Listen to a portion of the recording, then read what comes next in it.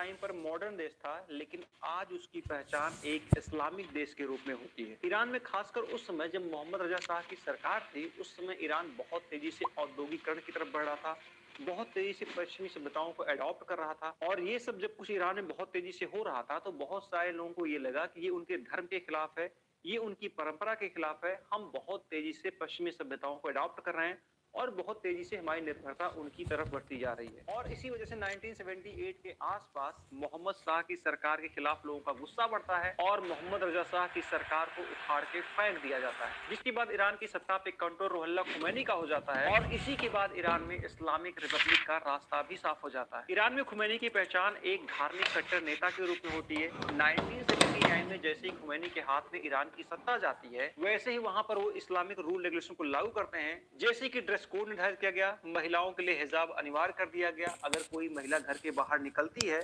तो उसको हिजाब पहनना जरूरी है। हालांकि ईरान के लोगों ने खुमैनी की सरकार के पहले ये सारी चीजें नहीं देखी थी, वो बहुत ही ओपन होकर रहते थे।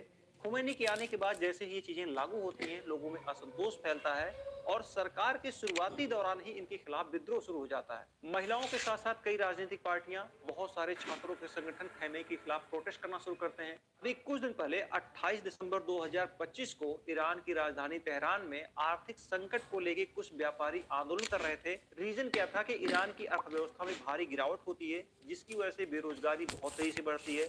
जो गुड्स थे, जो प्रोडक्ट थे, उनके दाम बहुत तेजी से बढ़ते हैं, इन्फ्लेशन बहुत ज्यादा होता है, जिसकी वजह से जो व्यापारी वर्ग रहता है, आम जनता रहती है, वो बहुत ज्यादा नाराज हो जाती है।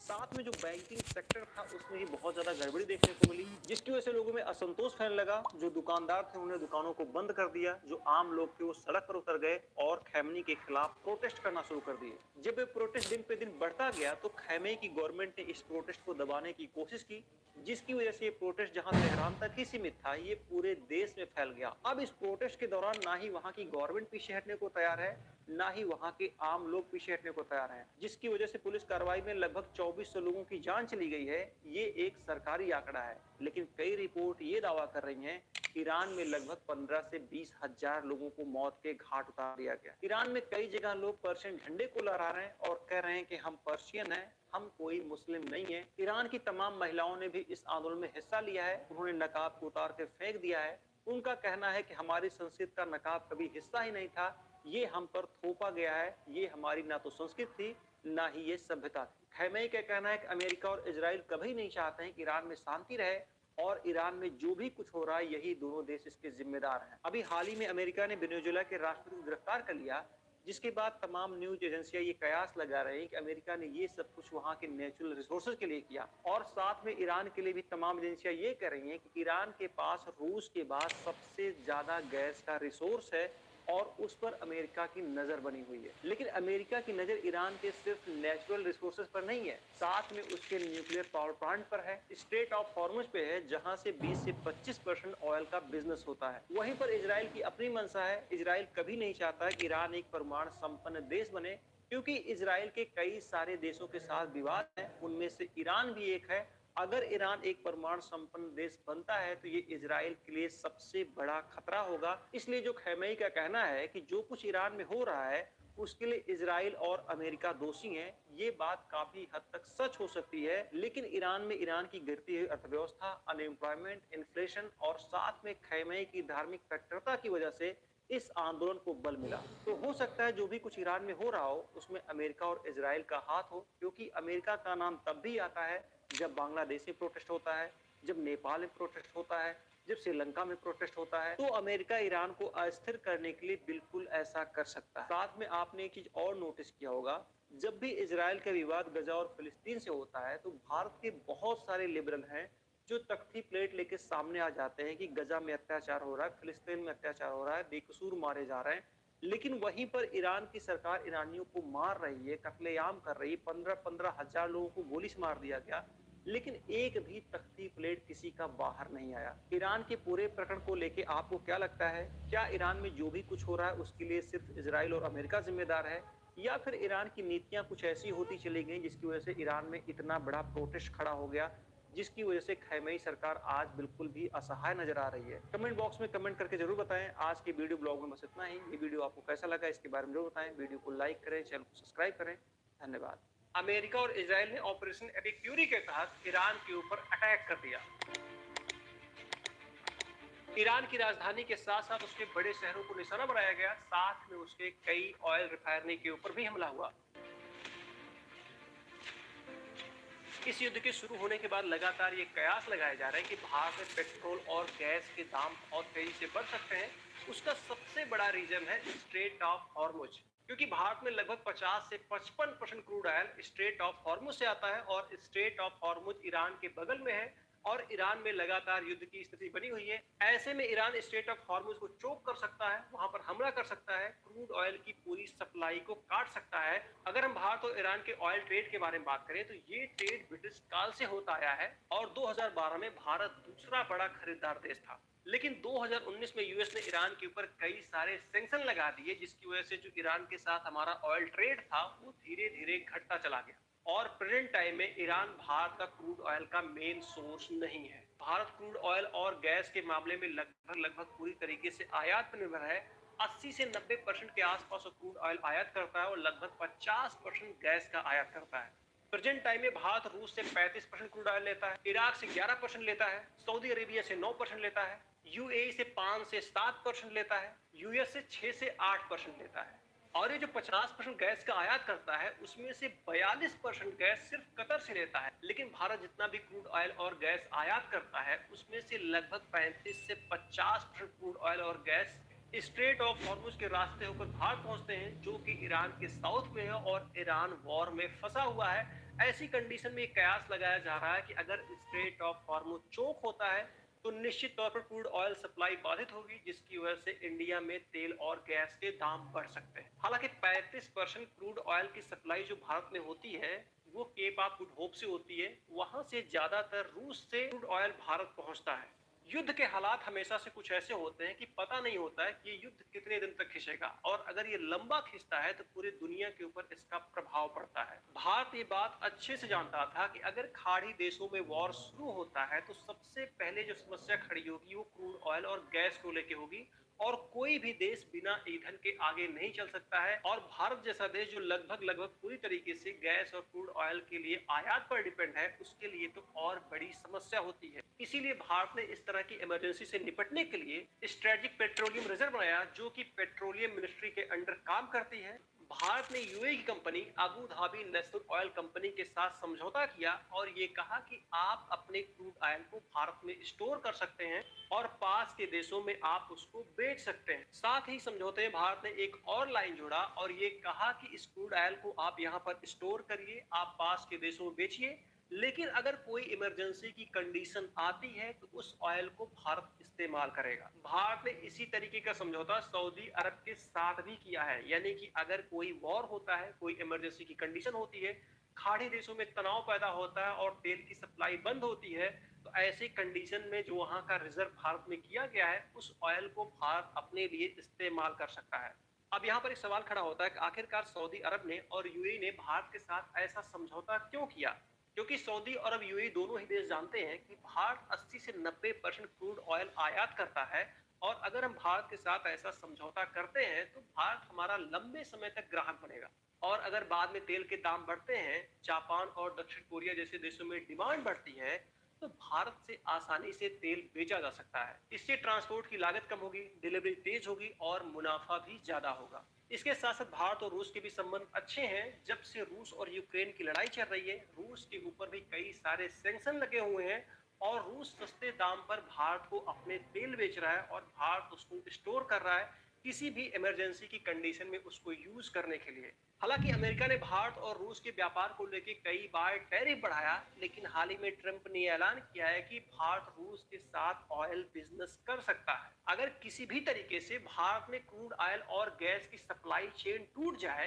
तो भी भारत के पास इतना रिजर्व है कि लगभग वो 70 से 80 दिन तक सरवाइव कर सकता है। हालांकि ऐसी कंडीशन आना नामुमकिन है, लेकिन अगर खाड़ी देशों में युद्ध लंबा खिंचा तो निश्चित तौर पे गैस और पेट्रोल के दाम बढ़ेंगे, जिसकी वजह से आम जनता को परेशानी उठानी पड़ेगी। आखिरकार इजराइल के पास ऐसा क्या है कि उसके साथ जब भी कोई बड़ा विवाद होता है तो हर एक विवाद में उसके साथ अमेरिका खड़ा दिखाई पड़ता है। क्या अभी हाल में जो अमेरिका और इजराइल ने ईरान के ऊपर अटैक किया है, क्या वो एक रिलीजियस वार है या ये सिर्फ नेचुरल रिसोर्सेज, पावर और जियो पॉलिटिक्स की जंग है? अमेरिका और इजराइल के रिलेशन को लेके एक बड़ा सवाल तो खड़ा होता है कि आखिरकार हर एक बड़े मामले में अमेरिका इजराइल के साथ क्यों खड़ा होता है? क्योंकि अमेरिका एक ऐसा देश है, बिना अपने फायदे के वो किसी को सपोर्ट नहीं कर सकता है, क्योंकि वो अमेरिका फर्स्ट की पॉलिसी को फॉलो करता है। और इस पॉलिसी के बीच में अगर कोई आड़े आता है तो निश्चित तौर पे वो अमेरिका उसको एक दुश्मन की तरह देखता है। लेकिन रिकॉर्ड है कि शायद ही अमेरिका ने कभी इजराइल का विरोध किया हो। आपने एक चीज नोटिस किया होगा कि अमेरिका उस हर देश में एंटर किया जहां पर नेचुरल रिसोर्स है। जिन देशों ने उसके साथ उसके स्तर पर समझौता किया, उसको अमेरिका ने अपना दोस्त बनाया। और जिन देशों ने उसका विरोध किया, वहां पर उसने हमले किए, उनके सुप्रीम लीडर को किडनैप किया, उनकी हत्या की। जितनी भी गल्फ कंट्री हैं, सभी गल्फ कंट्री के पास नेचुरल रिसोर्सेज हैं और अमेरिका की हमेशा से वहां के नेचुरल रिसोर्स पर रही है। सेकेंड वर्ल्ड वॉर समाप्त होने के बाद 1947 में यूएन ने एक योजना बनाई जिसे यूनाइटेड नेशन पार्टीशन फॉर फिलिस्तीन कहा जाता है। इस प्लान के तहत फिलिस्तीन को दो देशों में बांटना था, एक यहूदी देश, एक अरब देश, यानी कि एक इजराइल और एक फिलिस्तीन।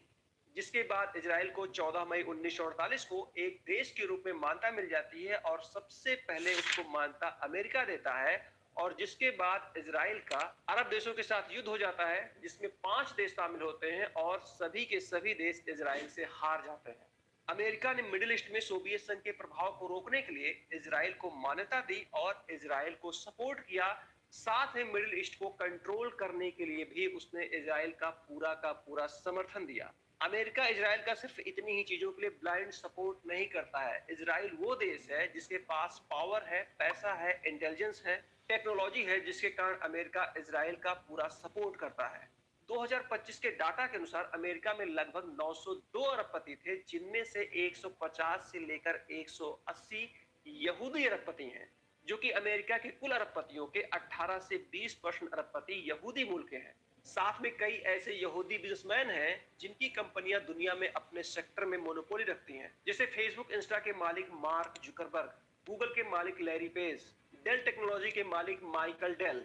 साथ में इजराइल की खुफिया एजेंसी मोसाद के बारे में कहा जाता है कि मोसाद दुनिया की सबसे ज्यादा खतरनाक खुफिया एजेंसी है और अमेरिका को जब भी जरूरत पड़ती है तो अपने किसी भी सीक्रेट मिशन में मोसाद की हेल्प जरूर लेता है। अभी हाल ही में आपने एप्स्टीन फाइल के बारे में सुना होगा। उस फाइल में तमाम दुनिया के बड़े लीडरों का नाम है, जिनके कृत्य को आप ना तो सोच सकते हैं, ना ही बर्दाश्त कर सकते हैं। ना आपने कभी ऐसा सोचा होगा कि इंसान क्या अपने हवस के आगे इतना भी गिर सकता है।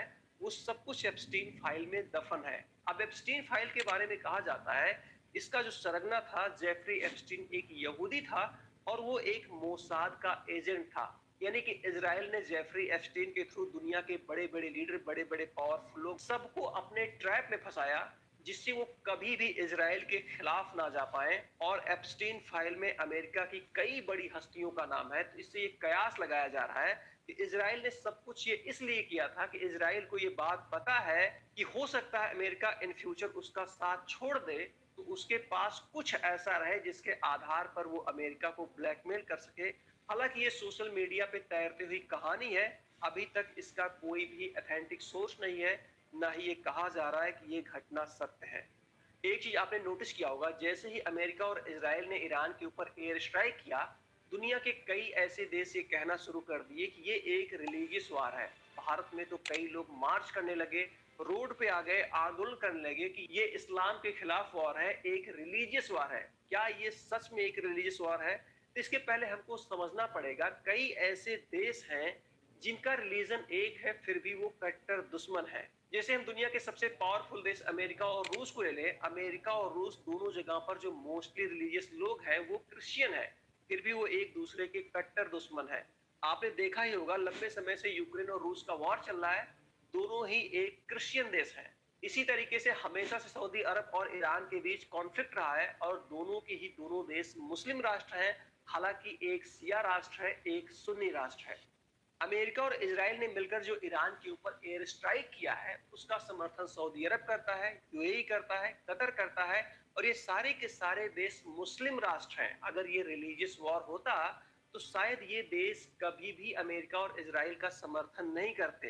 तो जो हम लोग ये देख रहे हैं कि रिलीजियस वॉर है, ये बिल्कुल भी रिलीजियस वॉर नहीं है। ये वॉर जो शुरू हुआ है सिर्फ मिडिल ईस्ट को कंट्रोल करने के लिए, ईरान के न्यूक्लियर बम के प्लान को लेके, वहां के नेचुरल रिसोर्सेज के लिए। तो हम इस वॉर को किसी भी तरीके से रिलीजियस एंगल से नहीं देख सकते हैं, ना ही ये कोई रिलीजियस वॉर है। तो आज के इस वीडियो ब्लॉग में बस इतना ही। ये वीडियो आपको कैसा लगा कमेंट बॉक्स में कमेंट करके जरूर बताएं। वीडियो को लाइक करें, चैनल को सब्सक्राइब करें। धन्यवाद। क्या अमेरिका और इजराइल के द्वारा ईरान पर अटैक करने की सिर्फ यही वजह थी कि उसे मिडिल ईस्ट को कंट्रोल करना है, वहां के नेचुरल रिसोर्सेज को कंट्रोल करना है और ईरान के न्यूक्लियर प्लांट को बर्बाद करना है? आपको याद ही होगा, जब तक ईरान के ऊपर इजराइल और अमेरिका ने अटैक नहीं किया था, उससे पहले एप्स्टीन फाइल की चर्चा बहुत ज्यादा थी। ये एक ग्लोबल न्यूज बनी हुई थी और दुनिया के बड़े से बड़े हस्तियों का बैड पीआर हो रहा था। उनका जो सोशल स्टेटस था वो खराब हो रहा था और बहुत ज्यादा उनके ऊपर पब्लिक प्रेशर भी बन रहा था। 28 फरवरी को ईरान के ऊपर इजराइल और अमेरिका ने एयर स्ट्राइक कर दिया और उसके सिर्फ 10 दिन पहले यानी कि 18 फरवरी को प्रिंस एंड्रू को गिरफ्तार किया जाता है और उनके ऊपर आरोप लगता है पब्लिक ऑफिस का मिसयूज किया है। इसका खुलासा तब होता है जब 30 जनवरी को प्रिंस एंड्रू का नाम एप्स्टीन फाइल में आता है और उस फाइल से पता चलता है कि 2010 में हांगकांग, वियतनाम, सिंगापुर में जो इन्होंने यात्राएं की थी उसकी जो सीक्रेट फाइल थी उसको एप्स्टीन को इन्होंने ट्रांसफर की थी। प्रिंस एंड्रू की गिरफ्तारी का मामला 18 फरवरी का है और महज उसके एक हफ्ते बाद यानी कि 24-25 फरवरी को माइक्रोसॉफ्ट के ऑनर बिल गेट्स अपने एम्प्लॉय की एक मीटिंग बुलाते हैं, उनके साथ एक मीटिंग करते हैं और उनसे कहते हैं कि आप एप्स्टीन फाइल से संबंधित कोई भी सवाल हमसे कर सकते हैं। जिन भी लड़कियों की तस्वीर मेरे साथ वायरल हो रही है, जिनका चेहरा ब्लर कर दिया गया है, उनके साथ मेरे कोई भी गलत संबंध नहीं थे। इस इंसिडेंट से आप समझ सकते हैं, अगर बिल गेट्स का संबंध एप्स्टीन से बहुत ही नॉर्मल था, इन्होंने कुछ भी ऐसा नहीं किया है जिससे इनके ऊपर कोई आरोप लगे, तो फिर इतनी बड़ी मीटिंग बुलाने की आवश्यकता क्या है, इतना ज्यादा पैनिक होने की क्या आवश्यकता है?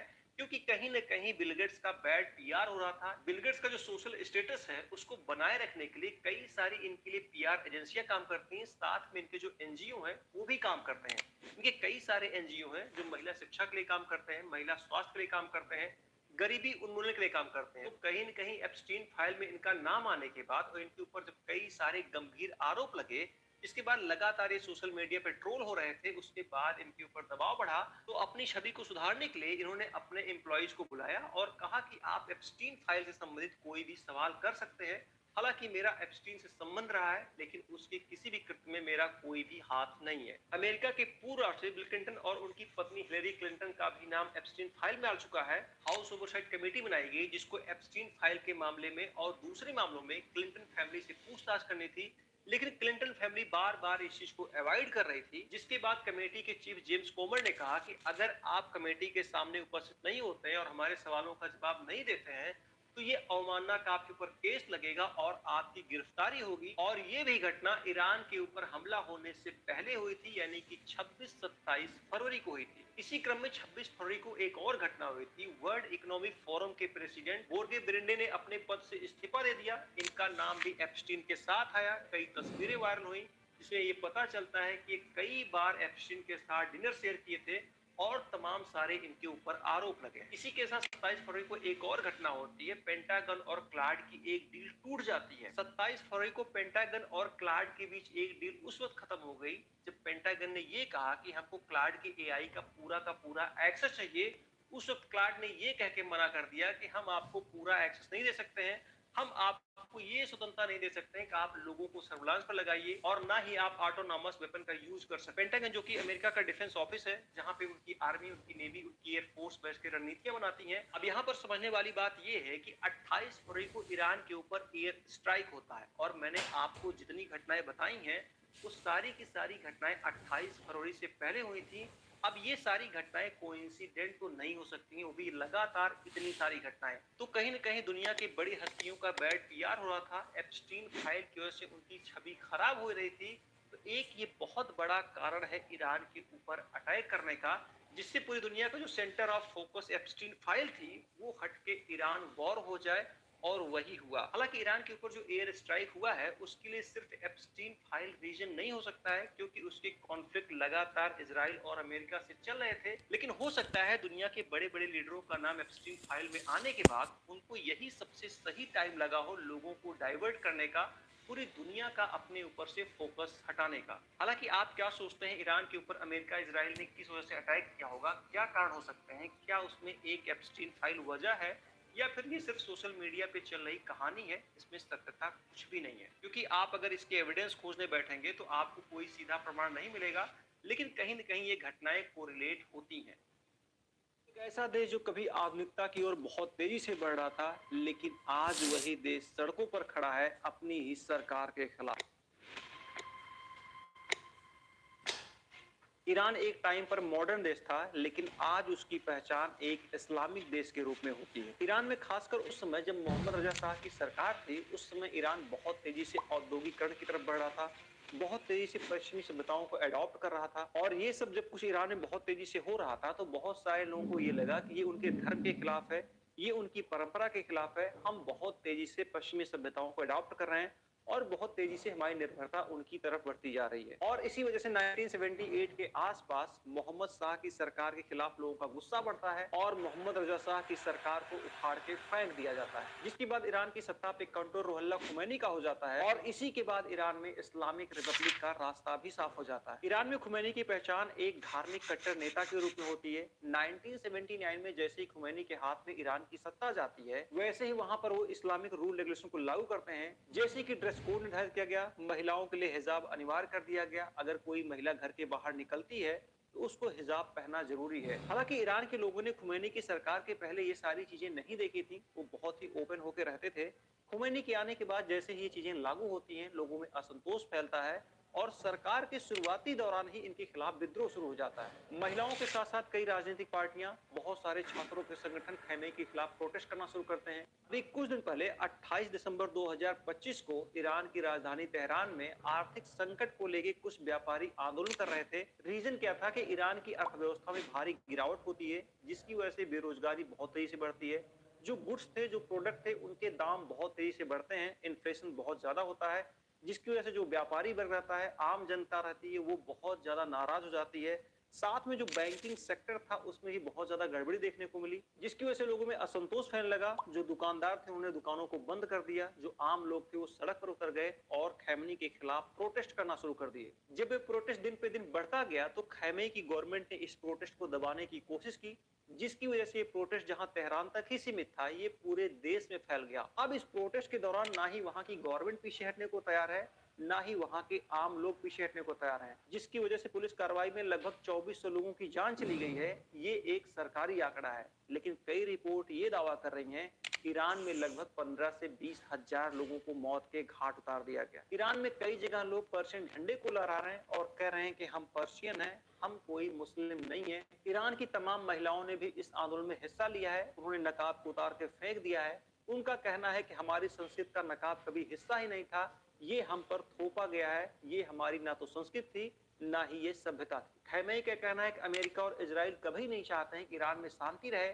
और ईरान में जो भी कुछ हो रहा है, यही दोनों देश इसके जिम्मेदार हैं। अभी हाल ही में अमेरिका ने वेनेजुएला के राष्ट्रपति को गिरफ्तार कर लिया, जिसके बाद तमाम न्यूज एजेंसियां ये कयास लगा रही हैं कि अमेरिका ने ये सब कुछ वहां के नेचुरल रिसोर्सेज के लिए किया। और साथ में ईरान के लिए भी तमाम एजेंसियां ये कह रही हैं कि ईरान के पास रूस के बाद सबसे ज्यादा गैस का रिसोर्स है और उस पर अमेरिका की नजर बनी हुई है। लेकिन अमेरिका की नजर ईरान के सिर्फ नेचुरल रिसोर्सेज पर नहीं है, साथ में उसके न्यूक्लियर पावर प्लांट पर है, स्ट्रेट ऑफ हॉर्मुज पे है, जहां से 20 से 25% ऑयल का बिजनेस होता है। वहीं पर इजराइल की अपनी मंशा है। इजराइल कभी नहीं चाहता कि ईरान एक परमाणु संपन्न देश बने, क्योंकि इजराइल के कई सारे देशों के साथ विवाद हैं, उनमें से ईरान भी एक है।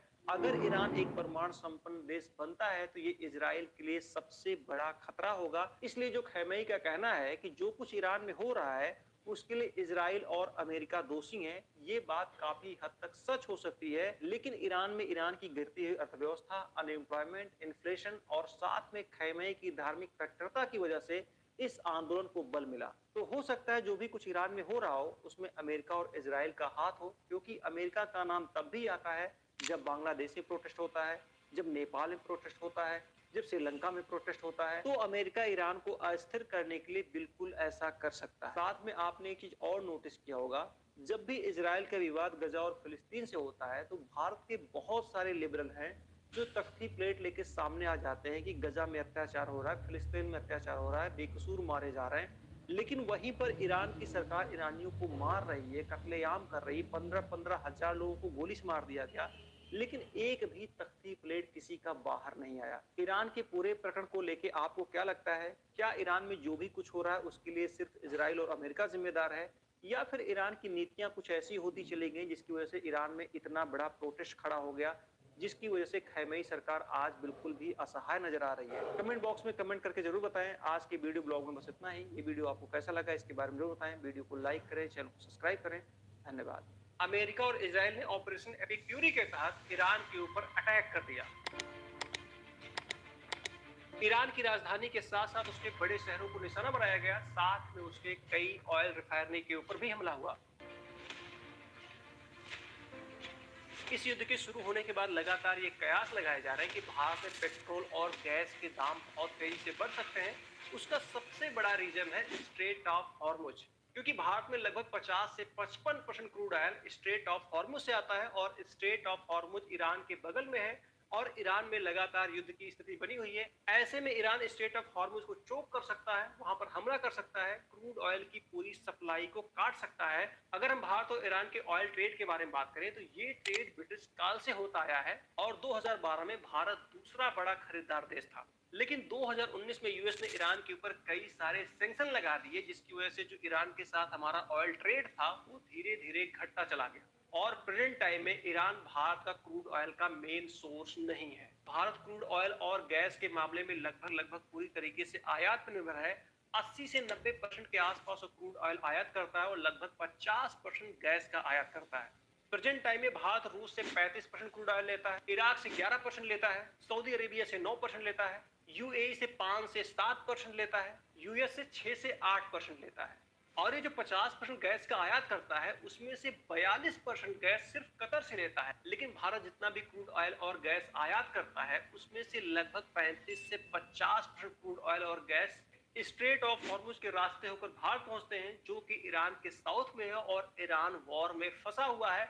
ऐसी कंडीशन में कयास लगाया जा रहा है कि अगर स्ट्रेट ऑफ हॉर्मुज चोक होता है तो निश्चित तौर पर क्रूड ऑयल सप्लाई बाधित होगी, जिसकी वजह से इंडिया में तेल और गैस के दाम बढ़ सकते हैं। हालांकि 35% क्रूड ऑयल की सप्लाई जो भारत में होती है वो केप ऑफ गुड होप से होती है, वहां से ज्यादातर रूस से क्रूड ऑयल भारत पहुंचता है। युद्ध के हालात हमेशा से कुछ ऐसे होते हैं कि पता नहीं होता है कि ये युद्ध कितने दिन तक खिंचेगा और अगर ये लंबा खिंचता है तो पूरी दुनिया के ऊपर इसका प्रभाव पड़ता है। भारत ये बात अच्छे से जानता था कि अगर खाड़ी देशों में वॉर शुरू होता है तो सबसे पहले जो समस्या खड़ी होगी वो क्रूड ऑयल और गैस को लेके होगी और कोई भी देश बिना ईंधन के आगे नहीं चल सकता है। और भारत जैसा देश जो लगभग पूरी तरीके से गैस और क्रूड ऑयल के लिए आयात पर डिपेंड है, उसके लिए तो और बड़ी समस्या होती है। इसीलिए भारत ने इस तरह की इमरजेंसी से निपटने के लिए स्ट्रेटेजिक पेट्रोलियम रिजर्व बनाया, जो कि पेट्रोलियम मिनिस्ट्री के अंडर काम करती है।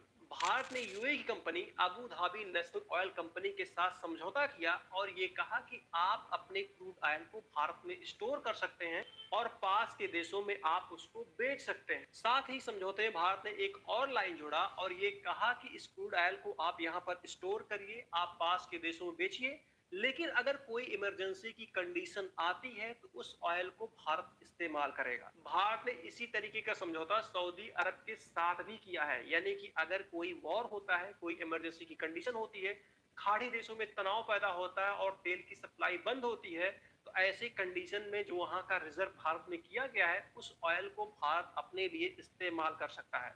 अब यहाँ पर एक सवाल खड़ा होता है कि आखिरकार सऊदी अरब ने और यूएई ने भारत के साथ ऐसा समझौता क्यों किया? क्योंकि सऊदी अरब यूएई दोनों ही देश जानते हैं कि भारत 80 से 90% क्रूड ऑयल आयात करता है और अगर हम भारत के साथ ऐसा समझौता करते हैं तो भारत हमारा लंबे समय तक ग्राहक बनेगा। और अगर बाद में तेल के दाम बढ़ते हैं, जापान और दक्षिण कोरिया जैसे देशों में डिमांड बढ़ती है, तो भारत से आसानी से तेल बेचा जा सकता है। इससे ट्रांसपोर्ट की लागत कम होगी, डिलीवरी तेज होगी और मुनाफा भी ज्यादा होगा। इसके साथ साथ भारत और रूस के भी संबंध अच्छे हैं। जब से रूस और यूक्रेन की लड़ाई चल रही है, रूस के ऊपर भी कई सारे सैंक्शन लगे हुए हैं और रूस सस्ते दाम पर भारत को अपने तेल बेच रहा है और भारत उसको स्टोर कर रहा है। किसी भी इमरजेंसी की कंडीशन में उसको यूज करने के लिए। हालांकि अमेरिका ने भारत और रूस के व्यापार को लेकर कई बार टैरिफ बढ़ाया, लेकिन हाल ही में ट्रंप ने ऐलान किया है कि भारत रूस के साथ ऑयल बिजनेस कर सकता है। अगर किसी भी तरीके से भारत में क्रूड ऑयल और गैस की सप्लाई चेन टूट जाए, तो भी भारत के पास इतना रिजर्व है कि लगभग वो 70 से 80 दिन तक सरवाइव कर सकता है। हालांकि ऐसी कंडीशन आना नामुमकिन है, लेकिन अगर खाड़ी देशों में युद्ध लंबा खिंचा तो निश्चित तौर पे गैस और पेट्रोल के दाम बढ़ेंगे, जिसकी वजह से आम जनता को परेशानी उठानी पड़ेगी। आखिरकार इजराइल के पास ऐसा क्या है कि उसके साथ जब भी कोई बड़ा विवाद होता है, तो हर एक विवाद में उसके साथ अमेरिका खड़ा दिखाई पड़ता है। क्या अभी हाल में जो अमेरिका और इजराइल ने ईरान के ऊपर अटैक किया है, क्या वो एक रिलीजियस वार है, या ये सिर्फ नेचुरल रिसोर्सेज, पावर और जियोपॉलिटिक्स की जंग है? अमेरिका और इजराइल के रिलेशन को लेके एक बड़ा सवाल तो खड़ा होता है कि आखिरकार हर एक बड़े मामले में अमेरिका इजराइल के साथ क्यों खड़ा होता है? क्योंकि अमेरिका एक ऐसा देश है, बिना अपने फायदे के वो किसी को सपोर्ट नहीं कर सकता है, क्योंकि वो अमेरिका फर्स्ट की पॉलिसी को फॉलो करता है। और इस पॉलिसी के बीच में अगर कोई आड़े आता है, तो निश्चित तौर पे वो अमेरिका उसको एक दुश्मन की तरह देखता है। लेकिन रिकॉर्ड है कि शायद ही अमेरिका ने कभी इजराइल का विरोध किया हो। आपने एक चीज नोटिस किया होगा कि अमेरिका उस हर देश में एंटर किया जहां पर नेचुरल रिसोर्स है। जिन देशों ने उसके साथ उसके स्तर पर समझौता किया, उसको अमेरिका ने अपना दोस्त बनाया, और जिन देशों ने उसका विरोध किया, वहां पर उसने हमले किए, उनके सुप्रीम लीडर को किडनैप किया, उनकी हत्या की। जितनी भी गल्फ कंट्री हैं, सभी गल्फ कंट्री के पास नेचुरल रिसोर्सेज हैं, और अमेरिका की हमेशा से वहां के नेचुरल रिसोर्स पर रही है। सेकेंड वर्ल्ड वॉर समाप्त होने के बाद 1947 में यूएन ने एक योजना बनाई, जिसे यूनाइटेड नेशन पार्टीशन फॉर फिलिस्तीन कहा जाता है। इस प्लान के तहत फिलिस्तीन को दो देशों में बांटना था, एक यहूदी देश, एक अरब देश, यानी कि एक इजराइल और एक फिलिस्तीन। जिसके बाद इजराइल को 14 मई 1948 को एक देश के रूप में मान्यता मिल जाती है, और सबसे पहले उसको मान्यता अमेरिका देता है। और जिसके बाद इजराइल का अरब देशों के साथ युद्ध हो जाता है, जिसमें 5 देश शामिल होते हैं, और सभी के सभी देश इजराइल से हार जाते हैं। अमेरिका ने मिडिल ईस्ट में सोवियत संघ के प्रभाव को रोकने के लिए इजराइल को मान्यता दी और इजराइल को सपोर्ट किया।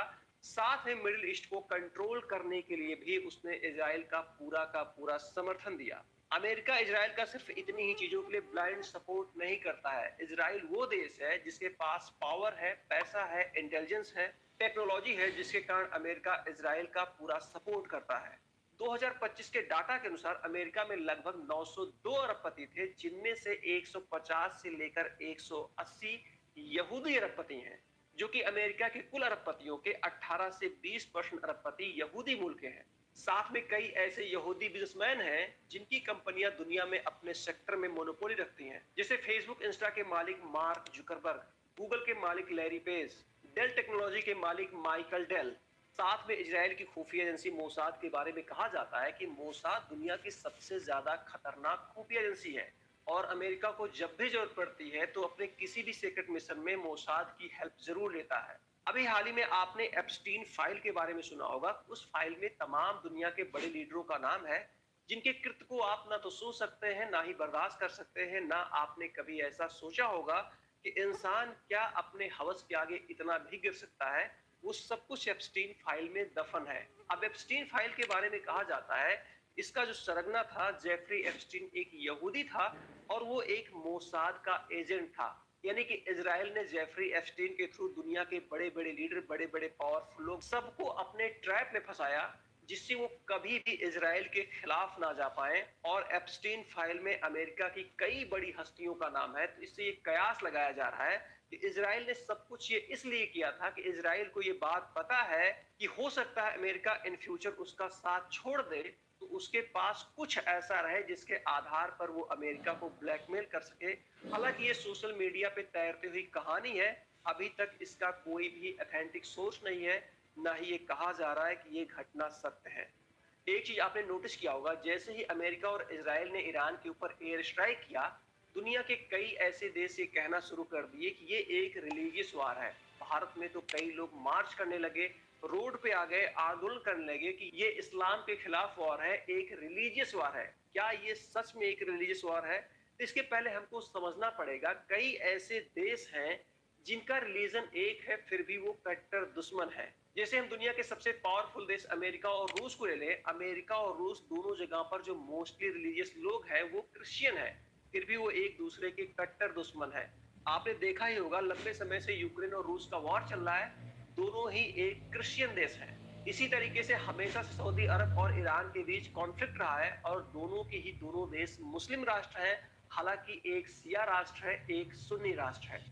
अमेरिका और इजराइल ने मिलकर जो ईरान के ऊपर एयर स्ट्राइक किया है उसका समर्थन सऊदी अरब करता है, यूएई करता है, कतर करता है और ये सारे के सारे देश मुस्लिम राष्ट्र हैं। अगर ये रिलीजियस वॉर होता तो शायद ये देश कभी भी अमेरिका और इजराइल का समर्थन नहीं करते। तो जो हम लोग ये देख रहे हैं कि रिलीजियस वॉर है, ये बिल्कुल भी रिलीजियस वॉर नहीं है। ये वॉर जो शुरू हुआ है सिर्फ मिडिल ईस्ट को कंट्रोल करने के लिए, ईरान के न्यूक्लियर बम के प्लान को लेके, वहां के नेचुरल रिसोर्सेज के लिए। तो हम इस वॉर को किसी भी तरीके से रिलीजियस एंगल से नहीं देख सकते हैं, ना ही ये कोई रिलीजियस वॉर है। तो आज के इस वीडियो ब्लॉग में बस इतना ही। ये वीडियो आपको कैसा लगा कमेंट बॉक्स में कमेंट करके जरूर बताएं। वीडियो को लाइक करें, चैनल को सब्सक्राइब करें। धन्यवाद। क्या अमेरिका और इजराइल के द्वारा ईरान पर अटैक करने की सिर्फ यही वजह थी कि उसे मिडिल ईस्ट को कंट्रोल करना है, वहां के नेचुरल रिसोर्सेज को कंट्रोल करना है और ईरान के न्यूक्लियर प्लांट को बर्बाद करना है? आपको याद ही होगा जब तक ईरान के ऊपर इजराइल और अमेरिका ने अटैक नहीं किया था, उससे पहले एप्स्टीन फाइल की चर्चा बहुत ज्यादा थी। ये एक ग्लोबल न्यूज बनी हुई थी और दुनिया के बड़े से बड़े व्यक्तियों का बैड पीआर हो रहा था, उनका जो सोशल स्टेटस था वो खराब हो रहा था और बहुत ज्यादा उनके ऊपर पब्लिक प्रेशर भी बन रहा था। 28 फरवरी को ईरान के ऊपर इजराइल और अमेरिका ने एयर स्ट्राइक कर दिया और उसके सिर्फ 10 दिन पहले यानी कि 18 फरवरी को प्रिंस एंड्रू को गिरफ्तार किया जाता है और उनके ऊपर आरोप लगता है पब्लिक ऑफिस का मिसयूज किया है। इसका खुलासा तब होता है जब 30 जनवरी को प्रिंस एंड्रू का नाम एप्स्टीन फाइल में आता है और उस फाइल से पता चलता है कि 2010 में हांगकांग, वियतनाम, सिंगापुर में जो इन्होंने यात्राएं की थी उसकी जो सीक्रेट फाइल थी उसको एप्स्टीन को इन्होंने ट्रांसफर की थी। प्रिंस एंड्रू की गिरफ्तारी का मामला 18 फरवरी का है और महज उसके एक हफ्ते बाद यानी कि 24-25 फरवरी को माइक्रोसॉफ्ट के और बिल गेट्स अपने एम्प्लॉय की एक मीटिंग बुलाते हैं, उनके साथ एक मीटिंग करते हैं और उनसे कहते हैं कि आप एप्स्टीन फाइल से संबंधित कोई भी सवाल हमसे कर सकते हैं।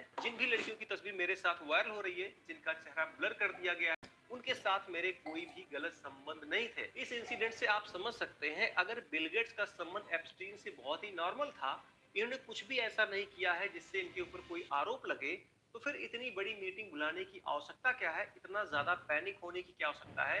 क्योंकि कहीं न कहीं बिल गेट्स का बैड पीआर हो रहा था। बिल गेट्स का जो सोशल स्टेटस है उसको बनाए रखने के लिए कई सारी इनके लिए पीआर एजेंसियां काम करती हैं, साथ में इनके जो एनजीओ हैं वो भी काम करते हैं। इनके कई सारे एनजीओ हैं जो महिला शिक्षा के लिए काम करते हैं, महिला स्वास्थ्य के लिए काम करते हैं, गरीबी उन्मूलन के लिए काम करते हैं। तो कहीं न कहीं एप्स्टीन फाइल में इनका नाम आने के बाद और इनके ऊपर जब कई सारे गंभीर आरोप लगे, जिसके बाद लगातार ये सोशल मीडिया पे ट्रोल हो रहे थे, उसके बाद इनके ऊपर दबाव बढ़ा, तो अपनी छवि को सुधारने के लिए इन्होंने अपने एम्प्लॉइज को बुलाया और कहा कि आप एप्स्टीन फाइल से संबंधित कोई भी सवाल कर सकते हैं।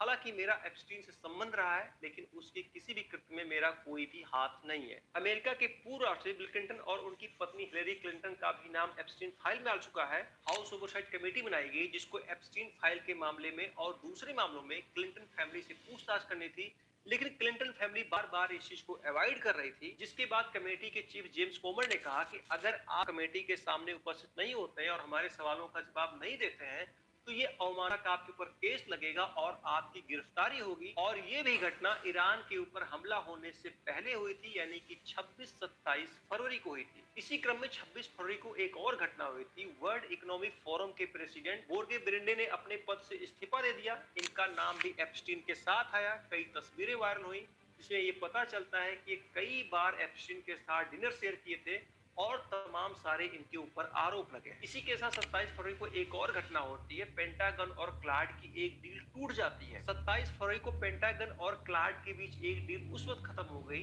जब पेंटागन ने ये कहा कि हमको क्लाड की एआई का पूरा एक्सेस चाहिए। उस वक्त क्लाड ने ये कह के मना कर दिया कि हम आपको पूरा एक्सेस नहीं दे सकते हैं, हम आपको ये स्वतंत्रता नहीं दे सकते हैं कि आप लोगों को सर्विलांस पर लगाइए और ना ही आप ऑटोनॉमस वेपन का यूज कर सकते। पेंटागन जो कि अमेरिका का डिफेंस ऑफिस है, जहां पे उनकी आर्मी, उनकी नेवी, उनकी एयरफोर्स बैठ के रणनीतियां बनाती हैं। अब यहाँ पर समझने वाली बात ये है कि 28 फरवरी को ईरान के ऊपर एयर स्ट्राइक होता है और मैंने आपको जितनी घटनाएं बताई हैं वो सारी की सारी घटनाएं 28 फरवरी से पहले हुई थी। अब ये सारी घटनाएं कोइंसिडेंट तो नहीं हो सकती हैं, वो भी लगातार इतनी सारी घटनाएं। तो कहीं न कहीं दुनिया की बड़ी हस्तियों का बैड पीआर हो रहा था, एप्स्टीन फाइल की वजह से उनकी छवि खराब हो रही थी। तो एक ये बहुत बड़ा कारण है ईरान के ऊपर अटैक करने का, जिससे पूरी दुनिया का जो centre of focus Epstein file थी वो हट के ईरान वॉर हो जाए, और वही हुआ। हालांकि ईरान के ऊपर जो एयर स्ट्राइक हुआ है उसके लिए सिर्फ एप्स्टीन फाइल रीजन नहीं हो सकता है, क्योंकि उसके कॉन्फ्लिक्ट लगातार इजराइल और अमेरिका से चल रहे थे। लेकिन हो सकता है दुनिया के बड़े बड़े लीडरों का नाम एप्स्टीन फाइल में आने के बाद उनको यही सबसे सही टाइम लगा हो लोगों को डाइवर्ट करने का, पूरी दुनिया का अपने ऊपर से फोकस हटाने का। हालांकि आप क्या सोचते हैं ईरान के ऊपर अमेरिका इजराइल ने किस वजह से अटैक किया होगा? क्या कारण हो सकते हैं? क्या उसमें एक एप्स्टीन फाइल वजह है, या फिर ये सिर्फ सोशल मीडिया पे चल रही कहानी है? इसमें सत्यता कुछ भी नहीं है, क्योंकि आप अगर इसके एविडेंस खोजने बैठेंगे तो आपको कोई सीधा प्रमाण नहीं मिलेगा, लेकिन कहीं न कहीं ये घटनाएं कोरिलेट होती हैं। एक ऐसा देश जो कभी आधुनिकता की ओर बहुत तेजी से बढ़ रहा था, लेकिन आज वही देश सड़कों पर खड़ा है अपनी ही सरकार के खिलाफ। ईरान एक टाइम पर मॉडर्न देश था, लेकिन आज उसकी पहचान एक इस्लामिक देश के रूप में होती है। ईरान में खासकर उस समय जब मोहम्मद रजा शाह की सरकार थी, उस समय ईरान बहुत तेजी से औद्योगिकरण की तरफ बढ़ रहा था, बहुत तेजी से पश्चिमी सभ्यताओं को अडॉप्ट कर रहा था। और ये सब जब कुछ ईरान में बहुत तेजी से हो रहा था तो बहुत सारे लोगों को ये लगा कि ये उनके धर्म के खिलाफ है, ये उनकी परंपरा के खिलाफ है। हम बहुत तेजी से पश्चिमी सभ्यताओं को अडॉप्ट कर रहे हैं और बहुत तेजी से हमारी निर्भरता उनकी तरफ बढ़ती जा रही है। और इसी वजह से 1978 के आसपास मोहम्मद शाह की सरकार के खिलाफ लोगों का गुस्सा बढ़ता है और मोहम्मद रजा शाह की सरकार को उखाड़ के फेंक दिया जाता है, जिसके बाद ईरान की सत्ता पे कंट्रोल रुहुल्लाह खुमैनी का हो जाता है और इसी के बाद ईरान में इस्लामिक रिपब्लिक का रास्ता भी साफ हो जाता है। ईरान में खुमैनी की पहचान एक धार्मिक कट्टर नेता के रूप में होती है। 1979 में जैसे ही खुमैनी के हाथ में ईरान की सत्ता जाती है, वैसे ही वहां पर वो इस्लामिक रूल रेगुलेशन को लागू करते हैं, जैसे कि ड्रेस कोड निर्धारित किया गया, महिलाओं के लिए हिजाब अनिवार्य कर दिया गया। अगर कोई महिला घर के बाहर निकलती है तो उसको हिजाब पहनना जरूरी है। हालांकि ईरान के लोगों ने खुमैनी की सरकार के पहले ये सारी चीजें नहीं देखी थी, वो बहुत ही ओपन होकर रहते थे। खुमैनी के आने के बाद जैसे ही ये चीजें लागू होती हैं, लोगों में असंतोष फैलता है और सरकार के शुरुआती दौरान ही इनके खिलाफ विद्रोह शुरू हो जाता है। महिलाओं के साथ साथ कई राजनीतिक पार्टियां, बहुत सारे छात्रों के संगठन खैमे के खिलाफ प्रोटेस्ट करना शुरू करते हैं। अभी कुछ दिन पहले 28 दिसंबर 2025 को ईरान की राजधानी तेहरान में आर्थिक संकट को लेकर कुछ व्यापारी आंदोलन कर रहे थे। रीजन क्या था कि ईरान की अर्थव्यवस्था में भारी गिरावट होती है, जिसकी वजह से बेरोजगारी बहुत तेजी से बढ़ती है। जो गुड्स थे, जो प्रोडक्ट थे, उनके दाम बहुत तेजी से बढ़ते हैं, इन्फ्लेशन बहुत ज्यादा होता है, जिसकी वजह से जो व्यापारी वर्ग रहता है, आम जनता रहती है, वो बहुत ज्यादा नाराज हो जाती है। साथ में जो बैंकिंग सेक्टर था उसमें भी बहुत ज्यादा गड़बड़ी देखने को मिली, जिसकी वजह से लोगों में असंतोष फैलने लगा। जो दुकानदार थे उन्होंने दुकानों को बंद कर दिया, जो आम लोग थे वो सड़क पर उतर गए और खैमनी के खिलाफ प्रोटेस्ट करना शुरू कर दिए। जब ये प्रोटेस्ट दिन पे दिन बढ़ता गया तो खैमे की गवर्नमेंट ने इस प्रोटेस्ट को दबाने की कोशिश की, जिसकी वजह से ये प्रोटेस्ट जहां तेहरान तक ही सीमित था, ये पूरे देश में फैल गया। अब इस प्रोटेस्ट के दौरान ना ही वहां की गवर्नमेंट पीछे हटने को तैयार है, ना ही वहां के आम लोग पीछे हटने को तैयार हैं, जिसकी वजह से पुलिस कार्रवाई में लगभग 2400 लोगों की जान चली गई है। ये एक सरकारी आंकड़ा है, लेकिन कई रिपोर्ट ये दावा कर रही हैं ईरान में लगभग 15 से 20 हजार लोगों को मौत के घाट उतार दिया गया। ईरान में कई जगह लोग पर्शियन झंडे को लहरा रहे हैं और कह रहे हैं कि हम पर्शियन हैं, हम कोई मुस्लिम नहीं है। ईरान की तमाम महिलाओं ने भी इस आंदोलन में हिस्सा लिया है, उन्होंने नकाब को उतार के फेंक दिया है। उनका कहना है कि हमारी संस्कृति का नकाब कभी हिस्सा ही नहीं था, ये हम पर थोपा गया है, ये हमारी ना तो संस्कृति थी ना ही ये सभ्यता थी। खैमेनी का कहना है कि अमेरिका और इजराइल कभी नहीं चाहते हैं कि ईरान में शांति रहे और ईरान में जो भी कुछ हो रहा है यही दोनों देश इसके जिम्मेदार हैं। अभी हाल ही में अमेरिका ने वेनेजुएला के राष्ट्रपति को गिरफ्तार कर लिया, जिसके बाद तमाम न्यूज एजेंसियां ये कयास लगा रही हैं कि अमेरिका ने ये सब कुछ वहां के नेचुरल रिसोर्सेज के लिए किया और साथ में ईरान के लिए भी तमाम एजेंसियां ये कह रही हैं कि ईरान के पास रूस के बाद सबसे ज्यादा गैस का रिसोर्स है और उस पर अमेरिका की नजर बनी हुई है। लेकिन अमेरिका की नजर ईरान के सिर्फ नेचुरल रिसोर्सेज पर नहीं है, साथ में उसके न्यूक्लियर पावर प्लांट पर है, स्ट्रेट ऑफ हॉर्मुज पे है, जहां से 20 से 25% ऑयल का बिजनेस होता है। वहीं पर इजराइल की अपनी मंशा है। इजराइल कभी नहीं चाहता कि ईरान एक परमाणु संपन्न देश बने, क्योंकि इजराइल के कई सारे देशों के साथ विवाद हैं, उनमें से ईरान भी एक है। अगर ईरान एक परमाणु संपन्न देश बनता है तो ये इजराइल के लिए सबसे बड़ा खतरा होगा। इसलिए जो खैमेई का कहना है कि जो कुछ ईरान में हो रहा है उसके लिए इजराइल और अमेरिका दोषी हैं, ये बात काफी हद तक सच हो सकती है। लेकिन ईरान में ईरान की गिरती हुई अर्थव्यवस्था, अनएम्प्लॉयमेंट, इन्फ्लेशन और साथ में खैमेई की धार्मिक कट्टरता की वजह से इस आंदोलन को बल मिला। तो हो सकता है जो भी कुछ ईरान में हो रहा हो उसमें अमेरिका और इजराइल का हाथ हो, क्योंकि अमेरिका का नाम तब भी आता है जब बांग्लादेश में प्रोटेस्ट होता है, जब नेपाल में प्रोटेस्ट होता है, जब श्रीलंका में प्रोटेस्ट होता है। तो अमेरिका ईरान को अस्थिर करने के लिए बिल्कुल ऐसा कर सकता है। साथ में आपने एक चीज और नोटिस किया होगा, जब भी इजराइल का विवाद गजा और फिलिस्तीन से होता है तो भारत के बहुत सारे लिबरल हैं जो तख्ती प्लेट लेके सामने आ जाते हैं कि गजा में अत्याचार हो रहा है, फिलिस्तीन में अत्याचार हो रहा है, बेकसूर मारे जा रहे हैं। लेकिन वहीं पर ईरान की सरकार ईरानियों को मार रही है, कत्लेआम कर रही है, 15-15 हजार लोगों को गोली से मार दिया गया, लेकिन एक भी तख्ती प्लेट किसी का बाहर नहीं आया। ईरान के पूरे प्रकरण को लेके आपको क्या लगता है? क्या ईरान में जो भी कुछ हो रहा है उसके लिए सिर्फ इजराइल और अमेरिका जिम्मेदार है, या फिर ईरान की नीतियां कुछ ऐसी होती चली गई जिसकी वजह से ईरान में इतना बड़ा प्रोटेस्ट खड़ा हो गया, जिसकी वजह से खैमेई सरकार आज बिल्कुल भी असहाय नजर आ रही है? कमेंट बॉक्स में कमेंट करके जरूर बताएं। आज के वीडियो ब्लॉग में बस इतना ही। ये वीडियो आपको कैसा लगा इसके बारे में जरूर बताएं। वीडियो को लाइक करें, चैनल को सब्सक्राइब करें। धन्यवाद। अमेरिका और इजराइल ने ऑपरेशन एपिक फ्यूरी के तहत ईरान के ऊपर अटैक कर दिया। ईरान की राजधानी के साथ साथ उसके बड़े शहरों को निशाना बनाया गया, साथ में उसके कई ऑयल रिफाइनरी के ऊपर भी हमला हुआ। इस युद्ध के शुरू होने के बाद लगातार ये कयास लगाए जा रहे हैं कि भारत में पेट्रोल और गैस के दाम बहुत तेजी से बढ़ सकते हैं। उसका सबसे बड़ा रीजन है स्ट्रेट ऑफ हॉर्मुज, क्योंकि भारत में लगभग 50 से 55% crude oil straight of Hormuz से आता है और स्ट्रेट ऑफ हॉर्मुज ईरान के बगल में है और ईरान में लगातार युद्ध की स्थिति बनी हुई है। ऐसे में ईरान स्ट्रेट ऑफ हॉर्मुज को चोक कर सकता है, वहां पर हमला कर सकता है, क्रूड ऑयल की पूरी सप्लाई को काट सकता है। अगर हम भारत और ईरान के ऑयल ट्रेड के बारे में बात करें तो ये ट्रेड ब्रिटिश काल से होता आया है और 2012 में भारत दूसरा बड़ा खरीदार देश था। लेकिन 2019 में यूएस ने ईरान के ऊपर कई सारे सैंक्शन लगा दिए, जिसकी वजह से जो ईरान के साथ हमारा ऑयल ट्रेड था वो धीरे धीरे घटता चला गया और प्रेजेंट टाइम में ईरान भारत का क्रूड ऑयल का मेन सोर्स नहीं है। भारत क्रूड ऑयल और गैस के मामले में लगभग पूरी तरीके से आयात पर निर्भर है। 80 से 90% के आसपास क्रूड ऑयल आयात करता है और लगभग 50% गैस का आयात करता है।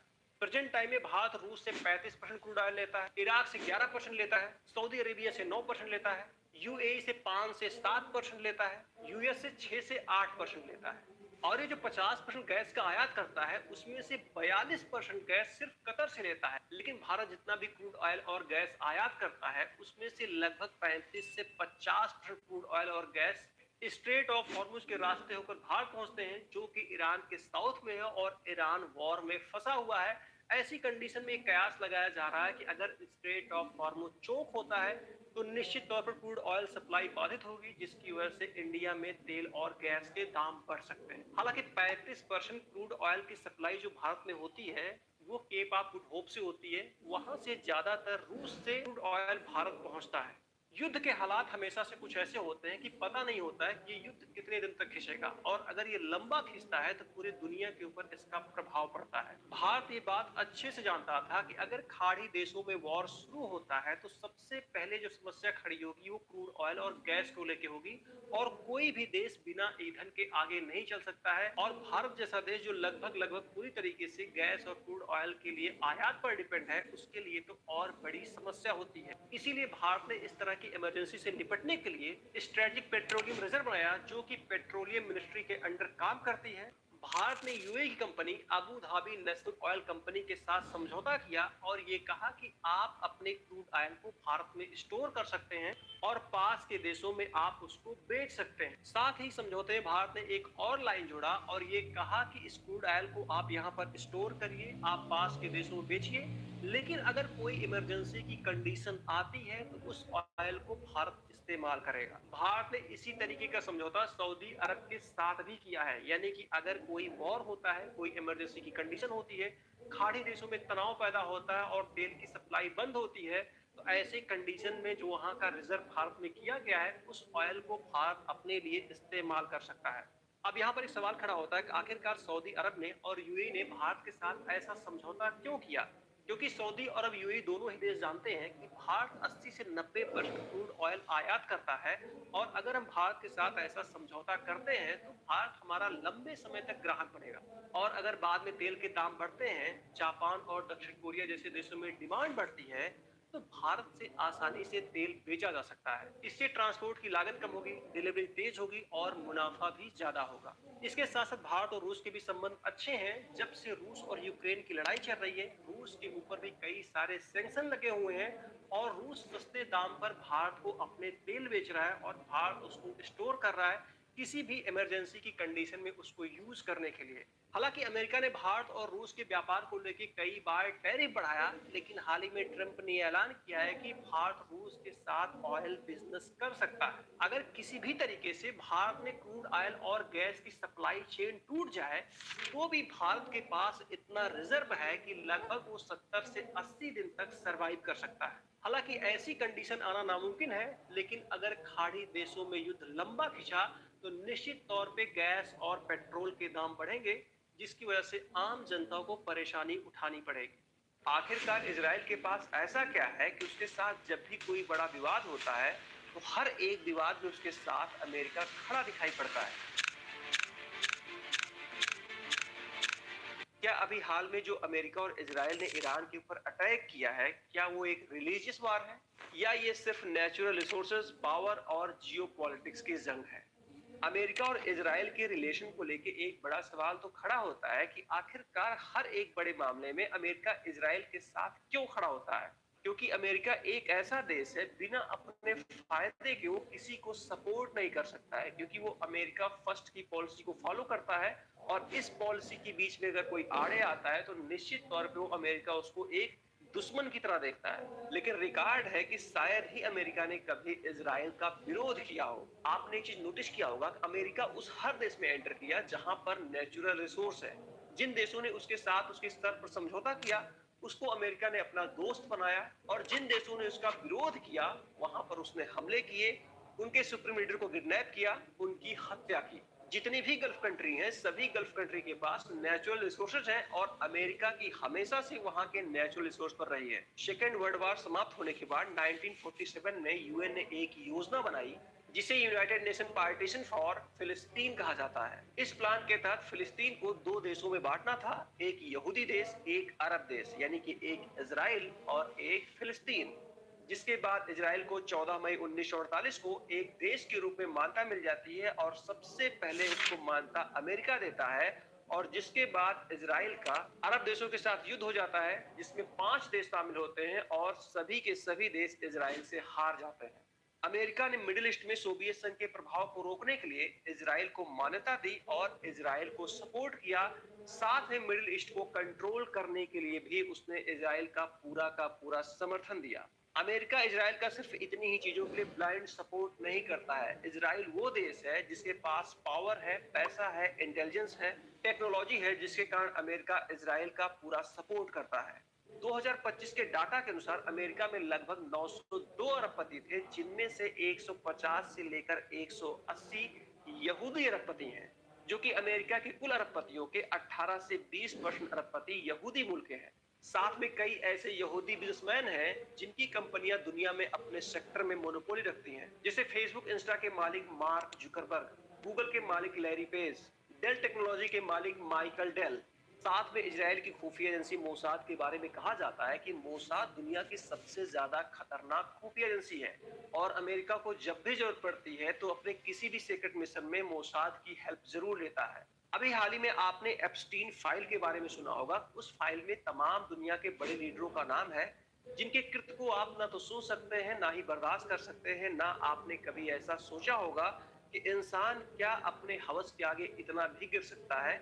वो सब कुछ एप्स्टीन फाइल में दफन है। अब एप्स्टीन फाइल के बारे में कहा जाता है इसका जो सरगना था जेफरी एप्स्टीन एक यहूदी था और वो एक मोसाद का एजेंट था। यानी कि इजराइल ने जेफरी एप्स्टीन के थ्रू दुनिया के बड़े बड़े लीडर, बड़े बड़े पावरफुल लोग सबको अपने ट्रैप में फंसाया, जिससे वो कभी भी इजराइल के खिलाफ ना जा पाए। और एप्स्टीन फाइल में अमेरिका की कई बड़ी हस्तियों का नाम है। तो इससे ये कयास लगाया जा रहा है कि इजराइल ने सब कुछ ये इसलिए किया था कि इजराइल को ये बात पता है कि हो सकता है अमेरिका इन फ्यूचर उसका साथ छोड़ दे, तो उसके पास कुछ ऐसा रहे जिसके आधार पर वो अमेरिका को ब्लैकमेल कर सके। हालांकि ये सोशल मीडिया पे तैरती हुई कहानी है, अभी तक इसका कोई भी ऑथेंटिक सोर्स नहीं है, ना ही ये कहा जा रहा है कि ये घटना सत्य है। एक चीज आपने नोटिस किया होगा, जैसे ही अमेरिका और इजराइल ने ईरान के ऊपर एयर स्ट्राइक किया, दुनिया के कई ऐसे देश ये कहना शुरू कर दिए कि ये एक रिलीजियस वार है। भारत में तो कई लोग मार्च करने लगे, रोड पे आ गए, आंदोलन करने लगे कि ये इस्लाम के खिलाफ वॉर है, एक रिलीजियस वॉर है। क्या ये सच में एक रिलीजियस वॉर है? तो इसके पहले हमको समझना पड़ेगा, कई ऐसे देश हैं जिनका रिलीजन एक है फिर भी वो कट्टर दुश्मन है। जैसे हम दुनिया के सबसे पावरफुल देश अमेरिका और रूस को ले लें, अमेरिका और रूस दोनों जगह पर जो मोस्टली रिलीजियस लोग हैं वो क्रिश्चियन है, फिर भी वो एक दूसरे के कट्टर दुश्मन है। आपने देखा ही होगा, लंबे समय से यूक्रेन और रूस का वॉर चल रहा है, दोनों ही एक क्रिश्चियन देश हैं। इसी तरीके से हमेशा से सऊदी अरब और ईरान के बीच कॉन्फ्लिक्ट रहा है और दोनों के ही दोनों देश मुस्लिम राष्ट्र हैं। हालांकि एक शिया राष्ट्र है, एक सुन्नी राष्ट्र है। अमेरिका और इजराइल ने मिलकर जो ईरान के ऊपर एयर स्ट्राइक किया है, उसका समर्थन सऊदी अरब करता है, यूएई करता है, कतर करता है, और ये सारे के सारे देश मुस्लिम राष्ट्र हैं। अगर ये रिलीजियस वॉर होता तो शायद ये देश कभी भी अमेरिका और इजराइल का समर्थन नहीं करते। तो जो हम लोग ये देख रहे हैं कि रिलीजियस वॉर है, ये बिल्कुल भी रिलीजियस वॉर नहीं है। ये वॉर जो शुरू हुआ है सिर्फ मिडिल ईस्ट को कंट्रोल करने के लिए, ईरान के न्यूक्लियर बम के प्लान को लेके, वहां के नेचुरल रिसोर्सेज के लिए। तो हम इस वॉर को किसी भी तरीके से रिलीजियस एंगल से नहीं देख सकते हैं, ना ही ये कोई रिलीजियस वॉर है। तो आज के इस वीडियो ब्लॉग में बस इतना ही। ये वीडियो आपको कैसा लगा कमेंट बॉक्स में कमेंट करके जरूर बताएं। वीडियो को लाइक करें, चैनल को सब्सक्राइब करें। धन्यवाद। क्या अमेरिका और इजराइल के द्वारा ईरान पर अटैक करने की सिर्फ यही वजह थी कि उसे मिडिल ईस्ट को कंट्रोल करना है, वहां के नेचुरल रिसोर्सेज को कंट्रोल करना है और ईरान के न्यूक्लियर प्लांट को बर्बाद करना है? आपको याद ही होगा, जब तक ईरान के ऊपर इजराइल और अमेरिका ने अटैक नहीं किया था, उससे पहले एप्स्टीन फाइल की चर्चा बहुत ज्यादा थी। ये एक ग्लोबल न्यूज बनी हुई थी और दुनिया के बड़े से बड़े कंपनियों का बैड पीआर हो रहा था, उनका जो सोशल स्टेटस था वो खराब हो रहा था और बहुत ज्यादा उनके ऊपर पब्लिक प्रेशर भी बन रहा था। 28 फरवरी को ईरान के ऊपर इजराइल और अमेरिका ने एयर स्ट्राइक कर दिया और उसके सिर्फ 10 दिन पहले यानी कि 18 फरवरी को प्रिंस एंड्रू को गिरफ्तार किया जाता है और उनके ऊपर आरोप लगता है पब्लिक ऑफिस का मिसयूज किया है। इसका खुलासा तब होता है जब 30 जनवरी को प्रिंस एंड्रू का नाम एप्स्टीन फाइल में आता है और उस फाइल से पता चलता है कि 2010 में हांगकांग, वियतनाम, सिंगापुर में जो इन्होंने यात्राएं की थी, उसकी जो सीक्रेट फाइल थी उसको एप्स्टीन को इन्होंने ट्रांसफर की थी। प्रिंस एंड्रू की गिरफ्तारी का मामला 18 फरवरी का है और महज उसके एक हफ्ते बाद यानी कि 24-25 फरवरी को माइक्रोसॉफ्ट के ऑनर बिल गेट्स अपने एम्प्लॉय की एक मीटिंग बुलाते हैं, उनके साथ एक मीटिंग करते हैं और उनसे कहते हैं कि आप एप्स्टीन फाइल से संबंधित कोई भी सवाल हमसे कर सकते हैं। जिन भी लड़कियों की तस्वीर मेरे साथ वायरल हो रही है, जिनका चेहरा ब्लर कर दिया गया है, उनके साथ मेरे कोई भी गलत संबंध नहीं थे। इस इंसिडेंट से आप समझ सकते हैं, अगर बिल गेट्स का संबंध एप्स्टीन से बहुत ही नॉर्मल था, इन्होंने कुछ भी ऐसा नहीं किया है जिससे इनके ऊपर कोई आरोप लगे, तो फिर इतनी बड़ी मीटिंग बुलाने की आवश्यकता क्या है, इतना ज्यादा पैनिक होने की क्या आवश्यकता है? क्योंकि कहीं न कहीं बिल गेट्स का बैड पीआर हो रहा था। बिल गेट्स का जो सोशल स्टेटस है उसको बनाए रखने के लिए कई सारी इनके लिए पीआर एजेंसियां काम करती हैं, साथ में इनके जो एनजीओ हैं वो भी काम करते हैं। इनके कई सारे एनजीओ हैं जो महिला शिक्षा के लिए काम करते हैं, महिला स्वास्थ्य के लिए काम करते हैं, गरीबी उन्मूलन के लिए काम करते हैं। तो कहीं न कहीं एप्स्टीन फाइल में इनका नाम आने के बाद और इनके ऊपर जब कई सारे गंभीर आरोप लगे, इसके बाद लगातार ये सोशल मीडिया पे ट्रोल हो रहे थे, उसके बाद इनके ऊपर दबाव बढ़ा, तो अपनी छवि को सुधारने के लिए इन्होंने अपने एम्प्लॉइज को बुलाया और कहा कि आप एप्स्टीन फाइल से संबंधित कोई भी सवाल कर सकते हैं। हालांकि मेरा एप्स्टीन से संबंध रहा है, लेकिन उसके किसी भी कृत्य में मेरा कोई भी हाथ नहीं है। अमेरिका के पूर्व राष्ट्रपति बिल क्लिंटन और उनकी पत्नी हिलेरी क्लिंटन का भी नाम एप्स्टीन फाइल में आ चुका है। हाउस ओवरसाइट कमेटी बनाई गई जिसको एप्स्टीन फाइल के मामले में और दूसरे मामलों में क्लिंटन फैमिली से पूछताछ करनी थी, लेकिन क्लिंटन फैमिली बार बार इस चीज को अवॉइड कर रही थी, जिसके बाद कमेटी के चीफ जेम्स कोमर ने कहा कि अगर आप कमेटी के सामने उपस्थित नहीं होते हैं और हमारे सवालों का जवाब नहीं देते हैं तो ये अवमानना का आपके ऊपर केस लगेगा और आपकी गिरफ्तारी होगी। और ये भी घटना ईरान के ऊपर हमला होने से पहले हुई थी, यानी कि 26-27 फरवरी को हुई थी। इसी क्रम में 26 फरवरी को एक और घटना हुई थी। वर्ल्ड इकोनॉमिक फोरम के प्रेसिडेंट बोर्गे ब्रेंडे ने अपने पद से इस्तीफा दे दिया। इनका नाम भी एप्स्टीन के साथ आया। कई तस्वीरें वायरल हुई जिसमें ये पता चलता है कि कई बार एप्स्टीन के साथ डिनर शेयर किए थे और तमाम सारे इनके ऊपर आरोप लगे। इसी के साथ 27 फरवरी को एक और घटना होती है। पेंटागन और क्लाड की एक डील टूट जाती है। 27 फरवरी को पेंटागन और क्लाड के बीच एक डील उस वक्त खत्म हो गई जब पेंटागन ने ये कहा कि हमको क्लाड के एआई का पूरा एक्सेस चाहिए। उस वक्त क्लाड ने ये कह के मना कर दिया कि हम आपको पूरा एक्सेस नहीं दे सकते हैं, हम आपको ये स्वतंत्रता नहीं दे सकते हैं कि आप लोगों को सर्विलांस पर लगाइए और ना ही आप ऑटोनॉमस वेपन का यूज कर सकते। पेंटागन जो कि अमेरिका का डिफेंस ऑफिस है, जहां पे उनकी आर्मी, उनकी नेवी, उनकी एयरफोर्स बैठ के रणनीतियां बनाती हैं। अब यहाँ पर समझने वाली बात ये है कि 28 फरवरी को ईरान के ऊपर एयर स्ट्राइक होता है और मैंने आपको जितनी घटनाएं बताई हैं वो सारी की सारी घटनाएं 28 फरवरी से पहले हुई थी। अब ये सारी घटनाएं कोइंसिडेंट तो नहीं हो सकती हैं, वो भी लगातार इतनी सारी घटनाएं। तो कहीं न कहीं दुनिया की बड़ी हस्तियों का बैड पीआर हो रहा था। एप्स्टीन फाइल की वजह से उनकी छवि खराब हो रही थी।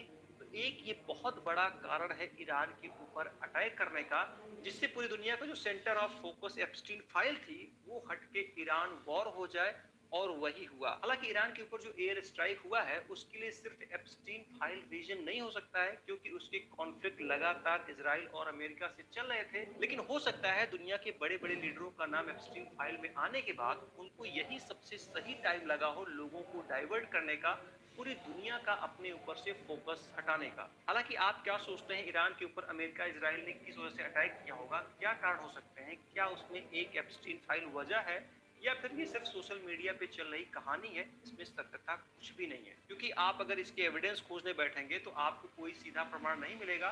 लेकिन कहीं न कहीं ये घटनाएं कोरिलेट होती हैं।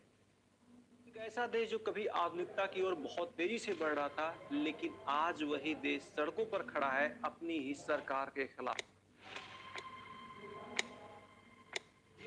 ईरान एक टाइम पर मॉडर्न देश था, लेकिन आज उसकी पहचान एक इस्लामिक देश के रूप में होती है। ईरान में खासकर उस समय जब मोहम्मद रजा शाह की सरकार थी, उस समय ईरान बहुत तेजी से औद्योगिकरण की तरफ बढ़ रहा था, बहुत तेजी से पश्चिमी सभ्यताओं को अडॉप्ट कर रहा था। और ये सब जब कुछ ईरान में बहुत तेजी से हो रहा था तो बहुत सारे लोगों को ये लगा कि ये उनके धर्म के खिलाफ है, ये उनकी परंपरा के खिलाफ है। हम बहुत तेजी से पश्चिमी सभ्यताओं को अडॉप्ट कर रहे हैं और बहुत तेजी से हमारी निर्भरता उनकी तरफ बढ़ती जा रही है। और इसी वजह से 1978 के आसपास मोहम्मद शाह की सरकार के खिलाफ लोगों का गुस्सा बढ़ता है और मोहम्मद रजा शाह की सरकार को उखाड़ के फेंक दिया जाता है, जिसके बाद ईरान की सत्ता पे कंट्रोल रुहुल्ला खुमैनी का हो जाता है और इसी के बाद ईरान में इस्लामिक रिपब्लिक का रास्ता भी साफ हो जाता है। ईरान में खुमैनी की पहचान एक धार्मिक कट्टर नेता के रूप में होती है। 1979 में जैसे ही खुमैनी के हाथ में ईरान की सत्ता जाती है, वैसे ही वहां पर वो इस्लामिक रूल रेगुलेशन को लागू करते हैं। जैसे कि ड्रेस कोड निर्धारित किया गया, महिलाओं के लिए हिजाब अनिवार्य कर दिया गया। अगर कोई महिला घर के बाहर निकलती है तो उसको हिजाब पहनना जरूरी है। हालांकि ईरान के लोगों ने खुमैनी की सरकार के पहले ये सारी चीजें नहीं देखी थी, वो बहुत ही ओपन होकर रहते थे। खुमैनी के आने के बाद जैसे ही ये चीजें लागू होती हैं, लोगों में असंतोष फैलता है और सरकार के शुरुआती दौरान ही इनके खिलाफ विद्रोह शुरू हो जाता है। महिलाओं के साथ साथ कई राजनीतिक पार्टियां, बहुत सारे छात्रों के संगठन खैमे के खिलाफ प्रोटेस्ट करना शुरू करते हैं। अभी कुछ दिन पहले 28 दिसंबर 2025 को ईरान की राजधानी तेहरान में आर्थिक संकट को लेकर कुछ व्यापारी आंदोलन कर रहे थे। रीजन क्या था कि ईरान की अर्थव्यवस्था में भारी गिरावट होती है, जिसकी वजह से बेरोजगारी बहुत तेजी से बढ़ती है। जो गुड्स थे, जो प्रोडक्ट थे, उनके दाम बहुत तेजी से बढ़ते हैं। इन्फ्लेशन बहुत ज्यादा होता है, जिसकी वजह से जो व्यापारी वर्ग रहता है, आम जनता रहती है, वो बहुत ज्यादा नाराज हो जाती है। साथ में जो बैंकिंग सेक्टर था उसमें भी बहुत ज्यादा गड़बड़ी देखने को मिली, जिसकी वजह से लोगों में असंतोष फैलने लगा। जो दुकानदार थे उन्होंने दुकानों को बंद कर दिया, जो आम लोग थे वो सड़क पर उतर गए और खैमनी के खिलाफ प्रोटेस्ट करना शुरू कर दिए। जब ये प्रोटेस्ट दिन पे दिन बढ़ता गया तो खैमे की गवर्नमेंट ने इस प्रोटेस्ट को दबाने की कोशिश की।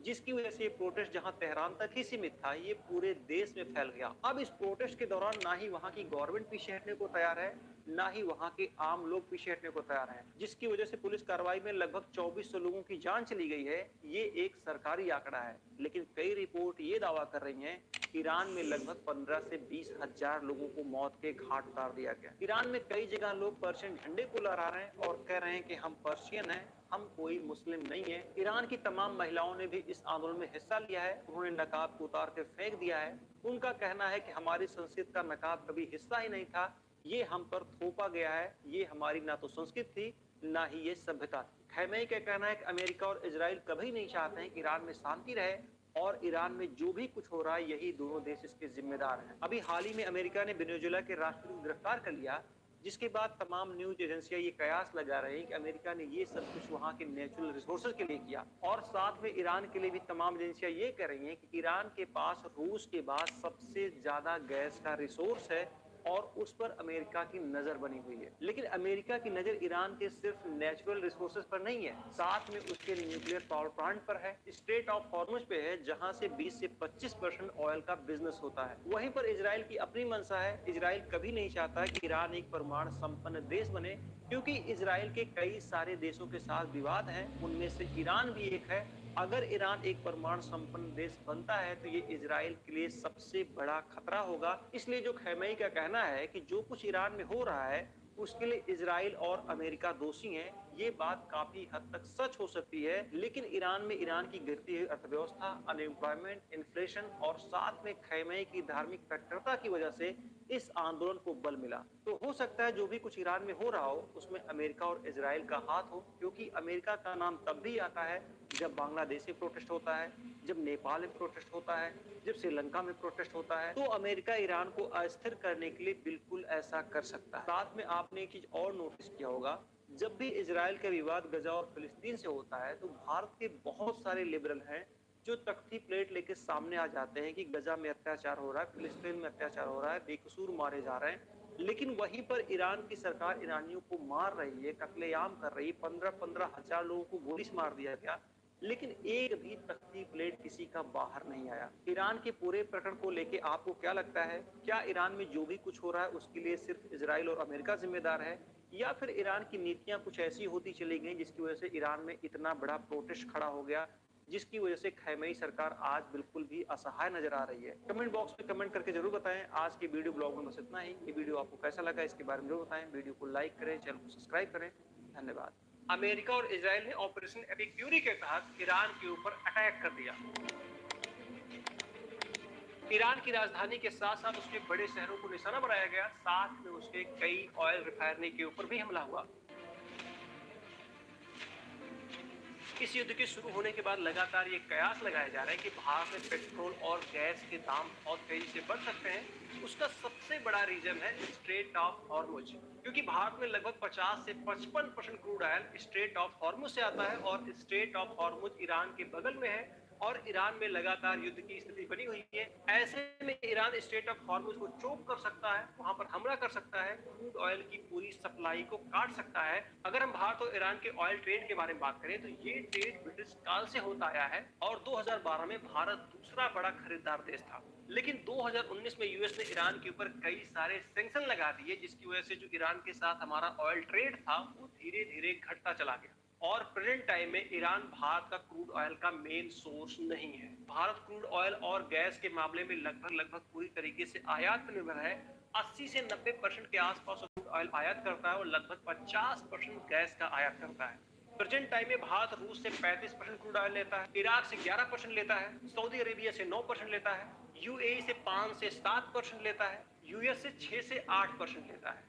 और ये जो 50% गैस का आयात करता है उसमें से 42% गैस सिर्फ कतर से लेता है। लेकिन भारत जितना भी क्रूड ऑयल और गैस आयात करता है उसमें से लगभग 35 से 50% क्रूड ऑयल और गैस स्ट्रेट ऑफ हॉर्मुज के रास्ते होकर भारत पहुंचते हैं, जो कि ईरान के साउथ में है और ईरान वॉर में फंसा हुआ है। ऐसी कंडीशन में कयास लगाया जा रहा है कि अगर स्ट्रेट ऑफ हॉर्मुज चोक होता है तो निश्चित तौर पर क्रूड ऑयल सप्लाई बाधित होगी, जिसकी वजह से इंडिया में तेल और गैस के दाम बढ़ सकते हैं। हालांकि 35% क्रूड ऑयल की सप्लाई जो भारत में होती है वो केप ऑफ गुड होप से होती है। वहां से ज्यादातर रूस से क्रूड ऑयल भारत पहुंचता है। युद्ध के हालात हमेशा से कुछ ऐसे होते हैं कि पता नहीं होता है कि ये युद्ध कितने दिन तक खिंचेगा, और अगर ये लंबा खिंचता है तो पूरी दुनिया के ऊपर इसका प्रभाव पड़ता है। भारत ये बात अच्छे से जानता था कि अगर खाड़ी देशों में वॉर शुरू होता है तो सबसे पहले जो समस्या खड़ी होगी वो ऑयल और गैस को लेके होगी, और कोई भी देश बिना ईंधन के आगे नहीं चल सकता है। और भारत जैसा देश जो लगभग पूरी तरीके से गैस और क्रूड ऑयल के लिए आयात पर डिपेंड है, उसके लिए तो और बड़ी समस्या होती है। इसीलिए भारत ने इस तरह की इमरजेंसी से निपटने के लिए स्ट्रेटेजिक पेट्रोलियम रिजर्व बनाया, जो कि पेट्रोलियम मिनिस्ट्री के अंडर काम करती है। भारत ने यूएई की company Abu Dhabi national oil company के साथ समझौता किया और ये कहा कि आप अपने क्रूड ऑयल को भारत में स्टोर कर सकते हैं और पास के देशों में आप उसको बेच सकते हैं। साथ ही समझौते में भारत ने एक और लाइन जोड़ा और ये कहा कि इस क्रूड ऑयल को आप यहाँ पर स्टोर करिए, आप पास के देशों में बेचिए, लेकिन अगर कोई इमरजेंसी की कंडीशन आती है तो उस ऑयल को भारत इस्तेमाल करेगा। भारत ने इसी तरीके का समझौता सऊदी अरब के साथ भी किया है, यानी कि अगर कोई वॉर होता है, कोई इमरजेंसी की कंडीशन होती है, खाड़ी देशों में तनाव पैदा होता है और तेल की सप्लाई बंद होती है, तो ऐसी कंडीशन में जो वहां का रिजर्व भारत में किया गया है, उस ऑयल को भारत अपने लिए इस्तेमाल कर सकता है। अब यहाँ पर एक सवाल खड़ा होता है कि आखिरकार सऊदी अरब ने और यूएई ने भारत के साथ ऐसा समझौता क्यों किया? क्योंकि सऊदी अरब यूएई दोनों ही देश जानते हैं कि भारत 80 से 90% क्रूड ऑयल आयात करता है, और अगर हम भारत के साथ ऐसा समझौता करते हैं तो भारत हमारा लंबे समय तक ग्राहक बनेगा।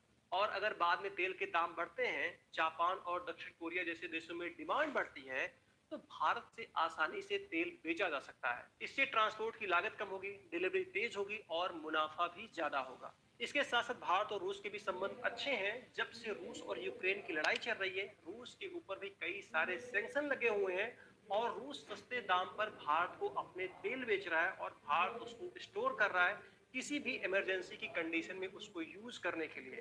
हालांकि अमेरिका ने भारत और रूस के व्यापार को लेकर कई बार टैरिफ बढ़ाया, लेकिन हाल ही में ट्रंप ने ऐलान किया है कि भारत रूस के साथ ऑयल बिजनेस कर सकता है। अगर किसी भी तरीके से भारत में क्रूड ऑयल और गैस की सप्लाई चेन टूट जाए तो भी भारत के पास इतना रिजर्व है कि लगभग वो 70 से 80 दिन तक सरवाइव कर सकता है। हालांकि ऐसी कंडीशन आना नामुमकिन है, लेकिन अगर खाड़ी देशों में युद्ध लंबा खिंचा तो निश्चित तौर पे गैस और पेट्रोल के दाम बढ़ेंगे, जिसकी वजह से आम जनता को परेशानी उठानी पड़ेगी। आखिरकार इजराइल के पास ऐसा क्या है कि उसके साथ जब भी कोई बड़ा विवाद होता है तो हर एक विवाद में उसके साथ अमेरिका खड़ा दिखाई पड़ता है। क्या अभी हाल में जो अमेरिका और इजराइल ने ईरान के ऊपर अटैक किया है, क्या वो एक रिलीजियस वार है या ये सिर्फ नेचुरल रिसोर्सेज, पावर और जियोपॉलिटिक्स की जंग है? अमेरिका और इजराइल के रिलेशन को लेके एक बड़ा सवाल तो खड़ा होता है कि आखिरकार हर एक बड़े मामले में अमेरिका इजराइल के साथ क्यों खड़ा होता है?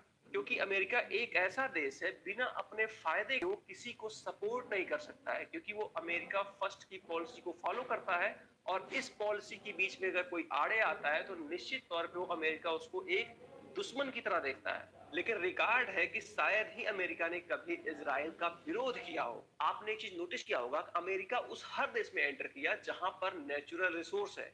जिन देशों ने उसके साथ उसके स्तर पर समझौता किया उसको अमेरिका ने अपना दोस्त बनाया, और जिन देशों ने उसका विरोध किया वहां पर उसने हमले किए, उनके सुप्रीम लीडर को किडनैप किया, उनकी हत्या की। जितनी भी गल्फ कंट्री हैं, सभी गल्फ कंट्री के पास नेचुरल रिसोर्सेज हैं, और अमेरिका की हमेशा से वहां के नेचुरल रिसोर्स पर रही है। सेकेंड वर्ल्ड वॉर समाप्त होने के बाद 1947 में यूएन ने एक योजना बनाई जिसे यूनाइटेड नेशन पार्टीशन फॉर फिलिस्तीन कहा जाता है। इस प्लान के तहत फिलिस्तीन को दो देशों में बांटना था, एक यहूदी देश, एक अरब देश, यानी कि एक इजराइल और एक फिलिस्तीन।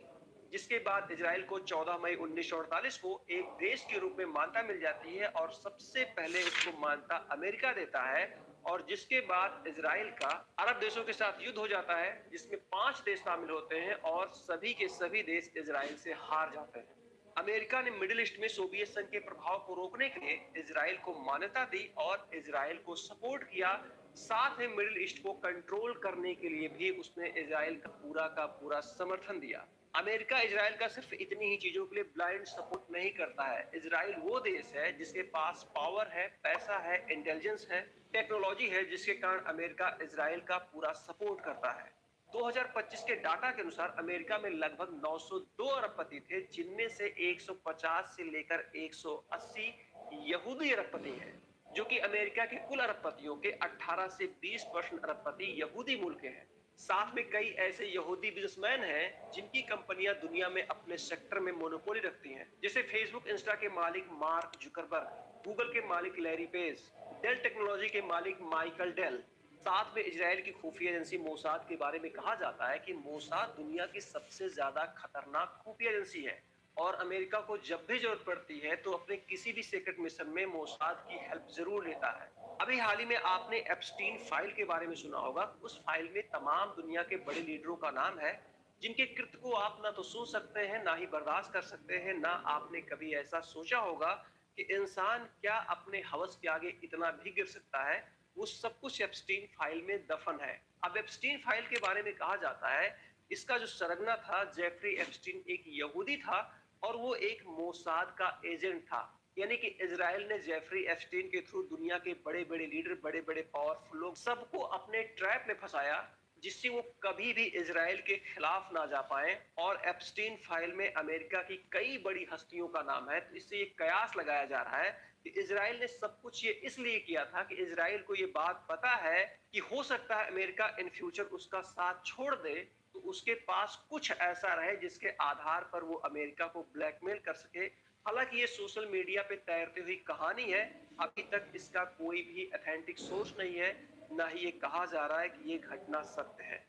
एक चीज आपने नोटिस किया होगा, जैसे ही अमेरिका और इजराइल ने ईरान के ऊपर एयर स्ट्राइक किया, दुनिया के कई ऐसे देश ये कहना शुरू कर दिए कि ये एक रिलीजियस वार है। भारत में तो कई लोग मार्च करने लगे, रोड पे आ गए, आंदोलन करने लगे कि ये इस्लाम के खिलाफ वॉर है, एक रिलीजियस वार है। क्या ये सच में एक रिलीजियस वार है? तो इसके पहले हमको समझना पड़ेगा, कई ऐसे देश हैं जिनका रिलीजन एक है, फिर भी वो कट्टर दुश्मन है। जैसे हम दुनिया के सबसे पावरफुल देश अमेरिका और रूस को ले लें, अमेरिका और रूस दोनों जगह पर जो मोस्टली रिलीजियस लोग हैं वो क्रिश्चियन है, फिर भी वो एक दूसरे के कट्टर दुश्मन है। आपने देखा ही होगा, लंबे समय से यूक्रेन और रूस का वॉर चल रहा है, दोनों ही एक क्रिश्चियन देश हैं। इसी तरीके से हमेशा से सऊदी अरब और ईरान के बीच कॉन्फ्लिक्ट रहा है और दोनों के ही दोनों देश मुस्लिम राष्ट्र हैं। हालांकि एक शिया राष्ट्र है, एक सुन्नी राष्ट्र है। अमेरिका और इजराइल ने मिलकर जो ईरान के ऊपर एयर स्ट्राइक किया है, उसका समर्थन सऊदी अरब करता है, यूएई करता है, कतर करता है, और ये सारे के सारे देश मुस्लिम राष्ट्र हैं। अगर ये रिलीजियस वॉर होता तो शायद ये देश कभी भी अमेरिका और इजराइल का समर्थन नहीं करते। तो जो हम लोग ये देख रहे हैं कि रिलीजियस वॉर है, ये बिल्कुल भी रिलीजियस वॉर नहीं है। ये वॉर जो शुरू हुआ है सिर्फ मिडिल ईस्ट को कंट्रोल करने के लिए, ईरान के न्यूक्लियर बम के प्लान को लेके, वहां के नेचुरल रिसोर्सेज के लिए। तो हम इस वॉर को किसी भी तरीके से रिलीजियस एंगल से नहीं देख सकते हैं, ना ही ये कोई रिलीजियस वॉर है। तो आज के इस वीडियो ब्लॉग में बस इतना ही। ये वीडियो आपको कैसा लगा कमेंट बॉक्स में कमेंट करके जरूर बताएं। वीडियो को लाइक करें, चैनल को सब्सक्राइब करें। धन्यवाद। क्या अमेरिका और इजराइल के द्वारा ईरान पर अटैक करने की सिर्फ यही वजह थी कि उसे मिडिल ईस्ट को कंट्रोल करना है, वहां के नेचुरल रिसोर्सेज को कंट्रोल करना है और ईरान के न्यूक्लियर प्लांट को बर्बाद करना है?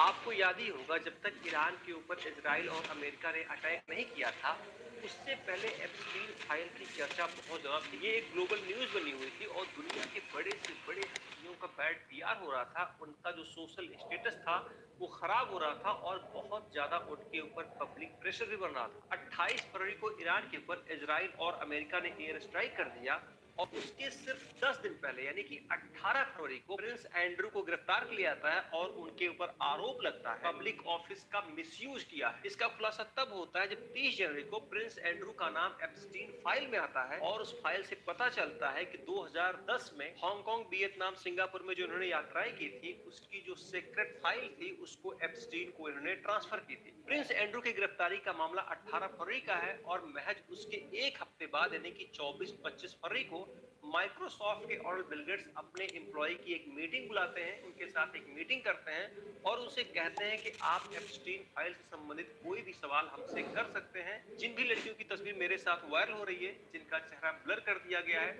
उनके साथ मेरे कोई भी गलत संबंध नहीं थे। इस इंसिडेंट से आप समझ सकते हैं, अगर बिल गेट्स का संबंध एप्स्टीन से बहुत ही नॉर्मल था, इन्होंने कुछ भी ऐसा नहीं किया है जिससे इनके ऊपर कोई आरोप लगे, तो फिर इतनी बड़ी मीटिंग बुलाने की आवश्यकता क्या है, इतना ज्यादा पैनिक होने की क्या आवश्यकता है? क्योंकि कहीं ना कहीं बिल गेट्स का बैड पीआर हो रहा था। बिल गेट्स का जो सोशल स्टेटस है उसको बनाए रखने के लिए कई सारी इनके लिए पीआर एजेंसियां काम करती हैं, साथ में इनके जो एनजीओ हैं वो भी काम करते हैं। इनके कई सारे एनजीओ हैं जो महिला शिक्षा के लिए काम करते हैं, महिला स्वास्थ्य के लिए काम करते हैं, गरीबी उन्मूलन के लिए काम करते हैं। तो कहीं न कहीं एप्स्टीन फाइल में इनका नाम आने के बाद और इनके ऊपर जब कई सारे गंभीर आरोप लगे, जिसके बाद लगातार ये सोशल मीडिया पे ट्रोल हो रहे थे, उसके बाद इनके ऊपर दबाव बढ़ा, तो अपनी छवि को सुधारने के लिए इन्होंने अपने एम्प्लॉइज को बुलाया और कहा कि आप एप्स्टीन फाइल से संबंधित कोई भी सवाल कर सकते हैं। हालांकि मेरा एप्स्टीन से संबंध रहा है, लेकिन उसके किसी भी कृत्य में मेरा कोई भी हाथ नहीं है। अमेरिका के पूर्व राष्ट्रपति बिल क्लिंटन और उनकी पत्नी हिलेरी क्लिंटन का भी नाम एप्स्टीन फाइल में आ चुका है। हाउस ओवरसाइट कमेटी बनाई गई जिसको एप्स्टीन फाइल के मामले में और दूसरे मामलों में क्लिंटन फैमिली से पूछताछ करनी थी, लेकिन क्लिंटन फैमिली बार बार इस चीज को अवॉइड कर रही थी, जिसके बाद कमेटी के चीफ जेम्स कोमर ने कहा कि अगर आप कमेटी के सामने उपस्थित नहीं होते हैं और हमारे सवालों का जवाब नहीं देते हैं, तो ये अवमानना का आपके ऊपर केस लगेगा और आपकी गिरफ्तारी होगी। और ये भी घटना ईरान के ऊपर हमला होने से पहले हुई थी, यानी कि 26-27 फरवरी को हुई थी। इसी क्रम में 26 फरवरी को एक और घटना हुई थी। वर्ल्ड इकोनॉमिक फोरम के प्रेसिडेंट बोर्गे ब्रेंडे ने अपने पद से इस्तीफा दे दिया। इनका नाम भी एप्स्टीन के साथ आया। कई तस्वीरें वायरल हुई जिसमें ये पता चलता है कि कई बार एप्स्टीन के साथ डिनर शेयर किए थे और तमाम सारे इनके ऊपर आरोप लगे। इसी के साथ 27 फरवरी को एक और घटना होती है। पेंटागन और क्लाड की एक डील टूट जाती है। 27 फरवरी को पेंटागन और क्लाड के बीच एक डील उस वक्त खत्म हो गई जब पेंटागन ने ये कहा कि हमको क्लाड की एआई का पूरा एक्सेस चाहिए। उस वक्त क्लाड ने ये कह के मना कर दिया कि हम आपको पूरा एक्सेस नहीं दे सकते हैं, हम आपको ये स्वतंत्रता नहीं दे सकते हैं कि आप लोगों को सर्विलांस पर लगाइए और ना ही आप ऑटोनॉमस वेपन का यूज कर सकते। पेंटागन जो कि अमेरिका का डिफेंस ऑफिस है, जहां पे उनकी आर्मी, उनकी नेवी, उनकी एयरफोर्स बैठ के रणनीतियां बनाती हैं। अब यहाँ पर समझने वाली बात ये है कि 28 फरवरी को ईरान के ऊपर एयर स्ट्राइक होता है और मैंने आपको जितनी घटनाएं बताई हैं वो सारी की सारी घटनाएं 28 फरवरी से पहले हुई थी। अब ये सारी घटनाएं कोइंसिडेंट तो नहीं हो सकती, वो भी लगातार इतनी सारी घटनाएं। तो कहीं न कहीं दुनिया की बड़ी हस्तियों का बैड पीआर हो रहा था। एप्स्टीन फाइल की वजह से उनकी छवि खराब हो रही थी।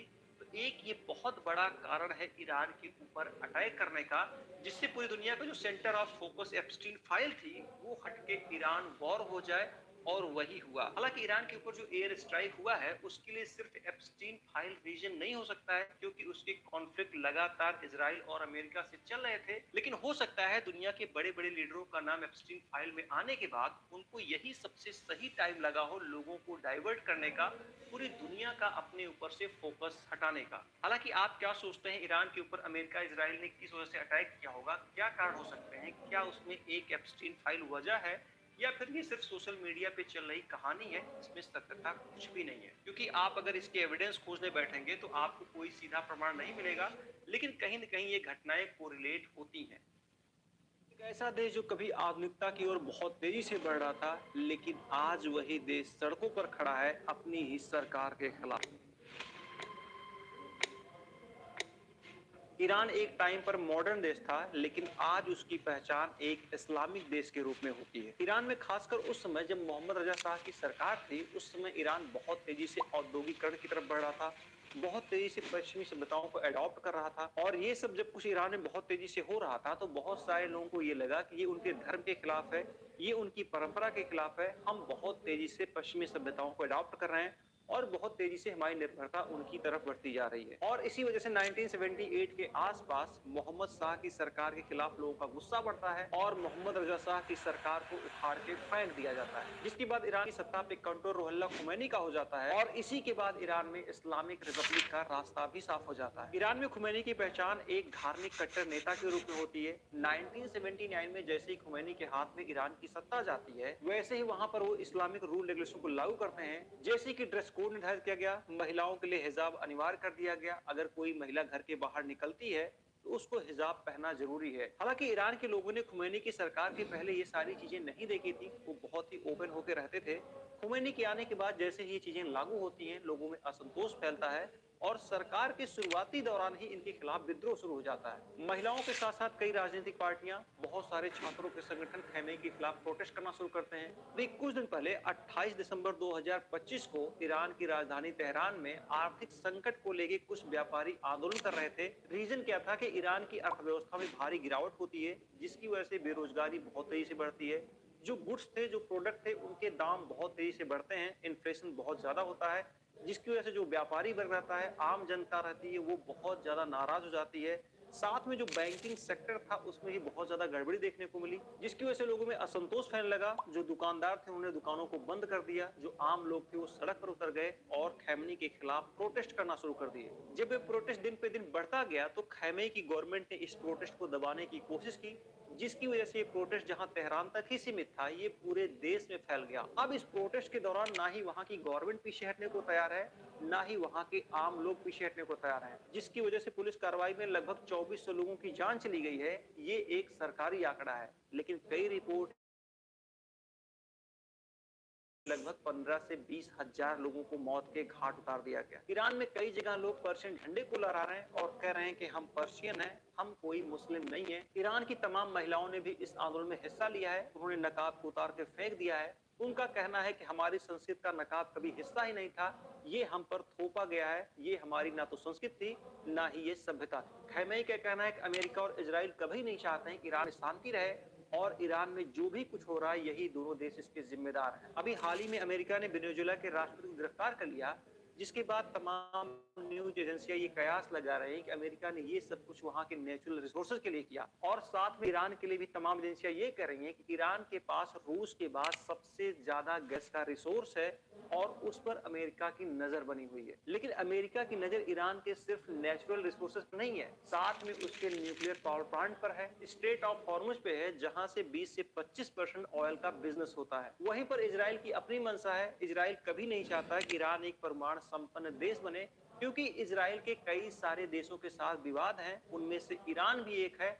अगर ईरान एक परमाणु संपन्न देश बनता है तो ये इजराइल के लिए सबसे बड़ा खतरा होगा। इसलिए जो खैमेई का कहना है कि जो कुछ ईरान में हो रहा है उसके लिए इजराइल और अमेरिका दोषी हैं, ये बात काफी हद तक सच हो सकती है। लेकिन ईरान में ईरान की गिरती अर्थव्यवस्था, अनएम्प्लॉयमेंट, इन्फ्लेशन और साथ में खैमेई की धार्मिक कट्टरता की वजह से इस आंदोलन को बल मिला। तो हो सकता है जो भी कुछ ईरान में हो रहा हो उसमें अमेरिका और इजराइल का हाथ हो, क्योंकि अमेरिका का नाम तब भी आता है जब बांग्लादेश में प्रोटेस्ट होता है, जब नेपाल में प्रोटेस्ट होता है, जब श्रीलंका में प्रोटेस्ट होता है। तो अमेरिका ईरान को अस्थिर करने के लिए बिल्कुल ऐसा कर सकता है। साथ में आपने एक चीज और नोटिस किया होगा, जब भी इजराइल का विवाद गजा और फिलिस्तीन से होता है तो भारत के बहुत सारे लिबरल हैं जो तख्ती प्लेट लेके सामने आ जाते हैं कि गजा में अत्याचार हो रहा है, फिलिस्तीन में अत्याचार हो रहा है, बेकसूर मारे जा रहे हैं। लेकिन वहीं पर ईरान की सरकार ईरानियों को मार रही है, कत्लेआम कर रही है, 15-15 हजार लोगों को गोली से मार दिया गया, लेकिन एक भी तख्ती प्लेट किसी का बाहर नहीं आया। ईरान के पूरे प्रकरण को लेके आपको क्या लगता है?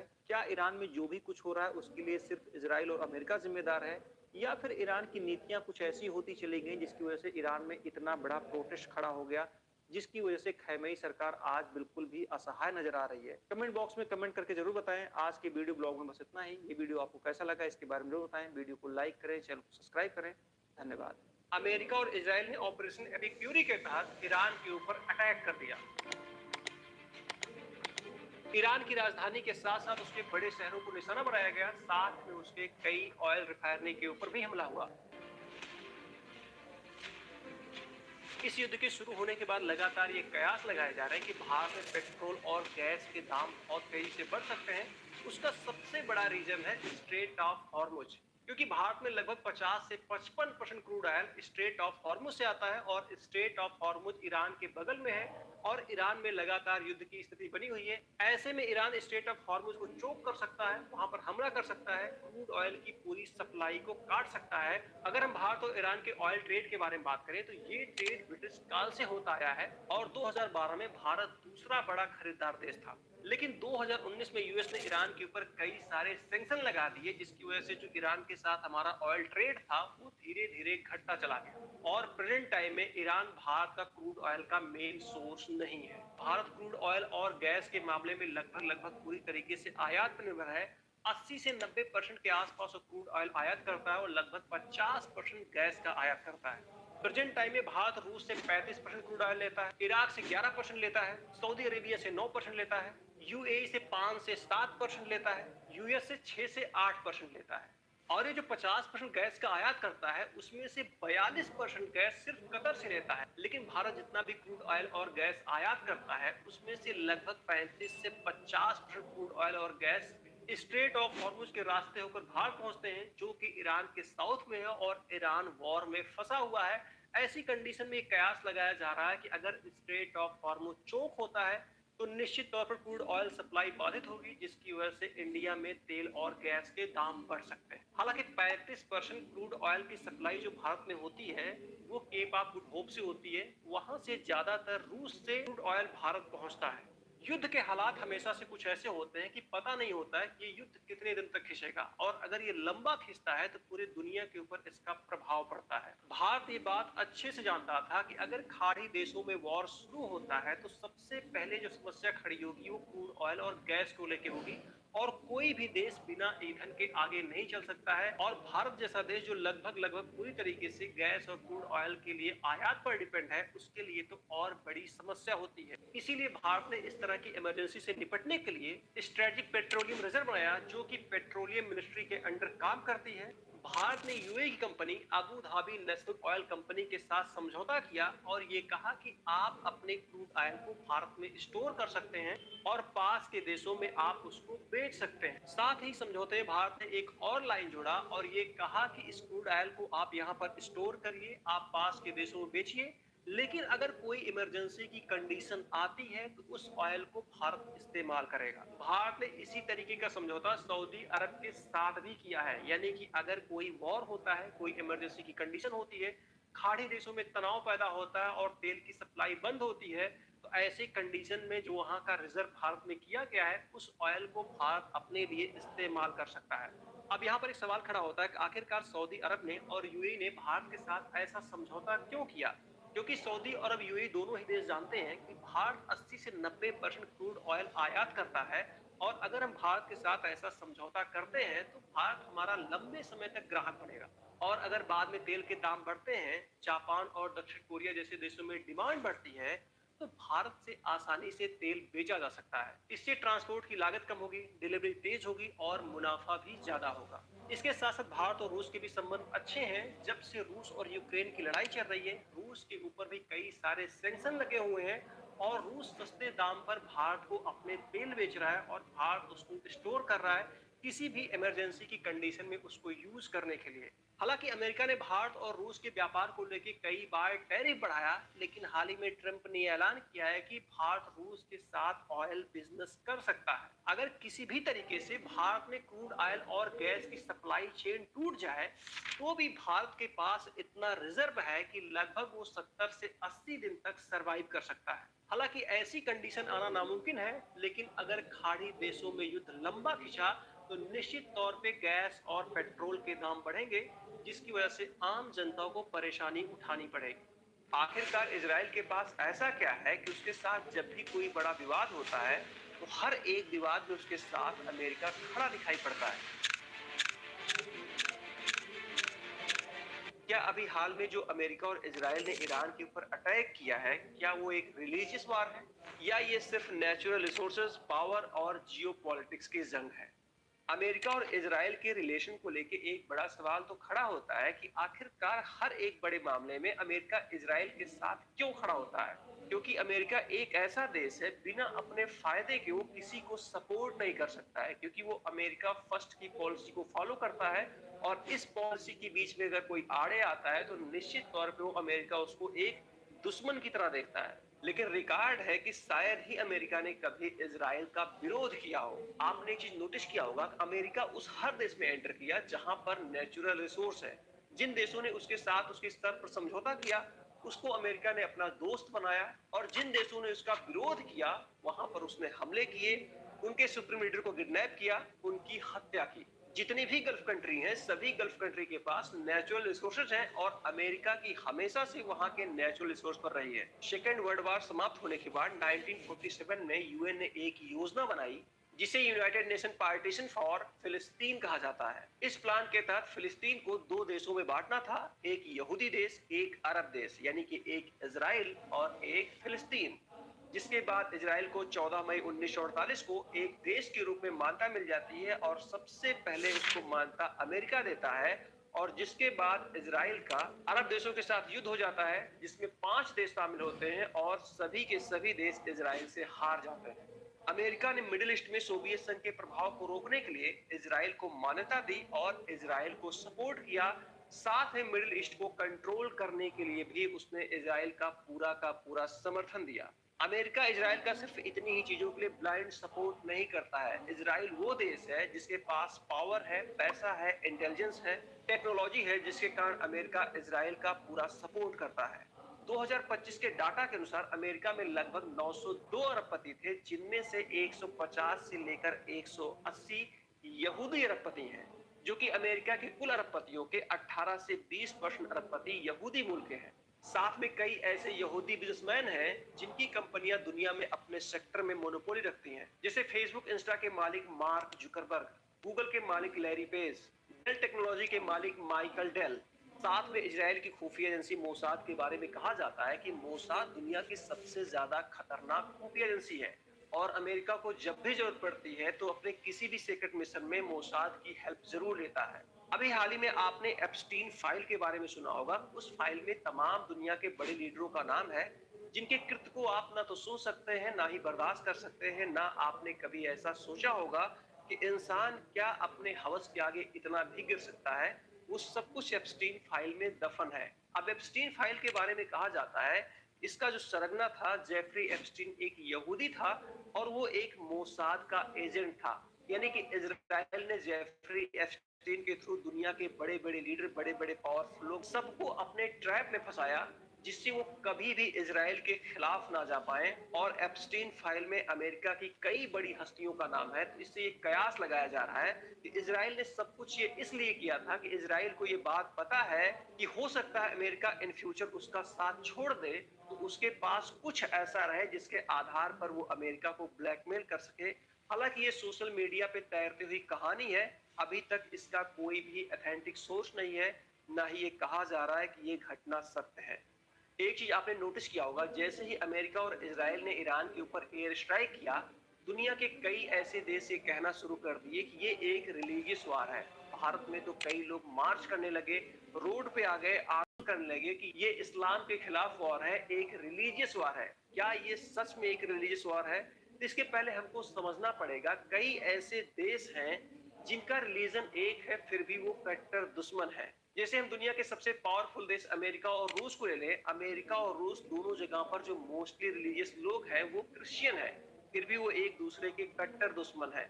आपने देखा ही होगा, लंबे समय से यूक्रेन और रूस का वॉर चल रहा है, दोनों ही एक क्रिश्चियन देश हैं। इसी तरीके से हमेशा से सऊदी अरब और ईरान के बीच कॉन्फ्लिक्ट रहा है और दोनों के ही दोनों देश मुस्लिम राष्ट्र हैं, हालांकि एक शिया राष्ट्र है, एक सुन्नी राष्ट्र है। अमेरिका और इजराइल ने मिलकर जो ईरान के ऊपर एयर स्ट्राइक किया है, उसका समर्थन सऊदी अरब करता है, यूएई करता है, कतर करता है, और ये सारे के सारे देश मुस्लिम राष्ट्र हैं। अगर ये रिलीजियस वॉर होता तो शायद ये देश कभी भी अमेरिका और इजराइल का समर्थन नहीं करते।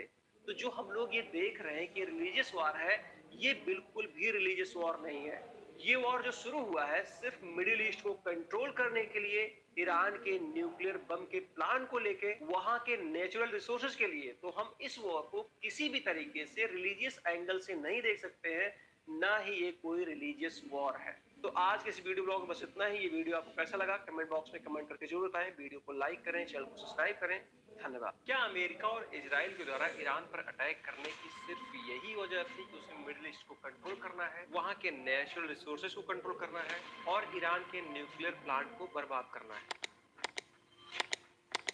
आपको याद ही होगा, जब तक ईरान के ऊपर इजराइल और अमेरिका ने अटैक नहीं किया था, उससे पहले एप्स्टीन फाइल की चर्चा बहुत ज्यादा थी। ये एक ग्लोबल न्यूज बनी हुई थी और दुनिया के बड़े से बड़े हस्तियों का बैड पीआर हो रहा था, उनका जो सोशल स्टेटस था वो खराब हो रहा था और बहुत ज्यादा उनके ऊपर पब्लिक प्रेशर भी बन रहा था। 28 फरवरी को ईरान के ऊपर इजराइल और अमेरिका ने एयर स्ट्राइक कर दिया और उसके सिर्फ 10 दिन पहले यानी कि 18 फरवरी को प्रिंस एंड्रू को गिरफ्तार किया जाता है और उनके ऊपर आरोप लगता है पब्लिक ऑफिस का मिसयूज किया है। इसका खुलासा तब होता है जब 30 जनवरी को प्रिंस एंड्रू का नाम एप्स्टीन फाइल में आता है और उस फाइल से पता चलता है कि 2010 में हांगकांग, वियतनाम, सिंगापुर में जो इन्होंने यात्राएं की थी उसकी जो सीक्रेट फाइल थी उसको एप्स्टीन को इन्होंने ट्रांसफर की थी। प्रिंस एंड्रू की गिरफ्तारी का मामला 18 फरवरी का है और महज उसके एक हफ्ते बाद यानी कि 24-25 फरवरी को माइक्रोसॉफ्ट के और बिल गेट्स अपने एम्प्लॉय की एक मीटिंग बुलाते हैं, उनके साथ एक मीटिंग करते हैं और उनसे कहते हैं कि आप एप्स्टीन फाइल से संबंधित कोई भी सवाल हमसे कर सकते हैं। जिन भी लड़कियों की तस्वीर मेरे साथ वायरल हो रही है, जिनका चेहरा ब्लर कर दिया गया है,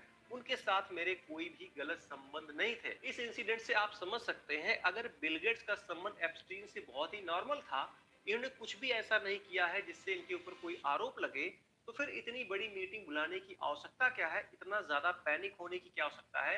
क्योंकि कहीं न कहीं बिल गेट्स का बैड पीआर हो रहा था। बिल गेट्स का जो सोशल स्टेटस है उसको बनाए रखने के लिए कई सारी इनके लिए पीआर एजेंसियां काम करती हैं, साथ में इनके जो एनजीओ हैं वो भी काम करते हैं। इनके कई सारे एनजीओ हैं जो महिला शिक्षा के लिए काम करते हैं, महिला स्वास्थ्य के लिए काम करते हैं, गरीबी उन्मूलन के लिए काम करते हैं। तो कहीं न कहीं एप्स्टीन फाइल में इनका नाम आने के बाद और इनके ऊपर जब कई सारे गंभीर आरोप लगे, जिसके बाद लगातार ये सोशल मीडिया पे ट्रोल हो रहे थे, उसके बाद इनके ऊपर दबाव बढ़ा, तो अपनी छवि को सुधारने के लिए इन्होंने अपने एम्प्लॉइज को बुलाया और कहा कि आप एप्स्टीन फाइल से संबंधित कोई भी सवाल कर सकते हैं। हालांकि मेरा एप्स्टीन से संबंध रहा है, लेकिन उसके किसी भी कृत्य में मेरा कोई भी हाथ नहीं है। अमेरिका के पूर्व राष्ट्रपति बिल क्लिंटन और उनकी पत्नी हिलेरी क्लिंटन का भी नाम एप्स्टीन फाइल में आ चुका है।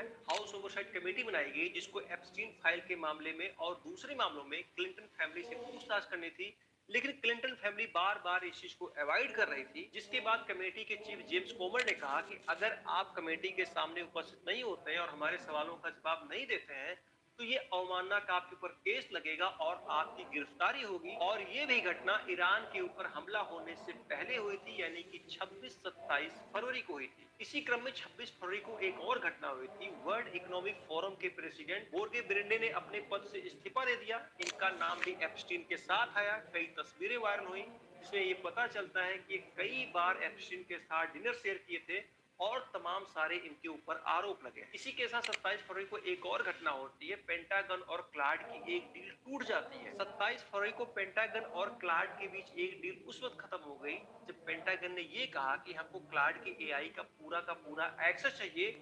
उस वक्त क्लाड ने ये कह के मना कर दिया कि हम आपको पूरा एक्सेस नहीं दे सकते हैं, हम आपको ये स्वतंत्रता नहीं दे सकते हैं कि आप लोगों को सर्विलांस पर लगाइए और ना ही आप ऑटोनॉमस वेपन का यूज कर सकते। पेंटागन जो कि अमेरिका का डिफेंस ऑफिस है, जहां पे उनकी आर्मी, उनकी नेवी, उनकी एयरफोर्स बैच की रणनीतियां बनाती हैं। अब यहाँ पर समझने वाली बात ये है कि 28 फरवरी को ईरान के ऊपर एयर स्ट्राइक होता है और मैंने आपको जितनी घटनाएं बताई हैं वो सारी की सारी घटनाएं 28 फरवरी से पहले हुई थी।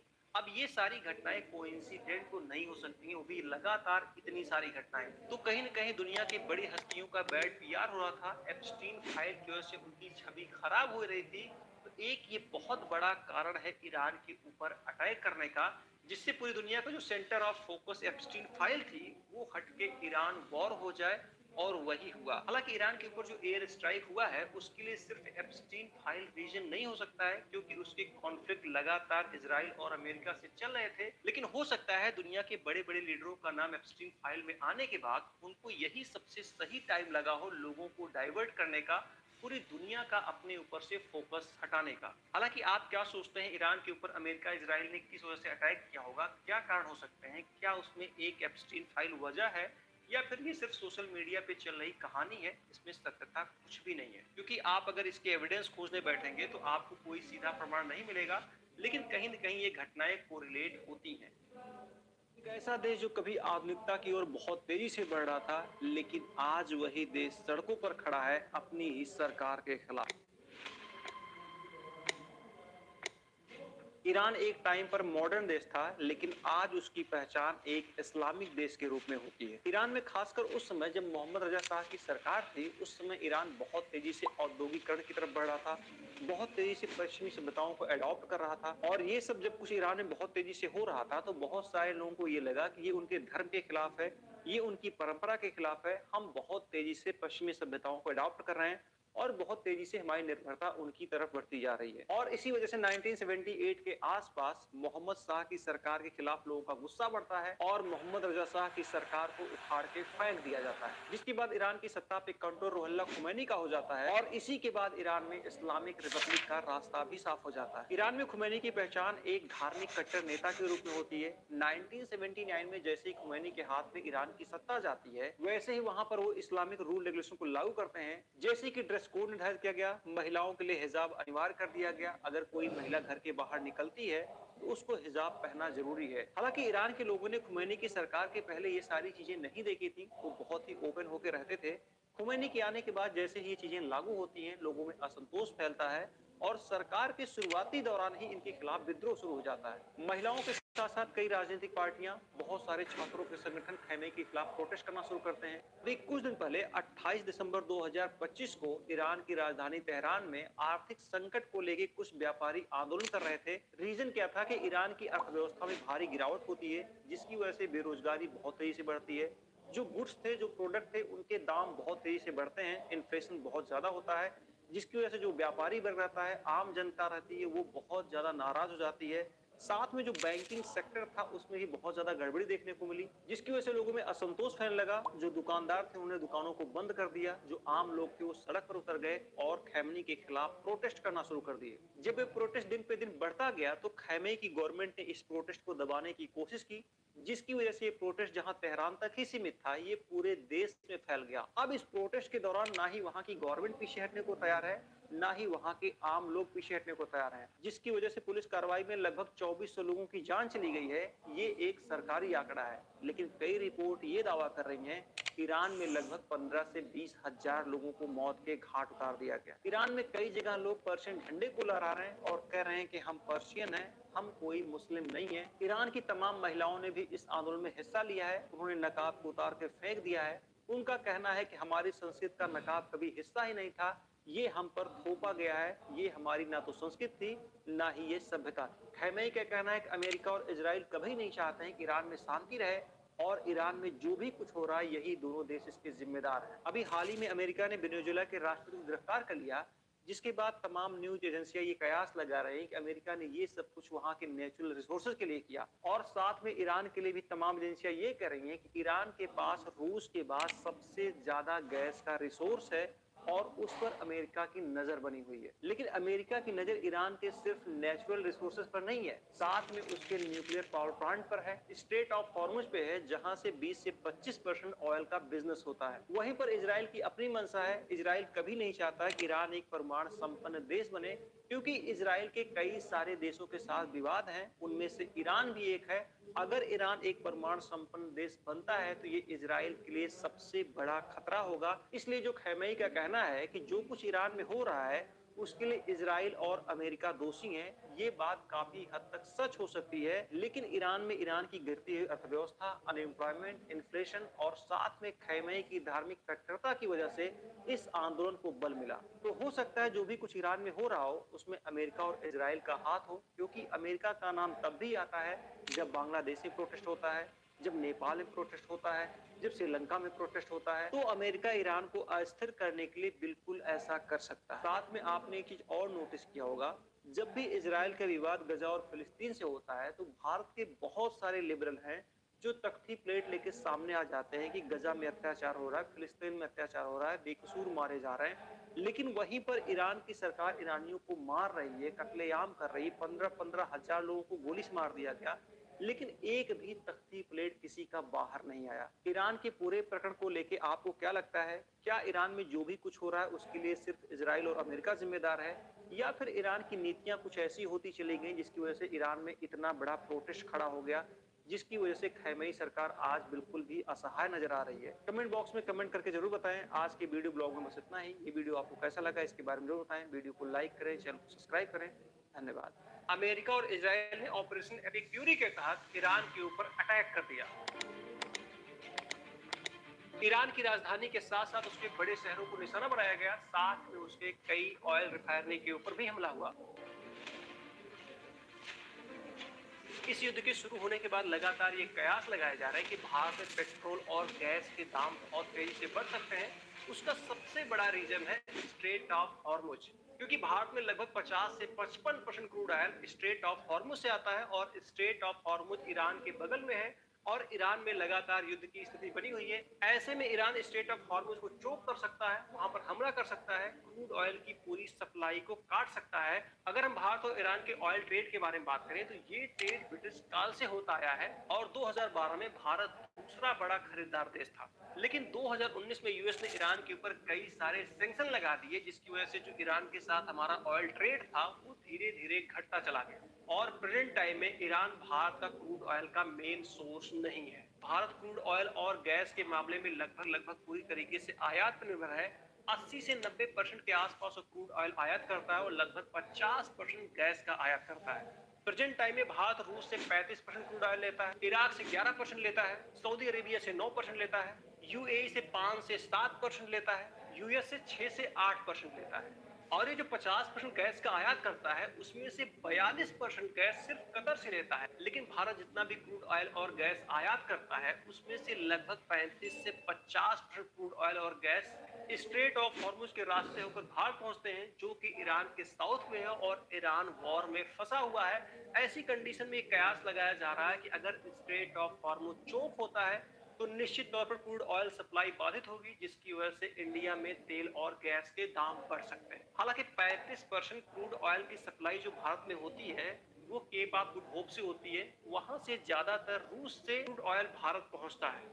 युद्ध के हालात हमेशा से कुछ ऐसे होते हैं कि पता नहीं होता है कि ये युद्ध कितने दिन तक खिंचेगा और अगर ये लंबा खिंचता है तो पूरी दुनिया के ऊपर इसका प्रभाव पड़ता है। भारत ये बात अच्छे से जानता था कि अगर खाड़ी देशों में वॉर शुरू होता है तो सबसे पहले जो समस्या खड़ी होगी वो क्रूड ऑयल और गैस को लेके होगी और कोई भी देश बिना ईंधन के आगे नहीं चल सकता है और भारत जैसा देश जो लगभग पूरी तरीके से गैस और क्रूड ऑयल के लिए आयात पर डिपेंड है, उसके लिए तो और बड़ी समस्या होती है। इसीलिए भारत ने इस तरह की इमरजेंसी से निपटने के लिए स्ट्रेटेजिक पेट्रोलियम रिजर्व बनाया, जो कि पेट्रोलियम मिनिस्ट्री के अंडर काम करती है। भारत ने यूएई की company Abu Dhabi national oil company के साथ समझौता किया और ये कहा कि आप अपने क्रूड ऑयल को भारत में स्टोर कर सकते हैं और पास के देशों में आप उसको बेच सकते हैं। साथ ही समझौते में भारत ने एक और लाइन जोड़ा और ये कहा कि इस क्रूड ऑयल को आप यहाँ पर स्टोर करिए, आप पास के देशों में बेचिए, लेकिन अगर कोई इमरजेंसी की कंडीशन आती है तो उस ऑयल को भारत इस्तेमाल करेगा। भारत ने इसी तरीके का समझौता सऊदी अरब के साथ भी किया है, यानी कि अगर कोई वॉर होता है, कोई इमरजेंसी की कंडीशन होती है, खाड़ी देशों में तनाव पैदा होता है और तेल की सप्लाई बंद होती है, तो ऐसी कंडीशन में जो वहां का रिजर्व भारत में किया गया है उस ऑयल को भारत अपने लिए इस्तेमाल कर सकता है। अब यहाँ पर एक सवाल खड़ा होता है कि आखिरकार सऊदी अरब ने और यूएई ने भारत के साथ ऐसा समझौता क्यों किया, क्योंकि सऊदी अरब यूएई दोनों ही देश जानते हैं कि भारत 80 से 90% क्रूड ऑयल आयात करता है और अगर हम भारत के साथ ऐसा समझौता करते हैं तो भारत हमारा लंबे समय तक ग्राहक बनेगा और अगर बाद में तेल के दाम बढ़ते हैं, जापान और दक्षिण कोरिया जैसे देशों में डिमांड बढ़ती है, तो भारत से आसानी से तेल बेचा जा सकता है। इससे ट्रांसपोर्ट की लागत कम होगी, डिलीवरी तेज होगी और मुनाफा भी ज्यादा होगा। इसके साथ साथ भारत और रूस के भी संबंध अच्छे हैं। जब से रूस और यूक्रेन की लड़ाई चल रही है, रूस के ऊपर भी कई सारे सैंक्शन लगे हुए हैं और रूस सस्ते दाम पर भारत को अपने तेल बेच रहा है और भारत उसको स्टोर कर रहा है किसी भी इमरजेंसी की कंडीशन में उसको यूज करने के लिए। हालांकि अमेरिका ने भारत और रूस के व्यापार को लेकर कई बार टैरिफ बढ़ाया, लेकिन हाल ही में ट्रंप ने ऐलान किया है कि भारत रूस के साथ ऑयल बिजनेस कर सकता है। अगर किसी भी तरीके से भारत में क्रूड ऑयल और गैस की सप्लाई चेन टूट जाए तो भी भारत के पास इतना रिजर्व है कि लगभग वो 70 से 80 दिन तक सरवाइव कर सकता है। हालांकि ऐसी कंडीशन आना नामुमकिन है, लेकिन अगर खाड़ी देशों में युद्ध लंबा खिंचा तो निश्चित तौर पे गैस और पेट्रोल के दाम बढ़ेंगे, जिसकी वजह से आम जनता को परेशानी उठानी पड़ेगी। आखिरकार इजराइल के पास ऐसा क्या है कि उसके साथ जब भी कोई बड़ा विवाद होता है तो हर एक विवाद में उसके साथ अमेरिका खड़ा दिखाई पड़ता है। क्या अभी हाल में जो अमेरिका और इजराइल ने ईरान के ऊपर अटैक किया है, क्या वो एक रिलीजियस वार है या ये सिर्फ नेचुरल रिसोर्सेज, पावर और जियोपॉलिटिक्स की जंग है?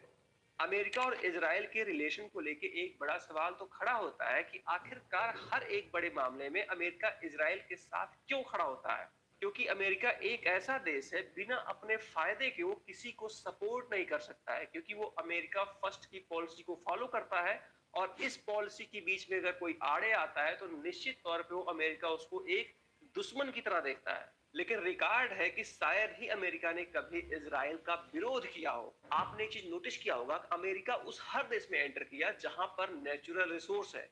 जिन देशों ने उसके साथ उसके स्तर पर समझौता किया उसको अमेरिका ने अपना दोस्त बनाया, और जिन देशों ने उसका विरोध किया वहां पर उसने हमले किए, उनके सुप्रीम लीडर को किडनैप किया, उनकी हत्या की। जितनी भी गल्फ कंट्री हैं, सभी गल्फ कंट्री के पास नेचुरल रिसोर्सेज हैं और अमेरिका की हमेशा से वहां के नेचुरल रिसोर्स पर रही है। सेकेंड वर्ल्ड वॉर समाप्त होने के बाद 1947 में यूएन ने एक योजना बनाई जिसे यूनाइटेड नेशन पार्टीशन फॉर फिलिस्तीन कहा जाता है। इस प्लान के तहत फिलिस्तीन को दो देशों में बांटना था, एक यहूदी देश, एक अरब देश, यानी कि एक इजराइल और एक फिलिस्तीन। जिसके बाद इजराइल को 14 मई 1948 को एक देश के रूप में मान्यता मिल जाती है और सबसे पहले इसको मान्यता अमेरिका देता है, और जिसके बाद इजराइल का अरब देशों के साथ युद्ध हो जाता है जिसमें 5 देश शामिल होते हैं और सभी के सभी देश इजराइल से हार जाते हैं। अमेरिका ने मिडिल ईस्ट में सोवियत संघ के प्रभाव को रोकने के लिए इजराइल को मान्यता दी और इजराइल को सपोर्ट किया।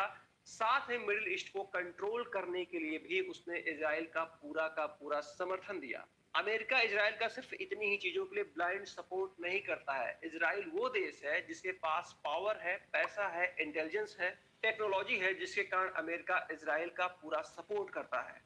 2025 के डाटा के अनुसार अमेरिका में लगभग 902 अरबपति थे, जिनमें से 150 से लेकर 180 यहूदी अरबपति हैं, जो कि अमेरिका के कुल अरबपतियों के 18 से 20% अरबपति यहूदी मूल के हैं। साथ में कई ऐसे यहूदी बिजनेसमैन हैं जिनकी कंपनियां दुनिया में अपने सेक्टर में मोनोपोली रखती हैं, जैसे फेसबुक इंस्टा के मालिक मार्क जुकरबर्ग, गूगल के मालिक लैरी पेज, डेल टेक्नोलॉजी के मालिक माइकल डेल। साथ में इजराइल की खुफिया एजेंसी मोसाद के बारे में कहा जाता है कि मोसाद दुनिया की सबसे ज्यादा खतरनाक खुफिया एजेंसी है और अमेरिका को जब भी जरूरत पड़ती है तो अपने किसी भी सीक्रेट मिशन में मोसाद की हेल्प जरूर लेता है। अभी हाल ही में आपने एप्स्टीन फाइल के बारे में सुना होगा। उस फाइल में तमाम दुनिया के बड़े लीडरों का नाम है जिनके कृत्य को आप ना तो सुन सकते हैं, ना ही बर्दाश्त कर सकते हैं। ना आपने कभी ऐसा सोचा होगा कि इंसान क्या अपने हवस के आगे इतना भी गिर सकता है। वो सब कुछ एप्स्टीन फाइल में दफन है। अब एप्स्टीन फाइल के बारे में कहा जाता है इसका जो सरगना था जेफरी एप्स्टीन एक यहूदी था और वो एक मोसाद का एजेंट था, यानी कि इजराइल ने जेफरी एप्स्टीन के थ्रू दुनिया के बड़े बड़े लीडर, बड़े बड़े पावरफुल लोग सबको अपने ट्रैप में फंसाया जिससे वो कभी भी इजराइल के खिलाफ ना जा पाए। और एप्स्टीन फाइल में अमेरिका की कई बड़ी हस्तियों का नाम है, तो इससे ये कयास लगाया जा रहा है कि इजराइल ने सब कुछ ये इसलिए किया था कि इजराइल को ये बात पता है कि हो सकता है अमेरिका इन फ्यूचर उसका साथ छोड़ दे, तो उसके पास कुछ ऐसा रहे जिसके आधार पर वो अमेरिका को ब्लैकमेल कर सके। हालांकि ये सोशल मीडिया पे तैरती हुई कहानी है, अभी तक इसका कोई भी ऑथेंटिक सोर्स नहीं है, ना ही ये कहा जा रहा है कि ये घटना सत्य है। एक चीज आपने नोटिस किया होगा, जैसे ही अमेरिका और इजराइल ने ईरान के ऊपर एयर स्ट्राइक किया, दुनिया के कई ऐसे देश ये कहना शुरू कर दिए कि ये एक रिलीजियस वार है। भारत में तो कई लोग मार्च करने लगे, रोड पे आ गए, आंदोलन करने लगे कि ये इस्लाम के खिलाफ वार है, एक रिलीजियस वार है। क्या ये सच में एक रिलीजियस वार है? इसके पहले हमको समझना पड़ेगा कई ऐसे देश हैं जिनका रिलीजन एक है फिर भी वो कट्टर दुश्मन है। जैसे हम दुनिया के सबसे पावरफुल देश अमेरिका और रूस को ले लें, अमेरिका और रूस दोनों जगह पर जो मोस्टली रिलीजियस लोग हैं वो क्रिश्चियन है, फिर भी वो एक दूसरे के कट्टर दुश्मन है। आपने देखा ही होगा लंबे समय से यूक्रेन और रूस का वॉर चल रहा है, दोनों ही एक क्रिश्चियन देश है। इसी तरीके से हमेशा से सऊदी अरब और ईरान के बीच कॉन्फ्लिक्ट रहा है और दोनों के ही दोनों देश मुस्लिम राष्ट्र हैं, हालांकि एक शिया राष्ट्र है, एक सुन्नी राष्ट्र है। अमेरिका और इजराइल ने मिलकर जो ईरान के ऊपर एयर स्ट्राइक किया है उसका समर्थन सऊदी अरब करता है, यूएई करता है, कतर करता है, और ये सारे के सारे देश मुस्लिम राष्ट्र हैं। अगर ये रिलीजियस वॉर होता तो शायद ये देश कभी भी अमेरिका और इजराइल का समर्थन नहीं करते। तो जो हम लोग ये देख रहे हैं कि रिलीजियस वॉर है, ये बिल्कुल भी रिलीजियस वॉर नहीं है। ये वॉर जो शुरू हुआ है सिर्फ मिडिल ईस्ट को कंट्रोल करने के लिए, ईरान के न्यूक्लियर बम के प्लान को लेके, वहां के नेचुरल रिसोर्सेज के लिए। तो हम इस वॉर को किसी भी तरीके से रिलीजियस एंगल से नहीं देख सकते हैं, ना ही ये कोई रिलीजियस वॉर है। तो आज के इस वीडियो ब्लॉग में बस इतना ही। ये वीडियो आपको कैसा लगा कमेंट बॉक्स में कमेंट करके जरूर बताएं। वीडियो को लाइक करें, चैनल को सब्सक्राइब करें। धन्यवाद। क्या अमेरिका और इजराइल के द्वारा ईरान पर अटैक करने की सिर्फ यही वजह थी कि उसे मिडिल ईस्ट को कंट्रोल करना है, वहां के नेचुरल रिसोर्सेज को कंट्रोल करना है और ईरान के न्यूक्लियर प्लांट को बर्बाद करना है?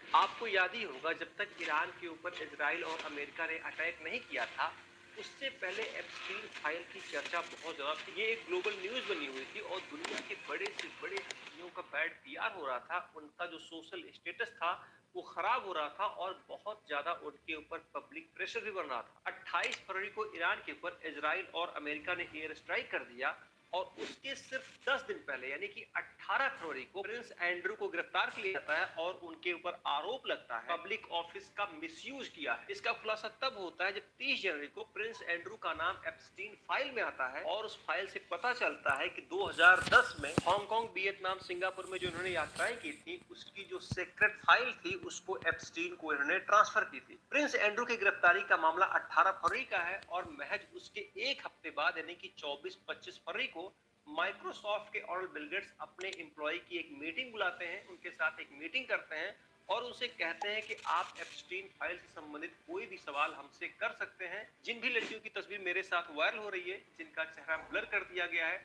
उनके साथ मेरे कोई भी गलत संबंध नहीं थे। इस इंसिडेंट से आप समझ सकते हैं, अगर बिल गेट्स का संबंध एप्स्टीन से बहुत ही नॉर्मल था, इन्होंने कुछ भी ऐसा नहीं किया है जिससे इनके ऊपर कोई आरोप लगे, तो फिर इतनी बड़ी मीटिंग बुलाने की आवश्यकता क्या है? इतना ज्यादा पैनिक होने की क्या आवश्यकता है?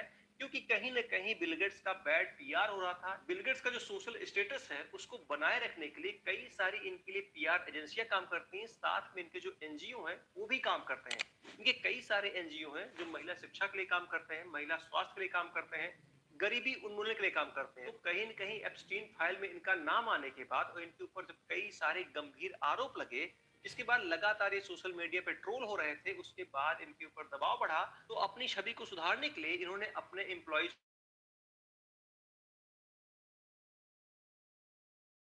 एप्स्टीन से संबंध रहा है, लेकिन उसके किसी भी कृत्य में मेरा कोई भी हाथ नहीं है। अमेरिका के पूर्व राष्ट्रपति बिल क्लिंटन और उनकी पत्नी हिलेरी क्लिंटन का भी नाम एप्स्टीन फाइल में आ चुका है। हाउस ओवरसाइट कमेटी बनाई गई जिसको एप्स्टीन फाइल के मामले में और दूसरे मामलों में क्लिंटन फैमिली से पूछताछ करनी थी, लेकिन क्लिंटन फैमिली बार बार इस चीज को अवॉइड कर रही थी। जिसके बाद कमेटी के चीफ जेम्स कोमर ने कहा कि अगर आप कमेटी के सामने उपस्थित नहीं होते हैं और हमारे सवालों का जवाब नहीं देते हैं तो ये अवमानना का आपके ऊपर केस लगेगा और आपकी गिरफ्तारी होगी। और ये भी घटना ईरान के ऊपर हमला होने से पहले हुई थी, यानी कि 26-27 फरवरी को हुई थी। इसी क्रम में 26 फरवरी को एक और घटना हुई थी। वर्ल्ड इकोनॉमिक फोरम के प्रेसिडेंट बोर्गे ब्रेंडे ने अपने पद से इस्तीफा दे दिया। इनका नाम भी एप्स्टीन के साथ आया। कई तस्वीरें वायरल हुई जिसमें ये पता चलता है कि कई बार एप्स्टीन के साथ डिनर शेयर किए थे और तमाम सारे इनके ऊपर आरोप लगे। इसी के साथ 27 फरवरी को एक और घटना होती है। पेंटागन और क्लाड की एक डील टूट जाती है। 27 फरवरी को पेंटागन और क्लाड के बीच एक डील उस वक्त खत्म हो गई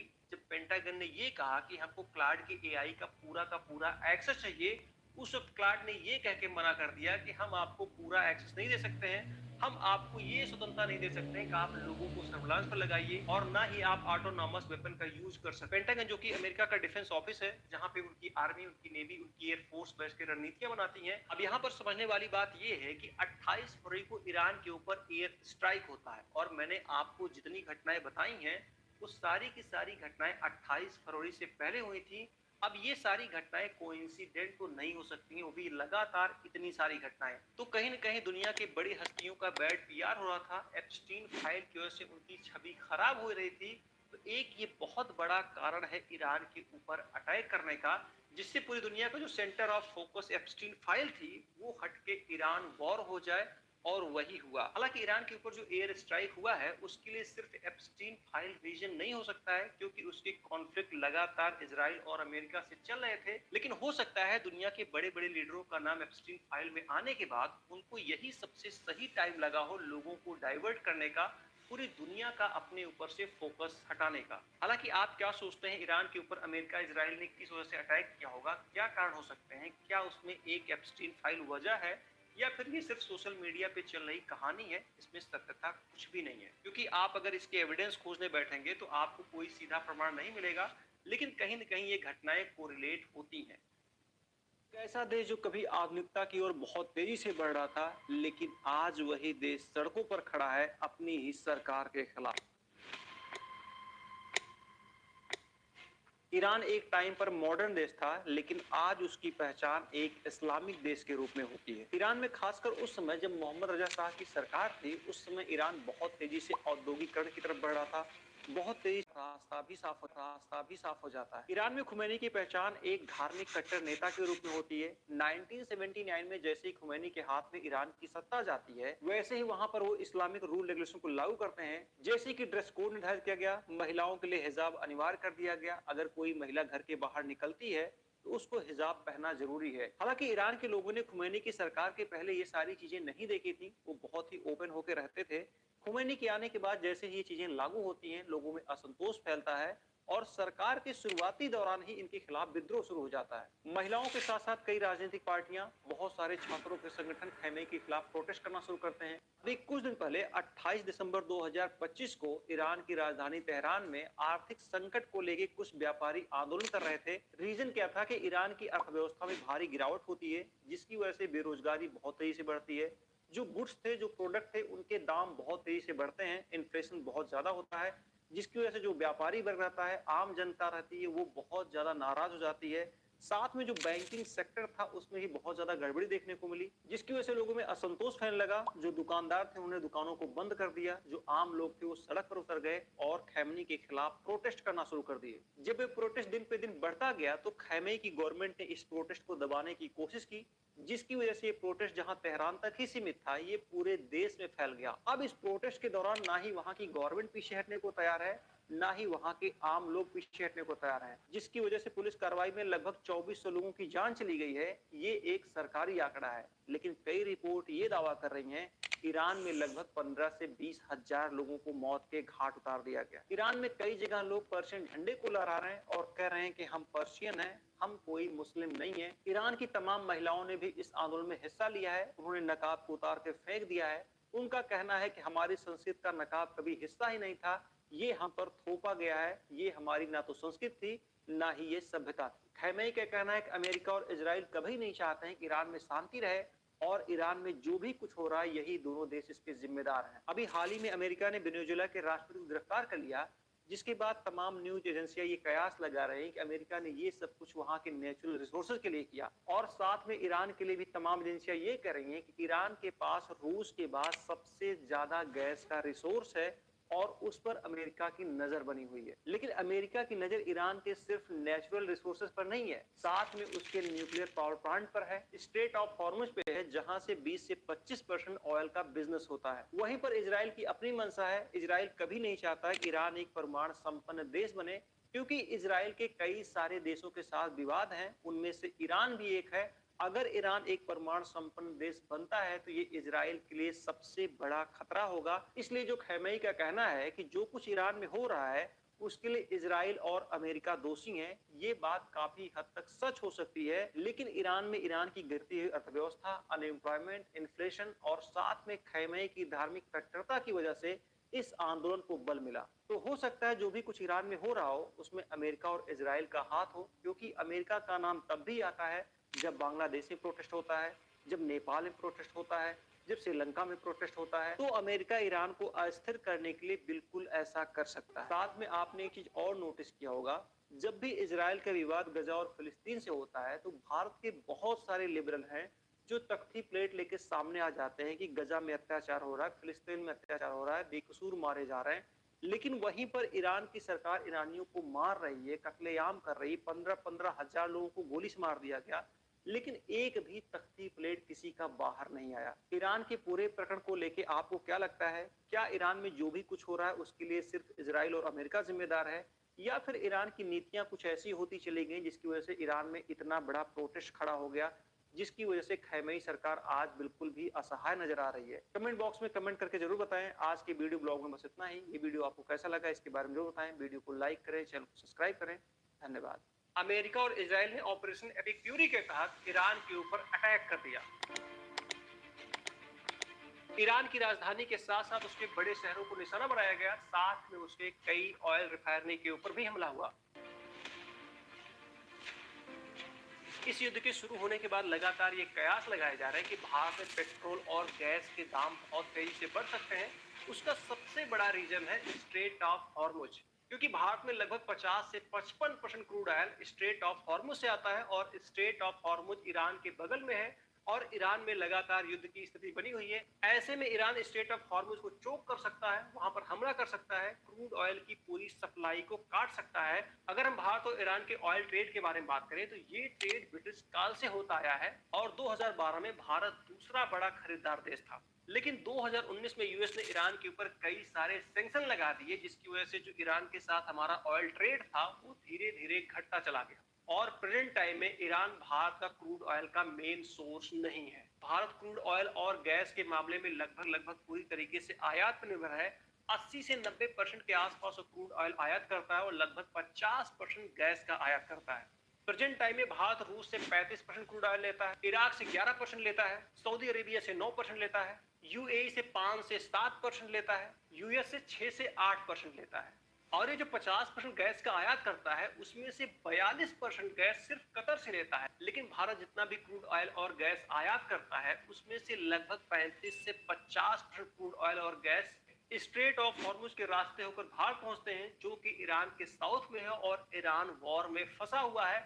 ऐसी कंडीशन में कयास लगाया जा रहा है कि अगर स्ट्रेट ऑफ हॉर्मुज चोक होता है तो निश्चित तौर पर क्रूड ऑयल सप्लाई बाधित होगी, जिसकी वजह से इंडिया में तेल और गैस के दाम बढ़ सकते हैं। हालांकि 35% क्रूड ऑयल की सप्लाई जो भारत में होती है वो केप ऑफ गुड होप से होती है, वहां से ज्यादातर रूस से क्रूड ऑयल भारत पहुंचता है। युद्ध के हालात हमेशा से कुछ ऐसे होते हैं कि पता नहीं होता है कि ये युद्ध कितने दिन तक खिंचेगा और अगर ये लंबा खिंचता है तो पूरी दुनिया के ऊपर इसका प्रभाव पड़ता है। भारत ये बात अच्छे से जानता था कि अगर खाड़ी देशों में वॉर शुरू होता है तो सबसे पहले जो समस्या खड़ी होगी वो क्रूड ऑयल और गैस को लेके होगी और कोई भी देश बिना ईंधन के आगे नहीं चल सकता है। और भारत जैसा देश जो लगभग पूरी तरीके से गैस और क्रूड ऑयल के लिए आयात पर डिपेंड है, उसके लिए तो और बड़ी समस्या होती है। इसीलिए भारत ने इस तरह की इमरजेंसी से निपटने के लिए स्ट्रेटेजिक पेट्रोलियम रिजर्व बनाया, जो कि पेट्रोलियम मिनिस्ट्री के अंडर काम करती है।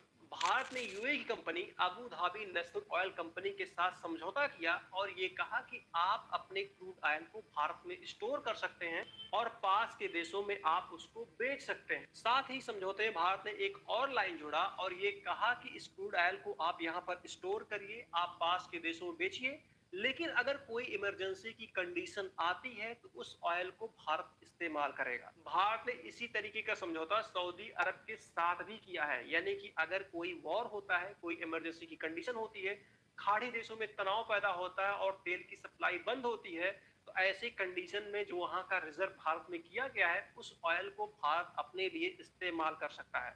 अब यहाँ पर एक सवाल खड़ा होता है कि आखिरकार सऊदी अरब ने और यूएई ने भारत के साथ ऐसा समझौता क्यों किया, क्योंकि सऊदी अरब यूएई दोनों ही देश जानते हैं कि भारत 80 से 90% क्रूड ऑयल आयात करता है और अगर हम भारत के साथ ऐसा समझौता करते हैं तो भारत हमारा लंबे समय तक ग्राहक बनेगा और अगर बाद में तेल के दाम बढ़ते हैं, जापान और दक्षिण कोरिया जैसे देशों में डिमांड बढ़ती है, तो भारत से आसानी से तेल बेचा जा सकता है। इससे ट्रांसपोर्ट की लागत कम होगी, डिलीवरी तेज होगी और मुनाफा भी ज्यादा होगा। इसके साथ साथ भारत और रूस के भी संबंध अच्छे हैं। जब से रूस और यूक्रेन की लड़ाई चल रही है, रूस के ऊपर भी कई सारे सैंक्शन लगे हुए हैं और रूस सस्ते दाम पर भारत को अपने तेल बेच रहा है और भारत उसको स्टोर कर रहा है किसी भी इमरजेंसी की कंडीशन में उसको यूज करने के लिए। हालांकि अमेरिका ने भारत और रूस के व्यापार को लेकर कई बार टैरिफ बढ़ाया, लेकिन हाल ही में ट्रंप ने ऐलान किया है कि भारत रूस के साथ ऑयल बिजनेस कर सकता है। अगर किसी भी तरीके से भारत में क्रूड ऑयल और गैस की सप्लाई चेन टूट जाए तो भी भारत के पास इतना रिजर्व है कि लगभग वो 70 से 80 दिन तक सरवाइव कर सकता है। हालांकि ऐसी कंडीशन आना नामुमकिन है, लेकिन अगर खाड़ी देशों में युद्ध लंबा खिंचा तो निश्चित तौर पे गैस और पेट्रोल के दाम बढ़ेंगे, जिसकी वजह से आम जनता को परेशानी उठानी पड़ेगी। आखिरकार इजराइल के पास ऐसा क्या है कि उसके साथ जब भी कोई बड़ा विवाद होता है तो हर एक विवाद में उसके साथ अमेरिका खड़ा दिखाई पड़ता है। क्या अभी हाल में जो अमेरिका और इजराइल ने ईरान के ऊपर अटैक किया है, क्या वो एक रिलीजियस वार है या ये सिर्फ नेचुरल रिसोर्सेज, पावर और जियोपॉलिटिक्स की जंग है? अमेरिका और इजराइल के रिलेशन को लेके एक बड़ा सवाल तो खड़ा होता है कि आखिरकार हर एक बड़े मामले में अमेरिका इजराइल के साथ क्यों खड़ा होता है। क्योंकि अमेरिका एक ऐसा देश है, बिना अपने फायदे के वो किसी को सपोर्ट नहीं कर सकता है, क्योंकि वो अमेरिका फर्स्ट की पॉलिसी को फॉलो करता है। और इस पॉलिसी के बीच में अगर कोई आड़े आता है तो निश्चित तौर पे वो अमेरिका उसको एक दुश्मन की तरह देखता है। लेकिन रिकॉर्ड है कि शायद ही अमेरिका ने कभी इजराइल का विरोध किया हो। आपने एक चीज नोटिस किया होगा, अमेरिका उस हर देश में एंटर किया जहां पर नेचुरल रिसोर्स है। जिन देशों ने उसके साथ उसके स्तर पर समझौता किया, उसको अमेरिका ने अपना दोस्त बनाया। और जिन देशों ने उसका विरोध किया, वहां पर उसने हमले किए, उनके सुप्रीम लीडर को किडनैप किया, उनकी हत्या की। जितनी भी गल्फ कंट्री हैं, सभी गल्फ कंट्री के पास नेचुरल रिसोर्सेज हैं और अमेरिका की हमेशा से वहां के नेचुरल रिसोर्स पर रही है। सेकेंड वर्ल्ड वॉर समाप्त होने के बाद 1947 में यूएन ने एक योजना बनाई जिसे यूनाइटेड नेशन पार्टीशन फॉर फिलिस्तीन कहा जाता है। इस प्लान के तहत फिलिस्तीन को दो देशों में बांटना था, एक यहूदी देश, एक अरब देश, यानी कि एक इजराइल और एक फिलिस्तीन। जिसके बाद इजराइल को 14 मई 1948 को एक देश के रूप में मान्यता मिल जाती है और सबसे पहले उसको मान्यता अमेरिका देता है। और जिसके बाद इजराइल का अरब देशों के साथ युद्ध हो जाता है, जिसमें 5 देश शामिल होते हैं और सभी के सभी देश इजराइल से हार जाते हैं। अमेरिका ने मिडिल ईस्ट में सोवियत संघ के प्रभाव को रोकने के लिए इजराइल को मान्यता दी और इजराइल को सपोर्ट किया। साथ ही मिडिल ईस्ट को कंट्रोल करने के लिए भी उसने इजराइल का पूरा समर्थन दिया। अमेरिका इजराइल का सिर्फ इतनी ही चीजों के लिए ब्लाइंड सपोर्ट नहीं करता है। इजराइल वो देश है जिसके पास पावर है, पैसा है, इंटेलिजेंस है, टेक्नोलॉजी है, जिसके कारण अमेरिका इजराइल का पूरा सपोर्ट करता है। 2025 के डाटा के अनुसार अमेरिका में लगभग 902 अरबपति थे, जिनमें से 150 से लेकर 180 यहूदी अरबपति हैं, जो कि अमेरिका के कुल अरबपतियों के 18 से 20% अरबपति यहूदी मूल के हैं। साथ में कई ऐसे यहूदी बिजनेसमैन हैं जिनकी कंपनियां दुनिया में अपने सेक्टर में मोनोपोली रखती हैं, जैसे फेसबुक इंस्टा के मालिक मार्क जुकरबर्ग, गूगल के मालिक लैरी पेज, डेल टेक्नोलॉजी के मालिक माइकल डेल। साथ में इजराइल की खुफिया एजेंसी मोसाद के बारे में कहा जाता है कि मोसाद दुनिया की सबसे ज्यादा खतरनाक खुफिया एजेंसी है और अमेरिका को जब भी जरूरत पड़ती है तो अपने किसी भी सीक्रेट मिशन में मोसाद की हेल्प जरूर लेता है। अभी हाल ही में आपने एप्स्टीन फाइल के बारे में सुना होगा। उस फाइल में तमाम दुनिया के बड़े लीडरों का नाम है, जिनके कृत्य को आप ना तो सुन सकते हैं, ना ही बर्दाश्त कर सकते हैं। ना आपने कभी ऐसा सोचा होगा कि इंसान क्या अपने हवस के आगे इतना भी गिर सकता है। वो सब कुछ एप्स्टीन फाइल में दफन है। अब एप्स्टीन फाइल के बारे में कहा जाता है, इसका जो सरगना था जेफरी एप्स्टीन एक यहूदी था और वो एक मोसाद का एजेंट था। यानी कि इजराइल ने जेफरी एप्स्टीन के थ्रू दुनिया के बड़े बड़े लीडर, बड़े बड़े पावरफुल लोग सबको अपने ट्रैप में फंसाया, जिससे वो कभी भी इजराइल के खिलाफ ना जा पाए। और एप्स्टीन फाइल में अमेरिका की कई बड़ी हस्तियों का नाम है। तो इससे ये कयास लगाया जा रहा है कि इजराइल ने सब कुछ ये इसलिए किया था कि इजराइल को ये बात पता है कि हो सकता है अमेरिका इन फ्यूचर उसका साथ छोड़ दे, तो उसके पास कुछ ऐसा रहे जिसके आधार पर वो अमेरिका को ब्लैकमेल कर सके।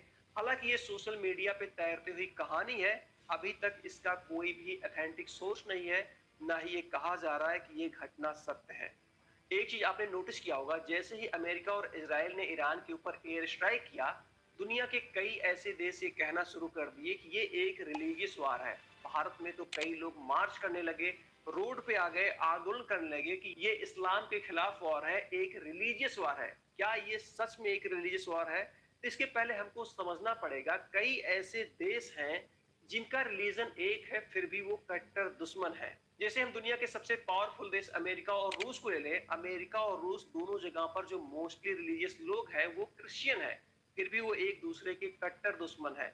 आपने देखा ही होगा, लंबे समय से यूक्रेन और रूस का वॉर चल रहा है, दोनों ही एक क्रिश्चियन देश हैं। इसी तरीके से हमेशा से सऊदी अरब और ईरान के बीच कॉन्फ्लिक्ट रहा है और दोनों के ही दोनों देश मुस्लिम राष्ट्र हैं। हालांकि एक शिया राष्ट्र है, एक सुन्नी राष्ट्र है। अमेरिका और इजराइल ने मिलकर जो ईरान के ऊपर एयर स्ट्राइक किया है, उसका समर्थन सऊदी अरब करता है, यूएई करता है, कतर करता है, और ये सारे के सारे देश मुस्लिम राष्ट्र हैं। अगर ये रिलीजियस वॉर होता तो शायद ये देश कभी भी अमेरिका और इजराइल का समर्थन नहीं करते। तो जो हम लोग ये देख रहे हैं कि रिलीजियस वॉर है, ये बिल्कुल भी रिलीजियस वॉर नहीं है। ये वॉर जो शुरू हुआ है सिर्फ मिडिल ईस्ट को कंट्रोल करने के लिए, ईरान के न्यूक्लियर बम के प्लान को लेके, वहां के नेचुरल रिसोर्सेज के लिए, तो हम इस वॉर को किसी भी तरीके से रिलीजियस एंगल से नहीं देख सकते हैं, ना ही ये कोई रिलीजियस वॉर है। तो आज के इस वीडियो ब्लॉग में बस इतना ही। ये वीडियो आपको कैसा लगा कमेंट बॉक्स में कमेंट करके जरूर बताएं। वीडियो को लाइक करें, चैनल को सब्सक्राइब करें। धन्यवाद। क्या अमेरिका और इजराइल के द्वारा ईरान पर अटैक करने की सिर्फ यही वजह थी कि उसे मिडिल ईस्ट को कंट्रोल करना है, वहां के नेचुरल रिसोर्सेज को कंट्रोल करना है और ईरान के न्यूक्लियर प्लांट को बर्बाद करना है? आपको याद ही होगा जब तक ईरान के ऊपर इजराइल और अमेरिका ने अटैक नहीं किया था, उससे पहले एप्स्टीन फाइल की चर्चा बहुत ज्यादा थी। ये एक ग्लोबल न्यूज बनी हुई थी और दुनिया के बड़े से बड़े हस्तियों का बैड पीआर हो रहा था, उनका जो सोशल स्टेटस था वो खराब हो रहा था और बहुत ज्यादा उनके ऊपर पब्लिक प्रेशर भी बन रहा था। 28 फरवरी को ईरान के ऊपर इजराइल और अमेरिका ने एयर स्ट्राइक कर दिया और उसके सिर्फ 10 दिन पहले यानी कि 18 फरवरी को प्रिंस एंड्रू को गिरफ्तार किया जाता है और उनके ऊपर आरोप लगता है पब्लिक ऑफिस का मिसयूज किया है। इसका खुलासा तब होता है जब 30 जनवरी को प्रिंस एंड्रू का नाम एप्स्टीन फाइल में आता है और उस फाइल से पता चलता है कि 2010 में हांगकांग, वियतनाम, सिंगापुर में जो इन्होंने यात्राएं की थी उसकी जो सीक्रेट फाइल थी उसको एप्स्टीन को इन्होंने ट्रांसफर की थी। प्रिंस एंड्रू की गिरफ्तारी का मामला 18 फरवरी का है और महज उसके एक हफ्ते बाद यानी कि 24-25 फरवरी को माइक्रोसॉफ्ट के ऑनर बिल गेट्स अपने एम्प्लॉय की एक मीटिंग बुलाते हैं, उनके साथ एक मीटिंग करते हैं और उनसे कहते हैं कि आप एप्स्टीन फाइल से संबंधित कोई भी सवाल हमसे कर सकते हैं। जिन भी लड़कियों की तस्वीर मेरे साथ वायरल हो रही है, जिनका चेहरा ब्लर कर दिया गया है, उनके साथ मेरे कोई भी गलत संबंध नहीं थे। इस इंसिडेंट से आप समझ सकते हैं अगर बिल गेट्स का संबंध एप्स्टीन से बहुत ही नॉर्मल था, इन्होंने कुछ भी ऐसा नहीं किया है जिससे इनके ऊपर कोई आरोप लगे, तो फिर इतनी बड़ी मीटिंग बुलाने की आवश्यकता क्या है, इतना ज्यादा पैनिक होने की क्या आवश्यकता है? क्योंकि कहीं न कहीं बिल गेट्स का बैड पीआर हो रहा था। बिल गेट्स का जो सोशल स्टेटस है उसको बनाए रखने के लिए कई सारी इनके लिए पीआर एजेंसियां काम करती हैं, साथ में इनके जो एनजीओ हैं वो भी काम करते हैं। इनके कई सारे एनजीओ हैं जो महिला शिक्षा के लिए काम करते हैं, महिला स्वास्थ्य के लिए काम करते हैं, गरीबी उन्मूलन के लिए काम करते हैं। तो कहीं न कहीं एप्स्टीन फाइल में इनका नाम आने के बाद और इनके ऊपर जब कई सारे गंभीर आरोप लगे, इसके बाद लगातार ये सोशल मीडिया पे ट्रोल हो रहे थे, उसके बाद इनके ऊपर दबाव बढ़ा, तो अपनी छवि को सुधारने के लिए इन्होंने अपने एम्प्लॉइज को बुलाया और कहा कि आप एप्स्टीन फाइल से संबंधित कोई भी सवाल कर सकते हैं। हालांकि मेरा एप्स्टीन से संबंध रहा है, लेकिन उसके किसी भी कृत्य में मेरा कोई भी हाथ नहीं है। अमेरिका के पूर्व राष्ट्रपति बिल क्लिंटन और उनकी पत्नी हिलेरी क्लिंटन का भी नाम एप्स्टीन फाइल में आ चुका है।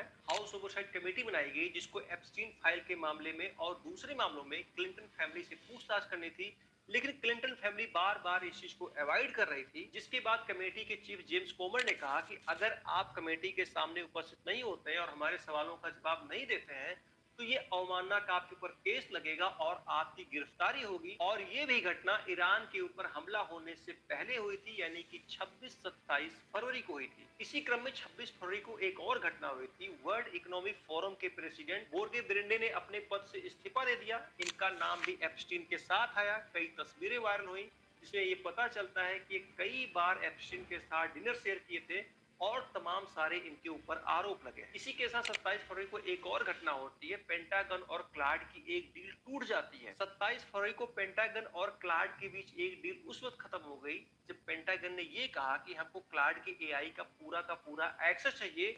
उस वक्त क्लाड ने ये कह के मना कर दिया कि हम आपको पूरा एक्सेस नहीं दे सकते हैं, हम आपको ये स्वतंत्रता नहीं दे सकते हैं कि आप लोगों को सर्विलांस पर लगाइए और ना ही आप ऑटोनॉमस वेपन का यूज कर सकते। पेंटागन जो कि अमेरिका का डिफेंस ऑफिस है, जहां पे उनकी आर्मी, उनकी नेवी, उनकी एयरफोर्स बैठ के रणनीतियां बनाती हैं। अब यहाँ पर समझने वाली बात ये है कि 28 फरवरी को ईरान के ऊपर एयर स्ट्राइक होता है और मैंने आपको जितनी घटनाएं बताई हैं वो सारी की सारी घटनाएं 28 फरवरी से पहले हुई थी।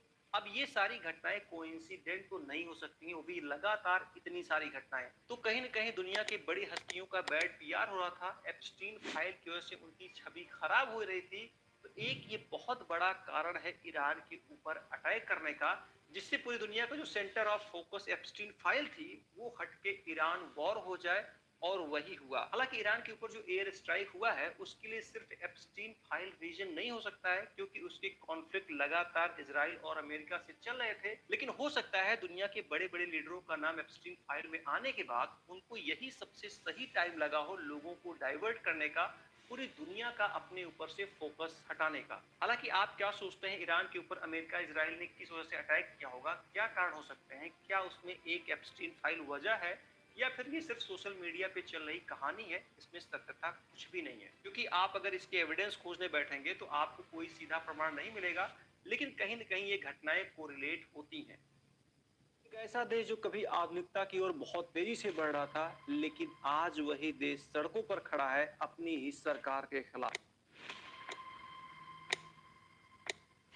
ईरान एक टाइम पर मॉडर्न देश था, लेकिन आज उसकी पहचान एक इस्लामिक देश के रूप में होती है। ईरान में खासकर उस समय जब मोहम्मद रजा शाह की सरकार थी, उस समय ईरान बहुत तेजी से औद्योगिकरण की तरफ बढ़ रहा था, बहुत तेजी से पश्चिमी सभ्यताओं को अडॉप्ट कर रहा था। और ये सब जब कुछ ईरान में बहुत तेजी से हो रहा था, तो बहुत सारे लोगों को ये लगा कि ये उनके धर्म के खिलाफ है, ये उनकी परंपरा के खिलाफ है। हम बहुत तेजी से पश्चिमी सभ्यताओं को अडॉप्ट कर रहे हैं और बहुत तेजी से हमारी निर्भरता उनकी तरफ बढ़ती जा रही है। और इसी वजह से 1978 के आसपास मोहम्मद शाह की सरकार के खिलाफ लोगों का गुस्सा बढ़ता है और मोहम्मद रजा शाह की सरकार को उखाड़ के फेंक दिया जाता है, जिसके बाद ईरान की सत्ता पे कंट्रोल रुहुल्लाह खुमैनी का हो जाता है और इसी के बाद ईरान में इस्लामिक रिपब्लिक का रास्ता भी साफ हो जाता है। ईरान में खुमैनी की पहचान एक धार्मिक कट्टर नेता के रूप में होती है। 1979 में जैसे ही खुमैनी के हाथ में ईरान की सत्ता जाती है, वैसे ही वहां पर वो इस्लामिक रूल रेगुलेशन को लागू करते हैं, जैसे कि ड्रेस कोड निर्धारित किया गया, महिलाओं के लिए हिजाब अनिवार्य कर दिया गया। अगर कोई महिला घर के बाहर निकलती है तो उसको हिजाब पहनना जरूरी है। हालांकि ईरान के लोगों ने खुमैनी की सरकार के पहले ये सारी चीजें नहीं देखी थी, वो बहुत ही ओपन होकर रहते थे। खुमैनी के आने के बाद जैसे ही ये चीजें लागू होती हैं, लोगों में असंतोष फैलता है और सरकार के शुरुआती दौरान ही इनके खिलाफ विद्रोह शुरू हो जाता है। महिलाओं के साथ साथ कई राजनीतिक पार्टियां, बहुत सारे छात्रों के संगठन खैमे के खिलाफ प्रोटेस्ट करना शुरू करते हैं। अभी कुछ दिन पहले 28 दिसंबर 2025 को ईरान की राजधानी तेहरान में आर्थिक संकट को लेकर कुछ व्यापारी आंदोलन कर रहे थे। रीजन क्या था कि ईरान की अर्थव्यवस्था में भारी गिरावट होती है, जिसकी वजह से बेरोजगारी बहुत तेजी से बढ़ती है। जो गुड्स थे, जो प्रोडक्ट थे, उनके दाम बहुत तेजी से बढ़ते हैं, इन्फ्लेशन बहुत ज्यादा होता है, जिसकी वजह से जो व्यापारी वर्ग रहता है, आम जनता रहती है, वो बहुत ज्यादा नाराज हो जाती है। साथ में जो बैंकिंग सेक्टर था, उसमें भी बहुत ज्यादा गड़बड़ी देखने को मिली, जिसकी वजह से लोगों में असंतोष फैलने लगा। जो दुकानदार थे, उन्होंने दुकानों को बंद कर दिया। जो आम लोग थे, वो सड़क पर उतर गए और खैमनी के खिलाफ प्रोटेस्ट करना शुरू कर दिए। जब ये प्रोटेस्ट दिन पे दिन बढ़ता गया, तो खैमे की गवर्नमेंट ने इस प्रोटेस्ट को दबाने की कोशिश की, जिसकी वजह से ये प्रोटेस्ट जहां तेहरान तक ही सीमित था, ये पूरे देश में फैल गया। अब इस प्रोटेस्ट के दौरान ना ही वहां की गवर्नमेंट पीछे हटने को तैयार है, ना ही वहां के आम लोग पीछे हटने को तैयार हैं, जिसकी वजह से पुलिस कार्रवाई में लगभग 2400 लोगों की जान चली गई है। ये एक सरकारी आंकड़ा है, लेकिन कई रिपोर्ट ये दावा कर रही हैं ईरान में लगभग 15 से 20 हजार लोगों को मौत के घाट उतार दिया गया। ईरान में कई जगह लोग पर्शियन झंडे को लहरा रहे हैं और कह रहे हैं कि हम पर्शियन हैं, हम कोई मुस्लिम नहीं है। ईरान की तमाम महिलाओं ने भी इस आंदोलन में हिस्सा लिया है। उन्होंने नकाब को उतार के फेंक दिया है। उनका कहना है कि हमारी संस्कृति का नकाब कभी हिस्सा ही नहीं था, ये हम पर थोपा गया है। ये हमारी ना तो संस्कृति थी, ना ही ये सभ्यता थी। खैमेई का कहना है कि अमेरिका और इजराइल कभी नहीं चाहते हैं कि ईरान में शांति रहे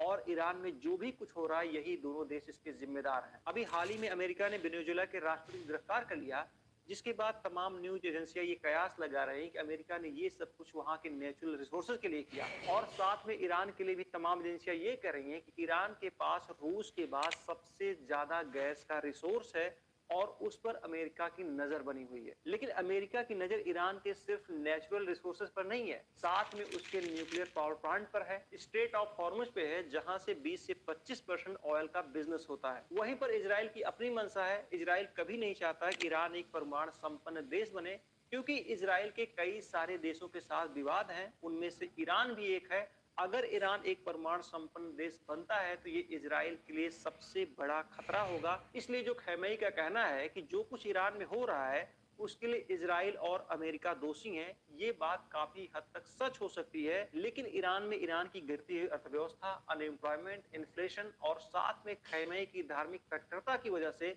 इस आंदोलन को बल मिला। तो हो सकता है जो भी कुछ ईरान में हो रहा हो, उसमें अमेरिका और इजराइल का हाथ हो, क्योंकि अमेरिका का नाम तब भी आता है जब बांग्लादेश में प्रोटेस्ट होता है, जब नेपाल में प्रोटेस्ट होता है, जब श्रीलंका में प्रोटेस्ट होता है। तो अमेरिका ईरान को अस्थिर करने के लिए बिल्कुल ऐसा कर सकता है। साथ में आपने एक चीज और नोटिस किया होगा, जब भी इजराइल का विवाद गजा और फिलिस्तीन से होता है, तो भारत के बहुत सारे लिबरल हैं जो तख्ती प्लेट लेके सामने आ जाते हैं कि गजा में अत्याचार हो रहा है, फिलिस्तीन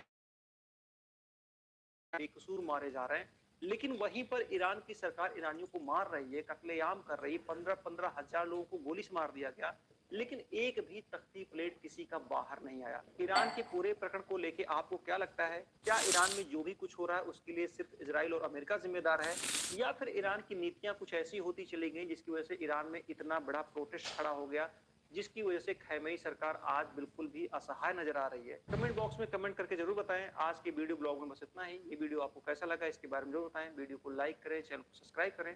धन्यवाद। अमेरिका और इजराइल ने ऑपरेशन एपिक फ्यूरी के तहत ईरान के ऊपर अटैक कर दिया।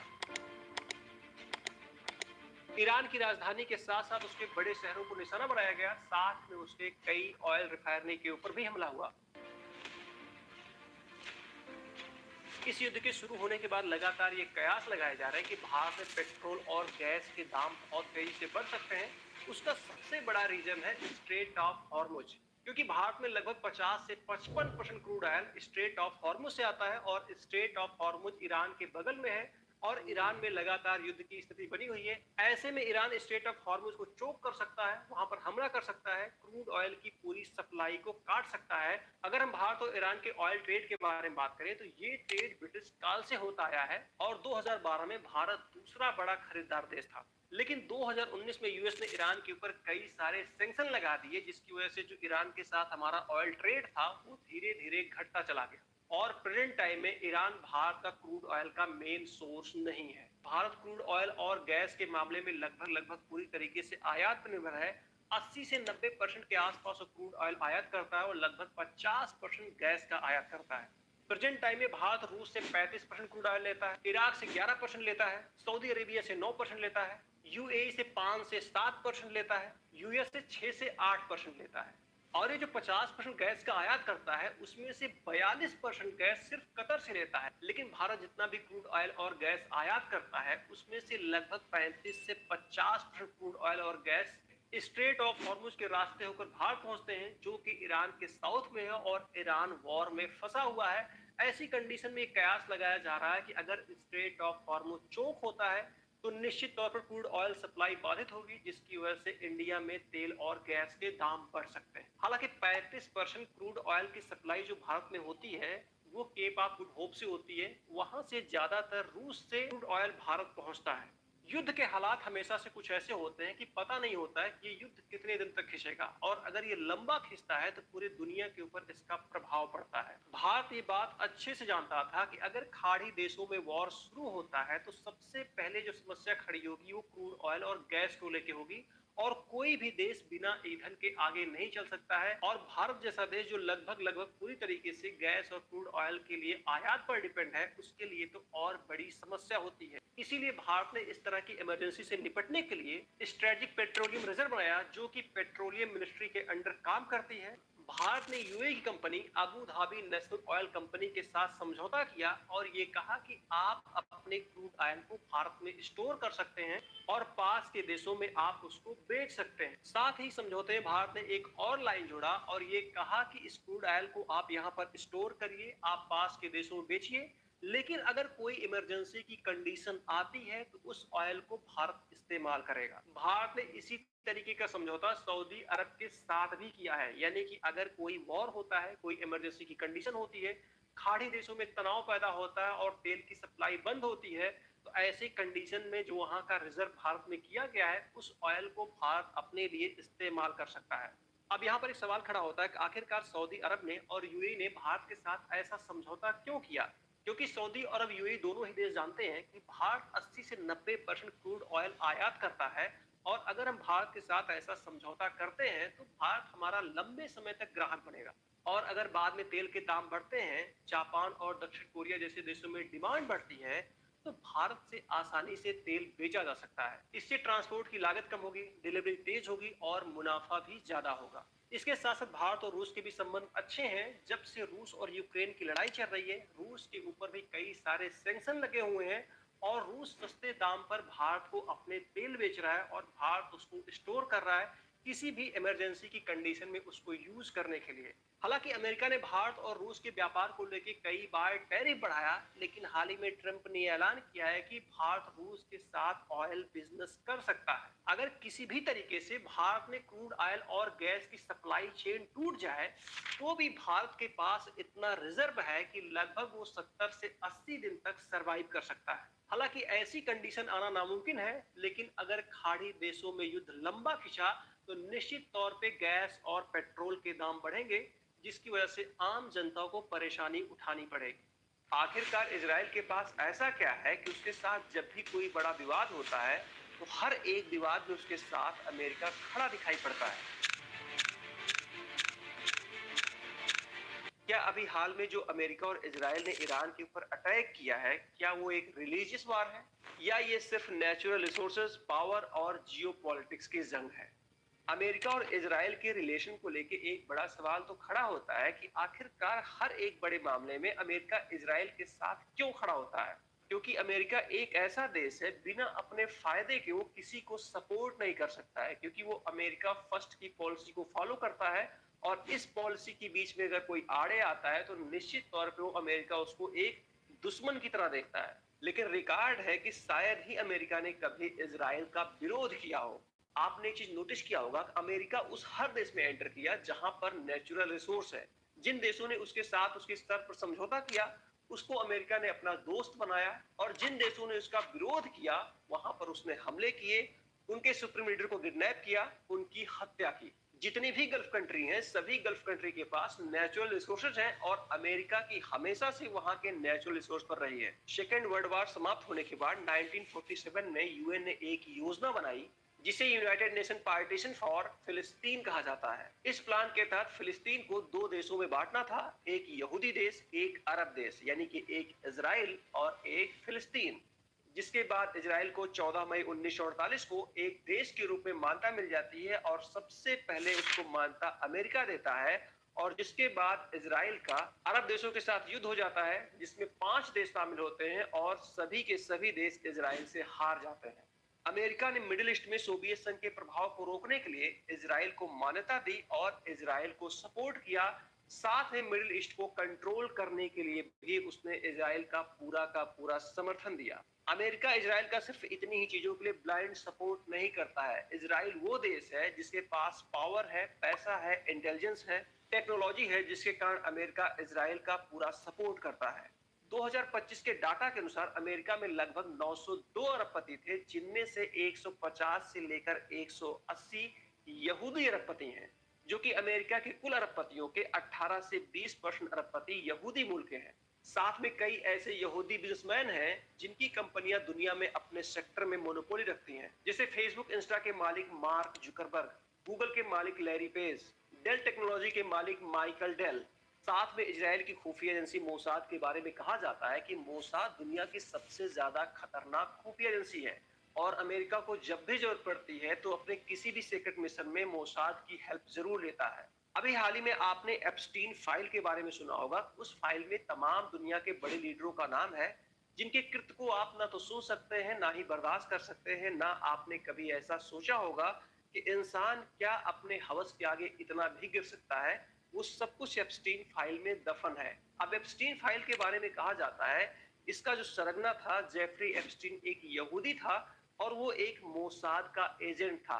यानी कि इजराइल ने जेफरी एप्स्टीन के थ्रू दुनिया के बड़े बड़े लीडर, बड़े बड़े पावरफुल लोग सबको अपने ट्रैप में फंसाया, जिससे वो कभी भी इजराइल के खिलाफ ना जा पाए। और एप्स्टीन फाइल में अमेरिका की कई बड़ी हस्तियों का नाम है। तो इससे ये कयास लगाया जा रहा है कि इजराइल ने सब कुछ ये इसलिए किया था कि इजराइल को ये बात पता है कि हो सकता है अमेरिका इन फ्यूचर उसका साथ छोड़ दे, तो उसके पास कुछ ऐसा रहे जिसके आधार पर वो अमेरिका को ब्लैकमेल कर सके। हालांकि ये सोशल मीडिया पे तैरती हुई कहानी है, अभी तक इसका कोई भी ऑथेंटिक सोर्स नहीं है, ना ही ये कहा जा रहा है कि ये घटना सत्य है। एक चीज आपने नोटिस किया होगा, जैसे ही अमेरिका और इजराइल ने ईरान के ऊपर एयर स्ट्राइक किया, दुनिया के कई ऐसे देश ये कहना शुरू कर दिए कि ये एक रिलीजियस वार है। भारत में तो कई लोग मार्च करने लगे, रोड पे आ गए, आंदोलन करने लगे कि ये इस्लाम के खिलाफ वार है, एक रिलीजियस वार है। क्या ये सच में एक रिलीजियस वार है? तो इसके पहले हमको समझना पड़ेगा, कई ऐसे देश हैं जिनका रिलीजन एक है फिर भी वो कट्टर दुश्मन है। जैसे हम दुनिया के सबसे पावरफुल देश अमेरिका और रूस को ले लें, अमेरिका और रूस दोनों जगह पर जो मोस्टली रिलीजियस लोग हैं वो क्रिश्चियन है, फिर भी वो एक दूसरे के कट्टर दुश्मन है। आपने देखा ही होगा लंबे समय से यूक्रेन और रूस का वॉर चल रहा है, दोनों ही एक क्रिश्चियन देश हैं। इसी तरीके से हमेशा से सऊदी अरब और ईरान के बीच कॉन्फ्लिक्ट रहा है और दोनों के ही दोनों देश मुस्लिम राष्ट्र हैं, हालांकि एक शिया राष्ट्र है, एक सुन्नी राष्ट्र है। अमेरिका और इजराइल ने मिलकर जो ईरान के ऊपर एयर स्ट्राइक किया है उसका समर्थन सऊदी अरब करता है, यूएई करता है, कतर करता है और ये सारे के सारे देश मुस्लिम राष्ट्र हैं। अगर ये रिलीजियस वॉर होता तो शायद ये देश कभी भी अमेरिका और इजराइल का समर्थन नहीं करते। तो जो हम लोग ये देख रहे हैं कि रिलीजियस वॉर है, ये बिल्कुल भी रिलीजियस वॉर नहीं है। ये वॉर जो शुरू हुआ है सिर्फ मिडिल ईस्ट को कंट्रोल करने के लिए, ईरान के न्यूक्लियर बम के प्लान को लेके, वहां के नेचुरल रिसोर्सेज के लिए। तो हम इस वॉर को किसी भी तरीके से रिलीजियस एंगल से नहीं देख सकते हैं, ना ही ये कोई रिलीजियस वॉर है। तो आज के इस वीडियो ब्लॉग में बस इतना ही। ये वीडियो आपको कैसा लगा कमेंट बॉक्स में कमेंट करके जरूर बताएं। वीडियो को लाइक करें, चैनल को सब्सक्राइब करें। धन्यवाद। क्या अमेरिका और इजराइल के द्वारा ईरान पर अटैक करने की सिर्फ यही वजह थी कि उसे मिडिल ईस्ट को कंट्रोल करना है, वहां के नेचुरल रिसोर्सेज को कंट्रोल करना है और ईरान के न्यूक्लियर प्लांट को बर्बाद करना है?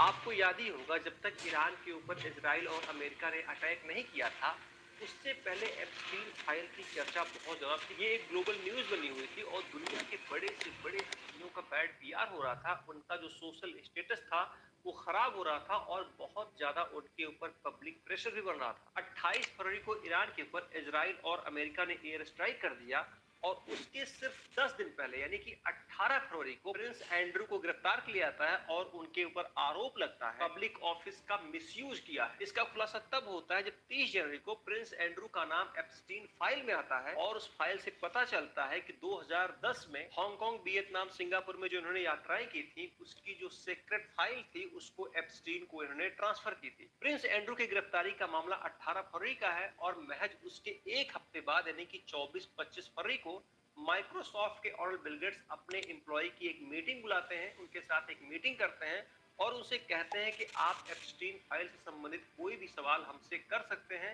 जिन भी लड़कियों की तस्वीर मेरे साथ वायरल हो रही है, जिनका चेहरा ब्लर कर दिया गया है, उनके साथ मेरे कोई भी गलत संबंध नहीं थे। इस इंसिडेंट से आप समझ सकते हैं अगर बिल गेट्स का संबंध एप्स्टीन से बहुत ही नॉर्मल था, इन्होंने कुछ भी ऐसा नहीं किया है जिससे इनके ऊपर कोई आरोप लगे, तो फिर इतनी बड़ी मीटिंग बुलाने की आवश्यकता क्या है, इतना ज्यादा पैनिक होने की क्या आवश्यकता है?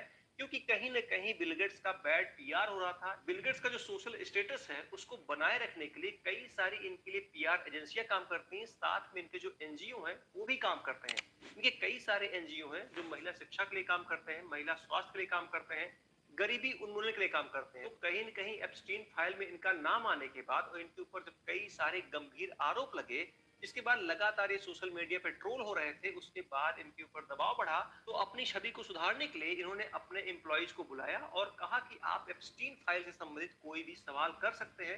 हालांकि मेरा एप्स्टीन से संबंध रहा है, लेकिन उसके किसी भी कृत्य में मेरा कोई भी हाथ नहीं है। अमेरिका के पूर्व राष्ट्रपति बिल क्लिंटन और उनकी पत्नी हिलेरी क्लिंटन का भी नाम एप्स्टीन फाइल में आ चुका है। हाउस ओवरसाइट कमेटी बनाई गई जिसको एप्स्टीन फाइल के मामले में और दूसरे मामलों में क्लिंटन फैमिली से पूछताछ करनी थी, लेकिन क्लिंटन फैमिली बार बार इस चीज को अवॉइड कर रही थी, जिसके बाद कमेटी के चीफ जेम्स कोमर ने कहा कि अगर आप कमेटी के सामने उपस्थित नहीं होते हैं और हमारे सवालों का जवाब नहीं देते हैं तो ये अवमानना का आपके ऊपर केस लगेगा और आपकी गिरफ्तारी के ऊपर हमला होने से पहले हुई थी, यानी कि 26-27 फरवरी को हुई थी। इसी क्रम में 26 फरवरी को एक और घटना हुई थी। वर्ल्ड इकोनॉमिक फोरम के प्रेसिडेंट बोर्गे ब्रेंडे ने अपने पद से इस्तीफा दे दिया। इनका नाम भी एप्स्टीन के साथ आया, कई तस्वीरें वायरल हुई जिससे ये पता चलता है कि कई बार एप्स्टीन के साथ डिनर शेयर किए थे और तमाम सारे इनके ऊपर आरोप लगे। इसी के साथ 27 फरवरी को एक और घटना होती है, पेंटागन और क्लाड की एक डील टूट जाती है। 27 फरवरी को पेंटागन और क्लाड के बीच एक डील उस वक्त खत्म हो गई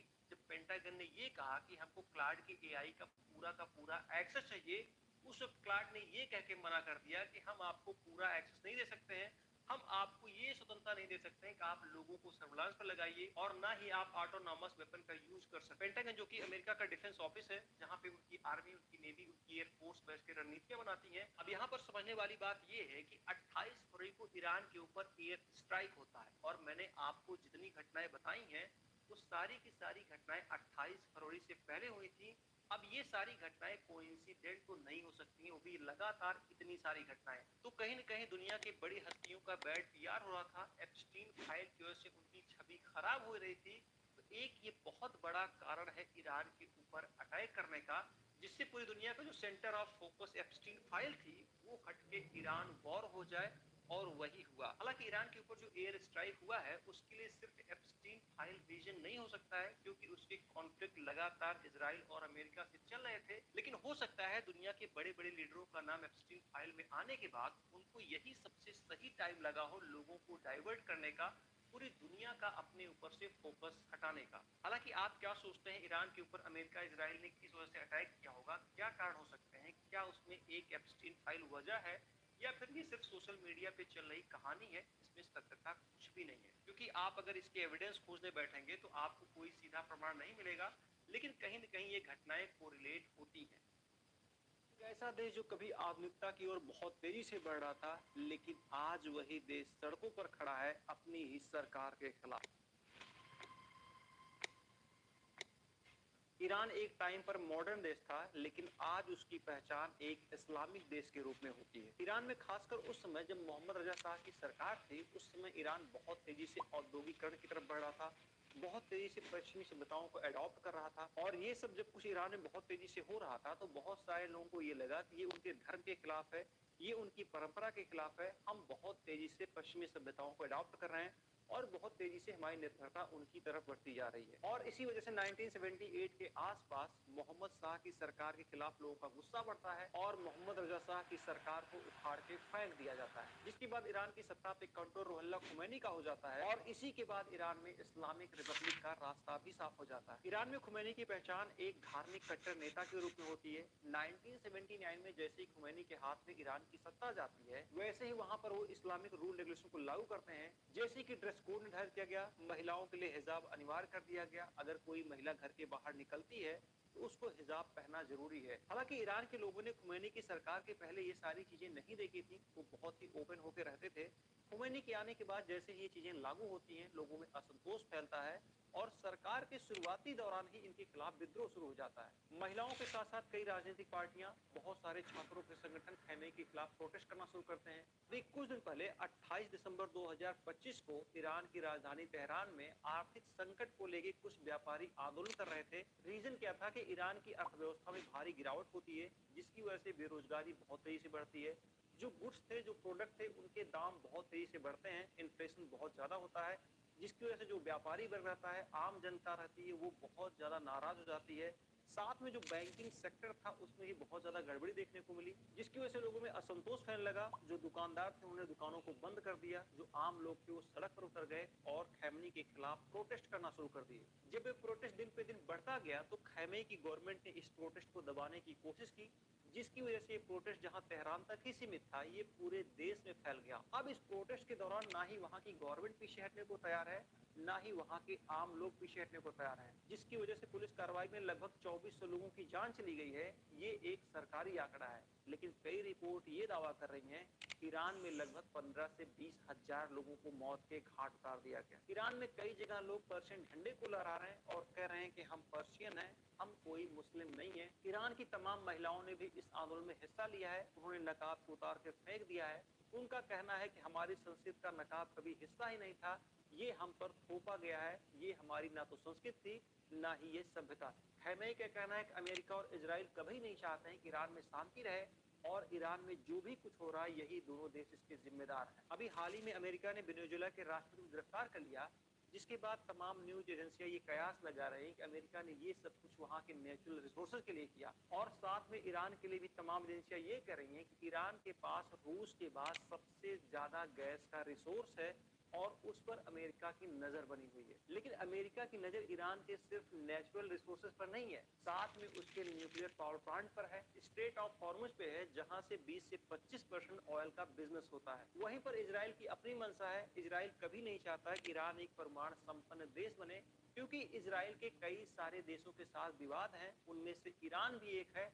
अगर ईरान एक परमाणु संपन्न देश बनता है तो ये इजराइल के लिए सबसे बड़ा खतरा होगा। इसलिए जो खैमेई का कहना है कि जो कुछ ईरान में हो रहा है उसके लिए इजराइल और अमेरिका दोषी हैं, ये बात काफी हद तक सच हो सकती है। लेकिन ईरान में ईरान की गिरती हुई अर्थव्यवस्था, अनएम्प्लॉयमेंट, इन्फ्लेशन और साथ में खैमेई की धार्मिक कट्टरता की वजह से इस आंदोलन को बल मिला। तो हो सकता है जो भी कुछ ईरान में हो रहा हो उसमें अमेरिका और इजराइल का हाथ हो, क्योंकि अमेरिका का नाम तब भी आता है जब बांग्लादेश में प्रोटेस्ट होता है, जब नेपाल में प्रोटेस्ट होता है, जब श्रीलंका में प्रोटेस्ट होता है। तो अमेरिका ईरान को अस्थिर करने के लिए बिल्कुल ऐसा कर सकता है। साथ में आपने एक चीज और नोटिस किया होगा, जब भी इजराइल का विवाद गजा और फिलिस्तीन से होता है तो भारत के बहुत सारे लिबरल हैं जो तख्ती प्लेट लेके सामने आ जाते हैं कि गजा में अत्याचार हो रहा है, फिलिस्तीन में अत्याचार हो रहा है, बेकसूर मारे जा रहे हैं।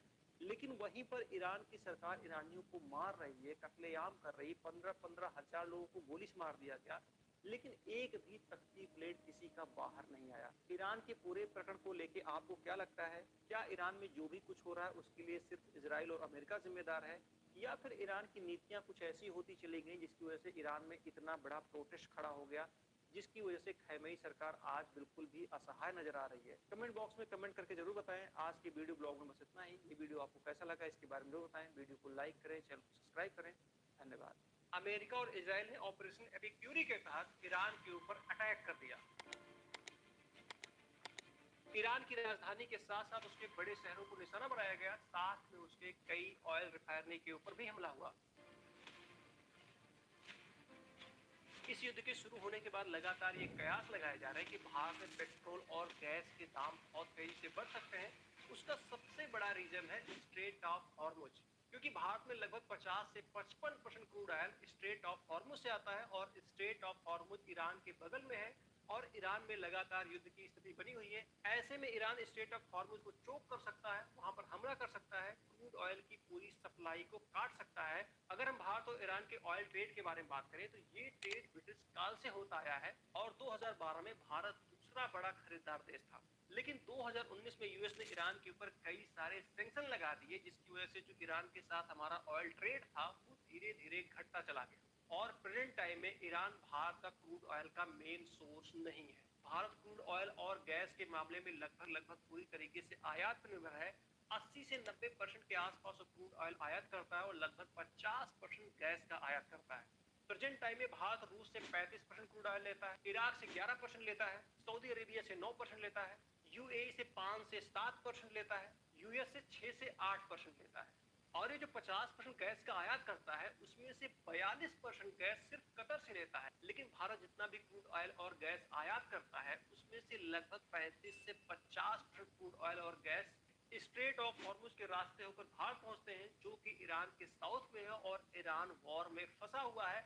ऐसी कंडीशन में कयास लगाया जा रहा है कि अगर स्ट्रेट ऑफ हॉर्मुज चोक होता है तो निश्चित तौर पर क्रूड ऑयल सप्लाई बाधित होगी, जिसकी वजह से इंडिया में तेल और गैस के दाम बढ़ सकते हैं। हालांकि 35% क्रूड ऑयल की सप्लाई जो भारत में होती है वो केप ऑफ गुड होप से होती है, वहां से ज्यादातर रूस से क्रूड ऑयल भारत पहुंचता है। युद्ध के हालात हमेशा से कुछ ऐसे होते हैं कि पता नहीं होता है कि ये युद्ध कितने दिन तक खिंचेगा और अगर ये लंबा खिंचता है तो पूरी दुनिया के ऊपर इसका प्रभाव पड़ता है। भारत ये बात अच्छे से जानता था कि अगर खाड़ी देशों में वॉर शुरू होता है तो सबसे पहले जो समस्या खड़ी होगी वो क्रूड ऑयल और गैस को लेके होगी और कोई भी देश बिना ईंधन के आगे नहीं चल सकता है। और भारत जैसा देश जो लगभग पूरी तरीके से गैस और क्रूड ऑयल के लिए आयात पर डिपेंड है, उसके लिए तो और बड़ी समस्या होती है। इसीलिए भारत ने इस तरह की इमरजेंसी से निपटने के लिए स्ट्रेटेजिक पेट्रोलियम रिजर्व बनाया, जो कि पेट्रोलियम मिनिस्ट्री के अंडर काम करती है। भारत ने यूएई की company Abu Dhabi national oil company के साथ समझौता किया और ये कहा कि आप अपने क्रूड ऑयल को भारत में स्टोर कर सकते हैं और पास के देशों में आप उसको बेच सकते हैं। साथ ही समझौते में भारत ने एक और लाइन जोड़ा और ये कहा कि इस क्रूड ऑयल को आप यहाँ पर स्टोर करिए, आप पास के देशों में बेचिए, लेकिन अगर कोई इमरजेंसी की कंडीशन आती है तो उस ऑयल को भारत इस्तेमाल करेगा। भारत ने इसी तरीके का समझौता सऊदी अरब के साथ भी किया है, यानी कि अगर कोई वॉर होता है, कोई इमरजेंसी की कंडीशन होती है, खाड़ी देशों में तनाव पैदा होता है और तेल की सप्लाई बंद होती है, तो ऐसे कंडीशन में जो वहां का रिजर्व भारत में किया गया है, उस ऑयल को भारत अपने लिए इस्तेमाल कर सकता है। अब यहाँ पर एक सवाल खड़ा होता है कि आखिरकार सऊदी अरब ने और यूएई ने भारत के साथ ऐसा समझौता क्यों किया? क्योंकि सऊदी अरब यूएई दोनों ही देश जानते हैं कि भारत 80 से 90% क्रूड ऑयल आयात करता है, और अगर हम भारत के साथ ऐसा समझौता करते हैं तो भारत हमारा लंबे समय तक ग्राहक बनेगा। और अगर बाद में तेल के दाम बढ़ते हैं, जापान और दक्षिण कोरिया जैसे देशों में डिमांड बढ़ती है, तो भारत से आसानी से तेल भेजा जा सकता है। इससे ट्रांसपोर्ट की लागत कम होगी, डिलीवरी तेज होगी और मुनाफा भी ज्यादा होगा। इसके साथ साथ भारत और रूस के भी संबंध अच्छे हैं। जब से रूस और यूक्रेन की लड़ाई चल रही है, रूस के ऊपर भी कई सारे सैंक्शन लगे हुए हैं और रूस सस्ते दाम पर भारत को अपने तेल बेच रहा है और भारत उसको स्टोर कर रहा है किसी भी इमरजेंसी की कंडीशन में उसको यूज करने के लिए। हालांकि अमेरिका ने भारत और रूस के व्यापार को लेकर कई बार टैरिफ बढ़ाया, लेकिन हाल ही में ट्रंप ने ऐलान किया है कि भारत रूस के साथ ऑयल बिजनेस कर सकता है। अगर किसी भी तरीके से भारत में क्रूड ऑयल और गैस की सप्लाई चेन टूट जाए, तो भी भारत के पास इतना रिजर्व है कि लगभग वो 70 से 80 दिन तक सरवाइव कर सकता है। हालांकि ऐसी कंडीशन आना नामुमकिन है, लेकिन अगर खाड़ी देशों में युद्ध लंबा खिंचा तो निश्चित तौर पे गैस और पेट्रोल के दाम बढ़ेंगे, जिसकी वजह से आम जनता को परेशानी उठानी पड़ेगी। आखिरकार इजराइल के पास ऐसा क्या है कि उसके साथ जब भी कोई बड़ा विवाद होता है, तो हर एक विवाद में उसके साथ अमेरिका खड़ा दिखाई पड़ता है। क्या अभी हाल में जो अमेरिका और इजराइल ने ईरान के ऊपर अटैक किया है, क्या वो एक रिलीजियस वार है या ये सिर्फ नेचुरल रिसोर्सेज, पावर और जियोपॉलिटिक्स की जंग है? अमेरिका और इजराइल के रिलेशन को लेके एक बड़ा सवाल तो खड़ा होता है कि आखिरकार हर एक बड़े मामले में अमेरिका इजराइल के साथ क्यों खड़ा होता है? क्योंकि अमेरिका एक ऐसा देश है, बिना अपने फायदे के वो किसी को सपोर्ट नहीं कर सकता है, क्योंकि वो अमेरिका फर्स्ट की पॉलिसी को फॉलो करता है और इस पॉलिसी के बीच में अगर कोई आड़े आता है तो निश्चित तौर पे वो अमेरिका उसको एक दुश्मन की तरह देखता है। लेकिन रिकॉर्ड है कि शायद ही अमेरिका ने कभी इजराइल का विरोध किया हो। आपने एक चीज नोटिस किया होगा, अमेरिका उस हर देश में एंटर किया जहां पर नेचुरल रिसोर्स है। जिन देशों ने उसके साथ उसके स्तर पर समझौता किया, उसको अमेरिका ने अपना दोस्त बनाया, और जिन देशों ने उसका विरोध किया, वहां पर उसने हमले किए, उनके सुप्रीम लीडर को किडनैप किया, उनकी हत्या की। जितनी भी गल्फ कंट्री हैं, सभी गल्फ कंट्री के पास नेचुरल रिसोर्सेज हैं और अमेरिका की हमेशा से वहां के नेचुरल रिसोर्स पर रही है। सेकेंड वर्ल्ड वॉर समाप्त होने के बाद 1947 में यूएन ने एक योजना बनाई जिसे यूनाइटेड नेशन पार्टीशन फॉर फिलिस्तीन कहा जाता है। इस प्लान के तहत फिलिस्तीन को दो देशों में बांटना था, एक यहूदी देश, एक अरब देश, यानी कि एक इजराइल और एक फिलिस्तीन। जिसके बाद इजराइल को 14 मई 1948 को एक देश के रूप में मान्यता मिल जाती है और सबसे पहले इसको मान्यता अमेरिका देता है, और जिसके बाद इजराइल का अरब देशों के साथ युद्ध हो जाता है, जिसमें 5 देश शामिल होते हैं और सभी के सभी देश इजराइल से हार जाते हैं। अमेरिका ने मिडिल ईस्ट में सोवियत संघ के प्रभाव को रोकने के लिए इजराइल को मान्यता दी और इजराइल को सपोर्ट किया। साथ में मिडिल ईस्ट को कंट्रोल करने के लिए भी उसने इजराइल का पूरा समर्थन दिया। अमेरिका इजराइल का सिर्फ इतनी ही चीजों के लिए ब्लाइंड सपोर्ट नहीं करता है। इजराइल वो देश है जिसके पास पावर है, पैसा है, इंटेलिजेंस है, टेक्नोलॉजी है, जिसके कारण अमेरिका इजराइल का पूरा सपोर्ट करता है। 2025 के डाटा के अनुसार अमेरिका में लगभग 902 अरबपति थे, जिनमें से 150 से लेकर 180 यहूदी अरबपति हैं, जो कि अमेरिका के कुल अरबपतियों के 18 से 20% अरबपति यहूदी मूल के हैं। साथ में कई ऐसे यहूदी बिजनेसमैन हैं जिनकी कंपनियां दुनिया में अपने सेक्टर में मोनोपोली रखती हैं, जैसे फेसबुक इंस्टा के मालिक मार्क जुकरबर्ग, गूगल के मालिक लैरी पेज, डेल टेक्नोलॉजी के मालिक माइकल डेल। साथ में इजराइल की खुफिया एजेंसी मोसाद के बारे में कहा जाता है कि मोसाद दुनिया की सबसे ज्यादा खतरनाक खुफिया एजेंसी है और अमेरिका को जब भी जरूरत पड़ती है तो अपने किसी भी सीक्रेट मिशन में मोसाद की हेल्प जरूर लेता है। अभी हाल ही में आपने एप्स्टीन फाइल के बारे में सुना होगा। उस फाइल में तमाम दुनिया के बड़े लीडरों का नाम है, जिनके कृत्य को आप ना तो सुन सकते हैं, ना ही बर्दाश्त कर सकते हैं, ना आपने कभी ऐसा सोचा होगा कि इंसान क्या अपने हवस के आगे इतना भी गिर सकता है। वो सब कुछ एप्स्टीन फाइल में दफन है। अब एप्स्टीन फाइल के बारे में कहा जाता है, इसका जो सरगना था जेफरी एप्स्टीन एक यहूदी था और वो एक मोसाद का एजेंट था। यानी कि इजराइल ने जेफरी एप्स्टीन के थ्रू दुनिया के बड़े बड़े लीडर, बड़े बड़े पावरफुल लोग सबको अपने ट्रैप में फंसाया, जिससे वो कभी भी इजराइल के खिलाफ ना जा पाए। और एप्स्टीन फाइल में अमेरिका की कई बड़ी हस्तियों का नाम है। इससे ये कयास लगाया जा रहा है कि इजराइल ने सब कुछ ये इसलिए किया था कि इजराइल को ये बात पता है कि हो सकता है अमेरिका इन फ्यूचर उसका साथ छोड़ दे, तो उसके पास कुछ ऐसा रहे जिसके आधार पर वो अमेरिका को ब्लैकमेल कर सके। हालांकि ये सोशल मीडिया पे तैरती हुई कहानी है, अभी तक इसका कोई भी ऑथेंटिक सोर्स नहीं है, ना ही ये कहा जा रहा है कि ये घटना सत्य है।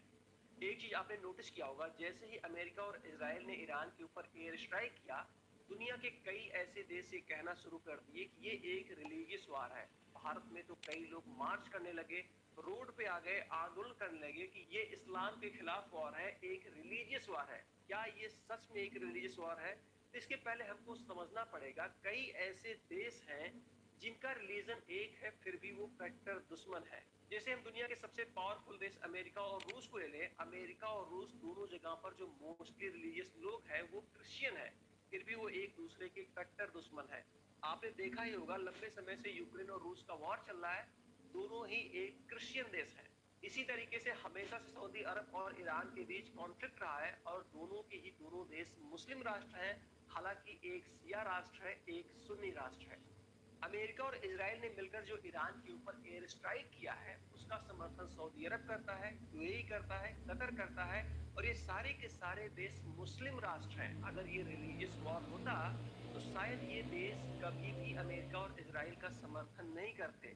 तो जो हम लोग ये देख रहे हैं कि रिलीजियस वॉर है, ये बिल्कुल भी रिलीजियस वॉर नहीं है। ये वॉर जो शुरू हुआ है सिर्फ मिडिल ईस्ट को कंट्रोल करने के लिए, ईरान के न्यूक्लियर बम के प्लान को लेके, वहां के नेचुरल रिसोर्सेज के लिए। तो हम इस वॉर को किसी भी तरीके से रिलीजियस एंगल से नहीं देख सकते हैं, ना ही ये कोई रिलीजियस वॉर है। तो आज के इस वीडियो ब्लॉग में बस इतना ही। ये वीडियो आपको कैसा लगा कमेंट बॉक्स में कमेंट करके जरूर बताएं। वीडियो को लाइक करें, चैनल को सब्सक्राइब करें। धन्यवाद। क्या अमेरिका और इजराइल के द्वारा ईरान पर अटैक करने की सिर्फ यही वजह थी कि उसे मिडिल ईस्ट को कंट्रोल करना है, वहां के नेचुरल रिसोर्सेज को कंट्रोल करना है, और ईरान के न्यूक्लियर प्लांट को बर्बाद करना है?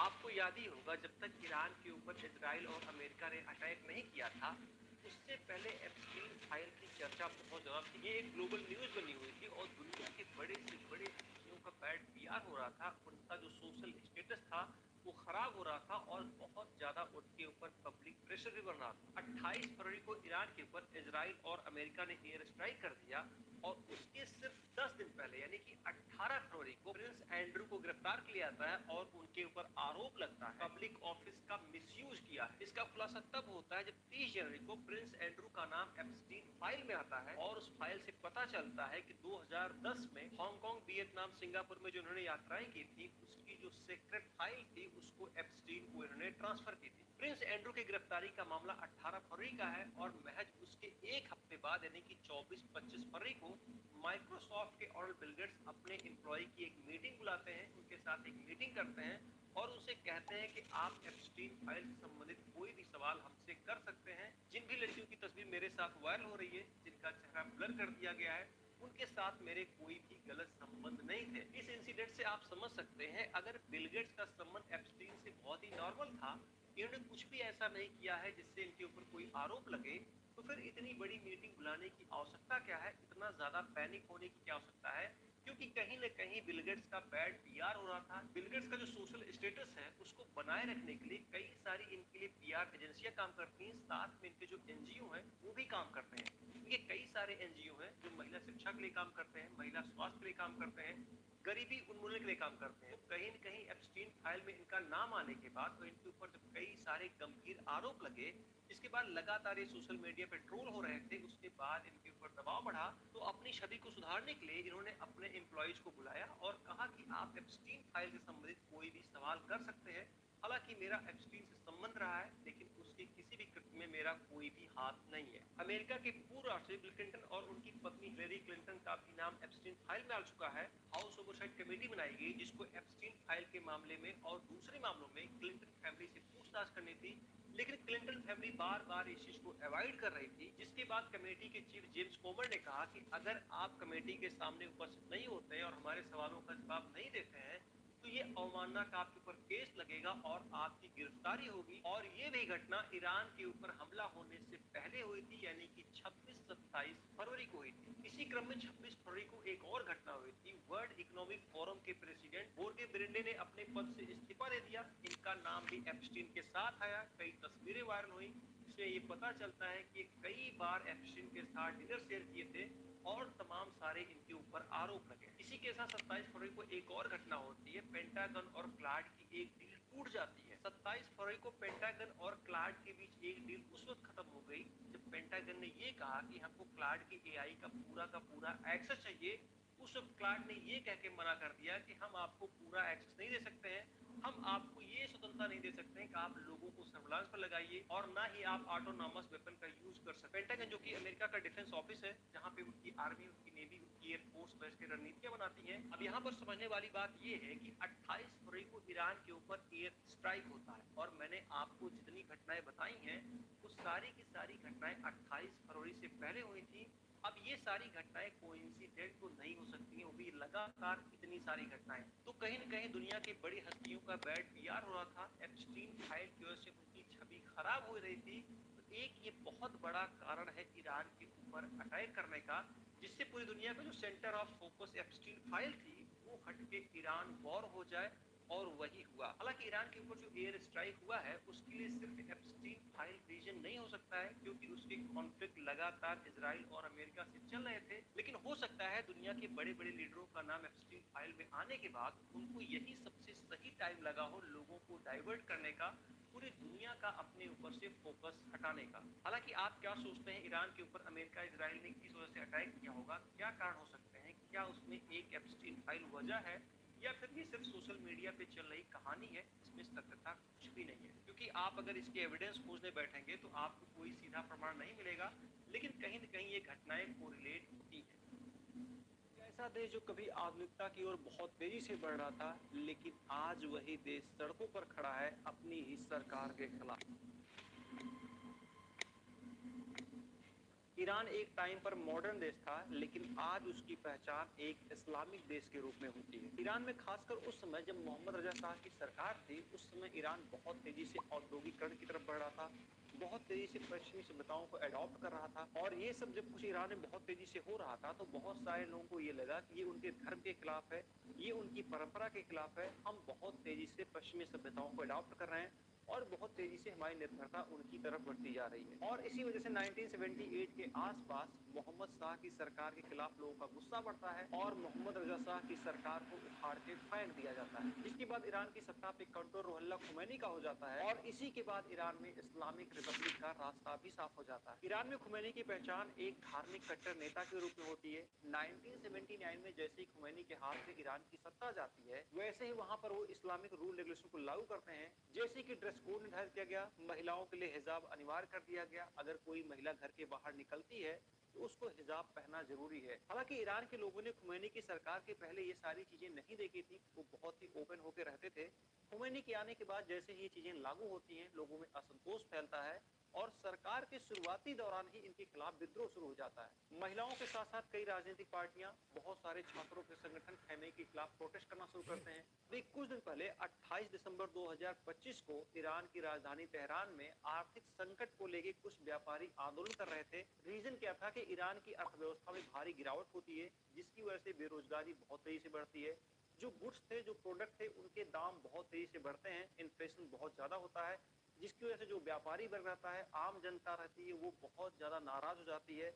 साथ में जो बैंकिंग सेक्टर था उसमें बहुत ज्यादा गड़बड़ी देखने को मिली, जिसकी वजह से लोगों में असंतोष फैलने लगा। जो दुकानदार थे उन्होंने दुकानों को बंद कर दिया, जो आम लोग थे वो सड़क पर उतर गए और खैमनी के खिलाफ प्रोटेस्ट करना शुरू कर दिए। जब ये प्रोटेस्ट दिन पे दिन बढ़ता गया तो खैमे की गवर्नमेंट ने इस प्रोटेस्ट को दबाने की कोशिश की, जिसकी वजह से ये प्रोटेस्ट जहां तेहरान तक ही सीमित था, ये पूरे देश में फैल गया। अब इस प्रोटेस्ट के दौरान ना ही वहां की गवर्नमेंट पीछे हटने को तैयार है, ना ही वहां के आम लोग पीछे हटने को तैयार हैं, जिसकी वजह से पुलिस कार्रवाई में लगभग 2400 लोगों की जान चली गई है। ये एक सरकारी आंकड़ा है, लेकिन कई रिपोर्ट ये दावा कर रही हैं ईरान में लगभग 15 से 20 हजार लोगों को मौत के घाट उतार दिया गया। ईरान में कई जगह लोग पर्शियन झंडे को लहरा रहे हैं और कह रहे हैं कि हम पर्शियन हैं, हम कोई मुस्लिम नहीं है। ईरान की तमाम महिलाओं ने भी इस आंदोलन में हिस्सा लिया है, उन्होंने नकाब को उतार कर फेंक दिया है।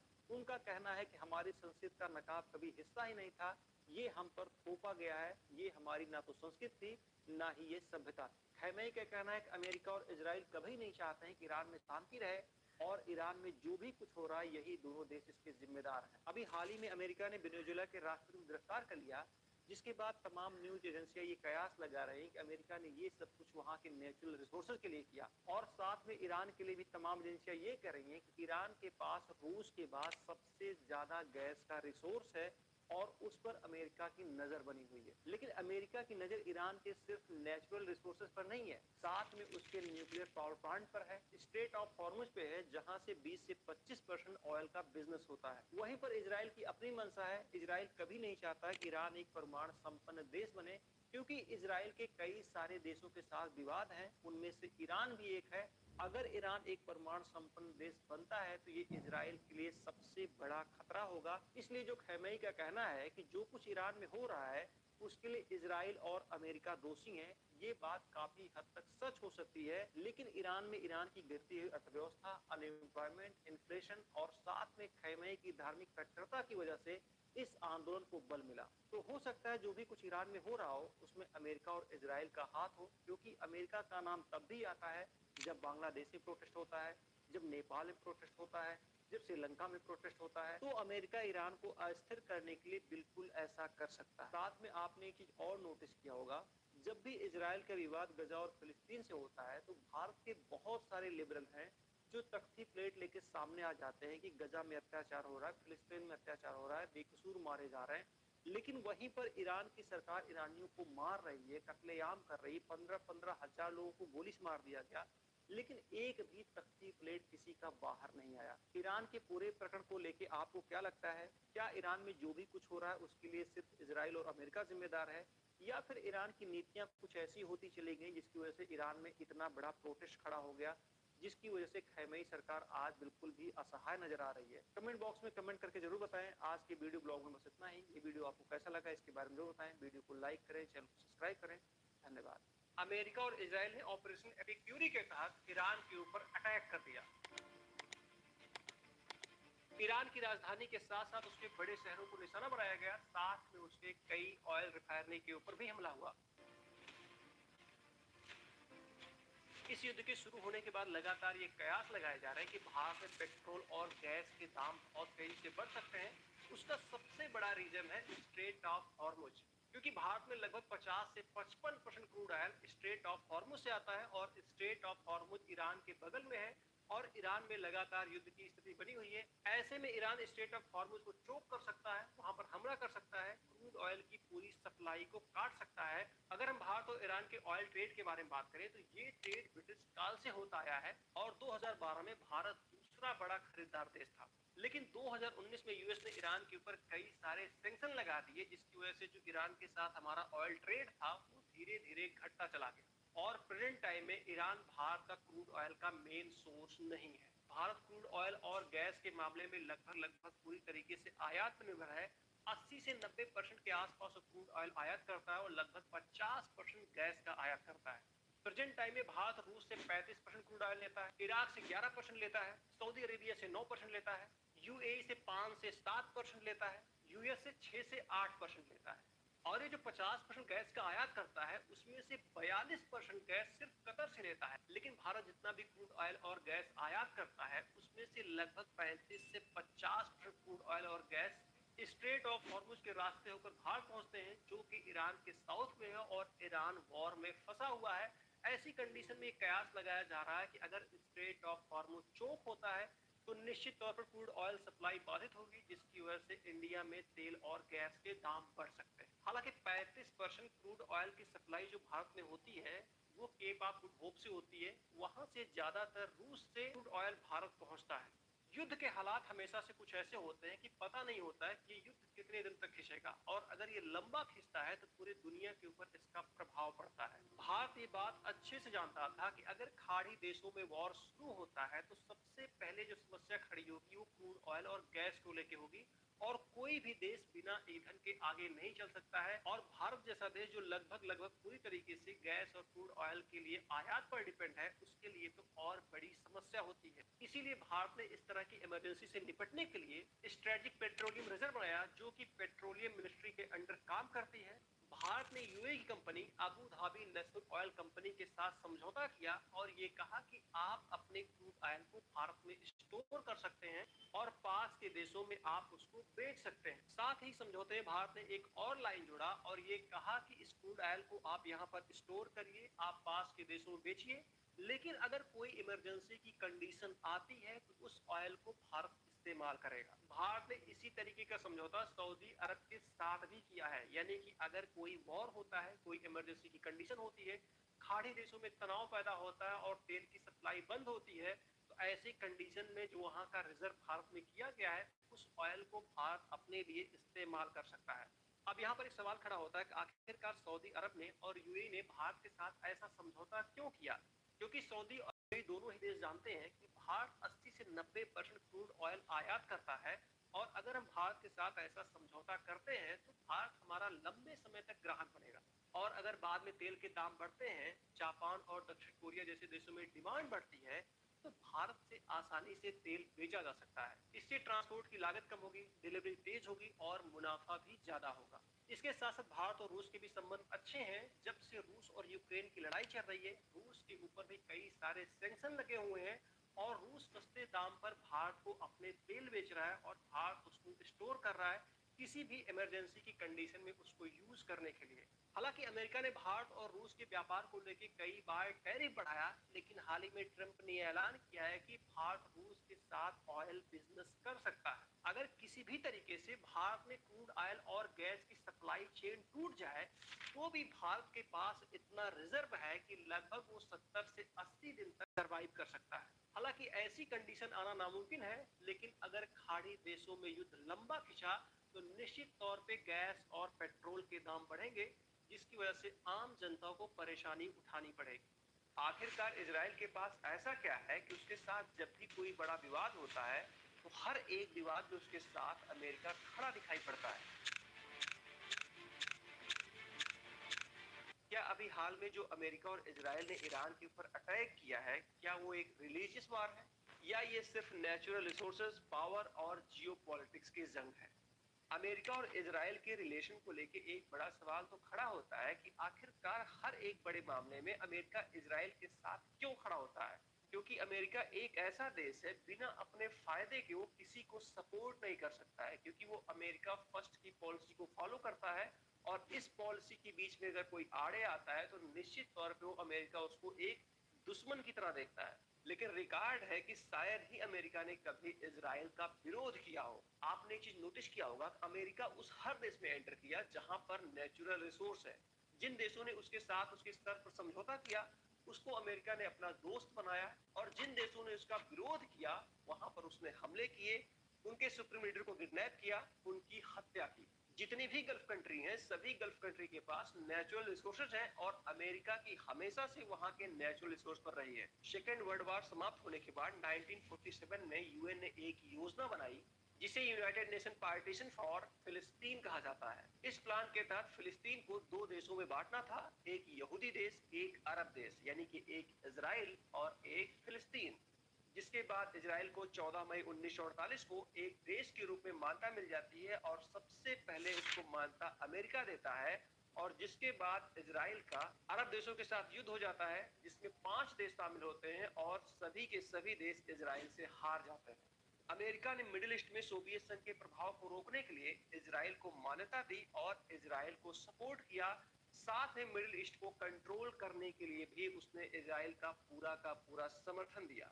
अमेरिका इजराइल का सिर्फ इतनी ही चीजों के लिए ब्लाइंड सपोर्ट नहीं करता है। इजराइल वो देश है जिसके पास पावर है, पैसा है, इंटेलिजेंस है, टेक्नोलॉजी है, जिसके कारण अमेरिका इजराइल का पूरा सपोर्ट करता है।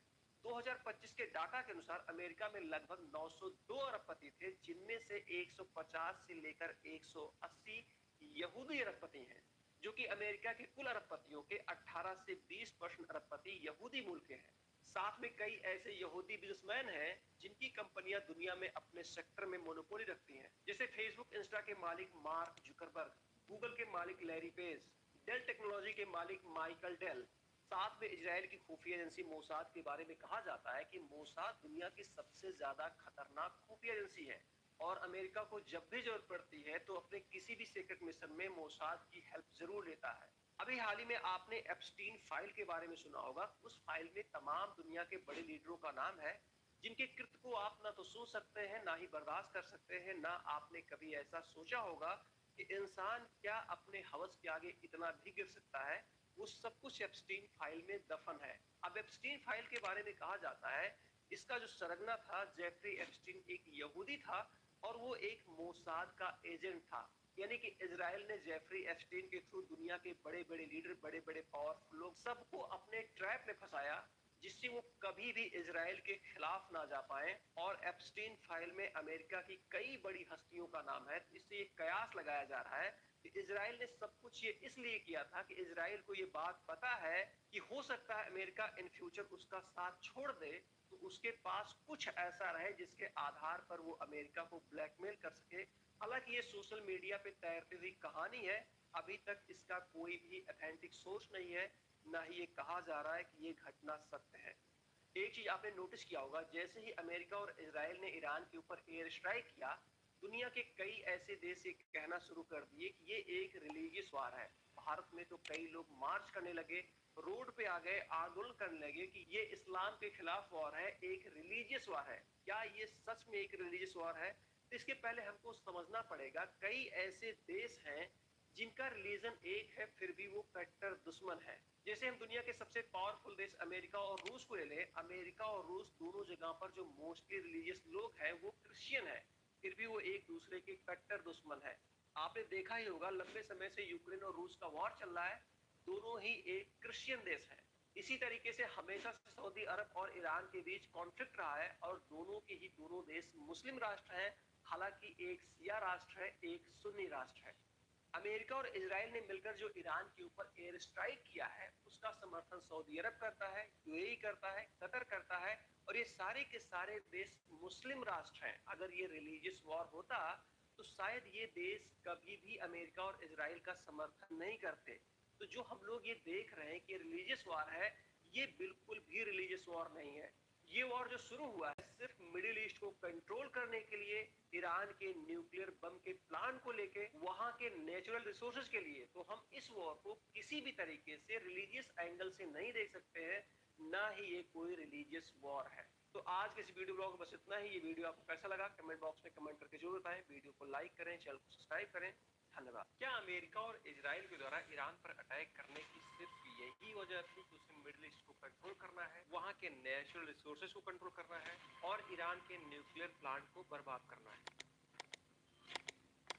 आपको याद ही होगा जब तक ईरान के ऊपर इजराइल और अमेरिका ने अटैक नहीं किया था, उससे पहले एप्स्टीन फाइल की चर्चा बहुत ज्यादा थी। ये एक ग्लोबल न्यूज बनी हुई थी और दुनिया के बड़े से बड़े हस्तियों का बैड पीआर हो रहा था, उनका जो सोशल स्टेटस था वो खराब हो रहा था और बहुत ज्यादा उनके ऊपर पब्लिक प्रेशर भी बन रहा था। 28 फरवरी को ईरान के ऊपर इजराइल और अमेरिका ने एयर स्ट्राइक कर दिया और उसके सिर्फ 10 दिन पहले यानी कि 18 फरवरी को प्रिंस एंड्रू को गिरफ्तार किया जाता है और उनके ऊपर आरोप लगता है पब्लिक ऑफिस का मिसयूज किया है। इसका खुलासा तब होता है जब 30 जनवरी को प्रिंस एंड्रू का नाम एप्स्टीन फाइल में आता है और उस फाइल से पता चलता है कि 2010 में हांगकांग, वियतनाम, सिंगापुर में जो इन्होंने यात्राएं की थी उसकी जो सीक्रेट फाइल थी उसको एप्स्टीन को इन्होंने ट्रांसफर की थी। प्रिंस एंड्रू की गिरफ्तारी का मामला 18 फरवरी का है और महज उसके एक हफ्ते बाद यानी कि 24-25 फरवरी को माइक्रोसॉफ्ट के और बिल गेट्स अपने एम्प्लॉय की एक मीटिंग बुलाते हैं, उनके साथ एक मीटिंग करते हैं और उसे कहते हैं कि आप एप्स्टीन फाइल से संबंधित कोई भी सवाल हमसे कर सकते हैं। जिन भी लड़कियों की तस्वीर मेरे साथ वायरल हो रही है, जिनका चेहरा ब्लर कर दिया गया है, उनके साथ मेरे कोई भी गलत संबंध नहीं थे। इस इंसिडेंट से आप समझ सकते हैं अगर बिल गेट्स का संबंध एप्स्टीन से बहुत ही नॉर्मल था, इन्होंने कुछ भी ऐसा नहीं किया है जिससे इनके ऊपर कोई आरोप लगे, तो फिर इतनी बड़ी मीटिंग बुलाने की आवश्यकता क्या है, इतना ज्यादा पैनिक होने की क्या आवश्यकता है? क्योंकि कहीं न कहीं बिल गेट्स का बैड पीआर हो रहा था। बिल गेट्स का जो सोशल स्टेटस है उसको बनाए रखने के लिए कई सारी इनके लिए पीआर एजेंसियां काम करती हैं, साथ में इनके जो एनजीओ हैं वो भी काम करते हैं। इनके कई सारे एनजीओ हैं जो महिला शिक्षा के लिए काम करते हैं, महिला स्वास्थ्य के लिए काम करते हैं, गरीबी उन्मूलन के लिए काम करते हैं। तो कहीं न कहीं एप्स्टीन फाइल में इनका नाम आने के बाद और इनके ऊपर जब कई सारे गंभीर आरोप लगे, जिसके बाद लगातार ये सोशल मीडिया पे ट्रोल हो रहे थे, उसके बाद इनके ऊपर दबाव बढ़ा, तो अपनी छवि को सुधारने के लिए इन्होंने अपने एम्प्लॉइज को बुलाया और कहा कि आप एप्स्टीन फाइल से संबंधित कोई भी सवाल कर सकते हैं।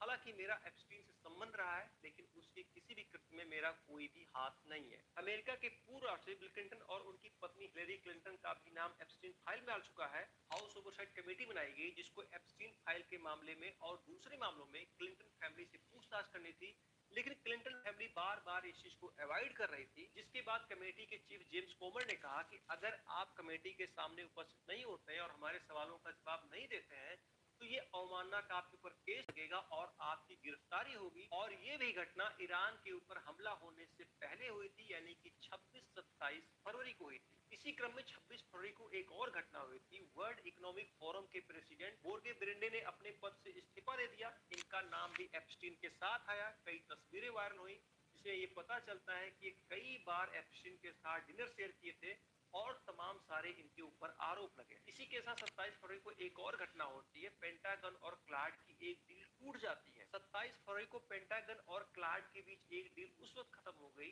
जब पेंटागन ने ये कहा कि हमको क्लाड के एआई का पूरा एक्सेस चाहिए।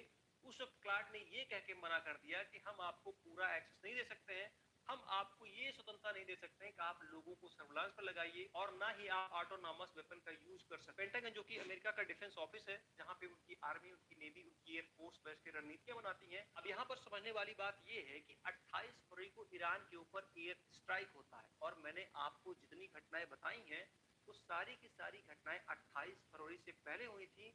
अब ये सारी घटनाएं कोइंसिडेंट तो नहीं हो सकती हैं, वो भी लगातार इतनी सारी घटनाएं। तो कहीं न कहीं दुनिया की बड़ी हस्तियों का बैड पीआर हो रहा था। एप्स्टीन फाइल की वजह से उनकी छवि खराब हो रही थी। तो एक ये बहुत बड़ा कारण है ईरान के ऊपर अटैक करने का, जिससे पूरी दुनिया का जो centre of focus Epstein file थी वो हटके ईरान वॉर हो जाए, और वही हुआ। हालांकि ईरान के ऊपर जो एयर स्ट्राइक हुआ है उसके लिए सिर्फ एप्स्टीन फाइल रीजन नहीं हो सकता है, क्योंकि उसके कॉन्फ्लिक्ट लगातार इजराइल और अमेरिका से चल रहे थे। लेकिन हो सकता है दुनिया के बड़े बड़े लीडरों का नाम एप्स्टीन फाइल में आने के बाद उनको यही सबसे सही टाइम लगा हो लोगों को डाइवर्ट करने का, पूरी दुनिया का अपने ऊपर से फोकस हटाने का। हालांकि आप क्या सोचते हैं, ईरान के ऊपर अमेरिका इजराइल ने किस वजह से अटैक किया होगा? क्या कारण हो सकते हैं? क्या उसमें एक एप्स्टीन फाइल वजह है, या फिर ये सिर्फ सोशल मीडिया पे चल रही कहानी है? इसमें सत्यता कुछ भी नहीं है, क्योंकि आप अगर इसके एविडेंस खोजने बैठेंगे तो आपको कोई सीधा प्रमाण नहीं मिलेगा, लेकिन कहीं न कहीं ये घटनाएं कोरिलेट होती हैं। एक ऐसा देश जो कभी आधुनिकता की ओर बहुत तेजी से बढ़ रहा था, लेकिन आज वही देश सड़कों पर खड़ा है अपनी ही सरकार के खिलाफ। ईरान एक टाइम पर मॉडर्न देश था, लेकिन आज उसकी पहचान एक इस्लामिक देश के रूप में होती है। ईरान में खासकर उस समय जब मोहम्मद रजा शाह की सरकार थी, उस समय ईरान बहुत तेजी से औद्योगिकरण की तरफ बढ़ रहा था, बहुत तेजी से पश्चिमी सभ्यताओं को अडॉप्ट कर रहा था। और ये सब जब कुछ ईरान में बहुत तेजी से हो रहा था तो बहुत सारे लोगों को ये लगा कि ये उनके धर्म के खिलाफ है, ये उनकी परंपरा के खिलाफ है। हम बहुत तेजी से पश्चिमी सभ्यताओं को अडॉप्ट कर रहे हैं और बहुत तेजी से हमारी निर्भरता उनकी तरफ बढ़ती जा रही है। और इसी वजह से 1978 के आसपास मोहम्मद शाह की सरकार के खिलाफ लोगों का गुस्सा बढ़ता है और मोहम्मद रजा शाह की सरकार को उखाड़ के फेंक दिया जाता है, जिसके बाद ईरान की सत्ता पे कंट्रोल रुहुल्लाह खुमैनी का हो जाता है और इसी के बाद ईरान में इस्लामिक रिपब्लिक का रास्ता भी साफ हो जाता है। ईरान में खुमैनी की पहचान एक धार्मिक कट्टर नेता के रूप में होती है। 1979 में जैसे ही खुमैनी के हाथ में ईरान की सत्ता जाती है, वैसे ही वहां पर वो इस्लामिक रूल रेगुलेशन को लागू करते हैं, जैसे कि ड्रेस कोड निर्धारित किया गया, महिलाओं के लिए हिजाब अनिवार्य कर दिया गया। अगर कोई महिला घर के बाहर निकलती है तो उसको हिजाब पहनना जरूरी है। हालांकि ईरान के लोगों ने खुमैनी की सरकार के पहले ये सारी चीजें नहीं देखी थी, वो बहुत ही ओपन होकर रहते थे। खुमैनी के आने के बाद जैसे ही ये चीजें लागू होती हैं, लोगों में असंतोष फैलता है और सरकार के शुरुआती दौरान ही इनके खिलाफ विद्रोह शुरू हो जाता है। महिलाओं के साथ साथ कई राजनीतिक पार्टियां, बहुत सारे छात्रों के संगठन खैमे के खिलाफ प्रोटेस्ट करना शुरू करते हैं। अभी कुछ दिन पहले 28 दिसंबर 2025 को ईरान की राजधानी तेहरान में आर्थिक संकट को लेकर कुछ व्यापारी आंदोलन कर रहे थे। रीजन क्या था कि ईरान की अर्थव्यवस्था में भारी गिरावट होती है, जिसकी वजह से बेरोजगारी बहुत तेजी से बढ़ती है। जो गुड्स थे, जो प्रोडक्ट थे, उनके दाम बहुत तेजी से बढ़ते हैं, इन्फ्लेशन बहुत ज्यादा होता है, जिसकी वजह से जो व्यापारी वर्ग रहता है, आम जनता रहती है, वो बहुत ज्यादा नाराज हो जाती है। साथ में जो बैंकिंग सेक्टर था उसमें भी बहुत ज्यादा गड़बड़ी देखने को मिली, जिसकी वजह से लोगों में असंतोष फैलने लगा। जो दुकानदार थे उन्होंने दुकानों को बंद कर दिया, जो आम लोग थे वो सड़क पर उतर गए और खैमनी के खिलाफ प्रोटेस्ट करना शुरू कर दिए। जब ये प्रोटेस्ट दिन पे दिन बढ़ता गया तो खैमनी की गवर्नमेंट ने इस प्रोटेस्ट को दबाने की कोशिश की, जिसकी वजह से ये प्रोटेस्ट जहां तेहरान तक ही सीमित था, ये पूरे देश में फैल गया। अब इस प्रोटेस्ट के दौरान ना ही वहां की गवर्नमेंट पीछे हटने को तैयार है, ना ही वहां के आम लोग पीछे हटने को तैयार हैं, जिसकी वजह से पुलिस कार्रवाई में लगभग 2400 लोगों की जान चली गई है। ये एक सरकारी आंकड़ा है, लेकिन कई रिपोर्ट ये दावा कर रही हैं ईरान में लगभग 15 से 20 हजार लोगों को मौत के घाट उतार दिया गया। ईरान में कई जगह लोग पर्शियन झंडे को लहरा रहे हैं और कह रहे हैं कि हम पर्शियन हैं, हम कोई मुस्लिम नहीं है। ईरान की तमाम महिलाओं ने भी इस आंदोलन में हिस्सा लिया है, उन्होंने नकाब को उतार कर फेंक दिया है। उनका कहना है कि हमारी संस्कृति का नकाब कभी हिस्सा ही नहीं था, ये हम पर थोपा गया है, ये हमारी ना तो संस्कृति थी ना ही ये सभ्यता।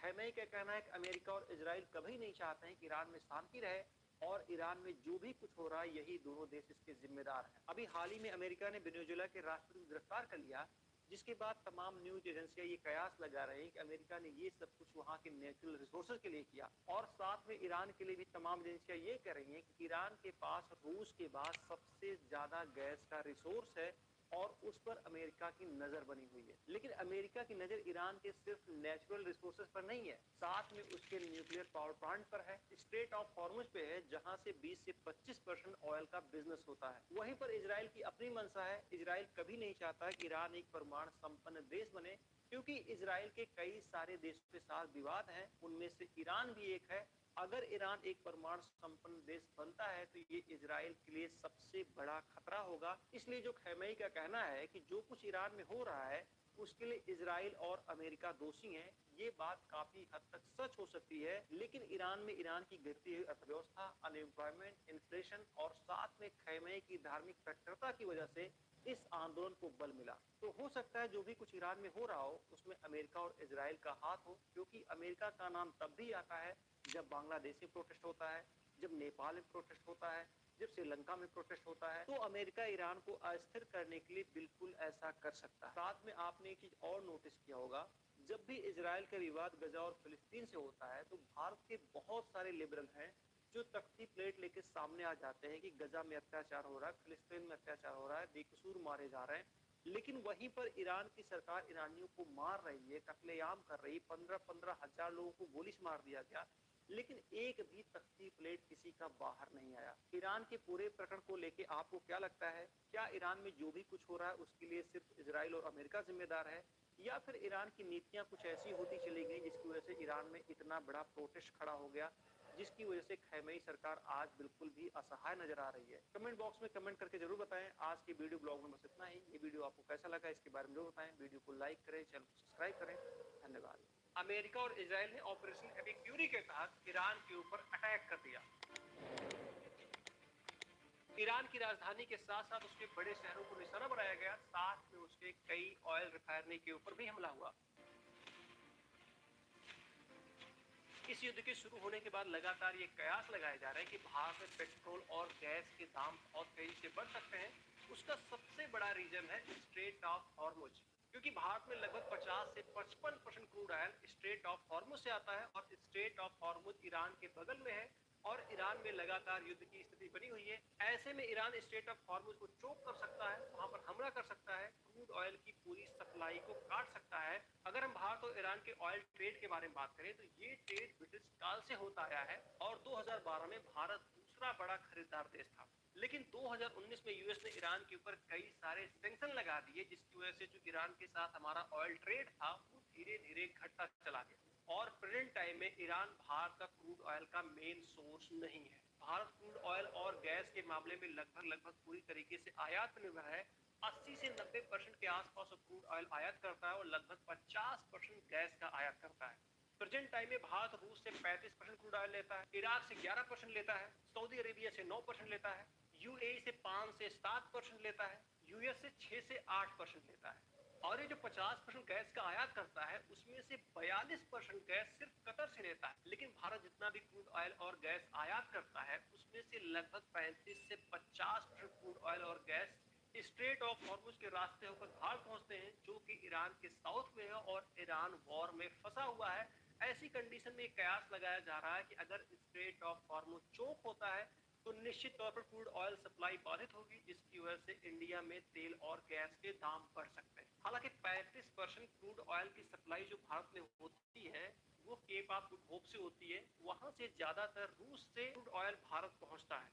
युद्ध के हालात हमेशा से कुछ ऐसे होते हैं कि पता नहीं होता है कि युद्ध कितने दिन तक खींचेगा, और अगर ये लंबा खींचता है तो पूरी दुनिया के ऊपर इसका प्रभाव पड़ता है। भारत ये बात अच्छे से जानता था कि अगर खाड़ी देशों में वॉर शुरू होता है तो सबसे पहले जो समस्या खड़ी होगी वो क्रूड ऑयल और गैस को लेकर होगी, और कोई भी देश बिना ईंधन के आगे नहीं चल सकता है। और भारत जैसा देश जो लगभग पूरी तरीके से गैस और क्रूड ऑयल के लिए आयात पर डिपेंड है, उसके लिए और बड़ी समस्या होती है। इसीलिए भारत ने इस तरह की इमरजेंसी से निपटने के लिए स्ट्रेटेजिक पेट्रोलियम रिजर्व बनाया, जो कि पेट्रोलियम मिनिस्ट्री के अंडर काम करती है। भारत ने यूएई की company Abu Dhabi national company के साथ समझौता किया और ये कहा कि आप अपने क्रूड ऑयल को भारत में स्टोर कर सकते हैं और पास के देशों में आप उसको बेच सकते हैं। साथ ही समझौते में भारत ने एक और लाइन जोड़ा और ये कहा कि इस क्रूड ऑयल को आप यहाँ पर स्टोर करिए, आप पास के देशों में बेचिए, लेकिन अगर कोई इमरजेंसी की कंडीशन आती है तो उस ऑयल को भारत इस्तेमाल करेगा। भारत ने इसी तरीके का समझौता सऊदी अरब के साथ भी किया है, यानी कि अगर कोई वॉर होता है, कोई इमरजेंसी की कंडीशन होती है, खाड़ी देशों में तनाव पैदा होता है और तेल की सप्लाई बंद होती है, तो ऐसे कंडीशन में जो वहां का रिजर्व भारत में किया गया है उस ऑयल को भारत अपने लिए इस्तेमाल कर सकता है। अब यहाँ पर एक सवाल खड़ा होता है कि आखिरकार सऊदी अरब ने और यूएई ने भारत के साथ ऐसा समझौता क्यों किया, क्योंकि सऊदी अरब यूएई दोनों ही देश जानते हैं कि भारत 80 से 90% क्रूड ऑयल आयात करता है, और अगर हम भारत के साथ ऐसा समझौता करते हैं तो भारत हमारा लंबे समय तक ग्राहक बनेगा।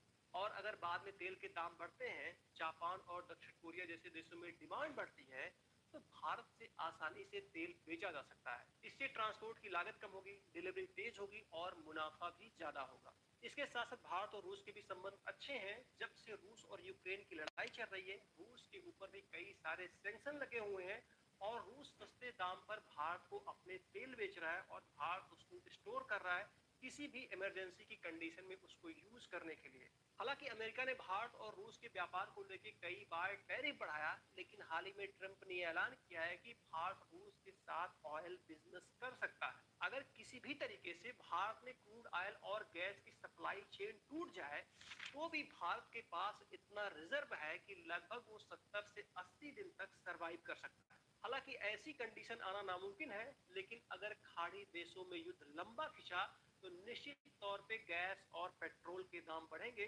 जिसकी वजह से आम जनता को परेशानी उठानी पड़ेगी। आखिरकार इजराइल के पास ऐसा क्या है कि उसके साथ जब भी कोई बड़ा विवाद होता है तो हर एक विवाद में उसके साथ अमेरिका खड़ा दिखाई पड़ता है। क्या अभी हाल में जो अमेरिका और इजराइल ने ईरान के ऊपर अटैक किया है, क्या वो एक रिलीजियस वार है या ये सिर्फ नेचुरल रिसोर्सेज, पावर और जियोपॉलिटिक्स की जंग है? अमेरिका और इजराइल के रिलेशन को लेके एक बड़ा सवाल तो खड़ा होता है कि आखिरकार हर एक बड़े मामले में अमेरिका इजराइल के साथ क्यों खड़ा होता है? क्योंकि अमेरिका एक ऐसा देश है बिना अपने फायदे के वो किसी को सपोर्ट नहीं कर सकता है, क्योंकि वो अमेरिका फर्स्ट की पॉलिसी को फॉलो करता है, और इस पॉलिसी के बीच में अगर कोई आड़े आता है तो निश्चित तौर पे वो अमेरिका उसको एक दुश्मन की तरह देखता है। लेकिन रिकॉर्ड है कि शायद ही अमेरिका ने कभी इजराइल का विरोध किया हो। आपने एक चीज नोटिस किया होगा, अमेरिका उस हर देश में एंटर किया जहां पर नेचुरल रिसोर्स है। जिन देशों ने उसके साथ उसके स्तर पर समझौता किया उसको अमेरिका ने अपना दोस्त बनाया, और जिन देशों ने उसका विरोध किया वहां पर उसने हमले किए, उनके सुप्रीम लीडर को किडनैप किया, उनकी हत्या की। जितनी भी गल्फ कंट्री हैं, सभी गल्फ कंट्री के पास नेचुरल रिसोर्सेज हैं, और अमेरिका की हमेशा से वहां के नेचुरल रिसोर्स पर रही है। सेकेंड वर्ल्ड वॉर समाप्त होने के बाद 1947 में यूएन ने एक योजना बनाई जिसे यूनाइटेड नेशन पार्टीशन फॉर फिलिस्तीन कहा जाता है। इस प्लान के तहत फिलिस्तीन को दो देशों में बांटना था, एक यहूदी देश, एक अरब देश, यानी कि एक इजराइल और एक फिलिस्तीन। जिसके बाद को 14 मई 1948 को एक देश के रूप में मान्यता मिल जाती है, और सबसे पहले इसको मान्यता अमेरिका देता है, और जिसके बाद इजराइल का अरब देशों के साथ युद्ध हो जाता है, जिसमें 5 देश शामिल होते हैं और सभी के सभी देश इजराइल से हार जाते हैं।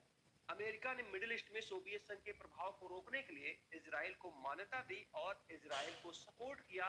साथ में मिडिल ईस्ट को कंट्रोल करने के लिए भी उसने इजराइल का पूरा समर्थन दिया। अमेरिका इजराइल का सिर्फ इतनी ही चीजों के लिए ब्लाइंड सपोर्ट नहीं करता है। इजराइल वो देश है जिसके पास पावर है, पैसा है, इंटेलिजेंस है, टेक्नोलॉजी है, जिसके कारण अमेरिका इजराइल का पूरा सपोर्ट करता है। 2025 के डाटा के अनुसार अमेरिका में लगभग 902 अरबपति थे, जिनमें से 150 से लेकर 180 यहूदी अरबपति हैं, जो कि अमेरिका के कुल अरबपतियों के 18 से 20% अरबपति यहूदी मूल के हैं। साथ में कई ऐसे यहूदी बिजनेसमैन हैं जिनकी कंपनियां दुनिया में अपने सेक्टर में मोनोपोली रखती हैं, जैसे फेसबुक इंस्टा के मालिक मार्क जुकरबर्ग, गूगल के मालिक लैरी पेज, डेल टेक्नोलॉजी के मालिक माइकल डेल।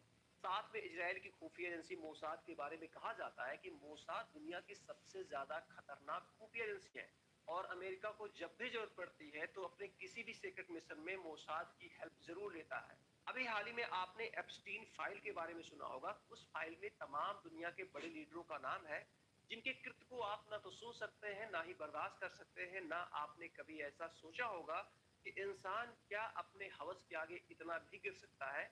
वो सब कुछ एप्स्टीन फाइल में दफन है। अब एप्स्टीन फाइल के बारे में कहा जाता है, इसका जो सरगना था जेफरी एप्स्टीन एक यहूदी था और वो एक मोसाद का एजेंट था। यानी कि इजराइल ने जेफरी एप्स्टीन के थ्रू दुनिया के बड़े बड़े लीडर, बड़े बड़े पावरफुल लोग सबको अपने ट्रैप में फंसाया, जिससे वो कभी भी इजराइल के खिलाफ ना जा पाए। और एप्स्टीन फाइल में अमेरिका की कई बड़ी हस्तियों का नाम है। इससे ये कयास लगाया जा रहा है कि इजराइल ने सब कुछ ये इसलिए किया था कि इजराइल को ये बात पता है कि हो सकता है अमेरिका इन फ्यूचर उसका साथ छोड़ दे, तो उसके पास कुछ ऐसा रहे जिसके आधार पर वो अमेरिका को ब्लैकमेल कर सके।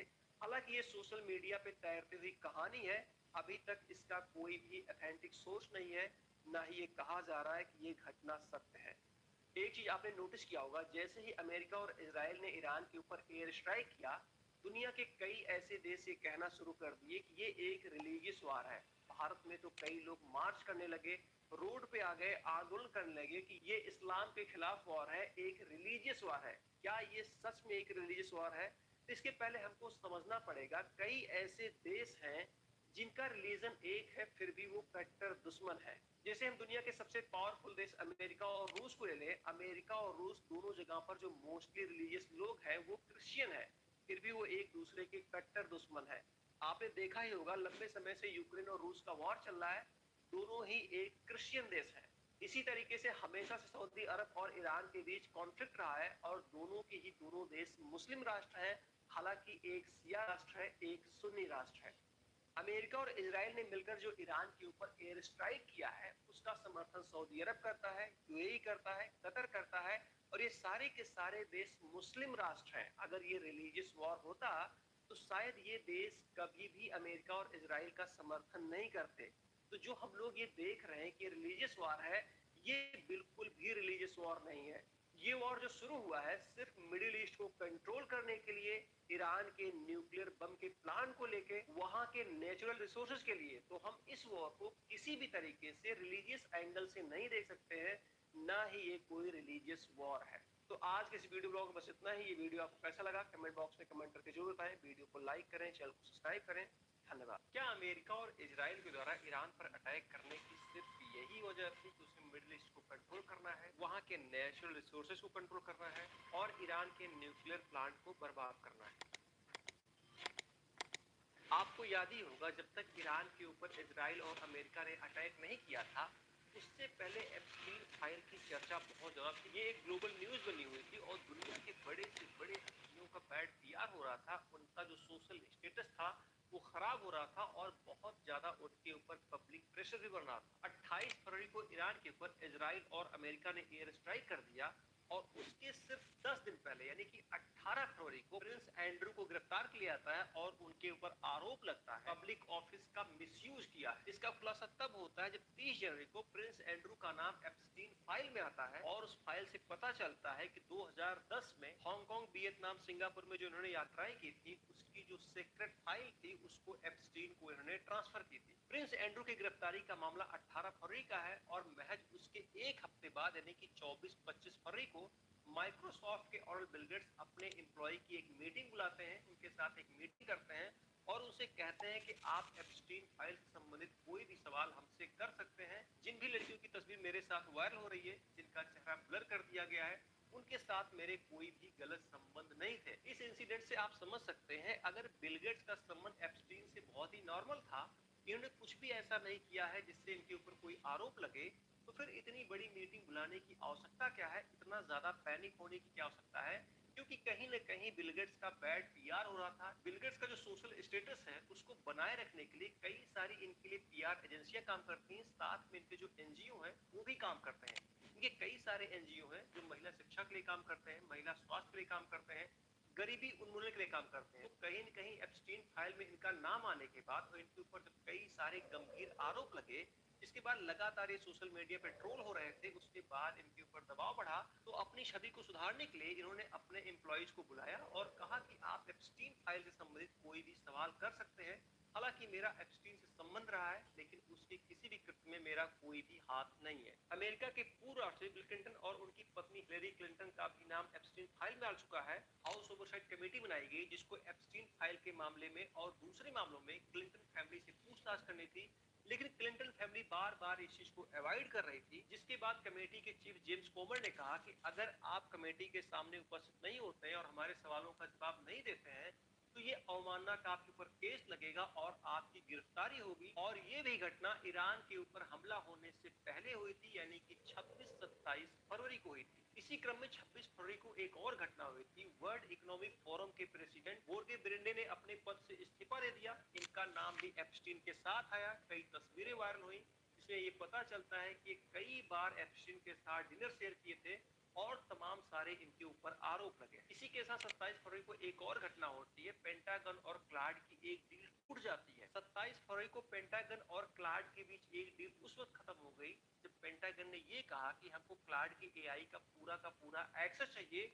उस वक्त क्लाड ने ये कह के मना कर दिया कि हम आपको पूरा एक्सेस नहीं दे सकते हैं, हम आपको ये स्वतंत्रता नहीं दे सकते हैं कि आप लोगों को सर्विलांस पर लगाइए और ना ही आप ऑटोनॉमस वेपन का यूज कर सकते। पेंटागन जो कि अमेरिका का डिफेंस ऑफिस है, जहां पे उनकी आर्मी, उनकी नेवी, उनकी एयरफोर्स बेस की रणनीतियां बनाती हैं। अब यहाँ पर समझने वाली बात ये है कि 28 फरवरी को ईरान के ऊपर एयर स्ट्राइक होता है और मैंने आपको जितनी घटनाएं बताई हैं वो सारी की सारी घटनाएं 28 फरवरी से पहले हुई थी। अब ये सारी घटनाएं कोइंसिडेंट तो नहीं हो सकती, वो भी लगातार इतनी सारी घटनाएं। तो कहीं न कहीं दुनिया की बड़ी हस्तियों का बैड पीआर हो रहा था, एप्स्टीन फाइल की वजह से उनकी छवि खराब हो रही थी।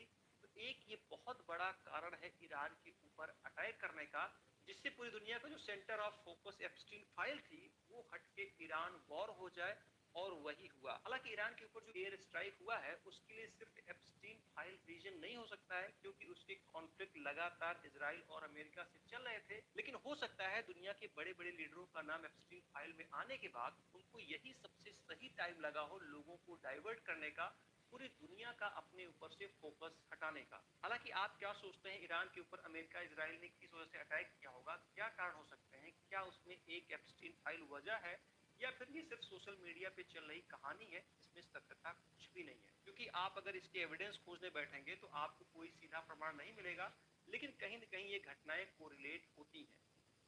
एक ऐसा देश जो कभी आधुनिकता की ओर बहुत तेजी से बढ़ रहा था, लेकिन आज वही देश सड़कों पर खड़ा है अपनी ही सरकार के खिलाफ। ईरान एक टाइम पर मॉडर्न देश था, लेकिन आज उसकी पहचान एक इस्लामिक देश के रूप में होती है। ईरान में खासकर उस समय जब मोहम्मद रजा शाह की सरकार थी, उस समय ईरान बहुत तेजी से औद्योगिकरण की तरफ बढ़ रहा था, बहुत तेजी से पश्चिमी सभ्यताओं को अडॉप्ट कर रहा था। और ये सब जब कुछ ईरान में बहुत तेजी से हो रहा था तो बहुत सारे लोगों को ये लगा कि ये उनके धर्म के खिलाफ है, ये उनकी परंपरा के खिलाफ है, हम बहुत तेजी से पश्चिमी सभ्यताओं को अडॉप्ट कर रहे हैं और बहुत तेजी से हमारी निर्भरता उनकी तरफ बढ़ती जा रही है। और इसी वजह से 1978 के आसपास मोहम्मद शाह की सरकार के खिलाफ लोगों का गुस्सा बढ़ता है और मोहम्मद रजा शाह की सरकार को उखाड़ के फेंक दिया जाता है, जिसके बाद ईरान की सत्ता पे कंट्रोल रुहुल्लाह खुमैनी का हो जाता है और इसी के बाद ईरान में इस्लामिक रिपब्लिक का रास्ता भी साफ हो जाता है। ईरान में खुमैनी की पहचान एक धार्मिक कट्टर नेता के रूप में होती है। 1979 में जैसे ही खुमैनी के हाथ में ईरान की सत्ता जाती है, वैसे ही वहां पर वो इस्लामिक रूल रेगुलेशन को लागू करते हैं, जैसे कि ड्रेस कोड निर्धारित किया गया, महिलाओं के लिए हिजाब अनिवार्य कर दिया गया, अगर कोई महिला घर के बाहर निकलती है तो उसको हिजाब पहनना जरूरी है। हालांकि ईरान के लोगों ने खुमैनी की सरकार के पहले ये सारी चीजें नहीं देखी थी, वो बहुत ही ओपन होकर रहते थे।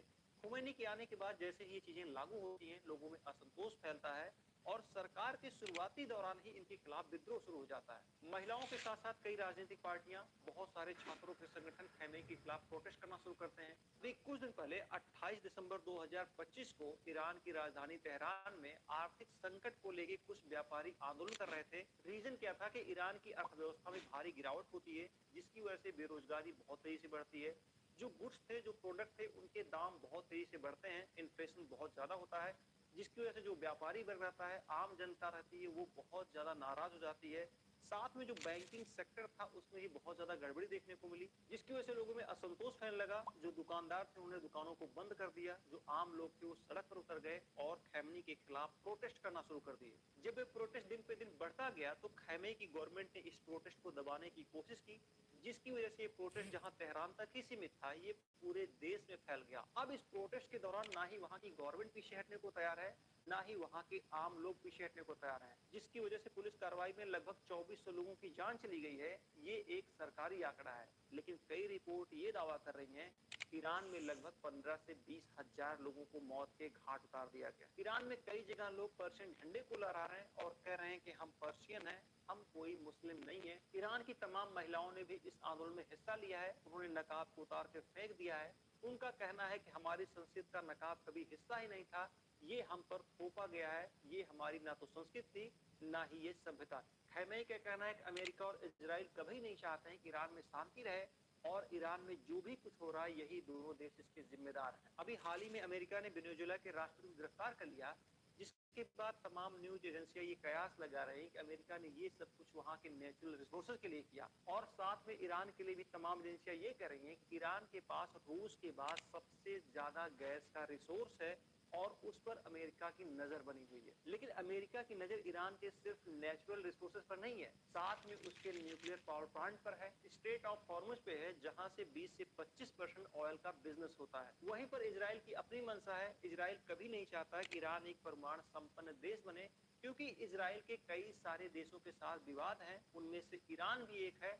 अगर ईरान एक परमाणु संपन्न देश बनता है तो ये इजराइल के लिए सबसे बड़ा खतरा होगा। इसलिए जो खैमेनी का कहना है कि जो कुछ ईरान में हो रहा है उसके लिए इजराइल और अमेरिका दोषी हैं, ये बात काफी हद तक सच हो सकती है। लेकिन ईरान में ईरान की गिरती हुई अर्थव्यवस्था, अनएम्प्लॉयमेंट, इन्फ्लेशन और साथ में खैमेनी की धार्मिक कट्टरता की वजह से इस आंदोलन को बल मिला। तो हो सकता है जो भी कुछ ईरान में हो रहा हो उसमें अमेरिका और इजराइल का हाथ हो, क्योंकि अमेरिका का नाम तब भी आता है जब बांग्लादेश में प्रोटेस्ट होता है, जब नेपाल में प्रोटेस्ट होता है, जब श्रीलंका में प्रोटेस्ट होता है। तो अमेरिका ईरान को अस्थिर करने के लिए बिल्कुल ऐसा कर सकता है। साथ में आपने एक चीज और नोटिस किया होगा, जब भी इजराइल का विवाद गजा और फिलिस्तीन से होता है तो भारत के बहुत सारे लिबरल हैं जो तख्ती प्लेट लेके सामने आ जाते हैं कि गजा में अत्याचार हो रहा है, फिलिस्तीन में अत्याचार हो रहा है, बेकसूर मारे जा रहे हैं। लेकिन वहीं पर ईरान की सरकार ईरानियों को मार रही है, कत्लेआम कर रही है, 15-15 हजार लोगों को गोली से मार दिया गया, लेकिन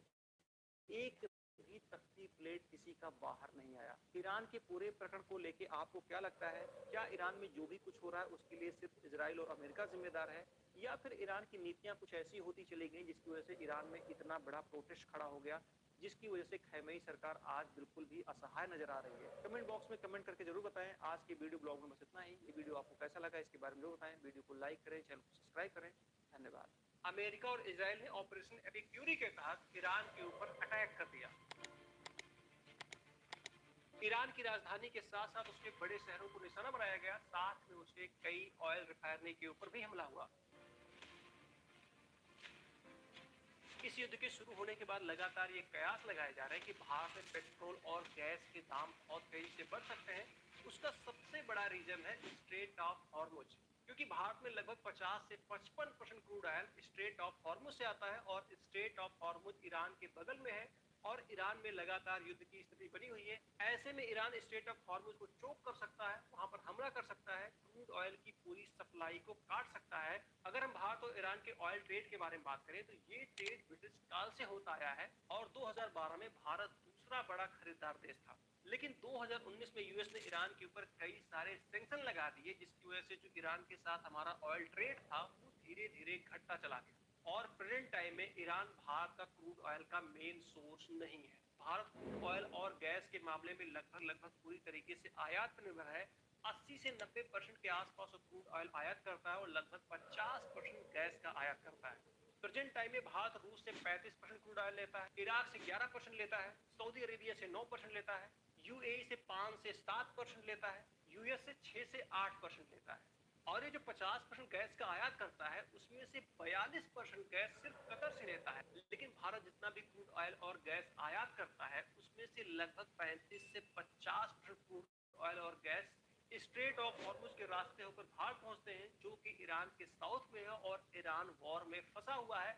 ऐसी कंडीशन में कयास लगाया जा रहा है कि अगर स्ट्रेट ऑफ हॉर्मुज चोक होता है तो निश्चित तौर पर क्रूड ऑयल सप्लाई बाधित होगी, जिसकी वजह से इंडिया में तेल और गैस के दाम बढ़ सकते हैं। हालांकि 35% क्रूड ऑयल की सप्लाई जो भारत में होती है वो केप ऑफ गुड होप से होती है। वहां से ज्यादातर रूस से क्रूड ऑयल भारत पहुंचता है। युद्ध के हालात हमेशा से कुछ ऐसे होते हैं कि पता नहीं होता है कि युद्ध कितने दिन तक खिंचेगा, और अगर ये लंबा खिंचता है तो पूरी दुनिया के ऊपर इसका प्रभाव पड़ता है। भारत ये बात अच्छे से जानता था कि अगर खाड़ी देशों में वॉर शुरू होता है तो सबसे पहले जो समस्या खड़ी होगी वो क्रूड ऑयल और गैस को लेके होगी, और कोई भी देश बिना ईंधन के आगे नहीं चल सकता है। और भारत जैसा देश जो लगभग पूरी तरीके से गैस और क्रूड ऑयल के लिए आयात पर डिपेंड है, उसके लिए तो और बड़ी समस्या होती है। इसीलिए भारत ने इस तरह की इमरजेंसी से निपटने के लिए स्ट्रेटेजिक पेट्रोलियम रिजर्व बनाया, जो कि पेट्रोलियम मिनिस्ट्री के अंडर काम करती है।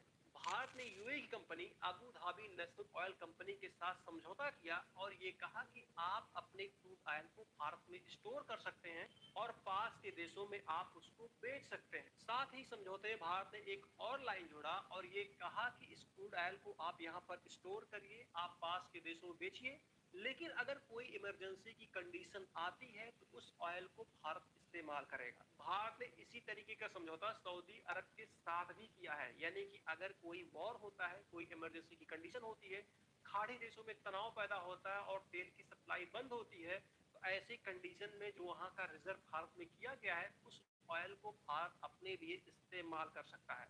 अब यहाँ पर एक सवाल खड़ा होता है कि आखिरकार सऊदी अरब ने और यूएई ने भारत के साथ ऐसा समझौता क्यों किया, क्योंकि सऊदी अरब यूएई दोनों ही देश जानते हैं कि भारत 80 से 90% क्रूड ऑयल आयात करता है, और अगर हम भारत के साथ ऐसा समझौता करते हैं तो भारत हमारा लंबे समय तक ग्राहक बनेगा। और अगर बाद में तेल के दाम बढ़ते हैं, जापान और दक्षिण कोरिया जैसे देशों में डिमांड बढ़ती है, तो भारत से आसानी से तेल बेचा जा सकता है। इससे ट्रांसपोर्ट की लागत कम होगी, डिलीवरी तेज होगी और मुनाफा भी ज्यादा होगा। इसके साथ साथ भारत और रूस के भी संबंध अच्छे हैं। जब से रूस और यूक्रेन की लड़ाई चल रही है, रूस के ऊपर भी कई सारे सैंक्शन लगे हुए हैं और रूस सस्ते दाम पर भारत को अपने तेल बेच रहा है और भारत उसको स्टोर कर रहा है किसी भी इमरजेंसी की कंडीशन में उसको यूज करने के लिए। हालांकि अमेरिका ने भारत और रूस के व्यापार को लेकर कई बार टैरिफ बढ़ाया, लेकिन हाल ही में ट्रंप ने ऐलान किया है कि भारत रूस के साथ ऑयल बिजनेस कर सकता है। अगर किसी भी तरीके से भारत में क्रूड ऑयल और गैस की सप्लाई चेन टूट जाए तो भी भारत के पास इतना रिजर्व है कि लगभग वो 70 से 80 दिन तक सरवाइव कर सकता है। हालांकि ऐसी कंडीशन आना नामुमकिन है, लेकिन अगर खाड़ी देशों में युद्ध लंबा खिंचा तो निश्चित तौर पे गैस और पेट्रोल के दाम बढ़ेंगे, जिसकी वजह से आम जनता को परेशानी उठानी पड़ेगी। आखिरकार इजराइल के पास ऐसा क्या है कि उसके साथ जब भी कोई बड़ा विवाद होता है तो हर एक विवाद में उसके साथ अमेरिका खड़ा दिखाई पड़ता है। क्या अभी हाल में जो अमेरिका और इजराइल ने ईरान के ऊपर अटैक किया है, क्या वो एक रिलीजियस वार है या ये सिर्फ नेचुरल रिसोर्सेज, पावर और जियोपॉलिटिक्स की जंग है? अमेरिका और इजराइल के रिलेशन को लेके एक बड़ा सवाल तो खड़ा होता है कि आखिरकार हर एक बड़े मामले में अमेरिका इजराइल के साथ क्यों खड़ा होता है? क्योंकि अमेरिका एक ऐसा देश है बिना अपने फायदे के वो किसी को सपोर्ट नहीं कर सकता है, क्योंकि वो अमेरिका फर्स्ट की पॉलिसी को फॉलो करता है और इस पॉलिसी के बीच में अगर कोई आड़े आता है तो निश्चित तौर पर वो अमेरिका उसको एक दुश्मन की तरह देखता है। लेकिन रिकॉर्ड है कि शायद ही अमेरिका ने कभी इजराइल का विरोध किया हो। आपने एक चीज नोटिस किया होगा, अमेरिका उस हर देश में एंटर किया जहां पर नेचुरल रिसोर्स है। जिन देशों ने उसके साथ उसके स्तर पर समझौता किया उसको अमेरिका ने अपना दोस्त बनाया, और जिन देशों ने उसका विरोध किया वहां पर उसने हमले किए, उनके सुप्रीम लीडर को किडनैप किया, उनकी हत्या की। जितनी भी गल्फ कंट्री हैं, सभी गल्फ कंट्री के पास नेचुरल रिसोर्सेज हैं और अमेरिका की हमेशा से वहां के नेचुरल रिसोर्स पर रही है। सेकेंड वर्ल्ड वॉर समाप्त होने के बाद 1947 में यूएन ने एक योजना बनाई जिसे यूनाइटेड नेशन पार्टीशन फॉर फिलिस्तीन कहा जाता है। इस प्लान के तहत फिलिस्तीन को दो देशों में बांटना था, एक यहूदी देश, एक अरब देश, यानी कि एक इजराइल और एक फिलिस्तीन। जिसके बाद इजराइल को 14 मई 1948 को एक देश के रूप में मान्यता मिल जाती है और सबसे पहले उसको मान्यता अमेरिका देता है। और जिसके बाद इजराइल का अरब देशों के साथ युद्ध हो जाता है जिसमें 5 देश शामिल होते हैं और सभी के सभी देश इजराइल से हार जाते हैं। अमेरिका ने मिडिल ईस्ट में सोवियत संघ के प्रभाव को रोकने के लिए इजराइल को मान्यता दी और इजराइल को सपोर्ट किया। साथ ही मिडिल ईस्ट को कंट्रोल करने के लिए भी उसने इजराइल का पूरा समर्थन दिया।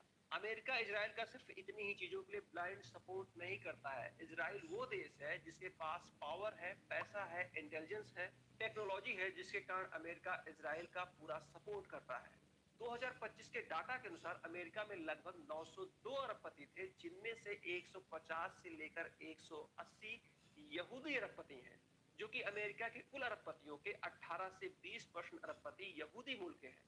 साथ में कई ऐसे यहूदी बिजनेसमैन हैं जिनकी कंपनियां दुनिया में अपने सेक्टर में मोनोपोली रखती हैं, जैसे फेसबुक इंस्टा के मालिक मार्क जुकरबर्ग, गूगल के मालिक लैरी पेज, डेल टेक्नोलॉजी के मालिक माइकल डेल।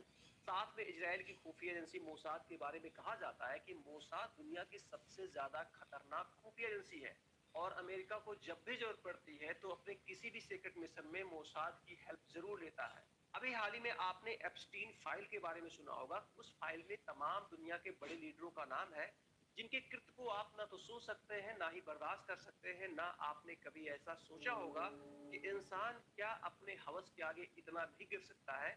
वो सब कुछ एप्स्टीन फाइल में दफन है। अब एप्स्टीन फाइल के बारे में कहा जाता है इसका जो सरगना था, जेफरी एप्स्टीन एक यहूदी था और वो एक मोसाद का एजेंट था।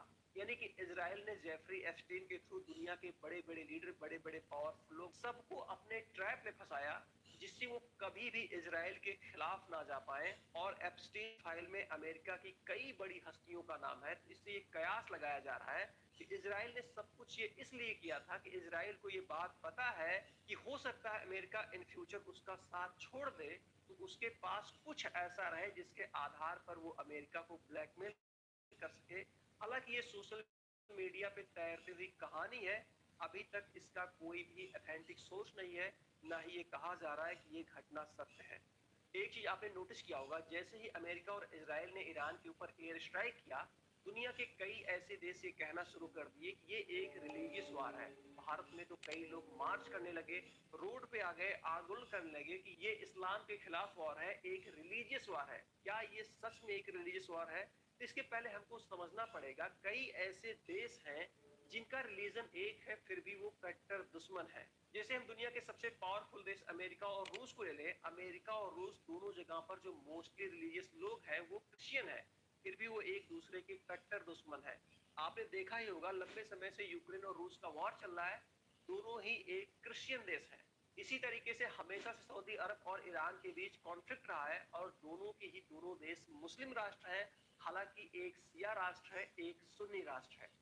अमेरिका और इजराइल ने मिलकर जो ईरान के ऊपर एयर स्ट्राइक किया है उसका समर्थन सऊदी अरब करता है, यूएई करता है, कतर करता है और ये सारे के सारे देश मुस्लिम राष्ट्र हैं। अगर ये रिलीजियस वॉर होता तो शायद ये देश कभी भी अमेरिका और इजराइल का समर्थन नहीं करते। तो जो हम लोग ये देख रहे हैं कि रिलीजियस वॉर है, ये बिल्कुल भी रिलीजियस वॉर नहीं है। ये वॉर जो शुरू हुआ है सिर्फ मिडिल ईस्ट को कंट्रोल करने के लिए, ईरान के न्यूक्लियर बम के प्लान को लेके, वहां के नेचुरल रिसोर्सेज के लिए। तो हम इस वॉर को किसी भी तरीके से रिलीजियस एंगल से नहीं देख सकते हैं, ना ही ये कोई रिलीजियस वॉर है। तो आज के इस वीडियो ब्लॉग में बस इतना ही। ये वीडियो आपको कैसा लगा कमेंट बॉक्स में कमेंट करके जरूर बताएं। वीडियो को लाइक करें, चैनल को सब्सक्राइब करें।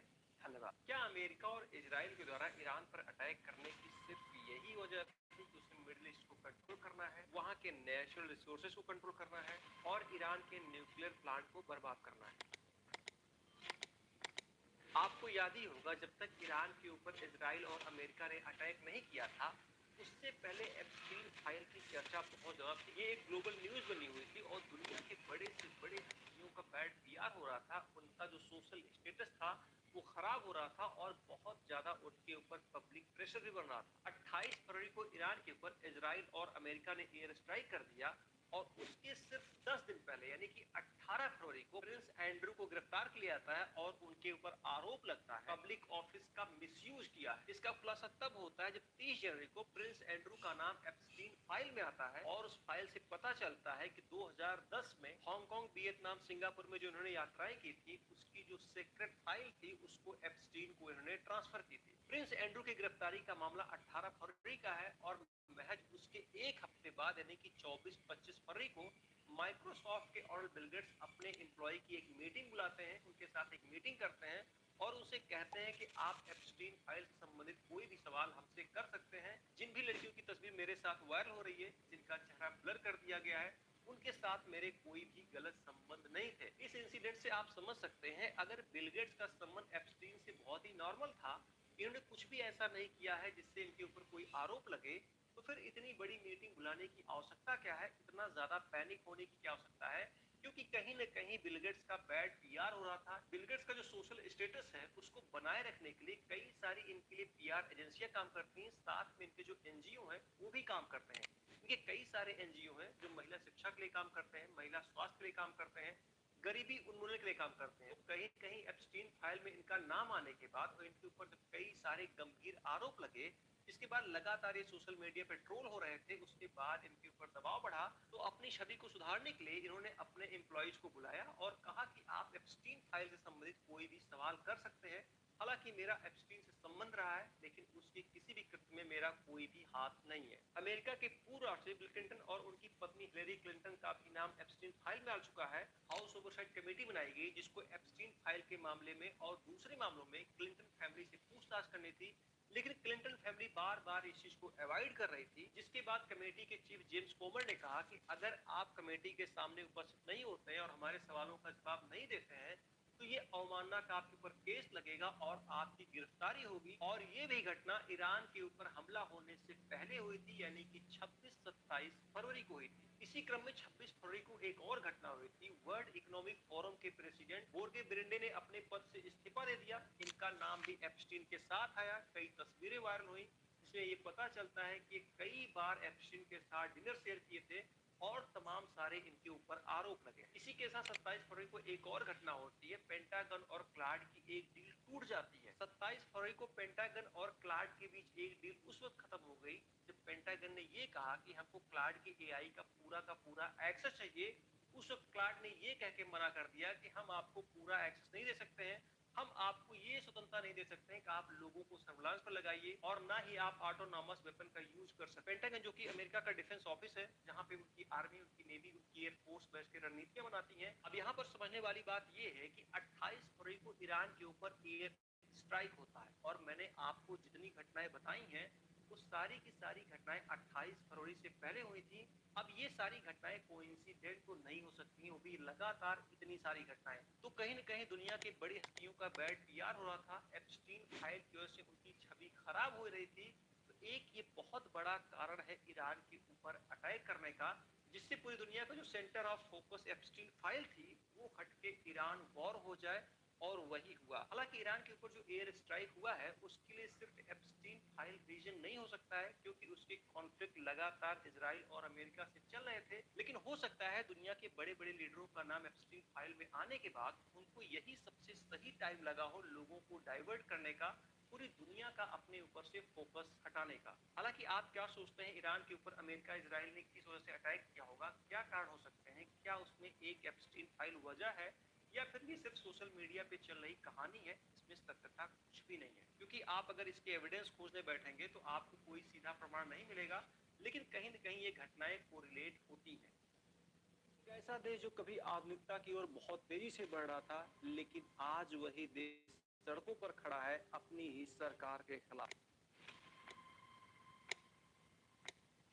ईरान एक टाइम पर मॉडर्न देश था, लेकिन आज उसकी पहचान एक इस्लामिक देश के रूप में होती है। ईरान में खासकर उस समय जब मोहम्मद रजा शाह की सरकार थी, उस समय ईरान बहुत तेजी से औद्योगिकरण की तरफ बढ़ रहा था, बहुत तेजी से पश्चिमी सभ्यताओं को अडॉप्ट कर रहा था। और ये सब जब कुछ ईरान में बहुत तेजी से हो रहा था तो बहुत सारे लोगों को ये लगा कि ये उनके धर्म के खिलाफ है, ये उनकी परंपरा के खिलाफ है। हम बहुत तेजी से पश्चिमी सभ्यताओं को अडॉप्ट कर रहे हैं और बहुत तेजी से हमारी निर्भरता उनकी तरफ बढ़ती जा रही है। और इसी वजह से 1978 के आसपास मोहम्मद शाह की सरकार के खिलाफ लोगों का गुस्सा बढ़ता है और मोहम्मद रजा शाह की सरकार को उखाड़ के फेंक दिया जाता है, जिसके बाद ईरान की सत्ता पे कंट्रोल रुहुल्लाह खुमैनी का हो जाता है और इसी के बाद ईरान में इस्लामिक रिपब्लिक का रास्ता भी साफ हो जाता है। ईरान में खुमैनी की पहचान एक धार्मिक कट्टर नेता के रूप में होती है। 1979 में जैसे ही खुमैनी के हाथ में ईरान की सत्ता जाती है, वैसे ही वहां पर वो इस्लामिक रूल रेगुलेशन को लागू करते हैं, जैसे कि ड्रेस कोड निर्धारित किया गया, महिलाओं के लिए हिजाब अनिवार्य कर दिया गया। अगर कोई महिला घर के बाहर निकलती है तो उसको हिजाब पहनना जरूरी है। हालांकि ईरान के लोगों ने खुमैनी की सरकार के पहले ये सारी चीजें नहीं देखी थी, वो बहुत ही ओपन होकर रहते थे।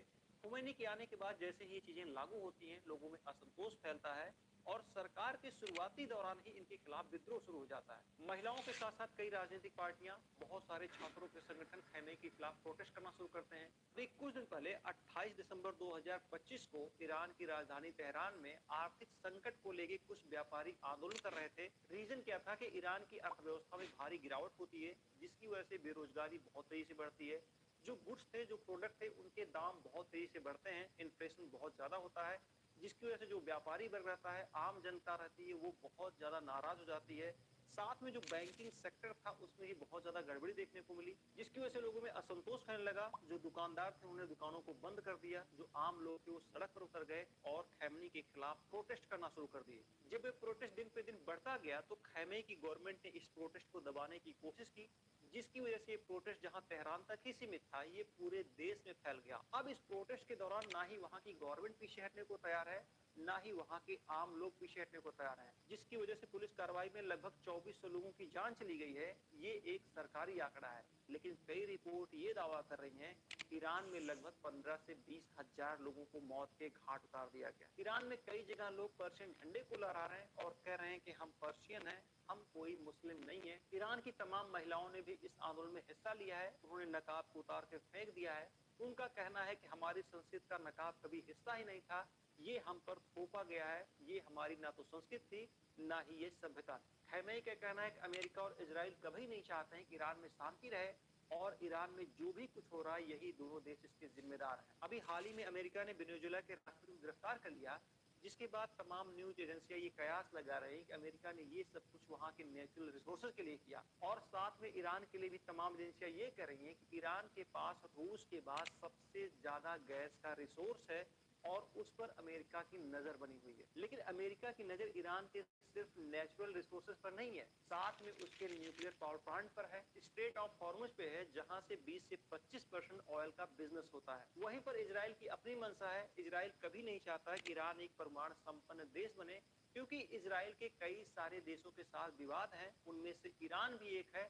अगर ईरान एक परमाणु संपन्न देश बनता है तो ये इजराइल के लिए सबसे बड़ा खतरा होगा। इसलिए जो खैमेनी का कहना है कि जो कुछ ईरान में हो रहा है उसके लिए इजराइल और अमेरिका दोषी हैं, ये बात काफी हद तक सच हो सकती है। लेकिन ईरान में ईरान की गिरती हुई अर्थव्यवस्था, अनएम्प्लॉयमेंट, इन्फ्लेशन और साथ में खैमेनी की धार्मिक कट्टरता की वजह से इस आंदोलन को बल मिला। तो हो सकता है जो भी कुछ ईरान में हो रहा हो उसमें अमेरिका और इजराइल का हाथ हो, क्योंकि अमेरिका का नाम तब भी आता है जब बांग्लादेश में प्रोटेस्ट होता है, जब नेपाल में प्रोटेस्ट होता है, जब श्रीलंका में प्रोटेस्ट होता है। तो अमेरिका ईरान को अस्थिर करने के लिए बिल्कुल ऐसा कर सकता है। साथ में आपने एक चीज और नोटिस किया होगा, जब भी इजराइल का विवाद गजा और फिलिस्तीन से होता है तो भारत के बहुत सारे लिबरल हैं जो तख्ती प्लेट लेके सामने आ जाते हैं कि गजा में अत्याचार हो रहा है, फिलिस्तीन में अत्याचार हो रहा है, बेकसूर मारे जा रहे हैं। लेकिन वहीं पर ईरान की सरकार ईरानियों को मार रही है, कत्लेआम कर रही है, 15-15 हजार लोगों को गोली से मार दिया गया, लेकिन एक भी तख्ती प्लेट किसी का बाहर नहीं आया।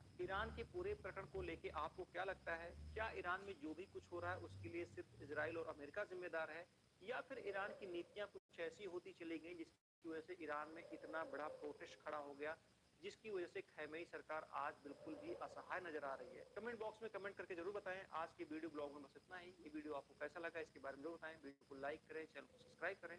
धन्यवाद। अमेरिका और इजराइल ने ऑपरेशन एपिक फ्यूरी के तहत ईरान के ऊपर अटैक कर दिया।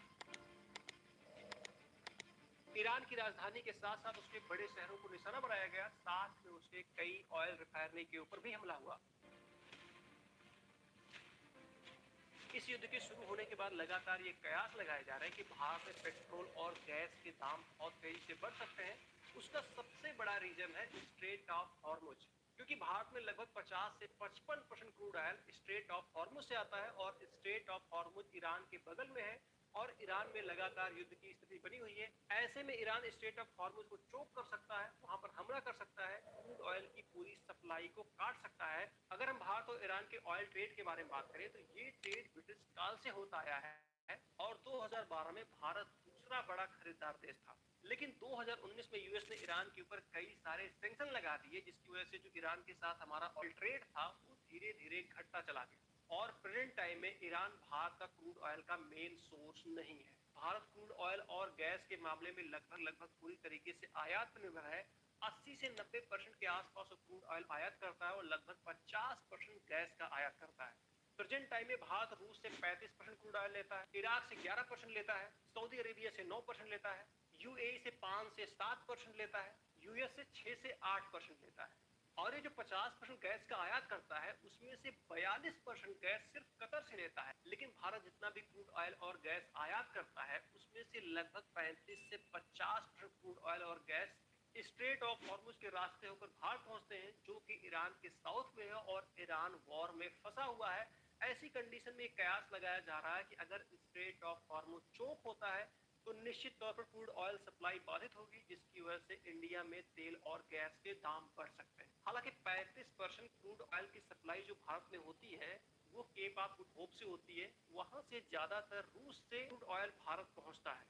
युद्ध के हालात हमेशा से कुछ ऐसे होते हैं कि पता नहीं होता है कि युद्ध कितने दिन तक खिंचेगा और अगर ये लंबा खिंचता है तो पूरी दुनिया के ऊपर इसका प्रभाव पड़ता है। भारत ये बात अच्छे से जानता था कि अगर खाड़ी देशों में वॉर शुरू होता है तो सबसे पहले जो समस्या खड़ी होगी वो क्रूड ऑयल और गैस को लेके होगी और कोई भी देश बिना ईंधन के आगे नहीं चल सकता है। और भारत जैसा देश जो लगभग पूरी तरीके से गैस और क्रूड ऑयल के लिए आयात पर डिपेंड है, उसके लिए तो और बड़ी समस्या होती है। इसीलिए भारत ने इस तरह की इमरजेंसी से निपटने के लिए स्ट्रेटेजिक पेट्रोलियम रिजर्व बनाया, जो कि पेट्रोलियम मिनिस्ट्री के अंडर काम करती है।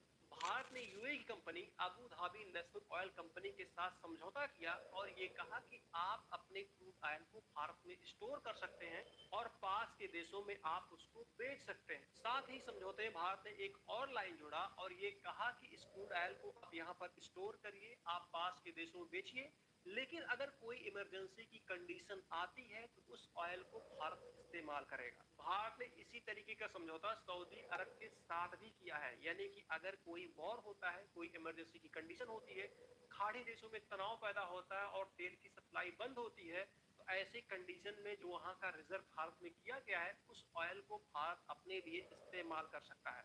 अब यहाँ पर एक सवाल खड़ा होता है कि आखिरकार सऊदी अरब ने और यूएई ने भारत के साथ ऐसा समझौता क्यों किया, क्योंकि सऊदी अरब यूएई दोनों ही देश जानते हैं कि भारत 80 से 90% क्रूड ऑयल आयात करता है और अगर हम भारत के साथ ऐसा समझौता करते हैं तो भारत हमारा लंबे समय तक ग्राहक बनेगा और अगर बाद में तेल के दाम बढ़ते हैं, जापान और दक्षिण कोरिया जैसे देशों में डिमांड बढ़ती है, तो भारत से आसानी से तेल बेचा जा सकता है। इससे ट्रांसपोर्ट की लागत कम होगी, डिलीवरी तेज होगी और मुनाफा भी ज्यादा होगा। इसके साथ साथ भारत और रूस के भी संबंध अच्छे हैं। जब से रूस और यूक्रेन की लड़ाई चल रही है, रूस के ऊपर भी कई सारे सैंक्शन लगे हुए हैं और रूस सस्ते दाम पर भारत को अपने तेल बेच रहा है और भारत उसको स्टोर कर रहा है किसी भी इमरजेंसी की कंडीशन में उसको यूज करने के लिए। हालांकि अमेरिका ने भारत और रूस के व्यापार को लेकर कई बार टैरिफ बढ़ाया, लेकिन हाल ही में ट्रंप ने ऐलान किया है कि भारत रूस के साथ ऑयल बिजनेस कर सकता है। अगर किसी भी तरीके से भारत में क्रूड ऑयल और गैस की सप्लाई चेन टूट जाए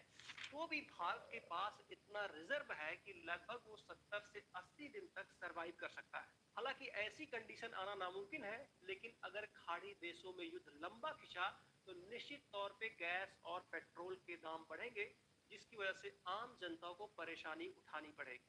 आखिरकार इजराइल के पास ऐसा क्या है कि उसके साथ जब भी कोई बड़ा विवाद होता है तो हर एक विवाद में उसके साथ अमेरिका खड़ा दिखाई पड़ता है। क्या अभी हाल में जो अमेरिका और इजराइल ने ईरान के ऊपर अटैक किया है, क्या वो एक रिलीजियस वार है या ये सिर्फ नेचुरल रिसोर्सेज, पावर और जियोपॉलिटिक्स की जंग है? अमेरिका और इजराइल के रिलेशन को लेके एक बड़ा सवाल तो खड़ा होता है कि आखिरकार हर एक बड़े मामले में अमेरिका इजराइल के साथ क्यों खड़ा होता है।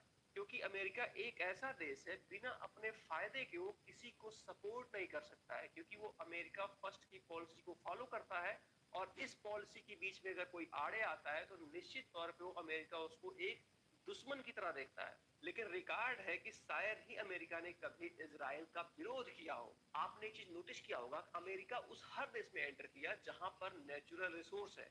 जिन देशों ने उसके साथ उसके स्तर पर समझौता किया उसको अमेरिका ने अपना दोस्त बनाया, और जिन देशों ने उसका विरोध किया वहां पर उसने हमले किए, उनके सुप्रीम लीडर को किडनैप किया, उनकी हत्या की।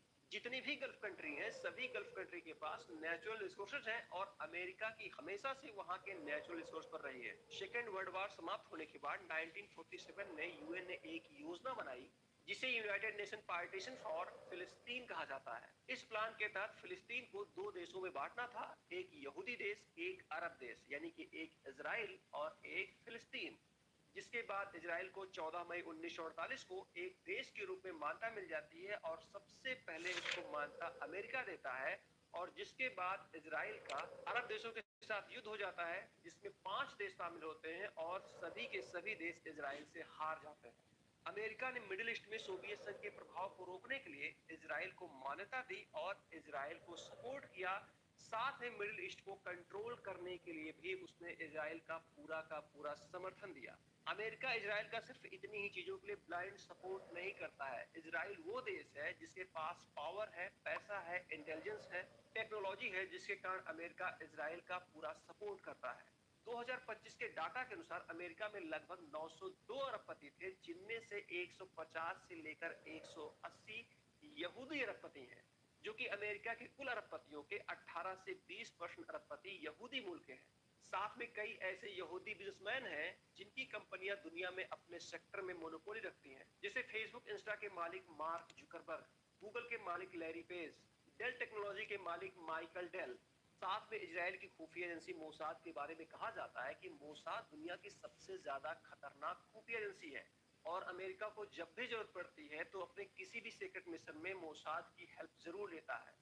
अभी हाल ही में आपने एप्स्टीन फाइल के बारे में सुना होगा। उस फाइल में तमाम दुनिया के बड़े लीडरों का नाम है, जिनके कृत्य को आप ना तो सुन सकते हैं, ना ही बर्दाश्त कर सकते हैं। ना आपने कभी ऐसा सोचा होगा कि इंसान क्या अपने हवस के आगे इतना भी गिर सकता है। वो सब कुछ एप्स्टीन फाइल में दफन है। अब एप्स्टीन फाइल के बारे में कहा जाता है, इसका जो सरगना था जेफरी एप्स्टीन एक यहूदी था और वो एक मोसाद का एजेंट था। यानी कि इजराइल ने जेफरी एप्स्टीन के थ्रू दुनिया के बड़े बड़े लीडर, बड़े बड़े पावरफुल लोग सबको अपने ट्रैप में फंसाया, जिससे वो कभी भी इजराइल के खिलाफ ना जा पाए। और एप्स्टीन फाइल में अमेरिका की कई बड़ी हस्तियों का नाम है। तो इससे ये कयास लगाया जा रहा है कि इजराइल ने सब कुछ ये इसलिए किया था कि इजराइल को ये बात पता है कि हो सकता है अमेरिका इन फ्यूचर उसका साथ छोड़ दे, तो उसके पास कुछ ऐसा रहे जिसके आधार पर वो अमेरिका को ब्लैकमेल कर सके। हालांकि ये सोशल मीडिया पे तैरती हुई कहानी है, अभी तक इसका कोई भी ऑथेंटिक सोर्स नहीं है, ना ही ये कहा जा रहा है कि ये घटना सत्य है। एक चीज आपने नोटिस किया होगा, जैसे ही अमेरिका और इजराइल ने ईरान के ऊपर एयर स्ट्राइक किया, दुनिया के कई ऐसे देश ये कहना शुरू कर दिए कि ये एक रिलीजियस वार है। भारत में तो कई लोग मार्च करने लगे, रोड पे आ गए, आंदोलन करने लगे कि ये इस्लाम के खिलाफ वार है, एक रिलीजियस वार है। क्या ये सच में एक रिलीजियस वार है? इसके पहले हमको समझना पड़ेगा, कई ऐसे देश हैं जिनका रिलीजन एक है फिर भी वो कट्टर दुश्मन है। जैसे हम दुनिया के सबसे पावरफुल देश अमेरिका और रूस को ले लें, अमेरिका और रूस दोनों जगह पर जो मोस्टली रिलीजियस लोग हैं वो क्रिश्चियन है, फिर भी वो एक दूसरे के कट्टर दुश्मन है। आपने देखा ही होगा, लंबे समय से यूक्रेन और रूस का वॉर चल रहा है, दोनों ही एक क्रिश्चियन देश है। इसी तरीके से हमेशा से सऊदी अरब और ईरान के बीच कॉन्फ्लिक्ट रहा है और दोनों के ही दोनों देश मुस्लिम राष्ट्र हैं। हालांकि एक शिया राष्ट्र है, एक सुन्नी राष्ट्र है। अमेरिका और इजराइल ने मिलकर जो ईरान के ऊपर एयर स्ट्राइक किया है उसका समर्थन सऊदी अरब करता है, यूएई करता है, कतर करता है, और ये सारे के सारे देश मुस्लिम राष्ट्र हैं। अगर ये रिलीजियस वॉर होता तो शायद ये देश कभी भी अमेरिका और इजराइल का समर्थन नहीं करते। तो जो हम लोग ये देख रहे हैं कि रिलीजियस वॉर है, ये बिल्कुल भी रिलीजियस वॉर नहीं है। ये वॉर जो शुरू हुआ है सिर्फ मिडिल ईस्ट को कंट्रोल करने के लिए, ईरान के न्यूक्लियर बम के प्लान को लेके, वहां के नेचुरल रिसोर्सेज के लिए, तो हम इस वॉर को किसी भी तरीके से रिलीजियस एंगल से नहीं देख सकते हैं, ना ही ये कोई रिलीजियस वॉर है। तो आज के इस वीडियो ब्लॉग में बस इतना ही। ये वीडियो आपको कैसा लगा कमेंट बॉक्स में कमेंट करके जरूर बताएं। वीडियो को लाइक करें, चैनल को सब्सक्राइब करें। धन्यवाद। क्या अमेरिका और इजराइल के द्वारा ईरान पर अटैक करने की सिर्फ यही वजह थी कि उसे मिडिल ईस्ट को कंट्रोल करना है, वहां के नेचुरल रिसोर्सेज को कंट्रोल करना है और ईरान के न्यूक्लियर प्लांट को बर्बाद करना है? आपको याद ही होगा जब तक ईरान के ऊपर इजराइल और अमेरिका ने अटैक नहीं किया था, उससे पहले एप्स्टीन फाइल की चर्चा बहुत ज्यादा थी। ये एक ग्लोबल न्यूज बनी हुई थी और दुनिया के बड़े से बड़े हस्तियों का बैड पीआर हो रहा था, उनका जो सोशल स्टेटस था वो खराब हो रहा था और बहुत ज्यादा उनके ऊपर पब्लिक प्रेशर भी बन रहा था। 28 फरवरी को ईरान के ऊपर इजराइल और अमेरिका ने एयर स्ट्राइक कर दिया और उसके सिर्फ 10 दिन पहले यानी कि 18 फरवरी को प्रिंस एंड्रू को गिरफ्तार किया जाता है और उनके ऊपर आरोप लगता है पब्लिक ऑफिस का मिसयूज किया है। इसका खुलासा तब होता है जब 30 जनवरी को प्रिंस एंड्रू का नाम एप्स्टीन फाइल में आता है और उस फाइल से पता चलता है कि 2010 में हांगकांग, वियतनाम, सिंगापुर में जो इन्होंने यात्राएं की थी उसकी जो सीक्रेट फाइल थी उसको एप्स्टीन को इन्होंने ट्रांसफर की थी। प्रिंस एंड्रू की गिरफ्तारी का मामला 18 फरवरी का है और महज उसके एक हफ्ते बाद यानी कि 24-25 फरवरी को माइक्रोसॉफ्ट के ऑनर बिल गेट्स अपने एम्प्लॉय की एक मीटिंग बुलाते हैं, उनके साथ एक मीटिंग करते हैं और उनसे कहते हैं कि आप एप्स्टीन फाइल से संबंधित कोई भी सवाल हमसे कर सकते हैं। जिन भी लड़कियों की तस्वीर मेरे साथ वायरल हो रही है, जिनका चेहरा ब्लर कर दिया गया है, उनके साथ मेरे कोई भी गलत संबंध नहीं थे। इस इंसिडेंट से आप समझ सकते हैं अगर बिल गेट्स का संबंध एप्स्टीन से बहुत ही नॉर्मल था, इन्होंने कुछ भी ऐसा नहीं किया है जिससे इनके ऊपर कोई आरोप लगे, तो फिर इतनी बड़ी मीटिंग बुलाने की आवश्यकता क्या है, इतना ज्यादा पैनिक होने की क्या आवश्यकता है?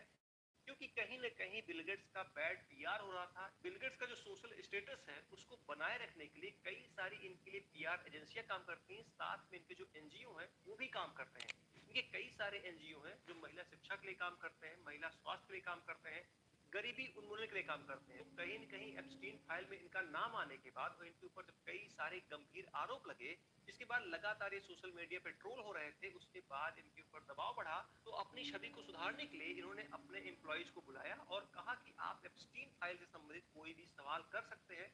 हालांकि मेरा एप्स्टीन से संबंध रहा है, लेकिन उसके किसी भी कृत्य में मेरा कोई भी हाथ नहीं है। अमेरिका के पूर्व राष्ट्रपति बिल क्लिंटन और उनकी पत्नी हिलेरी क्लिंटन का भी नाम एप्स्टीन फाइल में आ चुका है। हाउस ओवरसाइट कमेटी बनाई गई जिसको एप्स्टीन फाइल के मामले में और दूसरे मामलों में क्लिंटन फैमिली से पूछताछ करनी थी, लेकिन क्लिंटन फैमिली बार बार इस चीज को अवॉइड कर रही थी, जिसके बाद कमेटी के चीफ जेम्स कोमर ने कहा कि अगर आप कमेटी के सामने उपस्थित नहीं होते हैं, हमारे सवालों का जवाब नहीं देते हैं, तो ये अवमानना का आपके ऊपर केस लगेगा और आपकी गिरफ्तारी होगी। और ये भी घटना ईरान के ऊपर हमला होने से पहले हुई थी, यानी कि 26-27 फरवरी को हुई थी। इसी क्रम में 26 फरवरी को एक और घटना हुई थी। वर्ल्ड इकोनॉमिक फोरम के प्रेसिडेंट बोर्गे ब्रेंडे ने अपने पद से इस्तीफा दे दिया। इनका नाम भी एप्स्टीन के साथ आया, कई तस्वीरें वायरल हुई, इसमें ये पता चलता है कि कई बार एप्स्टीन के साथ डिनर शेयर किए थे और तमाम सारे इनके ऊपर आरोप लगे। इसी के साथ 27 फरवरी को एक और घटना होती है, पेंटागन और क्लाड की एक डील टूट जाती है। 27 फरवरी को पेंटागन और क्लाड के बीच एक डील उस वक्त खत्म हो गई जब पेंटागन ने ये कहा कि हमको क्लाड के एआई का पूरा एक्सेस चाहिए। उस वक्त क्लाड ने ये कह के मना कर दिया कि हम आपको पूरा एक्सेस नहीं दे सकते हैं, हम आपको ये स्वतंत्रता नहीं दे सकते हैं कि आप लोगों को सर्विलांस पर लगाइए और ना ही आप ऑटोनॉमस वेपन का यूज कर सकते। पेंटागन जो कि अमेरिका का डिफेंस ऑफिस है, जहां पे उनकी आर्मी, उनकी नेवी, उनकी एयरफोर्स बेस की रणनीतियां बनाती हैं। अब यहाँ पर समझने वाली बात ये है कि 28 फरवरी को ईरान के ऊपर एयर स्ट्राइक होता है और मैंने आपको जितनी घटनाएं बताई हैं वो सारी की सारी घटनाएं 28 फरवरी से पहले हुई थी। अब ये सारी घटनाएं कोइंसिडेंट तो नहीं हो सकती हैं, वो भी लगातार इतनी सारी घटनाएं, तो कहीं न कहीं दुनिया की बड़ी हस्तियों का बैड पीआर हो रहा था। एप्स्टीन फाइल की वजह से उनकी छवि खराब हो रही थी। तो एक ये बहुत बड़ा कारण है ईरान के ऊपर अटैक करने का, जिससे पूरी दुनिया का जो centre of focus Epstein file थी वो हटके ईरान वॉर हो जाए, और वही हुआ। हालांकि ईरान के ऊपर जो एयर स्ट्राइक हुआ है उसके लिए सिर्फ एप्स्टीन फाइल रीजन नहीं हो सकता है, क्योंकि उसके कॉन्फ्लिक्ट लगातार इजराइल और अमेरिका से चल रहे थे। लेकिन हो सकता है दुनिया के बड़े बड़े लीडरों का नाम एप्स्टीन फाइल में आने के बाद उनको यही सबसे सही टाइम लगा हो लोगों को डाइवर्ट करने का, पूरी दुनिया का अपने ऊपर से फोकस हटाने का। हालांकि आप क्या सोचते हैं, ईरान के ऊपर अमेरिका इजराइल ने किस वजह से अटैक किया होगा? क्या कारण हो सकते हैं? क्या उसमें एक एप्स्टीन फाइल वजह है, या फिर ये सिर्फ सोशल मीडिया पे चल रही कहानी है? इसमें सत्यता कुछ भी नहीं है, क्योंकि आप अगर इसके एविडेंस खोजने बैठेंगे तो आपको कोई सीधा प्रमाण नहीं मिलेगा, लेकिन कहीं न कहीं ये घटनाएं कोरिलेट होती हैं। एक ऐसा देश जो कभी आधुनिकता की ओर बहुत तेजी से बढ़ रहा था, लेकिन आज वही देश सड़कों पर खड़ा है अपनी ही सरकार के खिलाफ।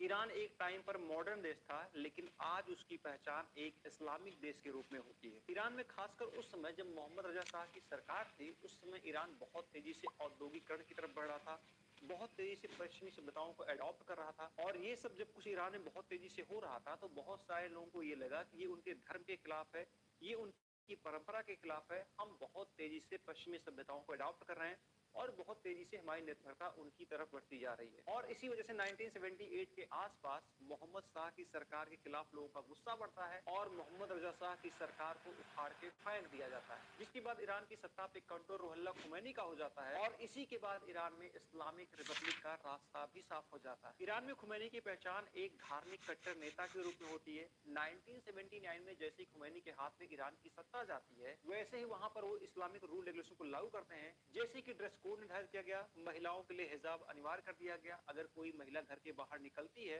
तो उसको हिजाब पहनना जरूरी है। हालांकि ईरान के लोगों ने खुमैनी की सरकार के पहले ये सारी चीजें नहीं देखी थी, वो बहुत ही ओपन होकर रहते थे। खुमैनी के आने के बाद जैसे ही ये चीजें लागू होती हैं, लोग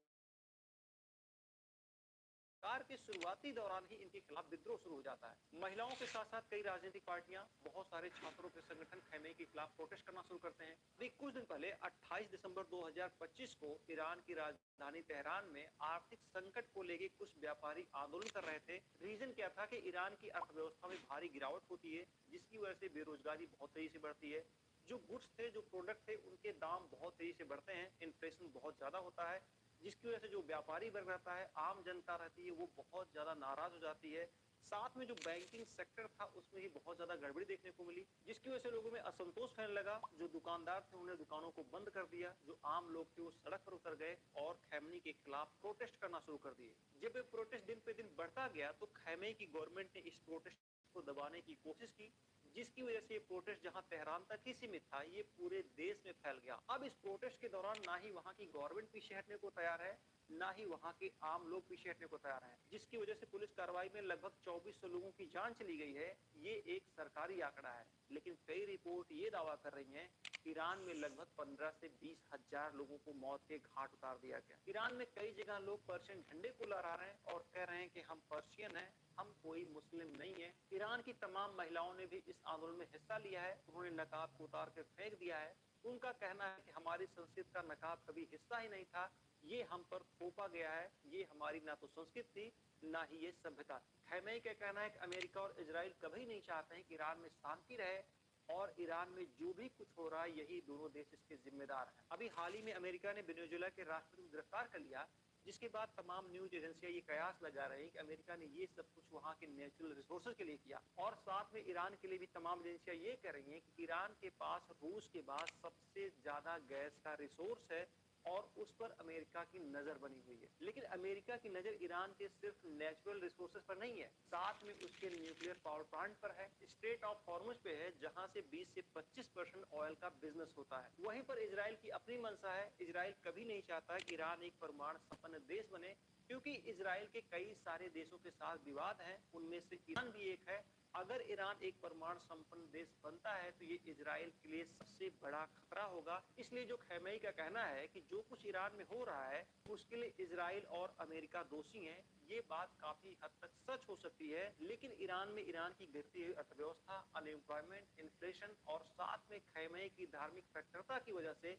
इस आंदोलन को बल मिला। तो हो सकता है जो भी कुछ ईरान में हो रहा हो, उसमें अमेरिका और इजराइल का हाथ हो, क्योंकि अमेरिका का नाम तब भी आता है जब बांग्लादेश में प्रोटेस्ट होता है, जब नेपाल में प्रोटेस्ट होता है, जब श्रीलंका में प्रोटेस्ट होता है। तो अमेरिका ईरान को अस्थिर करने के लिए बिल्कुल ऐसा कर सकता है। साथ में आपने एक चीज और नोटिस किया होगा, जब भी इजराइल का विवाद गजा और फिलिस्तीन से होता है, तो भारत के बहुत सारे लिबरल हैं जो तख्ती प्लेट लेके सामने आ जाते हैं कि गजा में अत्याचार हो रहा है, फिलिस्तीन में अत्याचार हो रहा है, बेकसूर मारे जा रहे हैं। लेकिन वहीं पर ईरान की सरकार ईरानियों को मार रही है, कत्लेआम कर रही है, 15-15 हजार लोगों को गोली से मार दिया गया, लेकिन एक भी तख्ती प्लेट किसी का बाहर नहीं आया। ईरान के पूरे प्रकरण को लेके आपको क्या लगता है? क्या ईरान में जो भी कुछ हो रहा है उसके लिए सिर्फ इजराइल और अमेरिका जिम्मेदार है, या फिर ईरान की नीतियां कुछ ऐसी होती चली गई जिसकी वजह से ईरान में इतना बड़ा प्रोटेस्ट खड़ा हो गया, जिसकी वजह से खैमेनी सरकार आज बिल्कुल भी असहाय नजर आ रही है? कमेंट बॉक्स में कमेंट करके जरूर बताएं। आज की वीडियो ब्लॉग में बस इतना ही। ये वीडियो आपको कैसा लगा इसके बारे में जरूर बताएं। वीडियो को लाइक करें, चैनल को सब्सक्राइब करें। धन्यवाद। अमेरिका और इजराइल ने ऑपरेशन एपिक फ्यूरी के तहत ईरान के ऊपर अटैक कर दिया। ईरान की राजधानी के साथ साथ उसके बड़े शहरों को निशाना बनाया गया, साथ में उसके कई ऑयल रिफाइनरी के ऊपर भी हमला हुआ। इस युद्ध के शुरू होने के बाद लगातार ये कयास लगाए जा रहे हैं कि भारत में पेट्रोल और गैस के दाम बहुत तेजी से बढ़ सकते हैं। उसका सबसे बड़ा रीजन है स्ट्रेट ऑफ हॉर्मुज, क्योंकि भारत में लगभग 50 से 55% crude oil straight of Hormuz से आता है और स्ट्रेट ऑफ हॉर्मुज ईरान के बगल में है और ईरान में लगातार युद्ध की स्थिति बनी हुई है। ऐसे में ईरान स्ट्रेट ऑफ हॉर्मुज को चोक कर सकता है, वहां पर हमला कर सकता है, क्रूड ऑयल की पूरी सप्लाई को काट सकता है। अगर हम भारत और ईरान के ऑयल ट्रेड के बारे में बात करें तो ये ट्रेड ब्रिटिश काल से होता आया है और 2012 में भारत दूसरा बड़ा खरीदार देश था। लेकिन 2019 में यूएस ने ईरान के ऊपर कई सारे सैंक्शन लगा दिए, जिसकी वजह से जो ईरान के साथ हमारा ऑयल ट्रेड था वो धीरे धीरे घटता चला गया और प्रेजेंट टाइम में ईरान भारत का क्रूड ऑयल का मेन सोर्स नहीं है। भारत क्रूड ऑयल और गैस के मामले में लगभग पूरी तरीके से आयात पर निर्भर है। 80 से 90% के आसपास क्रूड ऑयल आयात करता है और लगभग 50% गैस का आयात करता है। प्रेजेंट टाइम में भारत रूस से 35% क्रूड ऑयल लेता है, इराक से 11% लेता है, सऊदी अरेबिया से 9% लेता है, यूएई से 5 से 7% लेता है, यूएस से 6 से 8% लेता है।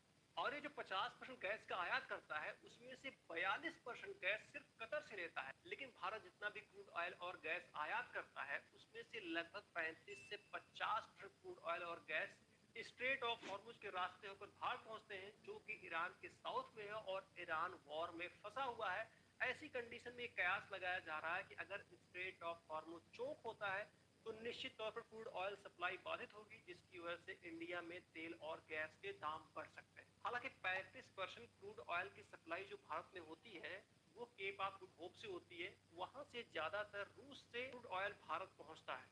युद्ध के हालात हमेशा से कुछ ऐसे होते हैं कि पता नहीं होता है कि ये युद्ध कितने दिन तक खिंचेगा और अगर ये लंबा खिंचता है तो पूरी दुनिया के ऊपर इसका प्रभाव पड़ता है। भारत ये बात अच्छे से जानता था कि अगर खाड़ी देशों में वॉर शुरू होता है तो सबसे पहले जो समस्या खड़ी होगी वो क्रूड ऑयल और गैस को लेके होगी और कोई भी देश बिना ईंधन के आगे नहीं चल सकता है। और भारत जैसा देश जो लगभग पूरी तरीके से गैस और क्रूड ऑयल के लिए आयात पर डिपेंड है, उसके लिए तो और बड़ी समस्या होती है। इसीलिए भारत ने इस तरह की इमरजेंसी से निपटने के लिए स्ट्रेटेजिक पेट्रोलियम रिजर्व बनाया, जो कि पेट्रोलियम मिनिस्ट्री के अंडर काम करती है। भारत ने यूएई की company Abu Dhabi national oil company के साथ समझौता किया और ये कहा कि आप अपने क्रूड ऑयल को भारत में स्टोर कर सकते हैं और पास के देशों में आप उसको बेच सकते हैं। साथ ही समझौते में भारत ने एक और लाइन जोड़ा और ये कहा कि इस क्रूड ऑयल को आप यहाँ पर स्टोर करिए, आप पास के देशों में बेचिए, लेकिन अगर कोई इमरजेंसी की कंडीशन आती है तो उस ऑयल को भारत इस्तेमाल करेगा। भारत ने इसी तरीके का समझौता सऊदी अरब के साथ भी किया है, यानी कि अगर कोई वॉर होता है, कोई इमरजेंसी की कंडीशन होती है, खाड़ी देशों में तनाव पैदा होता है और तेल की सप्लाई बंद होती है, तो ऐसे कंडीशन में जो वहां का रिजर्व भारत में किया गया है उस ऑयल को भारत अपने लिए इस्तेमाल कर सकता है। अब यहाँ पर एक सवाल खड़ा होता है कि आखिरकार सऊदी अरब ने और यूएई ने भारत के साथ ऐसा समझौता क्यों किया, क्योंकि सऊदी अरब यूएई दोनों ही देश जानते हैं कि भारत 80 से 90% क्रूड ऑयल आयात करता है और अगर हम भारत के साथ ऐसा समझौता करते हैं तो भारत हमारा लंबे समय तक ग्राहक बनेगा और अगर बाद में तेल के दाम बढ़ते हैं, जापान और दक्षिण कोरिया जैसे देशों में डिमांड बढ़ती है, तो भारत से आसानी से तेल बेचा जा सकता है। इससे ट्रांसपोर्ट की लागत कम होगी, डिलीवरी तेज होगी और मुनाफा भी ज्यादा होगा। इसके साथ साथ भारत और रूस के भी संबंध अच्छे हैं। जब से रूस और यूक्रेन की लड़ाई चल रही है, रूस के ऊपर भी कई सारे सैंक्शन लगे हुए हैं और रूस सस्ते दाम पर भारत को अपने तेल बेच रहा है और भारत उसको स्टोर कर रहा है किसी भी इमरजेंसी की कंडीशन में उसको यूज करने के लिए। हालांकि अमेरिका ने भारत और रूस के व्यापार को लेकर कई बार टैरिफ बढ़ाया, लेकिन हाल ही में ट्रंप ने ऐलान किया है कि भारत रूस के साथ ऑयल बिजनेस कर सकता है। अगर किसी भी तरीके से भारत में क्रूड ऑयल और गैस की सप्लाई चेन टूट जाए, तो भी भारत के पास इतना रिजर्व है कि लगभग वो 70 से 80 दिन तक सरवाइव कर सकता है। हालांकि ऐसी कंडीशन आना नामुमकिन है, लेकिन अगर खाड़ी देशों में युद्ध लंबा खिंचा तो निश्चित तौर पे गैस और पेट्रोल के दाम बढ़ेंगे, जिसकी वजह से आम जनता को परेशानी उठानी पड़ेगी। आखिरकार इजराइल के पास ऐसा क्या है कि उसके साथ जब भी कोई बड़ा विवाद होता है, तो हर एक विवाद में उसके साथ अमेरिका खड़ा दिखाई पड़ता है। क्या अभी हाल में जो अमेरिका और इजराइल ने ईरान के ऊपर अटैक किया है, क्या वो एक रिलीजियस वार है, या ये सिर्फ नेचुरल रिसोर्सेज, पावर और जियोपॉलिटिक्स की जंग है? अमेरिका और इजराइल के रिलेशन को लेके एक बड़ा सवाल तो खड़ा होता है कि आखिरकार हर एक बड़े मामले में अमेरिका इजराइल के साथ क्यों खड़ा होता है? क्योंकि अमेरिका एक ऐसा देश है, बिना अपने फायदे के वो किसी को सपोर्ट नहीं कर सकता है, क्योंकि वो अमेरिका फर्स्ट की पॉलिसी को फॉलो करता है। और इस पॉलिसी के बीच में अगर कोई आड़े आता है, तो निश्चित तौर पे वो अमेरिका उसको एक दुश्मन की तरह देखता है। लेकिन रिकॉर्ड है कि शायद ही अमेरिका ने कभी इजराइल का विरोध किया हो। आपने एक चीज नोटिस किया होगा, अमेरिका उस हर देश में एंटर किया जहां पर नेचुरल रिसोर्स है। जिन देशों ने उसके साथ उसके स्तर पर समझौता किया, उसको अमेरिका ने अपना दोस्त बनाया, और जिन देशों ने उसका विरोध किया, वहां पर उसने हमले किए, उनके सुप्रीम लीडर को किडनैप किया, उनकी हत्या की। जितनी भी गल्फ कंट्री हैं, सभी गल्फ कंट्री के पास नेचुरल रिसोर्सेज हैं, और अमेरिका की हमेशा से वहां के नेचुरल रिसोर्स पर रही है। सेकेंड वर्ल्ड वॉर समाप्त होने के बाद 1947 में यूएन ने एक योजना बनाई, जिसे यूनाइटेड नेशन पार्टीशन फॉर फिलिस्तीन कहा जाता है। इस प्लान के तहत फिलिस्तीन को दो देशों में बांटना था, एक यहूदी देश, एक अरब देश, यानी कि एक इजराइल और एक फिलिस्तीन। जिसके बाद इजराइल को 14 मई 1948 को एक देश के रूप में मान्यता मिल जाती है, और सबसे पहले उसको मान्यता अमेरिका देता है। और जिसके बाद इजराइल का अरब देशों के साथ युद्ध हो जाता है, जिसमें 5 देश शामिल होते हैं, और सभी के सभी देश इजराइल से हार जाते हैं। अमेरिका ने मिडिल ईस्ट में सोवियत संघ के प्रभाव को रोकने के लिए इजराइल को मान्यता दी और इजराइल को सपोर्ट किया। साथ में मिडिल ईस्ट को कंट्रोल करने के लिए भी उसने इजराइल का पूरा समर्थन दिया। अमेरिका इजराइल का सिर्फ इतनी ही चीजों के लिए ब्लाइंड सपोर्ट नहीं करता है। इजराइल वो देश है जिसके पास पावर है, पैसा है, इंटेलिजेंस है, टेक्नोलॉजी है, जिसके कारण अमेरिका इजराइल का पूरा सपोर्ट करता है। 2025 के डाटा के अनुसार अमेरिका में लगभग 902 अरबपति थे, जिनमें से 150 से लेकर 180 यहूदी अरबपति हैं, जो कि अमेरिका के कुल अरबपतियों के 18 से 20% अरबपति यहूदी मूल के हैं। साथ में कई ऐसे यहूदी बिजनेसमैन हैं जिनकी कंपनियां दुनिया में अपने सेक्टर में मोनोपोली रखती हैं, जैसे फेसबुक इंस्टा के मालिक मार्क जुकरबर्ग, गूगल के मालिक लैरी पेज, डेल टेक्नोलॉजी के मालिक माइकल डेल। साथ में इजराइल की खुफिया एजेंसी मोसाद के बारे में कहा जाता है कि मोसाद दुनिया की सबसे ज्यादा खतरनाक खुफिया एजेंसी है, और अमेरिका को जब भी जरूरत पड़ती है तो अपने किसी भी सीक्रेट मिशन में मोसाद की हेल्प जरूर लेता है। अभी हाल ही में आपने एप्स्टीन फाइल के बारे में सुना होगा। उस फाइल में तमाम दुनिया के बड़े लीडरों का नाम है, जिनके कृत्य को आप ना तो सुन सकते हैं, ना ही बर्दाश्त कर सकते हैं। ना आपने कभी ऐसा सोचा होगा कि इंसान क्या अपने हवस के आगे इतना भी गिर सकता है। वो सब कुछ एप्स्टीन फाइल में दफन है। अब एप्स्टीन फाइल के बारे में कहा जाता है, इसका जो सरगना था, जेफरी एप्स्टीन एक यहूदी था, और वो एक मोसाद का एजेंट था। यानी कि इजराइल ने जेफरी एप्स्टीन के थ्रू दुनिया के बड़े बड़े लीडर, बड़े बड़े पावरफुल लोग, सबको अपने ट्रैप में फंसाया, जिससे वो कभी भी इजराइल के खिलाफ ना जा पाए। और एप्स्टीन फाइल में अमेरिका की कई बड़ी हस्तियों का नाम है। इससे ये कयास लगाया जा रहा है कि इजराइल ने सब कुछ ये इसलिए किया था कि इजराइल को ये बात पता है कि हो सकता है अमेरिका इन फ्यूचर उसका साथ छोड़ दे, तो उसके पास कुछ ऐसा रहे जिसके आधार पर वो अमेरिका को ब्लैकमेल कर सके। हालांकि ये सोशल मीडिया पे तैरती हुई कहानी है, अभी तक इसका कोई भी ऑथेंटिक सोर्स नहीं है, ना ही ये कहा जा रहा है कि ये घटना सत्य है। एक चीज आपने नोटिस किया होगा, जैसे ही अमेरिका और इजराइल ने ईरान के ऊपर एयर स्ट्राइक किया, दुनिया के कई ऐसे देश ये कहना शुरू कर दिए कि ये एक रिलीजियस वार है। भारत में तो कई लोग मार्च करने लगे, रोड पे आ गए, आंदोलन करने लगे कि ये इस्लाम के खिलाफ वार है, एक रिलीजियस वार है। क्या ये सच में एक रिलीजियस वार है? तो इसके पहले हमको समझना पड़ेगा, कई ऐसे देश हैं जिनका रिलीजन एक है फिर भी वो कट्टर दुश्मन है। जैसे हम दुनिया के सबसे पावरफुल देश अमेरिका और रूस को ले लें, अमेरिका और रूस दोनों जगह पर जो मोस्टली रिलीजियस लोग हैं वो क्रिश्चियन है, फिर भी वो एक दूसरे के कट्टर दुश्मन है। आपने देखा ही होगा लंबे समय से यूक्रेन और रूस का वॉर चल रहा है, दोनों ही एक क्रिश्चियन देश है। इसी तरीके से हमेशा से सऊदी अरब और ईरान के बीच कॉन्फ्लिक्ट रहा है और दोनों के ही दोनों देश मुस्लिम राष्ट्र हैं, हालांकि एक शिया राष्ट्र है, एक सुन्नी राष्ट्र है। अमेरिका और इजराइल ने मिलकर जो ईरान के ऊपर एयर स्ट्राइक किया है उसका समर्थन सऊदी अरब करता है, यूएई करता है, कतर करता है और ये सारे के सारे देश मुस्लिम राष्ट्र हैं। अगर ये रिलीजियस वॉर होता तो शायद ये देश कभी भी अमेरिका और इजराइल का समर्थन नहीं करते। तो जो हम लोग ये देख रहे हैं कि रिलीजियस वॉर है, ये बिल्कुल भी रिलीजियस वॉर नहीं है। ये वॉर जो शुरू हुआ है सिर्फ मिडिल ईस्ट को कंट्रोल करने के लिए, ईरान के न्यूक्लियर बम के प्लान को लेके, वहां के नेचुरल रिसोर्सेज के लिए। तो हम इस वॉर को किसी भी तरीके से रिलीजियस एंगल से नहीं देख सकते हैं, ना ही ये कोई रिलीजियस वॉर है। तो आज के इस वीडियो ब्लॉग में बस इतना ही। ये वीडियो आपको कैसा लगा कमेंट बॉक्स में कमेंट करके जरूर बताएं। वीडियो को लाइक करें, चैनल को सब्सक्राइब करें। धन्यवाद। क्या अमेरिका और इजराइल के द्वारा ईरान पर अटैक करने की सिर्फ यही वजह थी कि उसे मिडिल ईस्ट को कंट्रोल करना है, वहां के नेचुरल रिसोर्सेज को कंट्रोल करना है और ईरान के न्यूक्लियर प्लांट को बर्बाद करना है?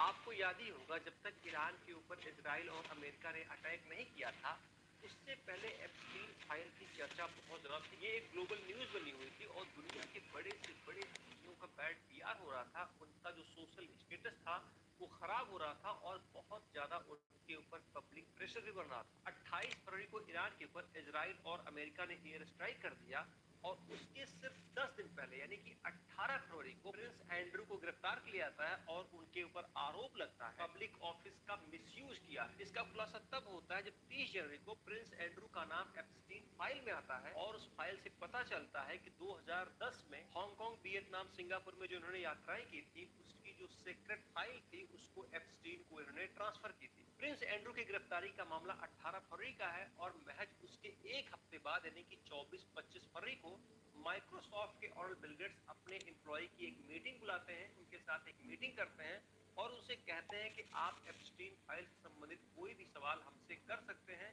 जिन भी लड़कियों की तस्वीर मेरे साथ वायरल हो रही है, जिनका चेहरा ब्लर कर दिया गया है, उनके साथ मेरे कोई भी गलत संबंध नहीं थे। इस इंसिडेंट से आप समझ सकते हैं अगर बिल गेट्स का संबंध एप्स्टीन से बहुत ही नॉर्मल था, इन्होंने कुछ भी ऐसा नहीं किया है जिससे इनके ऊपर कोई आरोप लगे, तो फिर इतनी बड़ी मीटिंग बुलाने की आवश्यकता क्या है, इतना ज्यादा पैनिक होने की क्या आवश्यकता है?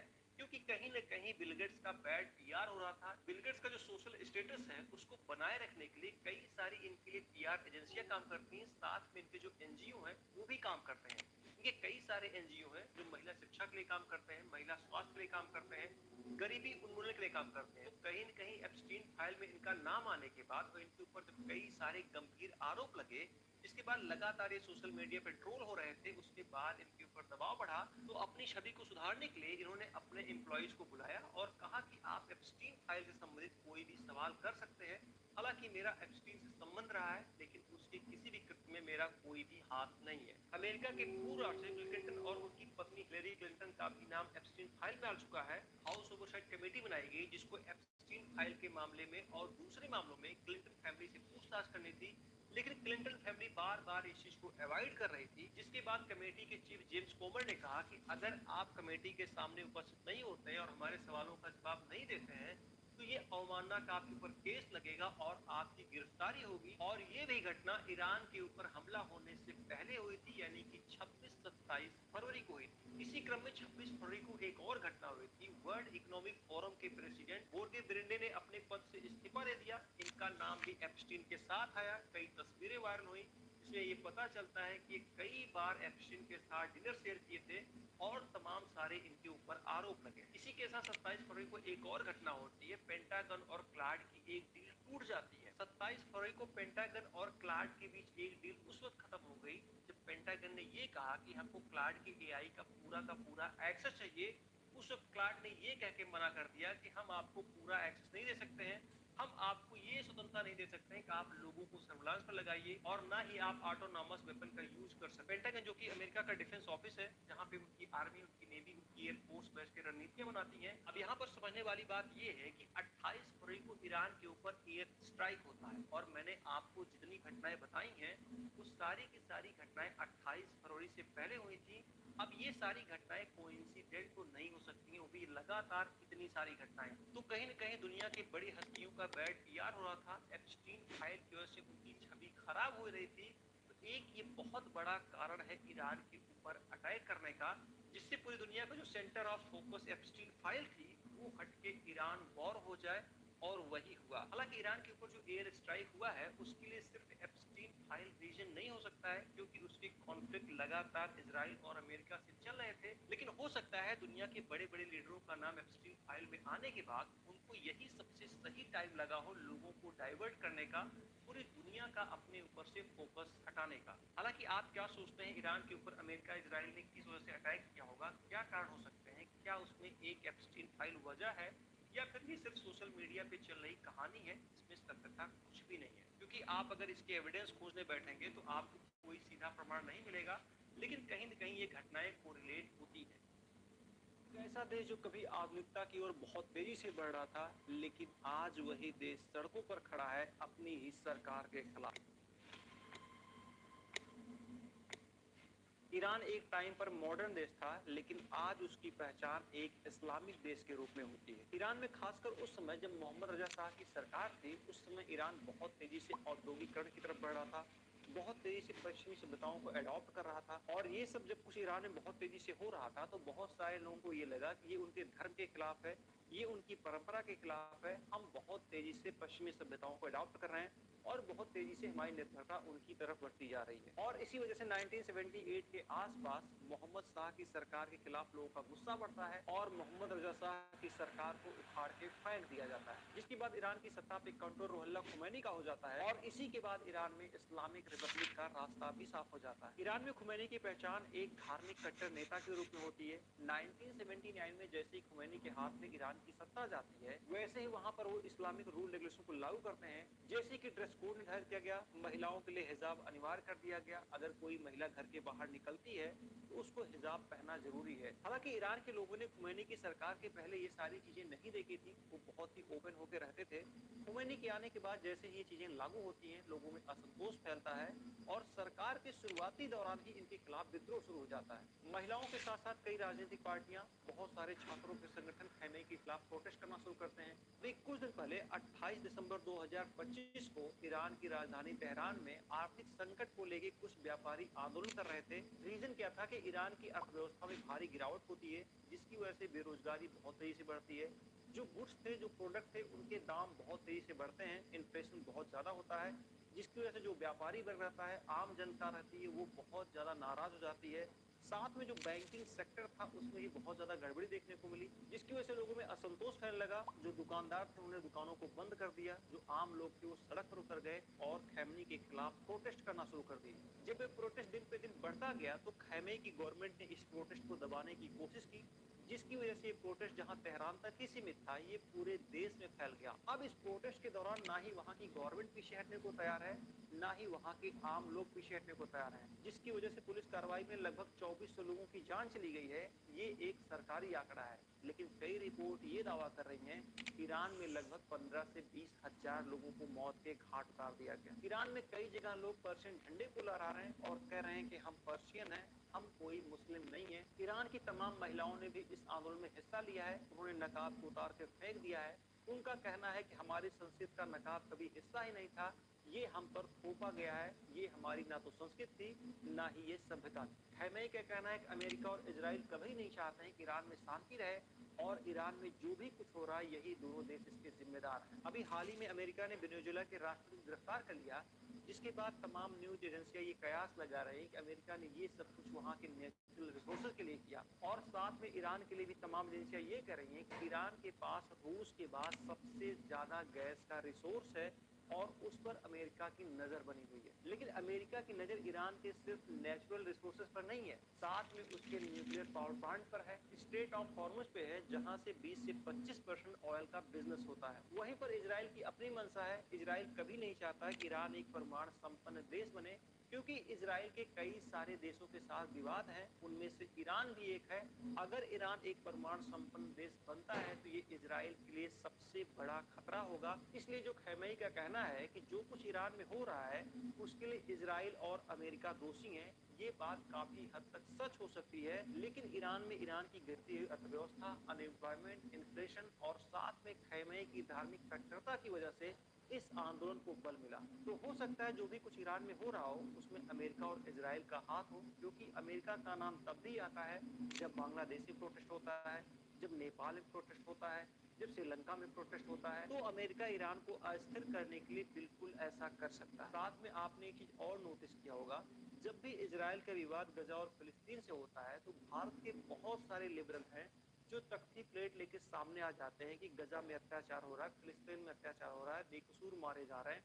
लेकिन वहीं पर ईरान की सरकार ईरानियों को मार रही है, कत्लेआम कर रही है, 15-15 हजार लोगों को गोली से मार दिया गया, लेकिन एक भी तख्ती प्लेट किसी का बाहर नहीं आया। ईरान के पूरे प्रकरण को लेके आपको क्या लगता है? क्या ईरान में जो भी कुछ हो रहा है उसके लिए सिर्फ इजराइल और अमेरिका जिम्मेदार है, या फिर ईरान की नीतियां कुछ ऐसी होती चली गई जिसकी वजह से ईरान में इतना बड़ा प्रोटेस्ट खड़ा हो गया, जिसकी वजह से खैमेई सरकार आज बिल्कुल भी असहाय नजर आ रही है? कमेंट बॉक्स में कमेंट करके जरूर बताएं। आज के वीडियो ब्लॉग में बस इतना ही। ये वीडियो आपको कैसा लगा इसके बारे में जरूर बताएं। वीडियो को लाइक करें, चैनल को सब्सक्राइब करें। धन्यवाद। अमेरिका और इजराइल ने ऑपरेशन एपिक फ्यूरी के तहत ईरान के ऊपर अटैक कर दिया। ईरान की राजधानी के साथ साथ उसके बड़े शहरों को निशाना बनाया गया, साथ में उसके कई ऑयल रिफाइनरी के ऊपर भी हमला हुआ। इस युद्ध के शुरू होने के बाद लगातार ये कयास लगाए जा रहे हैं कि भारत में पेट्रोल और गैस के दाम बहुत तेजी से बढ़ सकते हैं। उसका सबसे बड़ा रीजन है स्ट्रेट ऑफ हॉर्मुज, क्योंकि भारत में लगभग 50 से 55% crude oil straight of Hormuz से आता है और स्ट्रेट ऑफ हॉर्मुज ईरान के बगल में है और ईरान में लगातार युद्ध की स्थिति बनी हुई है। ऐसे में ईरान स्ट्रेट ऑफ हॉर्मुज को चोक कर सकता है, वहां पर हमला कर सकता है, क्रूड ऑयल की पूरी सप्लाई को काट सकता है। अगर हम भारत और ईरान के ऑयल ट्रेड के बारे में बात करें तो ये ट्रेड ब्रिटिश काल से होता आया है और 2012 में भारत दूसरा बड़ा खरीदार देश था। लेकिन 2019 में यूएस ने ईरान के ऊपर कई सारे सैंक्शन लगा दिए, जिसकी वजह से जो ईरान के साथ हमारा ऑयल ट्रेड था वो धीरे धीरे घटता चला गया और प्रेजेंट टाइम में ईरान भारत का क्रूड ऑयल का मेन सोर्स नहीं है। भारत क्रूड ऑयल और गैस के मामले में लगभग पूरी तरीके से आयात पर निर्भर है।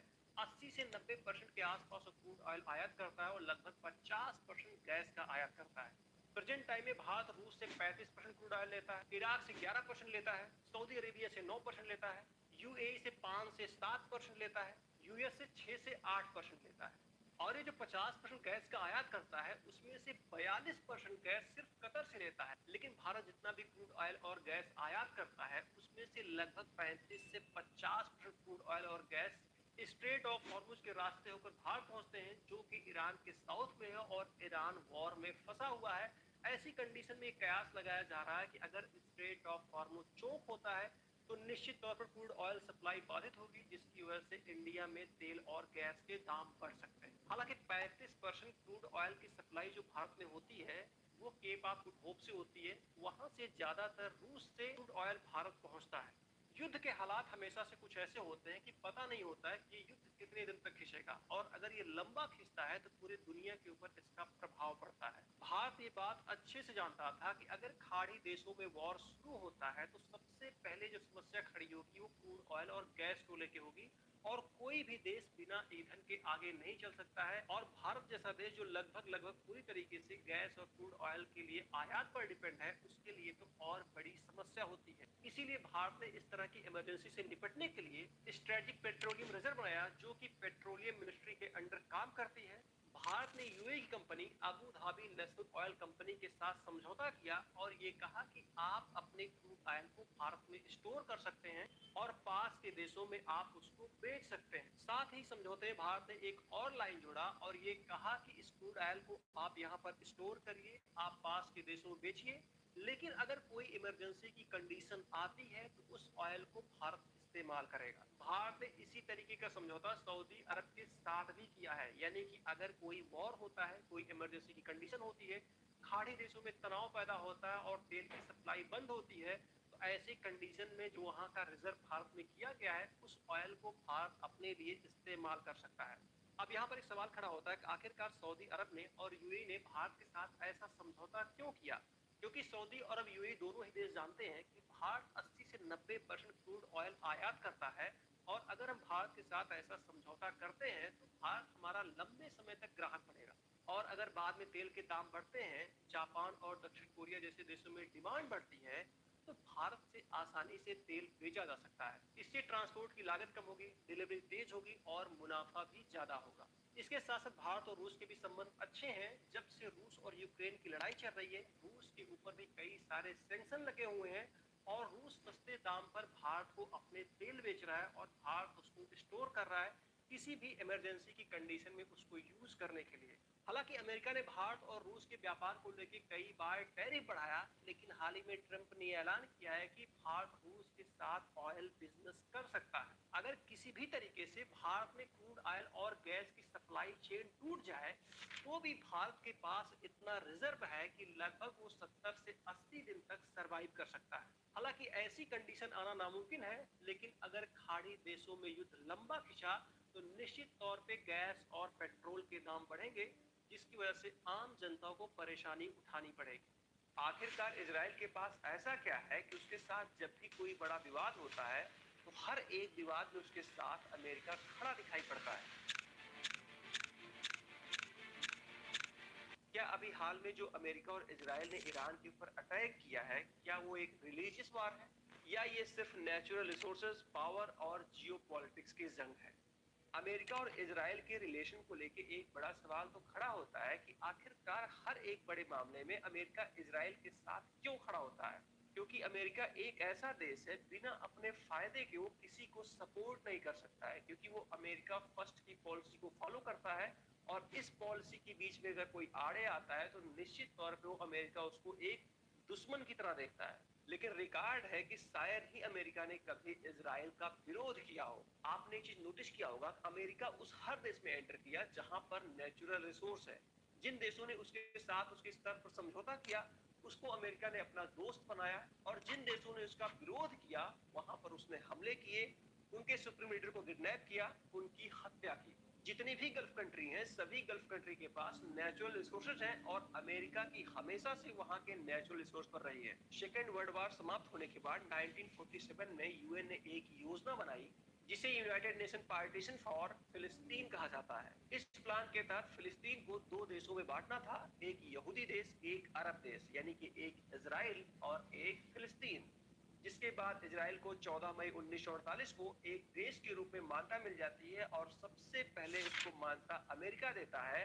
और जिसके बाद इजराइल का अरब देशों के साथ युद्ध हो जाता है, जिसमें 5 देश शामिल होते हैं, और सभी के सभी देश इजराइल से हार जाते हैं।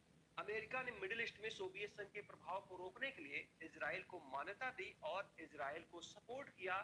साथ में मिडिल ईस्ट को कंट्रोल करने के लिए भी उसने इजराइल का पूरा समर्थन दिया। अमेरिका इजराइल का सिर्फ इतनी ही चीजों के लिए ब्लाइंड सपोर्ट नहीं करता है। इजराइल वो देश है जिसके पास पावर है, पैसा है, इंटेलिजेंस है, टेक्नोलॉजी है, जिसके कारण अमेरिका इजराइल का पूरा सपोर्ट करता है।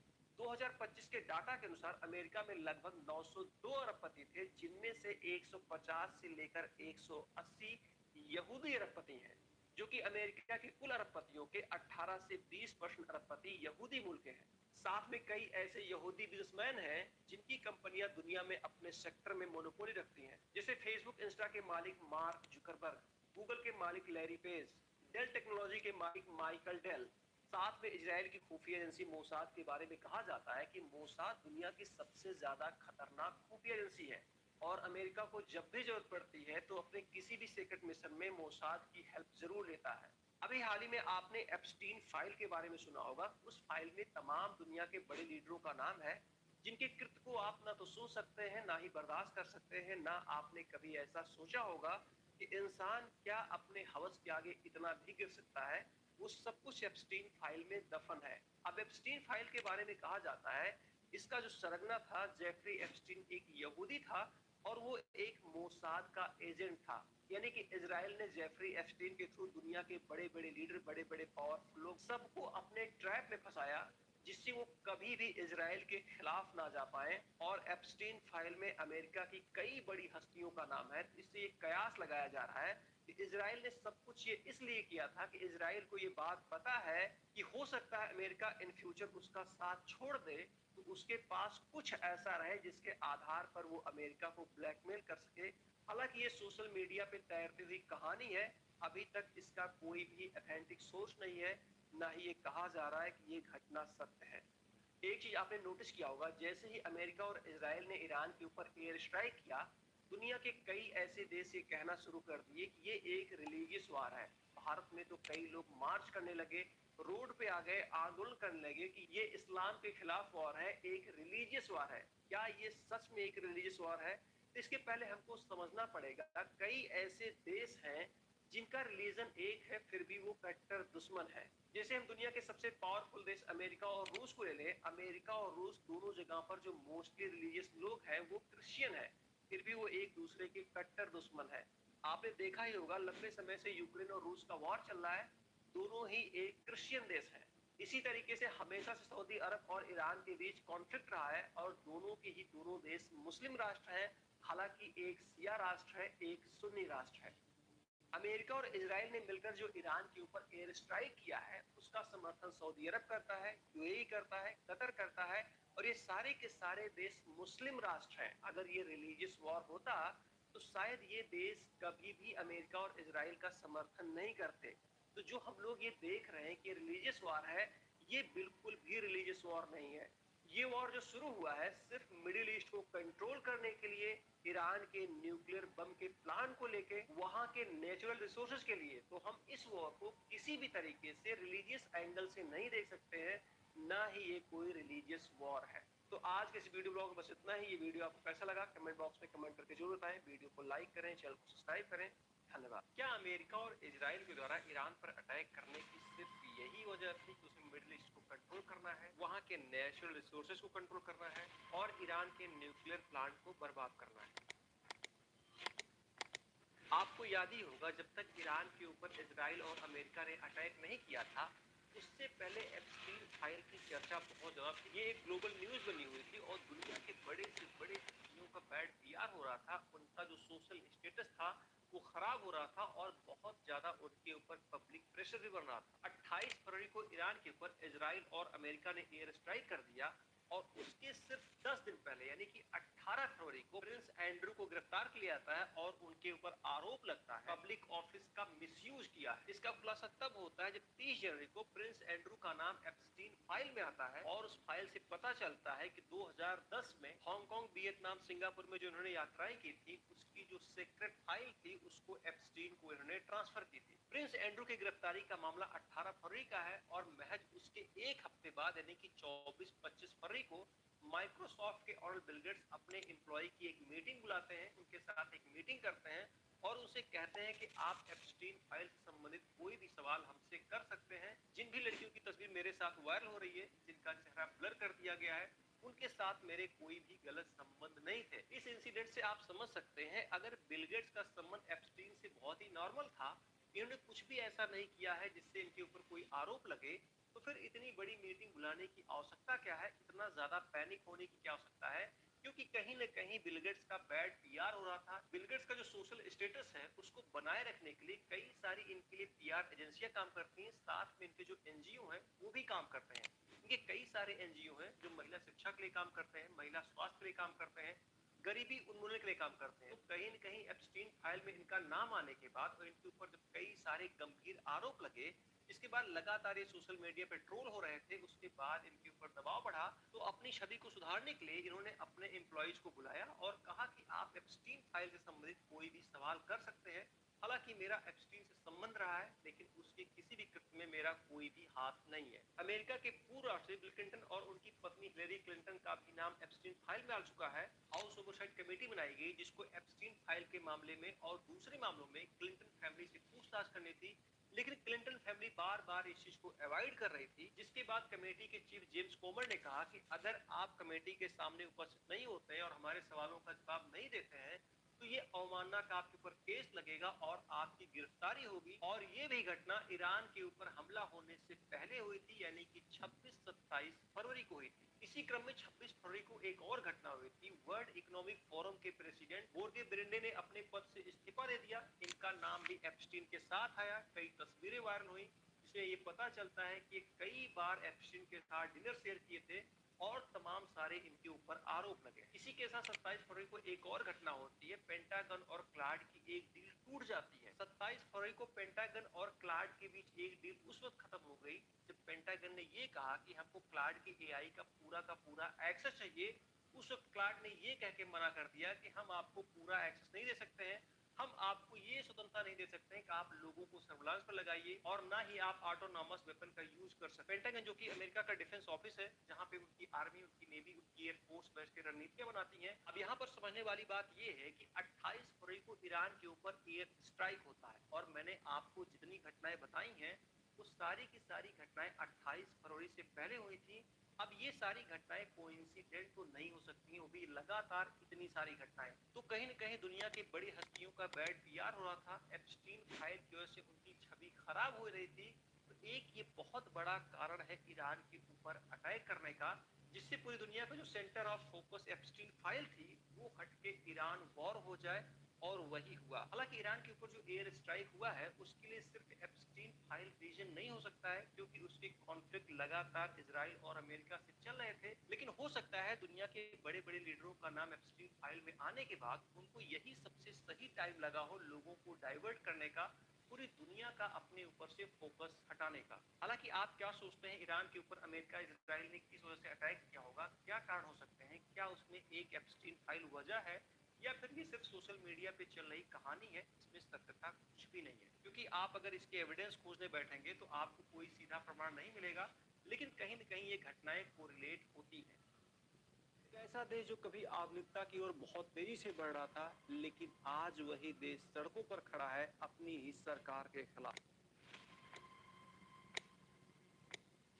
ईरान एक टाइम पर मॉडर्न देश था, लेकिन आज उसकी पहचान एक इस्लामिक देश के रूप में होती है। ईरान में खासकर उस समय जब मोहम्मद रजा शाह की सरकार थी, उस समय ईरान बहुत तेजी से औद्योगिकरण की तरफ बढ़ रहा था, बहुत तेजी से पश्चिमी सभ्यताओं को अडॉप्ट कर रहा था। और ये सब जब कुछ ईरान में बहुत तेजी से हो रहा था तो बहुत सारे लोगों को ये लगा कि ये उनके धर्म के खिलाफ है, ये उनकी परंपरा के खिलाफ है। हम बहुत तेजी से पश्चिमी सभ्यताओं को अडॉप्ट कर रहे हैं और बहुत तेजी से हमारी निर्भरता उनकी तरफ बढ़ती जा रही है। और इसी वजह से 1978 के आसपास मोहम्मद शाह की सरकार के खिलाफ लोगों का गुस्सा बढ़ता है और मोहम्मद रजा शाह की सरकार को उखाड़ के फेंक दिया जाता है, जिसके बाद ईरान की सत्ता पे कंट्रोल रुहुल्लाह खुमैनी का हो जाता है और इसी के बाद ईरान में इस्लामिक रिपब्लिक का रास्ता भी साफ हो जाता है। ईरान में खुमैनी की पहचान एक धार्मिक कट्टर नेता के रूप में होती है। 1979 में जैसे ही खुमैनी के हाथ में ईरान की सत्ता जाती है, वैसे ही वहां पर वो इस्लामिक रूल रेगुलेशन को लागू करते हैं। जैसे कि ड्रेस कोड निर्धारित किया गया, महिलाओं के लिए हिजाब अनिवार्य कर दिया गया, अगर कोई महिला घर के बाहर निकलती है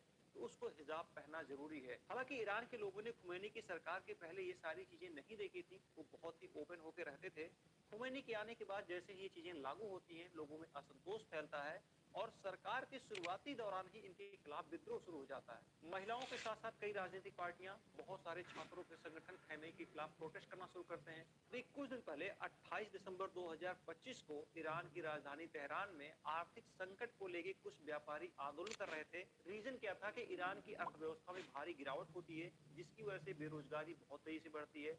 जो गुड्स थे, जो प्रोडक्ट थे, उनके दाम बहुत तेजी से बढ़ते हैं, इन्फ्लेशन बहुत ज्यादा होता है, जिसकी वजह से जो व्यापारी वर्ग रहता है, आम जनता रहती है, वो बहुत ज्यादा नाराज हो जाती है। साथ में जो बैंकिंग सेक्टर था उसमें ही बहुत ज्यादा गड़बड़ी देखने को मिली, जिसकी वजह से लोगों में असंतोष फैलने लगा। जो दुकानदार थे उन्होंने दुकानों को बंद कर दिया, जो आम लोग थे वो सड़क पर उतर गए और खैमनी के खिलाफ प्रोटेस्ट करना शुरू कर दिए। जब ये प्रोटेस्ट दिन पे दिन बढ़ता गया तो खैमे की गवर्नमेंट ने इस प्रोटेस्ट को दबाने की कोशिश की, जिसकी वजह से ये प्रोटेस्ट जहां तेहरान तक ही सीमित था, ये पूरे देश में फैल गया। अब इस प्रोटेस्ट के दौरान ना ही वहां की गवर्नमेंट पीछे हटने को तैयार है, ना ही वहां के आम लोग पीछे हटने को तैयार हैं, जिसकी वजह से पुलिस कार्रवाई में लगभग 2400 लोगों की जान चली गई है। ये एक सरकारी आंकड़ा है, लेकिन कई रिपोर्ट ये दावा कर रही हैं ईरान में लगभग 15 से 20 हजार लोगों को मौत के घाट उतार दिया गया। ईरान में कई जगह लोग पर्शियन झंडे को लहरा रहे हैं और कह रहे हैं कि हम पर्शियन हैं, हम कोई मुस्लिम नहीं है। ईरान की तमाम महिलाओं ने भी इस आंदोलन में हिस्सा लिया है, उन्होंने नकाब को उतार कर फेंक दिया है। उनका कहना है कि हमारी संस्कृति का नकाब कभी हिस्सा ही नहीं था, ये हम पर थोपा गया है, ये हमारी ना तो संस्कृति थी ना ही ये सभ्यता थी। खैमेई का कहना है कि अमेरिका और इजराइल कभी नहीं चाहते हैं कि ईरान में शांति रहे और ईरान में जो भी कुछ हो रहा है यही दोनों देश इसके जिम्मेदार हैं। अभी हाल ही में अमेरिका ने वेनेजुएला के राष्ट्रपति को गिरफ्तार कर लिया, जिसके बाद तमाम न्यूज एजेंसियां ये कयास लगा रही हैं कि अमेरिका ने ये सब कुछ वहां के नेचुरल रिसोर्सेज के लिए किया और साथ में ईरान के लिए भी तमाम एजेंसियां ये कह रही हैं कि ईरान के पास रूस के बाद सबसे ज्यादा गैस का रिसोर्स है और उस पर अमेरिका की नजर बनी हुई है। लेकिन अमेरिका की नजर ईरान के सिर्फ नेचुरल रिसोर्सेज पर नहीं है, साथ में उसके न्यूक्लियर पावर प्लांट पर है, स्ट्रेट ऑफ हॉर्मुज पे है, जहां से 20 से 25% ऑयल का बिजनेस होता है। वहीं पर इजराइल की अपनी मंशा है। इजराइल कभी नहीं चाहता कि ईरान एक परमाणु संपन्न देश बने, क्योंकि इजराइल के कई सारे देशों के साथ विवाद है, उनमें से ईरान भी एक है। अगर ईरान एक परमाणु संपन्न देश बनता है तो ये इजराइल के लिए सबसे बड़ा खतरा होगा। इसलिए जो खैमेई का कहना है कि जो कुछ ईरान में हो रहा है उसके लिए इजराइल और अमेरिका दोषी हैं, ये बात काफी हद तक सच हो सकती है। लेकिन ईरान में ईरान की गिरती हुई अर्थव्यवस्था, अनएम्प्लॉयमेंट, इन्फ्लेशन और साथ में खैमेई की धार्मिक कट्टरता की वजह से इस आंदोलन को बल मिला। तो हो सकता है जो भी कुछ ईरान में हो रहा हो उसमें अमेरिका और इजराइल का हाथ हो, क्योंकि अमेरिका का नाम तब भी आता है जब बांग्लादेश में प्रोटेस्ट होता है, जब नेपाल में प्रोटेस्ट होता है, जब श्रीलंका में प्रोटेस्ट होता है। तो अमेरिका ईरान को अस्थिर करने के लिए बिल्कुल ऐसा कर सकता है। साथ में आपने एक चीज और नोटिस किया होगा, जब भी इजराइल का विवाद गजा और फिलिस्तीन से होता है तो भारत के बहुत सारे लिबरल हैं जो तख्ती प्लेट लेके सामने आ जाते हैं कि गजा में अत्याचार हो रहा है, फिलिस्तीन में अत्याचार हो रहा है, बेकसूर मारे जा रहे हैं। लेकिन वहीं पर ईरान की सरकार ईरानियों को मार रही है, कत्लेआम कर रही है, 15-15 हजार लोगों को गोली से मार दिया गया, लेकिन एक भी तख्ती प्लेट किसी का बाहर नहीं आया। ईरान के पूरे प्रकरण को लेके आपको क्या लगता है? क्या ईरान में जो भी कुछ हो रहा है उसके लिए सिर्फ इजराइल और अमेरिका जिम्मेदार है, या फिर ईरान की नीतियां कुछ ऐसी होती चली गई जिसकी वजह से ईरान में इतना बड़ा प्रोटेस्ट खड़ा हो गया, जिसकी वजह से खैमेई सरकार आज बिल्कुल भी असहाय नजर आ रही है? कमेंट बॉक्स में कमेंट करके जरूर बताएं। आज के वीडियो ब्लॉग में बस इतना ही। ये वीडियो आपको कैसा लगा इसके बारे में जरूर बताएं। वीडियो को लाइक करें, चैनल को सब्सक्राइब करें। धन्यवाद। अमेरिका और इजराइल ने ऑपरेशन एपिक्यूरी के तहत ईरान के ऊपर अटैक कर दिया। ईरान की राजधानी के साथ साथ उसके बड़े शहरों को निशाना बनाया गया, साथ में उसके कई ऑयल रिफाइनरी के ऊपर भी हमला हुआ। इस युद्ध के शुरू होने के बाद लगातार ये कयास लगाए जा रहे हैं कि भारत में पेट्रोल और गैस के दाम बहुत तेजी से बढ़ सकते हैं। उसका सबसे बड़ा रीजन है स्ट्रेट ऑफ हॉर्मुज, क्योंकि भारत में लगभग 50 से 55% crude oil straight of Hormuz से आता है और स्ट्रेट ऑफ हॉर्मुज ईरान के बगल में है और ईरान में लगातार युद्ध की स्थिति बनी हुई है। ऐसे में ईरान स्ट्रेट ऑफ हॉर्मुज को चोक कर सकता है, वहां पर हमला कर सकता है, क्रूड ऑयल की पूरी सप्लाई को काट सकता है। अगर हम भारत और ईरान के ऑयल ट्रेड के बारे में बात करें तो ये ट्रेड ब्रिटिश काल से होता आया है और 2012 में भारत दूसरा बड़ा खरीदार देश था। लेकिन 2019 में यूएस ने ईरान के ऊपर कई सारे सैंक्शन लगा दिए, जिसकी वजह से जो ईरान के साथ हमारा ऑयल ट्रेड था वो धीरे धीरे घटता चला गया और प्रेजेंट टाइम में ईरान भारत का क्रूड ऑयल का मेन सोर्स नहीं है। भारत क्रूड ऑयल और गैस के मामले में लगभग पूरी तरीके से आयात पर निर्भर है। 80 से 90% के आसपास क्रूड ऑयल आयात करता है और लगभग 50% गैस का आयात करता है। प्रेजेंट टाइम में भारत रूस से 35% क्रूड ऑयल लेता है, इराक से 11% लेता है, सऊदी अरेबिया से 9% लेता है, यूएई से 5 से 7% लेता है, यूएस से 6 से 8% लेता है। और ये जो 50% गैस का आयात करता है उसमें से 42% गैस सिर्फ कतर से लेता है। लेकिन भारत जितना भी क्रूड ऑयल और गैस आयात करता है उसमें से लगभग 35 से 50% क्रूड ऑयल और गैस स्ट्रेट ऑफ हॉर्मुज के रास्ते होकर भारत पहुंचते हैं, जो कि ईरान के साउथ में है और ईरान वॉर में फंसा हुआ है। ऐसी कंडीशन में कयास लगाया जा रहा है कि अगर स्ट्रेट ऑफ हॉर्मुज चोक होता है तो निश्चित तौर पर क्रूड ऑयल सप्लाई बाधित होगी, जिसकी वजह से इंडिया में तेल और गैस के दाम बढ़ सकते हैं। हालांकि 35% क्रूड ऑयल की सप्लाई जो भारत में होती है वो केप ऑफ गुड होप से होती है, वहां से ज्यादातर रूस से क्रूड ऑयल भारत पहुंचता है। युद्ध के हालात हमेशा से कुछ ऐसे होते हैं कि पता नहीं होता है कि युद्ध कितने दिन तक खिंचेगा और अगर ये लंबा खिंचता है तो पूरी दुनिया के ऊपर इसका प्रभाव पड़ता है। भारत ये बात अच्छे से जानता था कि अगर खाड़ी देशों में वॉर शुरू होता है तो सबसे पहले जो समस्या खड़ी होगी वो क्रूड ऑयल और गैस को लेके होगी, और कोई भी देश बिना ईंधन के आगे नहीं चल सकता है। और भारत जैसा देश जो लगभग पूरी तरीके से गैस और क्रूड ऑयल के लिए आयात पर डिपेंड है, उसके लिए तो और बड़ी समस्या होती है। इसीलिए भारत ने इस तरह की इमरजेंसी से निपटने के लिए स्ट्रेटेजिक पेट्रोलियम रिजर्व बनाया, जो कि पेट्रोलियम मिनिस्ट्री के अंडर काम करती है। भारत ने यूएई की company Abu Dhabi national oil company के साथ समझौता किया और ये कहा कि आप अपने क्रूड ऑयल को भारत में स्टोर कर सकते हैं और पास के देशों में आप उसको बेच सकते हैं। साथ ही समझौते में भारत ने एक और लाइन जोड़ा और ये कहा कि इस क्रूड ऑयल को आप यहाँ पर स्टोर करिए, आप पास के देशों में बेचिए, लेकिन अगर कोई इमरजेंसी की कंडीशन आती है तो उस ऑयल को भारत इस्तेमाल करेगा। भारत ने इसी तरीके का समझौता सऊदी अरब के साथ भी किया है, यानी कि अगर कोई वॉर होता है, कोई इमरजेंसी की कंडीशन होती है, खाड़ी देशों में तनाव पैदा होता है और तेल की सप्लाई बंद होती है, तो ऐसी कंडीशन में जो वहां का रिजर्व भारत में किया गया है, उस ऑयल को भारत अपने लिए इस्तेमाल कर सकता है। अब यहाँ पर एक सवाल खड़ा होता है कि आखिरकार सऊदी अरब ने और यूएई ने भारत के साथ ऐसा समझौता क्यों किया? क्योंकि सऊदी अरब यूएई दोनों ही देश जानते हैं कि भारत 80 से 90% क्रूड ऑयल आयात करता है और अगर हम भारत के साथ ऐसा समझौता करते हैं तो भारत हमारा लंबे समय तक ग्राहक बनेगा। और अगर बाद में तेल के दाम बढ़ते हैं, जापान और दक्षिण कोरिया जैसे देशों में डिमांड बढ़ती है, तो भारत से आसानी से तेल बेचा जा सकता है। इससे ट्रांसपोर्ट की लागत कम होगी, डिलीवरी तेज होगी और मुनाफा भी ज्यादा होगा।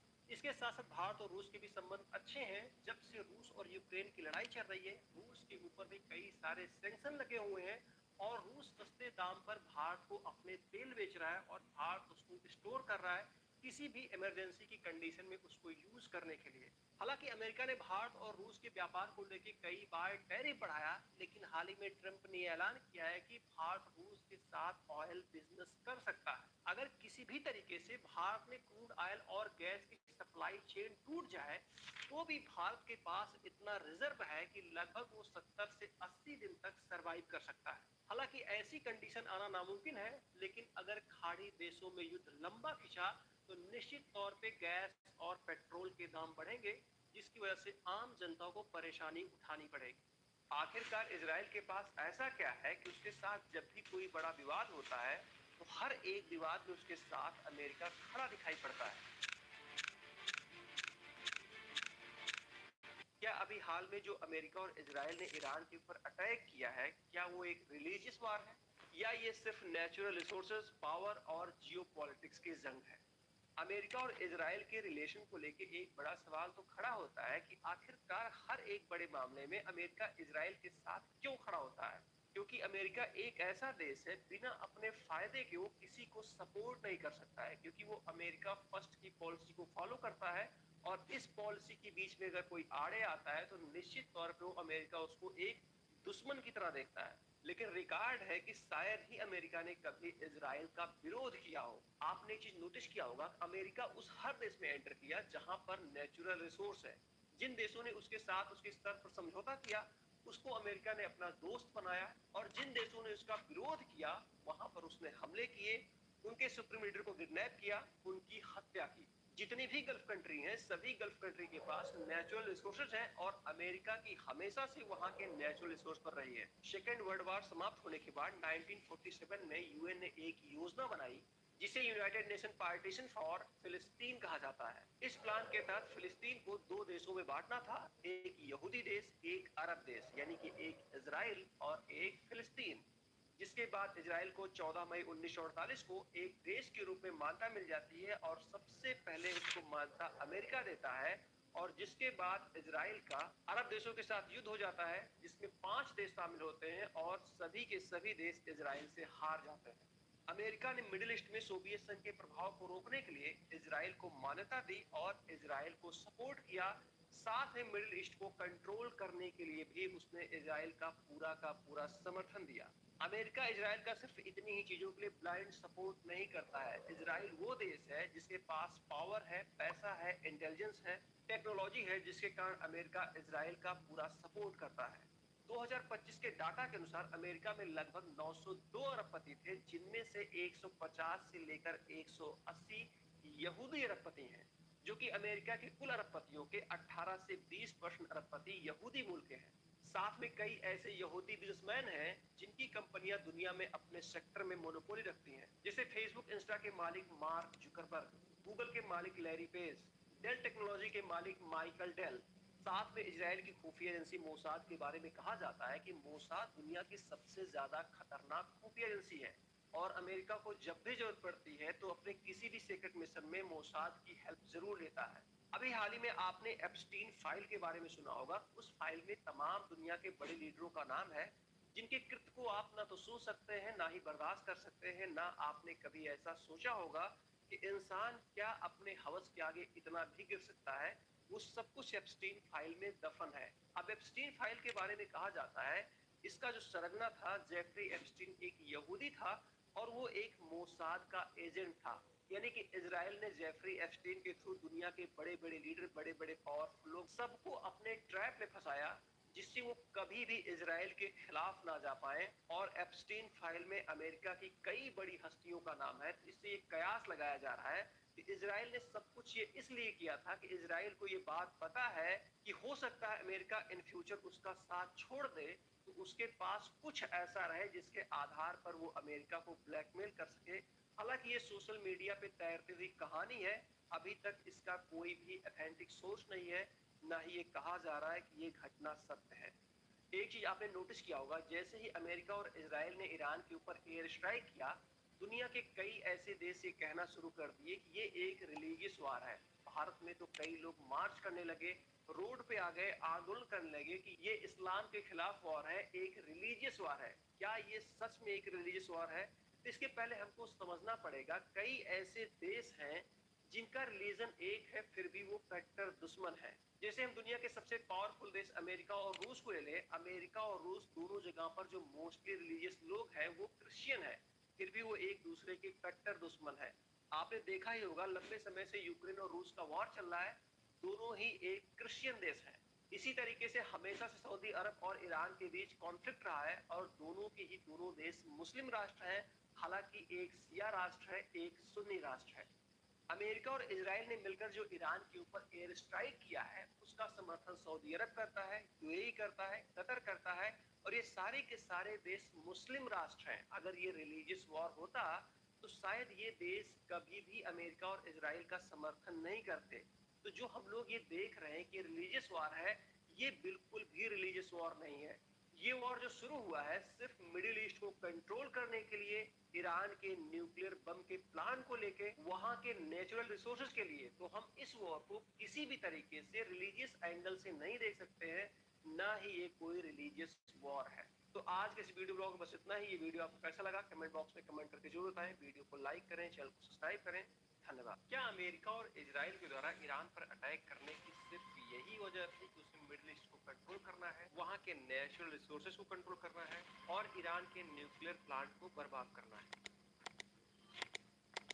आपको याद ही होगा जब तक ईरान के ऊपर इजराइल और अमेरिका ने अटैक नहीं किया था, उससे पहले एप्स्टीन फाइल की चर्चा बहुत ज्यादा थी। ये एक ग्लोबल न्यूज बनी हुई थी और दुनिया के बड़े से बड़े हस्तियों का बैड पीआर हो रहा था, उनका जो सोशल स्टेटस था वो खराब हो रहा था और बहुत ज्यादा उनके ऊपर पब्लिक प्रेशर भी बढ़ रहा था। 28 फरवरी को ईरान के ऊपर इजराइल और अमेरिका ने एयर स्ट्राइक कर दिया और उसके सिर्फ 10 दिन पहले यानी कि 18 फरवरी को प्रिंस एंड्रू को गिरफ्तार किया जाता है और उनके ऊपर आरोप लगता है पब्लिक ऑफिस का मिसयूज किया है। इसका खुलासा तब होता है जब 30 जनवरी को प्रिंस एंड्रू का नाम एप्स्टीन फाइल में आता है और उस फाइल से पता चलता है कि 2010 में हांगकांग, वियतनाम, सिंगापुर में जो इन्होंने यात्राएं की थी उसकी जो सीक्रेट फाइल थी उसको एप्स्टीन को इन्होंने ट्रांसफर की थी। प्रिंस एंड्रू की गिरफ्तारी का मामला 18 फरवरी का है और महज उसके एक हफ्ते बाद यानी कि 24-25 फरवरी को माइक्रोसॉफ्ट के और बिल गेट्स अपने एम्प्लॉय की एक मीटिंग बुलाते हैं, उनके साथ एक मीटिंग करते हैं और उनसे कहते हैं कि आप एप्स्टीन फाइल से संबंधित कोई भी सवाल हमसे कर सकते हैं। जिन भी लड़कियों की तस्वीर मेरे साथ वायरल हो रही है, जिनका चेहरा ब्लर कर दिया गया है, उनके साथ मेरे कोई भी गलत संबंध नहीं थे। इस इंसिडेंट से आप समझ सकते हैं अगर बिल गेट्स का संबंध एप्स्टीन से बहुत ही नॉर्मल था, इन्होंने कुछ भी ऐसा नहीं किया है जिससे इनके ऊपर कोई आरोप लगे, तो फिर इतनी बड़ी मीटिंग बुलाने की आवश्यकता क्या है, इतना ज्यादा पैनिक होने की क्या आवश्यकता है? क्योंकि कहीं न कहीं बिल गेट्स का बैड पीआर हो रहा था। बिल गेट्स का जो सोशल स्टेटस है उसको बनाए रखने के लिए कई सारी इनके लिए पीआर एजेंसियां काम करती हैं, साथ में इनके जो एनजीओ हैं वो भी काम करते हैं। के कई सारे एनजीओ हैं जो महिला शिक्षा के लिए काम करते हैं, महिला स्वास्थ्य के लिए काम करते हैं, गरीबी उन्मूलन के लिए काम करते हैं। तो कहीं न कहीं एप्स्टीन फाइल में इनका नाम आने के बाद और इनके ऊपर जब कई सारे गंभीर आरोप लगे, जिसके बाद लगातार ये सोशल मीडिया पे ट्रोल हो रहे थे, उसके बाद इनके ऊपर दबाव बढ़ा, तो अपनी छवि को सुधारने के लिए इन्होंने अपने एम्प्लॉइज को बुलाया और कहा कि आप एप्स्टीन फाइल से संबंधित कोई भी सवाल कर सकते हैं। हालांकि मेरा एप्स्टीन से संबंध रहा है, लेकिन उसके किसी भी कृत्य में मेरा कोई भी हाथ नहीं है। अमेरिका के पूर्व राष्ट्रपति बिल क्लिंटन और उनकी पत्नी हिलेरी क्लिंटन का भी नाम एप्स्टीन फाइल में आ चुका है। हाउस ओवरसाइट कमेटी बनाई गई जिसको एप्स्टीन फाइल के मामले में और दूसरे मामलों में क्लिंटन फैमिली से पूछताछ करनी थी, लेकिन क्लिंटन फैमिली बार बार इस चीज को अवॉइड कर रही थी, जिसके बाद कमेटी के चीफ जेम्स कोमर ने कहा कि अगर आप कमेटी के सामने उपस्थित नहीं होते हैं और हमारे सवालों का जवाब नहीं देते हैं, तो ये अवमानना का आपके ऊपर केस लगेगा और आपकी गिरफ्तारी होगी। और ये भी घटना ईरान के ऊपर हमला होने से पहले हुई थी, यानी कि 26-27 फरवरी को हुई थी। इसी क्रम में 26 फरवरी को एक और घटना हुई थी। वर्ल्ड इकोनॉमिक फोरम के प्रेसिडेंट बोर्गे ब्रेंडे ने अपने पद से इस्तीफा दे दिया। इनका नाम भी एप्स्टीन के साथ आया। कई तस्वीरें वायरल हुई, जिसमें ये पता चलता है कि कई बार एप्स्टीन के साथ डिनर शेयर किए थे और तमाम सारे इनके ऊपर आरोप लगे। इसी के साथ 27 फरवरी को एक और घटना होती है। पेंटागन और क्लाड की एक डील टूट जाती है। 27 फरवरी को पेंटागन और क्लाड के बीच एक डील उस वक्त खत्म हो गई जब पेंटागन ने ये कहा कि हमको क्लाड के एआई का पूरा एक्सेस चाहिए। उस वक्त क्लाड ने ये कह के मना कर दिया कि हम आपको पूरा एक्सेस नहीं दे सकते हैं, हम आपको ये स्वतंत्रता नहीं दे सकते हैं कि आप लोगों को सर्विलांस पर लगाइए और ना ही आप ऑटोनॉमस वेपन का यूज कर सकते। पेंटागन जो कि अमेरिका का डिफेंस ऑफिस है, जहां पे उनकी आर्मी, उनकी नेवी, उनकी एयरफोर्स बैठ के रणनीतियां बनाती हैं। अब यहाँ पर समझने वाली बात ये है कि 28 फरवरी को ईरान के ऊपर एयर स्ट्राइक होता है और मैंने आपको जितनी घटनाएं बताई हैं वो सारी की सारी घटनाएं 28 फरवरी से पहले हुई थी। अब ये सारी घटनाएं कोइंसिडेंट तो नहीं हो सकती, वो भी लगातार इतनी सारी घटनाएं। तो कहीं न कहीं दुनिया की बड़ी हस्तियों का बैड पीआर हो रहा था। एप्स्टीन फाइल की वजह से उनकी छवि खराब हो रही थी। तो एक ये बहुत बड़ा कारण है ईरान के ऊपर अटैक करने का, जिससे पूरी दुनिया का जो centre of focus Epstein file थी वो हटके ईरान वॉर हो जाए, और वही हुआ। हालांकि ईरान के ऊपर जो एयर स्ट्राइक हुआ है उसके लिए सिर्फ एप्स्टीन फाइल रीजन नहीं हो सकता है, क्योंकि उसके कॉन्फ्लिक्ट लगातार इजराइल और अमेरिका से चल रहे थे। लेकिन हो सकता है दुनिया के बड़े बड़े लीडरों का नाम एप्स्टीन फाइल में आने के बाद उनको यही सबसे सही टाइम लगा हो लोगों को डाइवर्ट करने का, पूरी दुनिया का अपने ऊपर से फोकस हटाने का। हालांकि आप क्या सोचते हैं, ईरान के ऊपर अमेरिका इजराइल ने किस वजह से अटैक किया होगा? क्या कारण हो सकते हैं? क्या उसमें एक एप्स्टीन फाइल वजह है, या फिर ये सिर्फ सोशल मीडिया पे चल रही कहानी है, इसमें सत्यता कुछ भी नहीं है? क्योंकि आप अगर इसके एविडेंस खोजने बैठेंगे तो आपको कोई सीधा प्रमाण नहीं मिलेगा, लेकिन कहीं न कहीं ये घटनाएं कोरिलेट होती हैं। एक ऐसा देश जो कभी आधुनिकता की ओर बहुत तेजी से बढ़ रहा था, लेकिन आज वही देश सड़कों पर खड़ा है अपनी ही सरकार के खिलाफ। ईरान एक टाइम पर मॉडर्न देश था, लेकिन आज उसकी पहचान एक इस्लामिक देश के रूप में होती है। ईरान में खासकर उस समय जब मोहम्मद रजा शाह की सरकार थी, उस समय ईरान बहुत तेजी से औद्योगिकरण की तरफ बढ़ रहा था, बहुत तेजी से पश्चिमी सभ्यताओं को अडॉप्ट कर रहा था। और ये सब जब कुछ ईरान में बहुत तेजी से हो रहा था तो बहुत सारे लोगों को ये लगा कि ये उनके धर्म के खिलाफ है, ये उनकी परंपरा के खिलाफ है। हम बहुत तेजी से पश्चिमी सभ्यताओं को अडॉप्ट कर रहे हैं और बहुत तेजी से हमारी निर्भरता उनकी तरफ बढ़ती जा रही है। और इसी वजह से 1978 के आसपास मोहम्मद शाह की सरकार के खिलाफ लोगों का गुस्सा बढ़ता है और मोहम्मद रजा शाह की सरकार को उखाड़ के फेंक दिया जाता है, जिसके बाद ईरान की सत्ता पे कंट्रोल रुहुल्लाह खुमैनी का हो जाता है और इसी के बाद ईरान में इस्लामिक रिपब्लिक का रास्ता भी साफ हो जाता है। ईरान में खुमैनी की पहचान एक धार्मिक कट्टर नेता के रूप में होती है। 1979 में जैसे ही खुमैनी के हाथ में ईरान की सत्ता जाती है, वैसे ही वहां पर वो इस्लामिक रूल रेगुलेशन को लागू करते हैं। जैसे कि ड्रेस कोड निर्धारित किया गया, महिलाओं के लिए हिजाब अनिवार्य कर दिया गया, अगर कोई महिला घर के बाहर निकलती है तो उसको हिजाब पहनना जरूरी है। हालांकि ईरान के लोगों ने खुमैनी की सरकार के पहले ये सारी चीजें नहीं देखी थी, वो बहुत ही ओपन होकर रहते थे।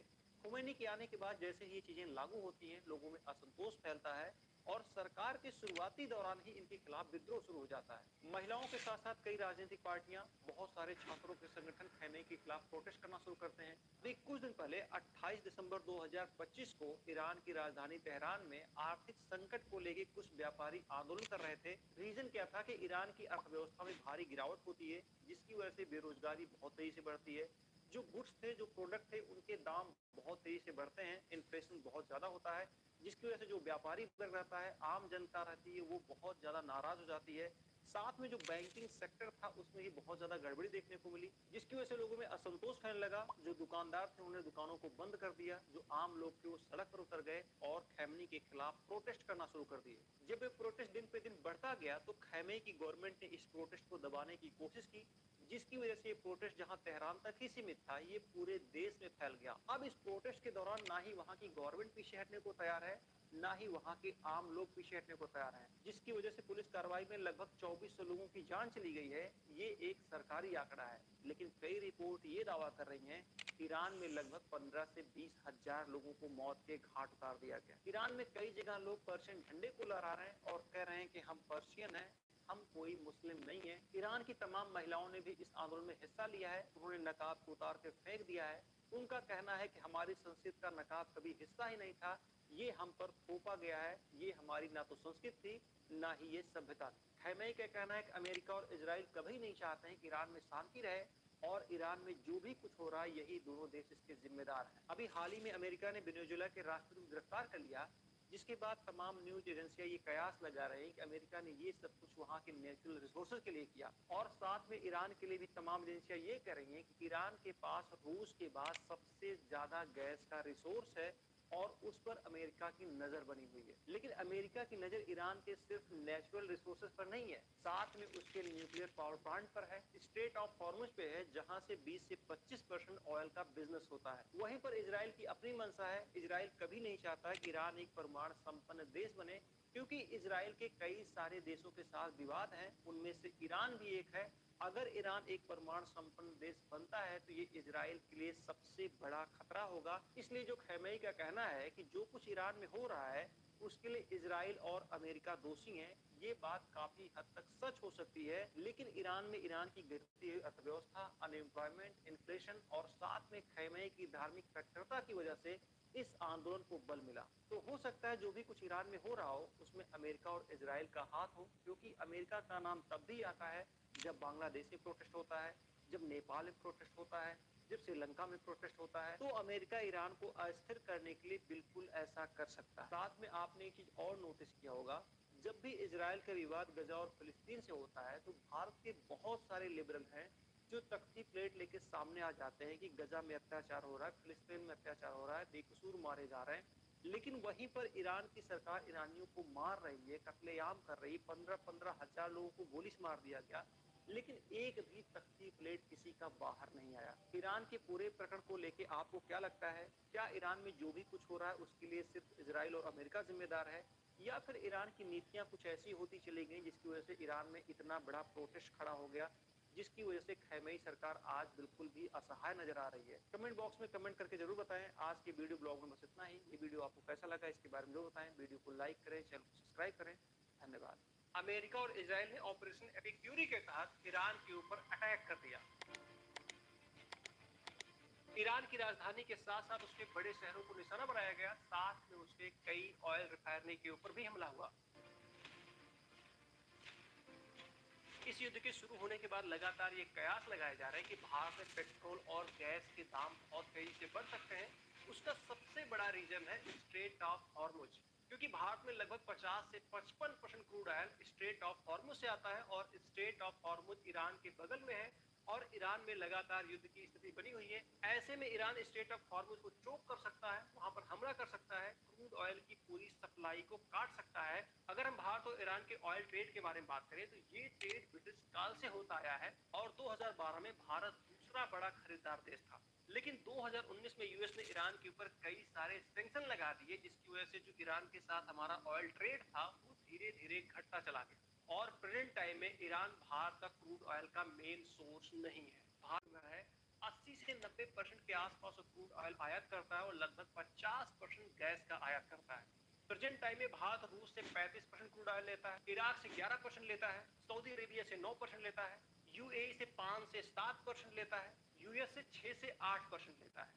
और ये जो 50% गैस का आयात करता है उसमें से 42% गैस सिर्फ कतर से लेता है। लेकिन भारत जितना भी क्रूड ऑयल और गैस आयात करता है उसमें से लगभग 35 से 50% क्रूड ऑयल और गैस स्ट्रेट ऑफ हॉर्मुज के रास्ते होकर भारत पहुंचते हैं, जो कि ईरान के साउथ में है और ईरान वॉर में फंसा हुआ है। ऐसी कंडीशन में कयास लगाया जा रहा है कि अगर स्ट्रेट ऑफ हॉर्मुज चोक होता है तो निश्चित तौर पर क्रूड ऑयल सप्लाई बाधित होगी, जिसकी वजह से इंडिया में तेल और गैस के दाम बढ़ सकते हैं। हालांकि 35% क्रूड ऑयल की सप्लाई जो भारत में होती है वो केप ऑफ गुड होप से होती है। वहां से ज्यादातर रूस से क्रूड ऑयल भारत पहुंचता है। युद्ध के हालात हमेशा से कुछ ऐसे होते हैं कि पता नहीं होता है कि युद्ध कितने दिन तक खिंचेगा, और अगर ये लंबा खिंचता है तो पूरी दुनिया के ऊपर इसका प्रभाव पड़ता है। भारत ये बात अच्छे से जानता था कि अगर खाड़ी देशों में वॉर शुरू होता है तो सबसे पहले जो समस्या खड़ी होगी वो क्रूड ऑयल और गैस को लेके होगी, और कोई भी देश बिना ईंधन के आगे नहीं चल सकता है। और भारत जैसा देश जो लगभग पूरी तरीके से गैस और क्रूड ऑयल के लिए आयात पर डिपेंड है, उसके लिए तो और बड़ी समस्या होती है। इसीलिए भारत ने इस तरह की इमरजेंसी से निपटने के लिए स्ट्रेटेजिक पेट्रोलियम रिजर्व बनाया, जो कि पेट्रोलियम मिनिस्ट्री के अंडर काम करती है। भारत ने यूएई की company Abu Dhabi national oil company के साथ समझौता किया और ये कहा कि आप अपने क्रूड ऑयल को भारत में स्टोर कर सकते हैं और पास के देशों में आप उसको बेच सकते हैं। साथ ही समझौते में भारत ने एक और लाइन जोड़ा और ये कहा कि इस क्रूड ऑयल को आप यहाँ पर स्टोर करिए, आप पास के देशों में बेचिए, लेकिन अगर कोई इमरजेंसी की कंडीशन आती है तो उस ऑयल को भारत इस्तेमाल करेगा। भारत ने इसी तरीके का समझौता सऊदी अरब के साथ भी किया है, यानी कि अगर कोई वॉर होता है, कोई इमरजेंसी की कंडीशन होती है, खाड़ी देशों में तनाव पैदा होता है और तेल की सप्लाई बंद होती है, तो ऐसी कंडीशन में जो वहां का रिजर्व भारत में किया गया है उस ऑयल को भारत अपने लिए इस्तेमाल कर सकता है।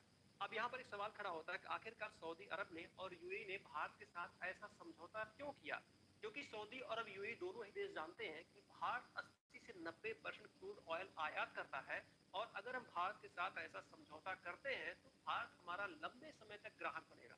और अगर बाद में तेल के दाम बढ़ते हैं, जापान और दक्षिण कोरिया जैसे देशों में डिमांड बढ़ती है, तो भारत से आसानी से तेल बेचा जा सकता है। इससे ट्रांसपोर्ट की लागत कम होगी, डिलीवरी तेज होगी और मुनाफा भी ज्यादा होगा। इसके साथ साथ भारत और रूस के भी संबंध अच्छे हैं। जब से रूस और यूक्रेन की लड़ाई चल रही है, रूस के ऊपर भी कई सारे सैंक्शन लगे हुए हैं और रूस सस्ते दाम पर भारत को अपने तेल बेच रहा है और भारत उसको स्टोर कर रहा है किसी भी इमरजेंसी की कंडीशन में उसको यूज करने के लिए।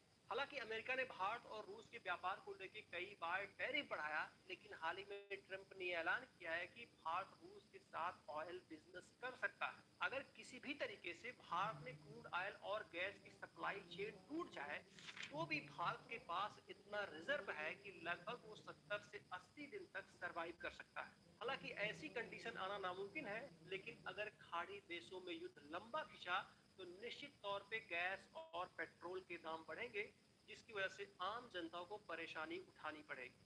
आखिरकार इजराइल के पास ऐसा क्या है कि उसके साथ जब भी कोई बड़ा विवाद होता है तो हर एक विवाद में उसके साथ अमेरिका खड़ा दिखाई पड़ता है।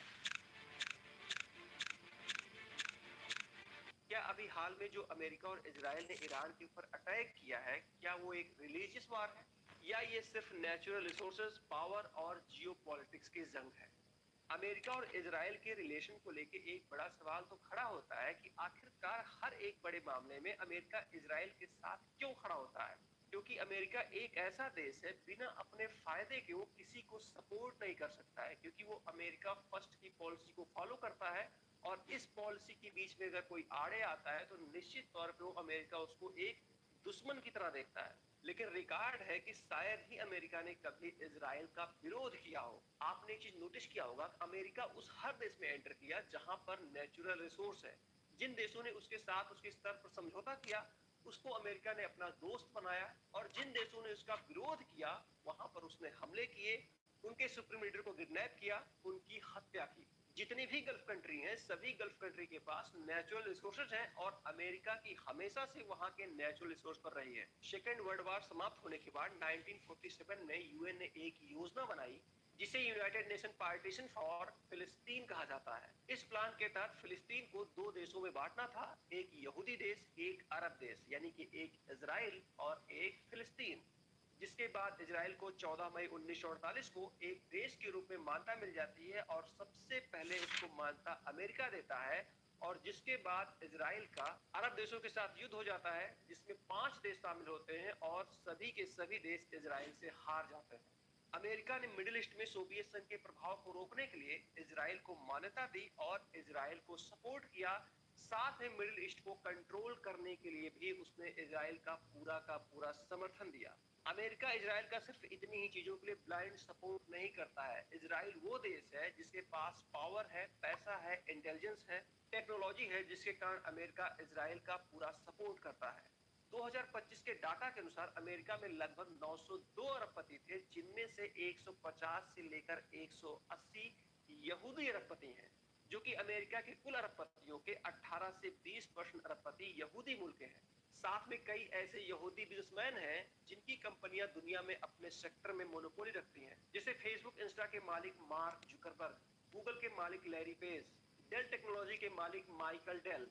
साथ में इजराइल की खुफिया एजेंसी मोसाद के बारे में कहा जाता है कि मोसाद दुनिया की सबसे ज्यादा खतरनाक खुफिया एजेंसी है और अमेरिका को जब भी जरूरत पड़ती है तो अपने किसी भी सीक्रेट मिशन में मोसाद की हेल्प जरूर लेता है। अभी हाल ही में आपने एप्स्टीन फाइल के बारे में सुना होगा। उस फाइल में तमाम दुनिया के बड़े लीडरों का नाम है, जिनके कृत्य को आप ना तो सुन सकते हैं, ना ही बर्दाश्त कर सकते हैं। ना आपने कभी ऐसा सोचा होगा कि इंसान क्या अपने हवस के आगे इतना भी गिर सकता है। वो सब कुछ एप्स्टीन फाइल में दफन है। अब एप्स्टीन फाइल के बारे में कहा जाता है, इसका जो सरगना था जेफरी एप्स्टीन एक यहूदी था और वो एक मोसाद का एजेंट था। यानी कि इजराइल ने जेफरी एप्स्टीन के थ्रू दुनिया के बड़े बड़े लीडर, बड़े बड़े पावरफुल लोग सबको अपने ट्रैप में फंसाया, जिससे वो कभी भी इजराइल के खिलाफ ना जा पाए। और एप्स्टीन फाइल में अमेरिका की कई बड़ी हस्तियों का नाम है, जिससे ये कयास लगाया जा रहा है कि इजराइल ने सब कुछ ये इसलिए किया था कि इजराइल को ये बात पता है कि हो सकता है अमेरिका इन फ्यूचर उसका साथ छोड़ दे, तो उसके पास कुछ ऐसा रहे जिसके आधार पर वो अमेरिका को ब्लैकमेल कर सके। हालांकि ये सोशल मीडिया पे तैरती हुई कहानी है, अभी तक इसका कोई भी ऑथेंटिक सोर्स नहीं है, ना ही ये कहा जा रहा है कि ये घटना सत्य है। एक चीज आपने नोटिस किया होगा, जैसे ही अमेरिका और इजराइल ने ईरान के ऊपर एयर स्ट्राइक किया, दुनिया के कई ऐसे देश ये कहना शुरू कर दिए कि ये एक रिलीजियस वार है। भारत में तो कई लोग मार्च करने लगे, रोड पे आ गए, आंदोलन करने लगे कि ये इस्लाम के खिलाफ वार है, एक रिलीजियस वार है। क्या ये सच में एक रिलीजियस वार है? तो इसके पहले हमको समझना पड़ेगा, कई ऐसे देश हैं जिनका रिलीजन एक है, फिर भी वो कट्टर दुश्मन है। जैसे हम दुनिया के सबसे पावरफुल देश अमेरिका और रूस को ले लें, अमेरिका और रूस दोनों जगह पर जो मोस्टली रिलीजियस लोग हैं वो क्रिश्चियन है, फिर भी वो एक दूसरे के कट्टर दुश्मन है। आपने देखा ही होगा, लंबे समय से यूक्रेन और रूस का वॉर चल रहा है, दोनों ही एक क्रिश्चियन देश है। इसी तरीके से हमेशा से सऊदी अरब और ईरान के बीच कॉन्फ्लिक्ट रहा है और दोनों के ही दोनों देश मुस्लिम राष्ट्र हैं। हालांकि एक शिया राष्ट्र है, एक सुन्नी राष्ट्र है। अमेरिका और इजराइल ने मिलकर जो ईरान के ऊपर एयर स्ट्राइक किया है, उसका समर्थन सऊदी अरब करता है, यूएई करता है, कतर करता है, और ये सारे के सारे देश मुस्लिम राष्ट्र हैं। अगर ये रिलीजियस वॉर होता तो शायद ये देश कभी भी अमेरिका और इजराइल का समर्थन नहीं करते।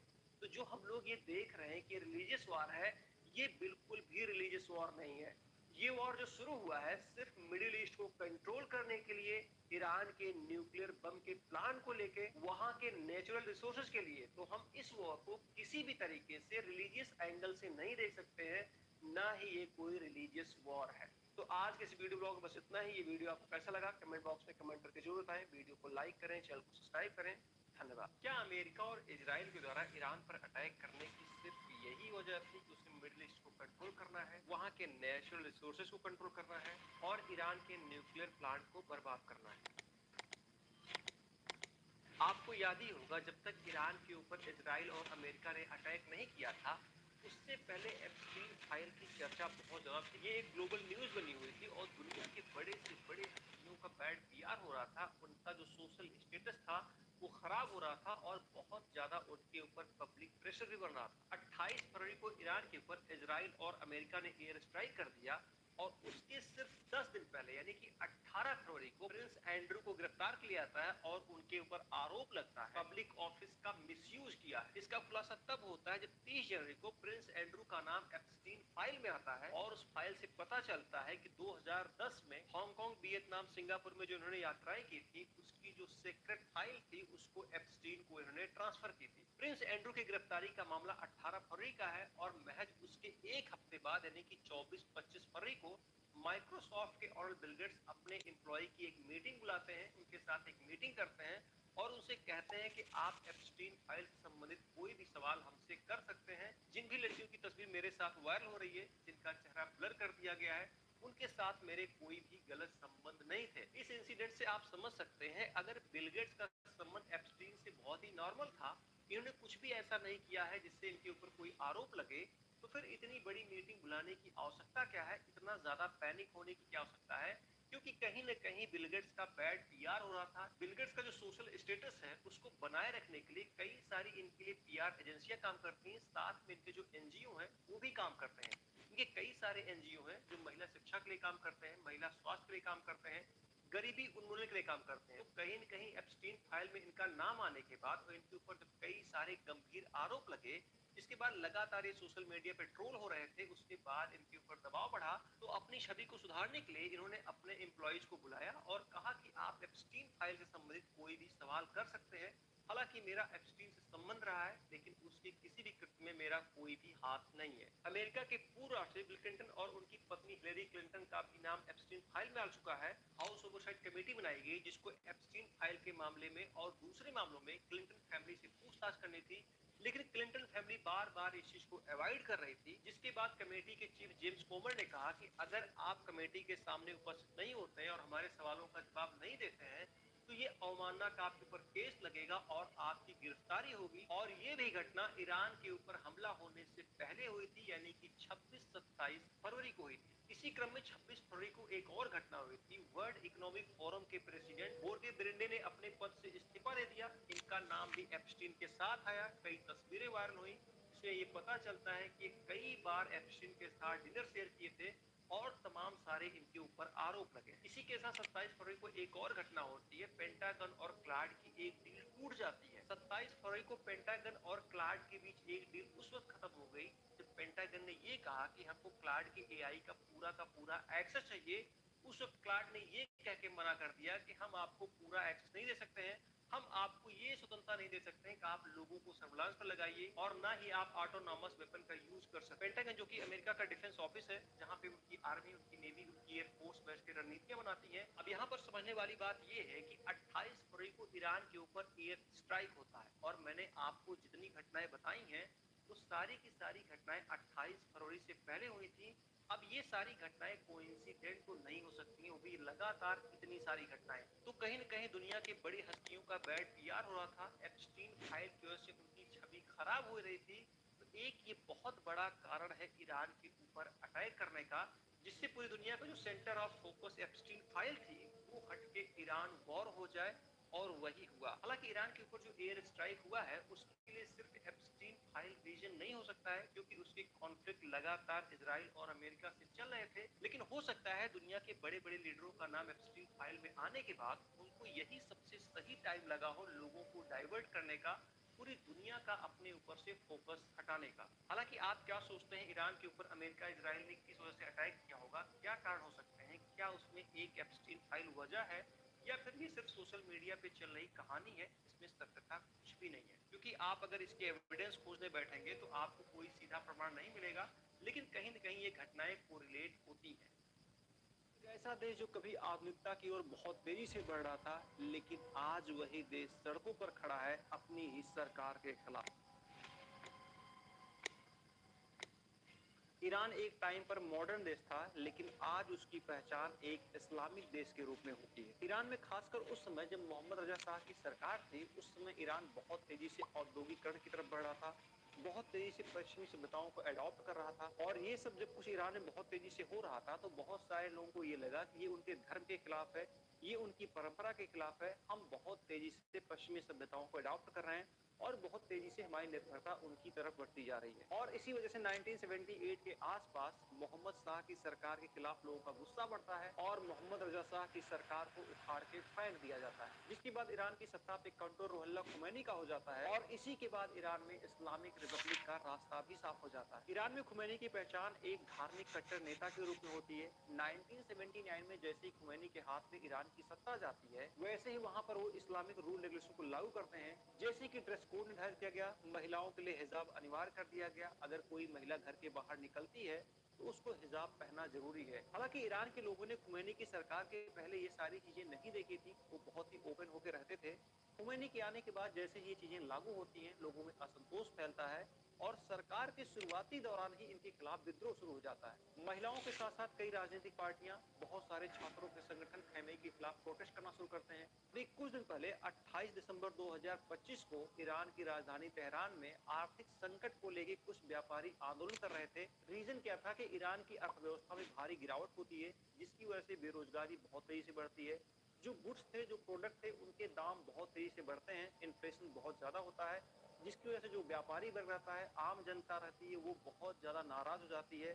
साथ में जो बैंकिंग सेक्टर था उसमें भी बहुत ज्यादा गड़बड़ी देखने को मिली, जिसकी वजह से लोगों में असंतोष फैलने लगा। जो दुकानदार थे उन्होंने दुकानों को बंद कर दिया, जो आम लोग थे वो सड़क पर उतर गए और खैमनी के खिलाफ प्रोटेस्ट करना शुरू कर दिए। जब ये प्रोटेस्ट दिन पे दिन बढ़ता गया तो खैमे की गवर्नमेंट ने इस प्रोटेस्ट को दबाने की कोशिश की, जिसकी वजह से ये प्रोटेस्ट जहां तेहरान तक ही सीमित था, ये पूरे देश में फैल गया। अब इस प्रोटेस्ट के दौरान ना ही वहां की गवर्नमेंट पीछे हटने को तैयार है, ना ही वहां के आम लोग पीछे हटने को तैयार हैं, जिसकी वजह से पुलिस कार्रवाई में लगभग 2400 लोगों की जान चली गई है। ये एक सरकारी आंकड़ा है, लेकिन कई रिपोर्ट ये दावा कर रही हैं ईरान में लगभग 15 से 20 हजार लोगों को मौत के घाट उतार दिया गया। ईरान में कई जगह लोग पर्शियन झंडे को लहरा रहे हैं और कह रहे हैं कि हम पर्शियन हैं, हम कोई मुस्लिम नहीं है। ईरान की तमाम महिलाओं ने भी इस आंदोलन में हिस्सा लिया है, उन्होंने नकाब को उतार कर फेंक दिया है। उनका कहना है कि हमारी संस्कृति का नकाब कभी हिस्सा ही नहीं था, ये हम पर थोपा गया है, ये हमारी ना तो संस्कृति थी, ना ही ये सभ्यता थी। खैमेनी का कहना है कि अमेरिका और इजराइल कभी नहीं चाहते हैं कि ईरान में शांति रहे और ईरान में जो भी कुछ हो रहा है यही दोनों देश इसके जिम्मेदार हैं। अभी हाल ही में अमेरिका ने वेनेजुएला के राष्ट्रपति को गिरफ्तार कर लिया, जिसके बाद तमाम न्यूज एजेंसियां ये कयास लगा रही हैं कि अमेरिका ने ये सब कुछ वहां के नेचुरल रिसोर्सेज के लिए किया। और साथ में ईरान के लिए भी तमाम एजेंसियां ये कह रही हैं कि ईरान के पास रूस के बाद सबसे ज्यादा गैस का रिसोर्स है और उस पर अमेरिका की नजर बनी हुई है। लेकिन अमेरिका की नजर ईरान के सिर्फ नेचुरल रिसोर्सेज पर नहीं है, साथ में उसके न्यूक्लियर पावर प्लांट पर है, स्ट्रेट ऑफ हॉर्मुज पे है, जहां से 20 से 25% ऑयल का बिजनेस होता है। वहीं पर इजराइल की अपनी मंशा है। इजराइल कभी नहीं चाहता कि ईरान एक परमाणु संपन्न देश बने, क्योंकि इजराइल के कई सारे देशों के साथ विवाद है, उनमें से ईरान भी एक है। अगर ईरान एक परमाणु संपन्न देश बनता है तो ये इजराइल के लिए सबसे बड़ा खतरा होगा। इसलिए जो खैमेनी का कहना है कि जो कुछ ईरान में हो रहा है उसके लिए इजराइल और अमेरिका दोषी हैं, ये बात काफी हद तक सच हो सकती है। लेकिन ईरान में ईरान की गिरती हुई अर्थव्यवस्था, अनएम्प्लॉयमेंट, इन्फ्लेशन और साथ में खैमेनी की धार्मिक कट्टरता की वजह से इस आंदोलन को बल मिला। तो हो सकता है जो भी कुछ ईरान में हो रहा हो उसमें अमेरिका और इजराइल का हाथ हो, क्योंकि अमेरिका का नाम तब भी आता है जब बांग्लादेश में प्रोटेस्ट होता है, जब नेपाल में प्रोटेस्ट होता है, जब श्रीलंका में प्रोटेस्ट होता है। तो अमेरिका ईरान को अस्थिर करने के लिए बिल्कुल ऐसा कर सकता है। साथ में आपने एक चीज और नोटिस किया होगा, जब भी इजराइल का विवाद गजा और फिलिस्तीन से होता है तो भारत के बहुत सारे लिबरल हैं जो तख्ती प्लेट लेके सामने आ जाते हैं कि गजा में अत्याचार हो रहा है, फिलिस्तीन में अत्याचार हो रहा है, बेकसूर मारे जा रहे हैं। लेकिन वहीं पर ईरान की सरकार ईरानियों को मार रही है, कत्लेआम कर रही है, 15-15 हजार लोगों को गोली से मार दिया गया, लेकिन एक भी तख्ती प्लेट किसी का बाहर नहीं आया। ईरान के पूरे प्रकरण को लेके आपको क्या लगता है? क्या ईरान में जो भी कुछ हो रहा है उसके लिए सिर्फ इजराइल और अमेरिका जिम्मेदार है, या फिर ईरान की नीतियां कुछ ऐसी होती चली गई जिसकी वजह से ईरान में इतना बड़ा प्रोटेस्ट खड़ा हो गया, जिसकी वजह से खैमेनी सरकार आज बिल्कुल भी असहाय नजर आ रही है? कमेंट बॉक्स में कमेंट करके जरूर बताएं। आज की वीडियो ब्लॉग में बस इतना ही। ये वीडियो आपको कैसा लगा इसके बारे में जरूर बताएं। वीडियो को लाइक करें, चैनल को सब्सक्राइब करें। धन्यवाद। अमेरिका और इजराइल ने ऑपरेशन एपिक फ्यूरी के तहत ईरान के ऊपर अटैक कर दिया। ईरान की राजधानी के साथ साथ उसके बड़े शहरों को निशाना बनाया गया, साथ में उसके कई ऑयल रिफाइनरी के ऊपर भी हमला हुआ। इस युद्ध के शुरू होने के बाद लगातार ये कयास लगाए जा रहे हैं कि भारत में पेट्रोल और गैस के दाम बहुत तेजी से बढ़ सकते हैं। उसका सबसे बड़ा रीजन है स्ट्रेट ऑफ हॉर्मुज, क्योंकि भारत में लगभग 50 से 55% crude oil straight of Hormuz से आता है और स्ट्रेट ऑफ हॉर्मुज ईरान के बगल में है और ईरान में लगातार युद्ध की स्थिति बनी हुई है। ऐसे में ईरान स्ट्रेट ऑफ हॉर्मुज को चोक कर सकता है, वहां पर हमला कर सकता है, क्रूड ऑयल की पूरी सप्लाई को काट सकता है। अगर हम भारत और ईरान के ऑयल ट्रेड के बारे में बात करें तो ये ट्रेड ब्रिटिश काल से होता आया है और 2012 में भारत दूसरा बड़ा खरीदार देश था। लेकिन 2019 में यूएस ने ईरान के ऊपर कई सारे सैंक्शन लगा दिए, जिसकी वजह से जो ईरान के साथ हमारा ऑयल ट्रेड था वो धीरे धीरे घटता चला गया। और प्रेजेंट टाइम में ईरान भारत का क्रूड ऑयल का मेन सोर्स नहीं है। भारत क्रूड ऑयल और गैस के मामले में लगभग पूरी तरीके से आयात पर निर्भर है। 80 से 90% के आसपास क्रूड ऑयल आयात करता है और लगभग 50% गैस का आयात करता है। प्रेजेंट टाइम में भारत रूस से 35% क्रूड ऑयल लेता है, इराक से 11% लेता है, सऊदी अरेबिया से 9% लेता है, यूएई से 5 से 7% लेता है, यूएस से 6 से 8% लेता है। और ये जो 50% गैस का आयात करता है उसमें से 42% गैस सिर्फ कतर से लेता है। लेकिन भारत जितना भी क्रूड ऑयल और गैस आयात करता है उसमें से लगभग 35 से 50% क्रूड ऑयल और गैस स्ट्रेट ऑफ हॉर्मुज के रास्ते होकर भारत पहुंचते हैं, जो कि ईरान के साउथ में है और ईरान वॉर में फंसा हुआ है। ऐसी कंडीशन में कयास लगाया जा रहा है कि अगर स्ट्रेट ऑफ हॉर्मुज चोक होता है तो निश्चित तौर पर क्रूड ऑयल सप्लाई बाधित होगी, जिसकी वजह से इंडिया में तेल और गैस के दाम बढ़ सकते हैं। हालांकि 35% क्रूड ऑयल की सप्लाई जो भारत में होती है वो केप ऑफ गुड होप से होती है। वहां से ज्यादातर रूस से क्रूड ऑयल भारत पहुंचता है।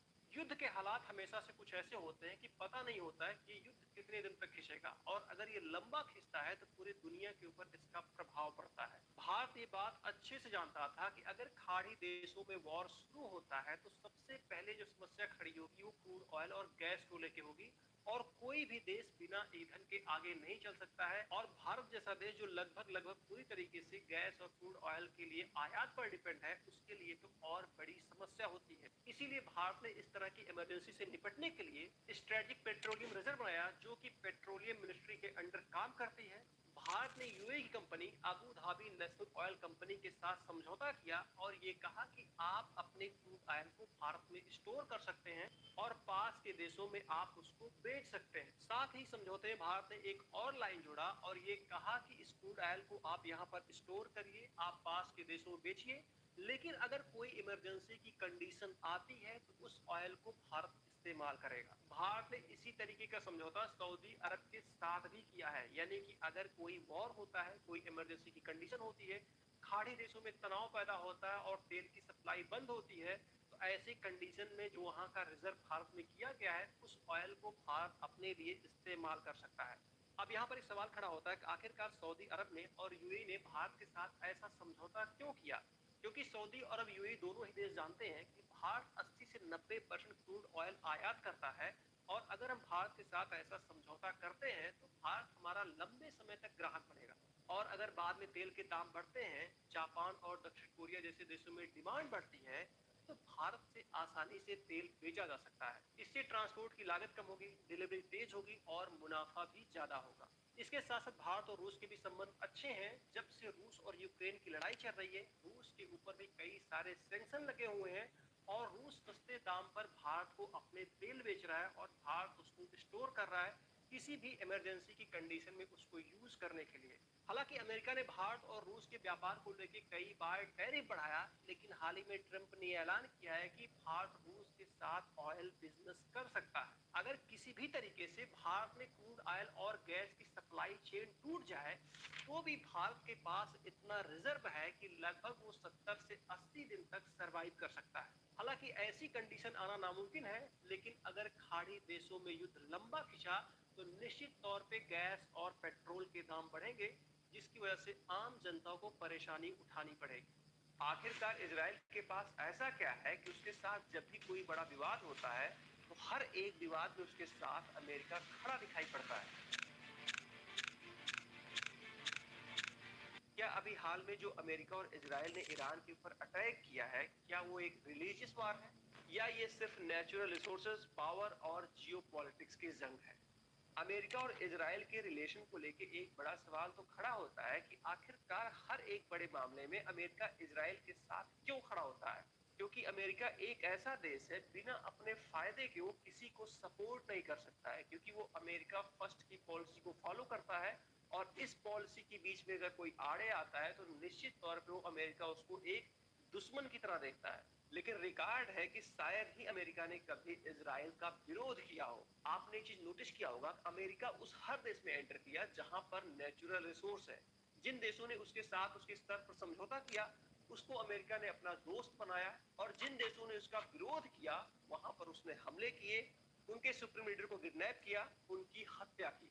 जितनी भी गल्फ कंट्री हैं, सभी गल्फ कंट्री के पास नेचुरल रिसोर्सेज हैं और अमेरिका की हमेशा से वहां के नेचुरल रिसोर्स पर रही है। सेकेंड वर्ल्ड वॉर समाप्त होने के बाद 1947 में यूएन ने एक योजना बनाई जिसे यूनाइटेड नेशन पार्टीशन फॉर फिलिस्तीन कहा जाता है। इस प्लान के तहत फिलिस्तीन को दो देशों में बांटना था, एक यहूदी देश, एक अरब देश, यानी कि एक इजराइल और एक फिलिस्तीन। जिसके बाद इजराइल को 14 मई 1948 को एक देश के रूप में मान्यता मिल जाती है और सबसे पहले इसको मान्यता अमेरिका देता है, और जिसके बाद इजराइल का अरब देशों के साथ युद्ध हो जाता है जिसमें 5 देश शामिल होते हैं और सभी के सभी देश इजराइल से हार जाते हैं। अमेरिका ने मिडिल ईस्ट में सोवियत संघ के प्रभाव को रोकने के लिए इजराइल को मान्यता दी और इजराइल को सपोर्ट किया। साथ में मिडिल ईस्ट को कंट्रोल करने के लिए भी उसने इजराइल का पूरा समर्थन दिया। अमेरिका इजराइल का सिर्फ इतनी ही चीजों के लिए ब्लाइंड सपोर्ट नहीं करता है। इजराइल वो देश है जिसके पास पावर है, पैसा है, इंटेलिजेंस है, टेक्नोलॉजी है, जिसके कारण अमेरिका इजराइल का पूरा सपोर्ट करता है। 2025 के डाटा के अनुसार अमेरिका में लगभग 902 अरबपति थे, जिनमें से 150 से लेकर 180 यहूदी अरबपति हैं, जो कि अमेरिका के कुल अरबपतियों के 18 से 20% अरबपति यहूदी मूल के हैं। साथ में कई ऐसे यहूदी बिजनेसमैन हैं जिनकी कंपनियां दुनिया में अपने सेक्टर में मोनोपोली रखती हैं, जैसे फेसबुक इंस्टा के मालिक मार्क जुकरबर्ग, गूगल के मालिक लैरी पेज, डेल टेक्नोलॉजी के मालिक माइकल डेल। साथ में इजराइल की खुफिया एजेंसी मोसाद के बारे में कहा जाता है कि मोसाद दुनिया की सबसे ज्यादा खतरनाक खुफिया एजेंसी है और अमेरिका को जब भी जरूरत पड़ती है तो अपने किसी भी सीक्रेट मिशन में मोसाद की हेल्प जरूर लेता है। अभी हाल ही में आपने एप्स्टीन फाइल के बारे में सुना होगा। उस फाइल में तमाम दुनिया के बड़े लीडरों का नाम है, जिनके कृत्य को आप ना तो सोच सकते हैं, ना ही बर्दाश्त कर सकते हैं, ना आपने कभी ऐसा सोचा होगा कि इंसान क्या अपने हवस के आगे इतना भी गिर सकता है। वो सब कुछ एप्स्टीन फाइल में दफन है। अब एप्स्टीन फाइल के बारे में कहा जाता है, इसका जो सरगना था जेफरी एप्स्टीन एक यहूदी था और वो एक मोसाद का एजेंट था। यानी कि इजराइल ने जेफरी एप्स्टीन के थ्रू दुनिया के बड़े बड़े लीडर, बड़े बड़े पावरफुल लोग सबको अपने ट्रैप में फंसाया, जिससे वो कभी भी इजराइल के खिलाफ ना जा पाए। और एप्स्टीन फाइल में अमेरिका की कई बड़ी हस्तियों का नाम है। इससे ये कयास लगाया जा रहा है कि इजराइल ने सब कुछ ये इसलिए किया था कि इजराइल को ये बात पता है कि हो सकता है अमेरिका इन फ्यूचर उसका साथ छोड़ दे, तो उसके पास कुछ ऐसा रहे जिसके आधार पर वो अमेरिका को ब्लैकमेल कर सके। हालांकि ये सोशल मीडिया पे तैरती हुई कहानी है, अभी तक इसका कोई भी ऑथेंटिक सोर्स नहीं है, ना ही ये कहा जा रहा है कि ये घटना सत्य है। एक चीज आपने नोटिस किया होगा, जैसे ही अमेरिका और इजराइल ने ईरान के ऊपर एयर स्ट्राइक किया, दुनिया के कई ऐसे देश ये कहना शुरू कर दिए कि ये एक रिलीजियस वार है। भारत में तो कई लोग मार्च करने लगे, रोड पे आ गए, आंदोलन करने लगे कि ये इस्लाम के खिलाफ वार है, एक रिलीजियस वार है। क्या ये सच में एक रिलीजियस वार है? इसके पहले हमको समझना पड़ेगा, कई ऐसे देश हैं जिनका रिलीजन एक है फिर भी वो कट्टर दुश्मन है। जैसे हम दुनिया के सबसे पावरफुल देश अमेरिका और रूस को ले लें, अमेरिका और रूस दोनों जगह पर जो मोस्टली रिलीजियस लोग हैं वो क्रिश्चियन है, फिर भी वो एक दूसरे के कट्टर दुश्मन है।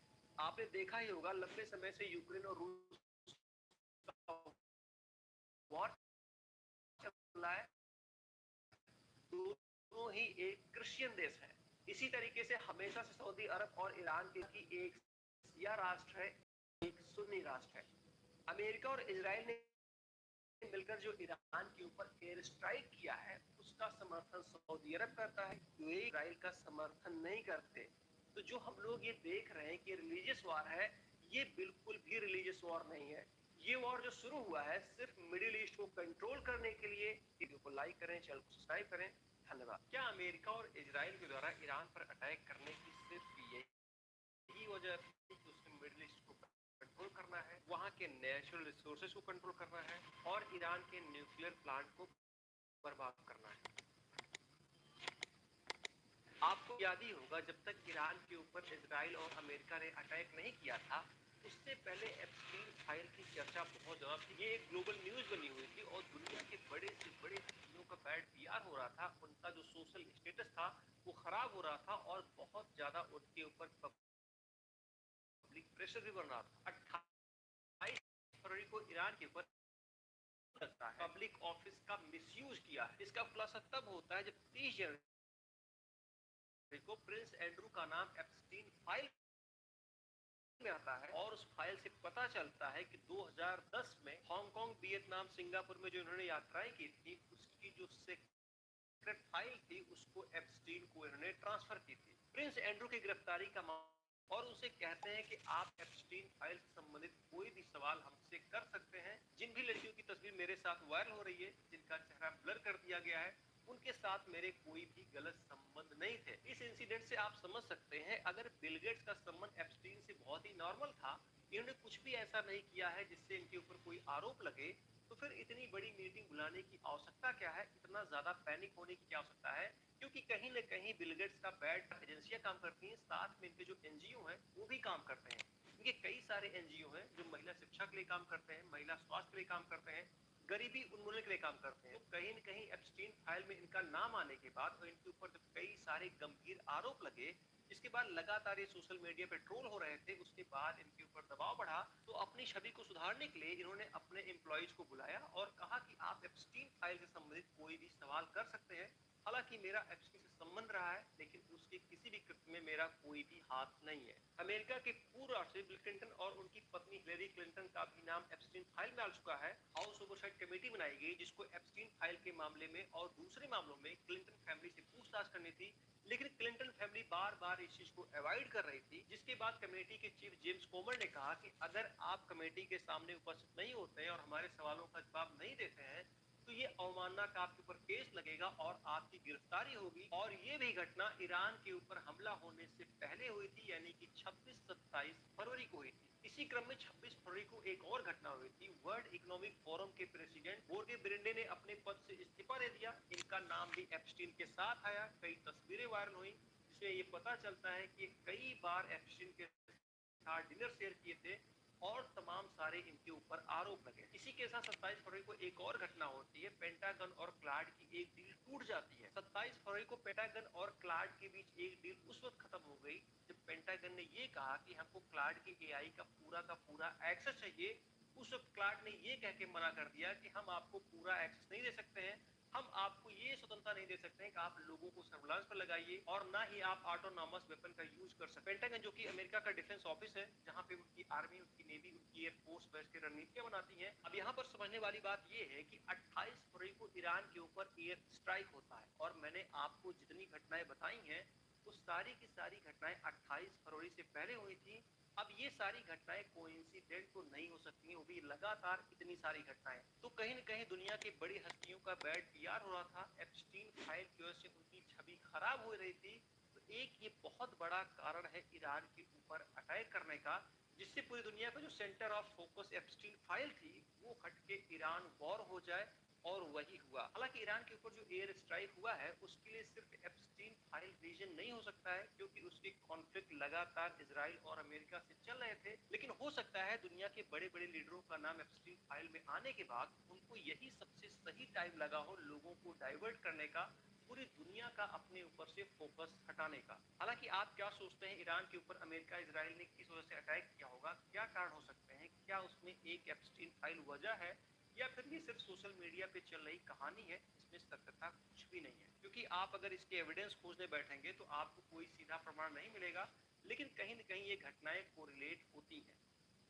एक ऐसा देश जो कभी आधुनिकता की ओर बहुत तेजी से बढ़ रहा था, लेकिन आज वही देश सड़कों पर खड़ा है अपनी ही सरकार के खिलाफ।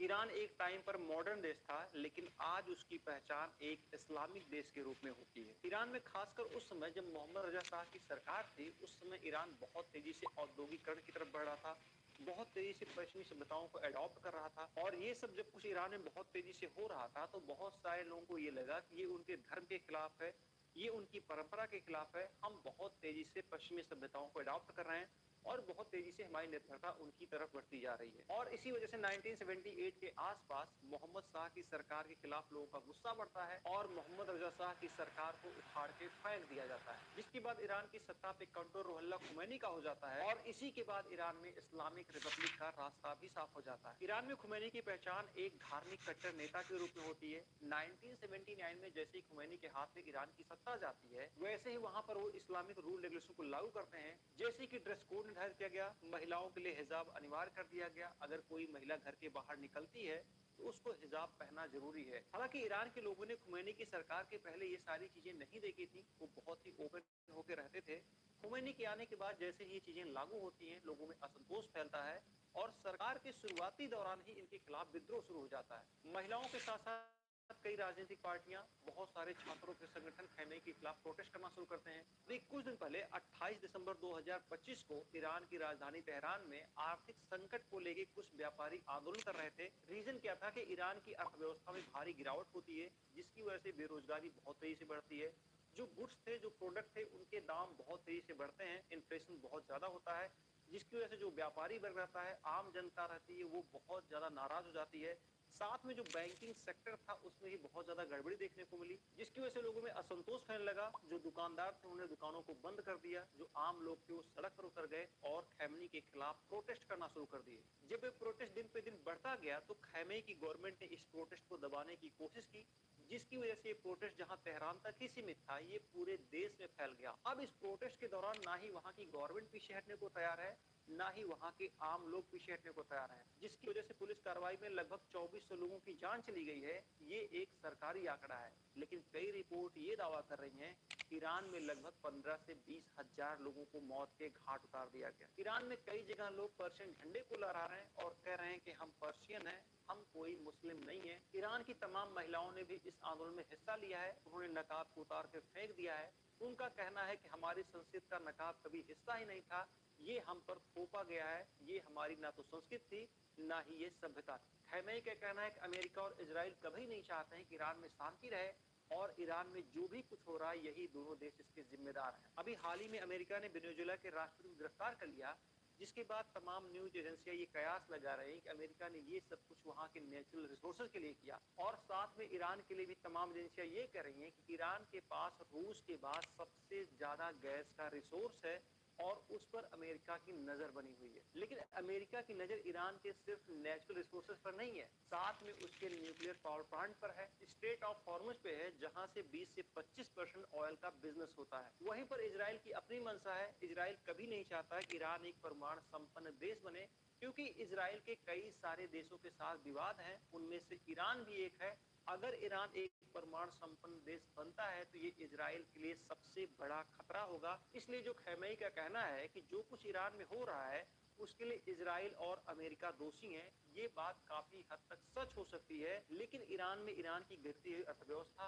अनएम्प्लॉयमेंट, इन्फ्लेशन और साथ में खैमेनी की धार्मिक कट्टरता की वजह से इस आंदोलन को बल मिला। तो हो सकता है जो भी कुछ ईरान में हो रहा हो, उसमें अमेरिका और इजराइल का हाथ हो, क्योंकि अमेरिका का नाम तब भी आता है जब बांग्लादेश में प्रोटेस्ट होता है, जब नेपाल में प्रोटेस्ट होता है, जब श्रीलंका में प्रोटेस्ट होता है। तो अमेरिका ईरान को अस्थिर करने के लिए बिल्कुल ऐसा कर सकता है। साथ में आपने एक चीज और नोटिस किया होगा, जब भी इजराइल का विवाद गजा और फिलिस्तीन से होता है, तो भारत के बहुत सारे लिबरल हैं जो तख्ती प्लेट लेके सामने आ जाते हैं कि गजा में अत्याचार हो रहा है, फिलिस्तीन में अत्याचार हो रहा है, बेकसूर मारे जा रहे हैं। लेकिन वहीं पर ईरान की सरकार ईरानियों को मार रही है, कत्लेआम कर रही है, 15-15 हजार लोगों को गोली से मार दिया गया, लेकिन एक भी तख्ती प्लेट किसी का बाहर नहीं आया। ईरान के पूरे प्रकरण को लेके आपको क्या लगता है? क्या ईरान में जो भी कुछ हो रहा है उसके लिए सिर्फ इजराइल और अमेरिका जिम्मेदार है, या फिर ईरान की नीतियां कुछ ऐसी होती चली गई जिसकी वजह से ईरान में इतना बड़ा प्रोटेस्ट खड़ा हो गया, जिसकी वजह से खैमेनी सरकार आज बिल्कुल भी असहाय नजर आ रही है? कमेंट बॉक्स में कमेंट करके जरूर बताएं। आज की वीडियो ब्लॉग में बस इतना ही। ये वीडियो आपको कैसा लगा, इसके बारे में जरूर बताएं। वीडियो को लाइक करें, चैनल को सब्सक्राइब करें।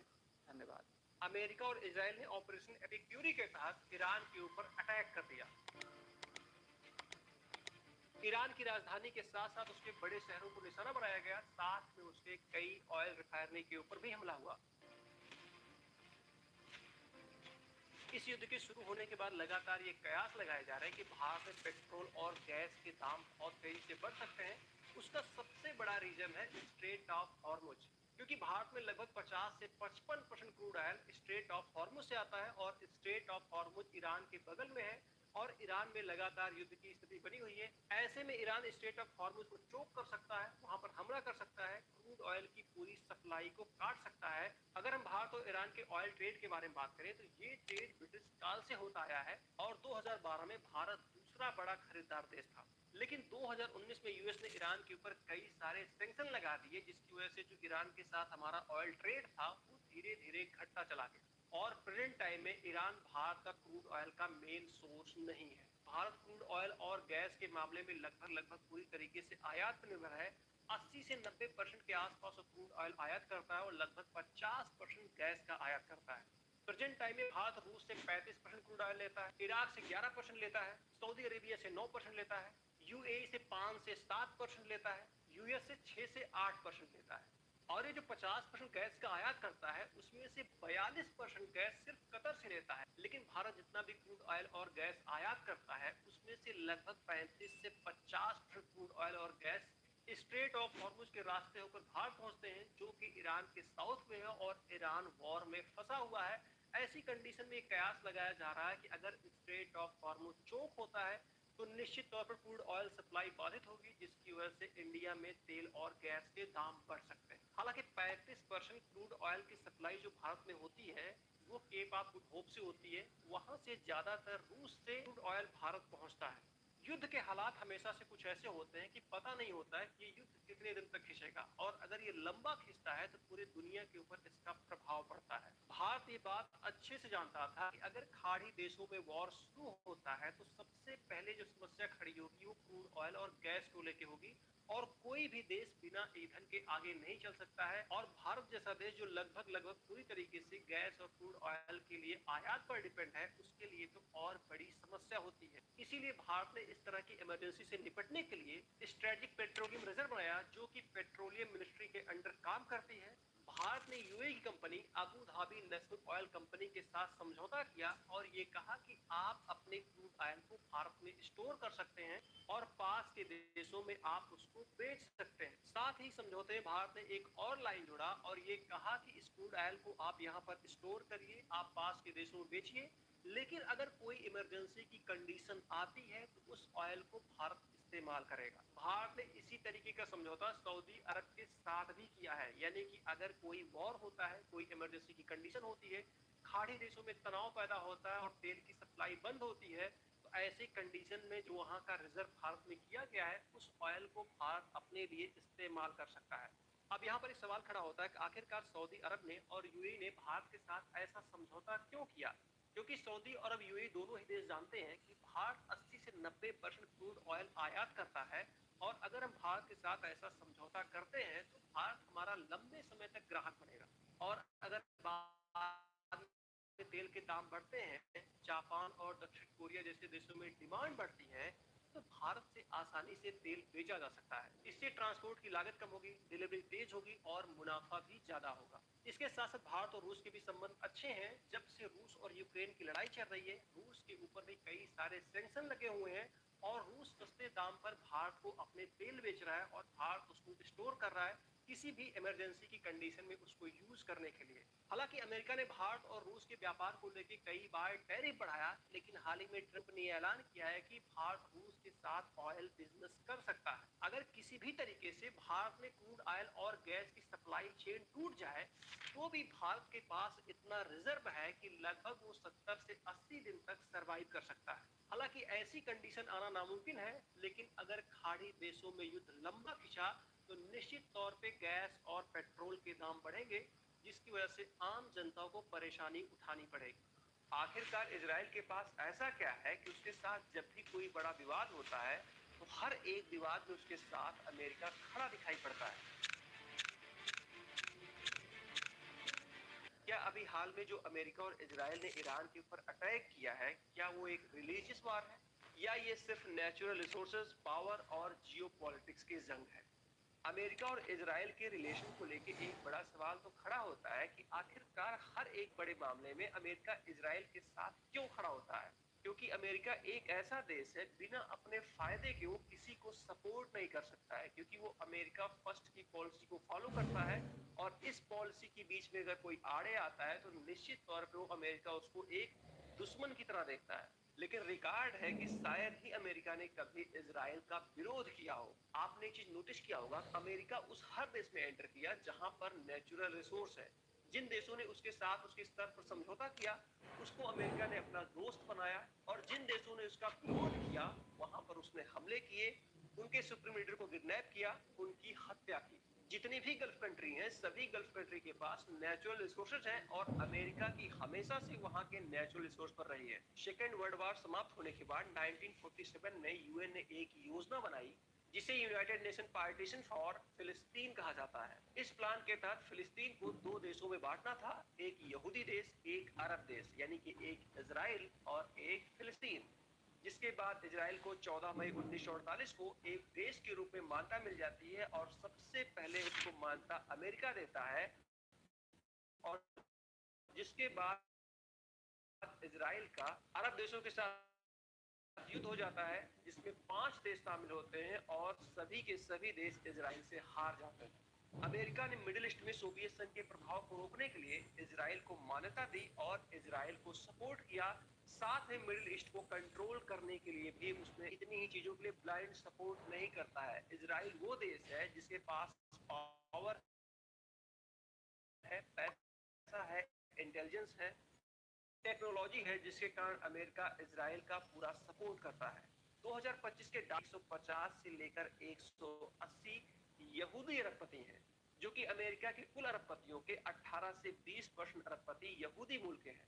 साथ में कई ऐसे यहूदी बिजनेसमैन हैं जिनकी कंपनियां दुनिया में अपने सेक्टर में मोनोपोली रखती हैं, जैसे फेसबुक इंस्टा के मालिक मार्क जुकरबर्ग, गूगल के मालिक लैरी पेज, डेल टेक्नोलॉजी के मालिक माइकल डेल। साथ में इजराइल की खुफिया एजेंसी मोसाद के बारे में कहा जाता है कि मोसाद दुनिया की सबसे ज्यादा खतरनाक खुफिया एजेंसी है और अमेरिका को जब भी जरूरत पड़ती है तो अपने किसी भी सीक्रेट मिशन में मोसाद की हेल्प जरूर लेता है। अभी हाल ही में आपने एप्स्टीन फाइल के बारे में सुना होगा। उस फाइल में तमाम दुनिया के बड़े लीडरों का नाम है जिनके कृत्य को आप ना तो सुन सकते हैं, ना ही बर्दाश्त कर सकते हैं। ना आपने कभी ऐसा सोचा होगा कि इंसान क्या अपने हवस के आगे इतना भी गिर सकता है। वो सब कुछ एप्स्टीन फाइल में दफन है। अब एप्स्टीन फाइल के बारे में कहा जाता है इसका जो सरगना था जेफरी एप्स्टीन एक यहूदी था और वो एक मोसाद का एजेंट था। यानी कि इजराइल ने जेफरी एप्स्टीन के थ्रू दुनिया के बड़े बड़े लीडर, बड़े बड़े पावरफुल लोग सबको अपने ट्रैप में फंसाया जिससे वो कभी भी इजराइल के खिलाफ ना जा पाए। और एप्स्टीन फाइल में अमेरिका की कई बड़ी हस्तियों का नाम है। इससे एक कयास लगाया जा रहा है कि इजराइल ने सब कुछ ये इसलिए किया था कि इजराइल को ये बात पता है कि हो सकता है अमेरिका इन फ्यूचर उसका साथ छोड़ दे, तो उसके पास कुछ ऐसा रहे जिसके आधार पर वो अमेरिका को ब्लैकमेल कर सके। हालांकि ये सोशल मीडिया पे तैरती हुई कहानी है, अभी तक इसका कोई भी ऑथेंटिक सोर्स नहीं है, ना ही ये कहा जा रहा है कि ये घटना सत्य है। एक चीज आपने नोटिस किया होगा, जैसे ही अमेरिका और इजराइल ने ईरान के ऊपर एयर स्ट्राइक किया, दुनिया के कई ऐसे देश ये कहना शुरू कर दिए कि ये एक रिलीजियस वार है। भारत में तो कई लोग मार्च करने लगे, रोड पे आ गए, आंदोलन करने लगे कि ये इस्लाम के खिलाफ वॉर है, एक रिलीजियस वॉर है। क्या ये सच में एक रिलीजियस वॉर है? तो इसके पहले हमको समझना पड़ेगा कई ऐसे देश हैं जिनका रिलीजन एक है फिर भी वो कट्टर दुश्मन है। जैसे हम दुनिया के सबसे पावरफुल देश अमेरिका और रूस को ले लें, अमेरिका और रूस दोनों जगह पर जो मोस्टली रिलीजियस लोग हैं वो क्रिश्चियन है, फिर भी वो एक दूसरे के कट्टर दुश्मन है। आपने देखा ही होगा लंबे समय से यूक्रेन और रूस का वॉर चल रहा है, दोनों ही एक क्रिश्चियन देश है। इसी तरीके से हमेशा से सऊदी अरब और ईरान के बीच कॉन्फ्लिक्ट रहा है और दोनों के ही दोनों देश मुस्लिम राष्ट्र हैं। हालांकि एक शिया राष्ट्र है, एक सुन्नी राष्ट्र है। अमेरिका और इजराइल ने मिलकर जो ईरान के ऊपर एयर स्ट्राइक किया है उसका समर्थन सऊदी अरब करता है, यूएई करता है, कतर करता है और ये सारे के सारे देश मुस्लिम राष्ट्र हैं। अगर ये रिलीजियस वॉर होता तो शायद ये देश कभी भी अमेरिका और इजराइल का समर्थन नहीं करते। तो जो हम लोग ये देख रहे हैं कि रिलीजियस वॉर है, ये बिल्कुल भी रिलीजियस वॉर नहीं है। ये वॉर जो शुरू हुआ है सिर्फ मिडिल ईस्ट को कंट्रोल करने के लिए, ईरान के न्यूक्लियर बम के प्लान को लेके, वहां के नेचुरल रिसोर्सेज के लिए। तो हम इस वॉर को किसी भी तरीके से रिलीजियस एंगल से नहीं देख सकते हैं, ना ही ये कोई रिलीजियस वॉर है। तो आज के इस वीडियो ब्लॉग बस इतना ही। ये वीडियो आपको कैसा लगा कमेंट बॉक्स में कमेंट करके जरूर बताएं। वीडियो को लाइक करें, चैनल को सब्सक्राइब करें। धन्यवाद। क्या अमेरिका और इजराइल के द्वारा ईरान पर अटैक करने की सिर्फ यही वजह थी कि उसे मिडिल ईस्ट को कंट्रोल करना है, वहां के नेचुरल रिसोर्सेज को कंट्रोल करना है और ईरान के न्यूक्लियर प्लांट को बर्बाद करना है? आपको याद ही होगा जब तक ईरान के ऊपर इजराइल और अमेरिका ने अटैक नहीं किया था, उससे पहले एप्स्टीन फाइल की चर्चा बहुत ज्यादा थी। ये एक ग्लोबल न्यूज बनी हुई थी और दुनिया के बड़े से बड़े हस्तियों का बैड पीआर हो रहा था। उनका जो सोशल स्टेटस था वो खराब हो रहा था और बहुत ज्यादा उनके ऊपर पब्लिक प्रेशर भी बढ़ रहा था। 28 फरवरी को ईरान के ऊपर इजराइल और अमेरिका ने एयर स्ट्राइक कर दिया और उसके सिर्फ 10 दिन पहले यानी कि 18 फरवरी को प्रिंस एंड्रू को गिरफ्तार किया जाता है और उनके ऊपर आरोप लगता है पब्लिक ऑफिस का मिसयूज किया। इसका खुलासा तब होता है जब 30 जनवरी को प्रिंस एंड्रू का नाम एप्स्टीन फाइल में आता है और उस फाइल से पता चलता है कि 2010 में हांगकांग, वियतनाम, सिंगापुर में जो इन्होंने यात्राएं की थी उसकी जो सीक्रेट फाइल थी उसको एप्स्टीन को इन्होंने ट्रांसफर किया। प्रिंस एंड्रू की गिरफ्तारी का मामला 18 फरवरी का है और महज उसके एक हफ्ते बाद यानी कि 24-25 फरवरी को माइक्रोसॉफ्ट के ऑर्डर बिल गेट्स अपने एम्प्लॉय की एक मीटिंग बुलाते हैं, उनके साथ एक मीटिंग करते हैं और उनसे कहते हैं कि आप एप्स्टीन फाइल से संबंधित कोई भी सवाल हमसे कर सकते हैं। जिन भी लड़कियों की तस्वीर मेरे साथ वायरल हो रही है, जिनका चेहरा ब्लर कर दिया गया है, उनके साथ मेरे कोई भी गलत संबंध नहीं थे। इस इंसिडेंट से आप समझ सकते हैं अगर बिल गेट्स का संबंध एप्स्टीन से बहुत ही नॉर्मल था, इन्होंने कुछ भी ऐसा नहीं किया है जिससे इनके ऊपर कोई आरोप लगे, तो फिर इतनी बड़ी मीटिंग बुलाने की आवश्यकता क्या है, इतना ज्यादा पैनिक होने की क्या आवश्यकता है? क्योंकि कहीं न कहीं बिल गेट्स का बैड पीआर हो रहा था। बिल गेट्स का जो सोशल स्टेटस है उसको बनाए रखने के लिए कई सारी इनके लिए पीआर एजेंसियां काम करती हैं, साथ में इनके जो एनजीओ हैं वो भी काम करते हैं। इनके कई सारे एनजीओ हैं जो महिला शिक्षा के लिए काम करते हैं, महिला स्वास्थ्य के लिए काम करते हैं, गरीबी उन्मूलन के लिए काम करते हैं। तो कहीं न कहीं एप्स्टीन फाइल में इनका नाम आने के बाद और इनके ऊपर जब कई सारे गंभीर आरोप लगे, इसके बाद लगातार ये सोशल मीडिया पे ट्रोल हो रहे थे, उसके बाद इनके ऊपर दबाव बढ़ा, तो अपनी छवि को सुधारने के लिए इन्होंने अपने एम्प्लॉइज को बुलाया और कहा कि आप एप्स्टीन फाइल से संबंधित कोई भी सवाल कर सकते हैं। हालांकि मेरा एप्स्टीन से संबंध रहा है, लेकिन उसके किसी भी कृत्य में मेरा कोई भी हाथ नहीं है। अमेरिका के पूर्व राष्ट्रपति बिल क्लिंटन और उनकी पत्नी हिलेरी क्लिंटन का भी नाम एप्स्टीन फाइल में आ चुका है। हाउस ओवरसाइट कमेटी बनाई गई जिसको एप्स्टीन फाइल के मामले में और दूसरे मामलों में क्लिंटन फैमिली से पूछताछ करनी थी, लेकिन क्लिंटन फैमिली बार बार इस चीज को अवॉइड कर रही थी, जिसके बाद कमेटी के चीफ जेम्स कोमर ने कहा कि अगर आप कमेटी के सामने उपस्थित नहीं होते हैं और हमारे सवालों का जवाब नहीं देते हैं तो ये अवमानना का आपके ऊपर केस लगेगा और आपकी गिरफ्तारी होगी। और ये भी घटना ईरान के ऊपर हमला होने से पहले हुई थी, यानी कि 26-27 फरवरी को हुई थी। इसी क्रम में 26 फरवरी को एक और घटना हुई थी। वर्ल्ड इकोनॉमिक फोरम के प्रेसिडेंट बोर्गे ब्रिंडे ने अपने पद से इस्तीफा दे दिया। इनका नाम भी एप्स्टीन के साथ आया, कई तस्वीरें वायरल हुई, इसमें ये पता चलता है कि कई बार एप्स्टीन के साथ डिनर शेयर किए थे और तमाम सारे इनके ऊपर आरोप थे। इसी के साथ 27 फरवरी को एक और घटना हुई कि पेंटागन और फ्लैग एक टूट जाती है। 27 फरवरी को पेंटागन और फ्लैग के बीच एक बैठक हो गई।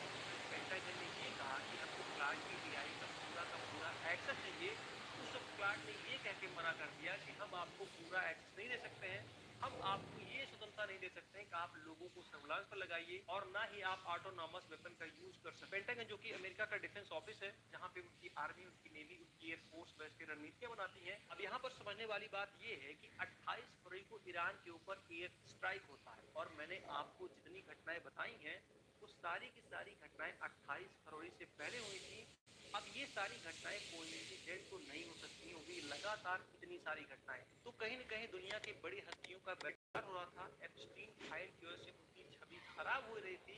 तो एक ये बहुत बड़ा कारण है ईरान के ऊपर अटैक करने का, जिससे पूरी दुनिया का जो centre of focus Epstein file थी वो हट के ईरान वॉर हो जाए, और वही हुआ। हालांकि ईरान के ऊपर जो एयर स्ट्राइक हुआ है उसके लिए सिर्फ एप्स्टीन फाइल रीजन नहीं हो सकता है, क्योंकि उसके कॉन्फ्लिक्ट लगातार इजराइल और अमेरिका से चल रहे थे। लेकिन हो सकता है दुनिया के बड़े बड़े लीडरों का नाम एप्स्टीन फाइल में आने के बाद उनको यही सबसे सही टाइम लगा हो लोगों को डाइवर्ट करने का, पूरी दुनिया का अपने ऊपर से फोकस हटाने का। हालांकि आप क्या सोचते हैं ईरान के ऊपर अमेरिका इजराइल ने किस वजह से अटैक किया होगा, क्या कारण हो सकते हैं? क्या उसमें एक एप्स्टीन फाइल वजह है या ये सिर्फ सोशल मीडिया पे चल रही कहानी है, इसमें सत्यता कुछ भी नहीं है? क्योंकि आप अगर इसके एविडेंस खोजने बैठेंगे तो आपको कोई सीधा प्रमाण नहीं मिलेगा, लेकिन कहीं न कहीं ये घटनाएं कोरिलेट होती हैं।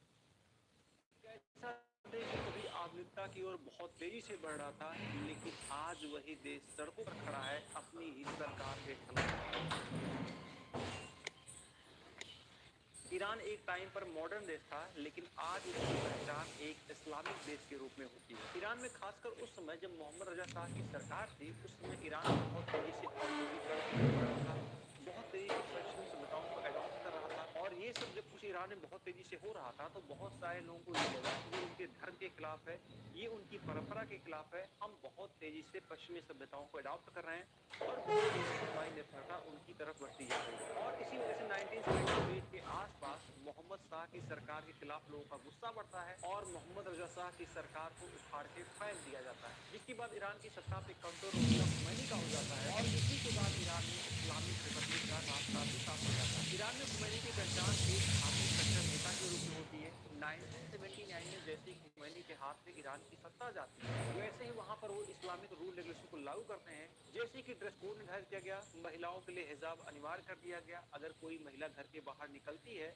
तो उसको हिजाब पहनना जरूरी है। हालांकि ईरान के लोगों ने खुमैनी की सरकार के पहले ये सारी चीजें नहीं देखी थी, वो बहुत ही ओपन होकर रहते थे। खुमैनी के आने के बाद जैसे ही ये चीजें लागू होती है, लोगों में असंतोष फैलता है और सरकार के शुरुआती दौरान ही इनके खिलाफ विद्रोह शुरू हो जाता है। महिलाओं के साथ साथ कई राजनीतिक पार्टियां, बहुत सारे छात्रों के संगठन खैमे के खिलाफ प्रोटेस्ट करना शुरू करते हैं। अभी कुछ दिन पहले 28 दिसंबर 2025 को ईरान की राजधानी तेहरान में आर्थिक संकट को लेकर कुछ व्यापारी आंदोलन कर रहे थे। रीजन क्या था कि ईरान की अर्थव्यवस्था में भारी गिरावट होती है, जिसकी वजह से बेरोजगारी बहुत तेजी से बढ़ती है।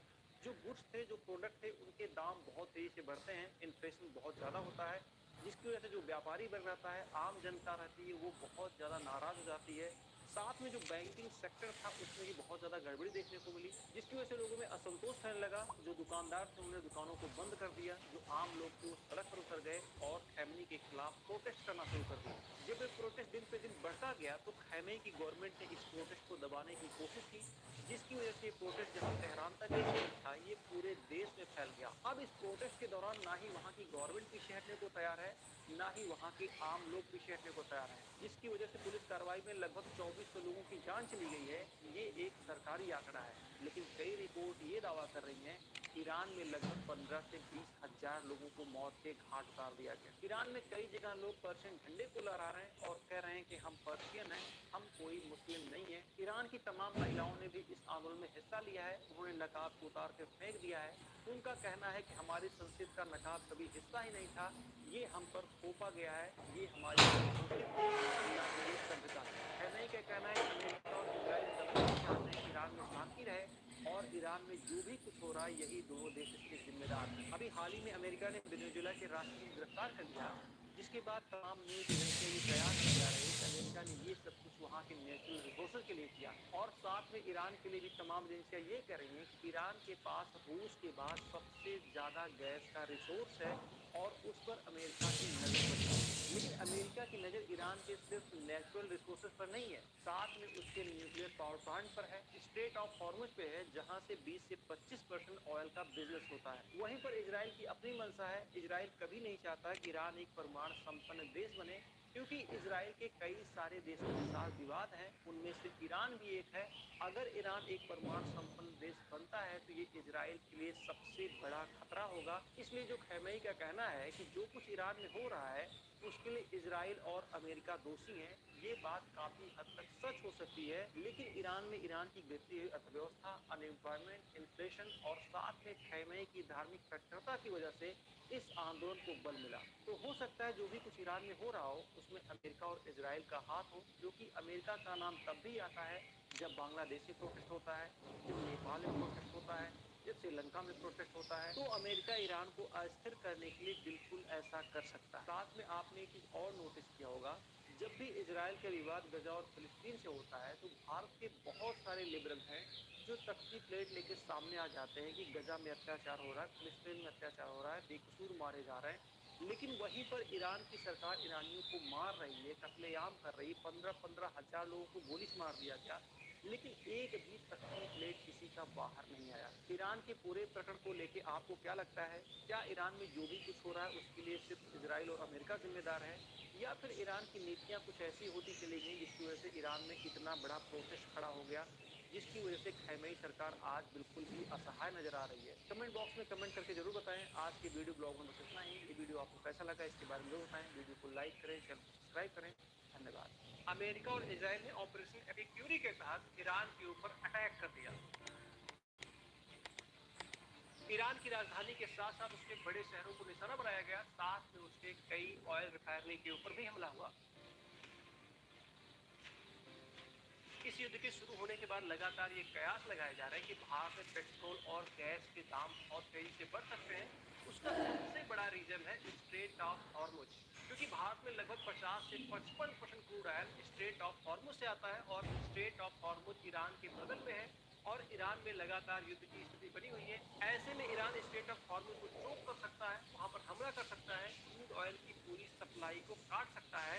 अगर हम भारत और ईरान के ऑयल ट्रेड के बारे में बात करें तो ये ट्रेड ब्रिटिश काल से होता आया है और 2012 में भारत दूसरा बड़ा खरीदार देश था।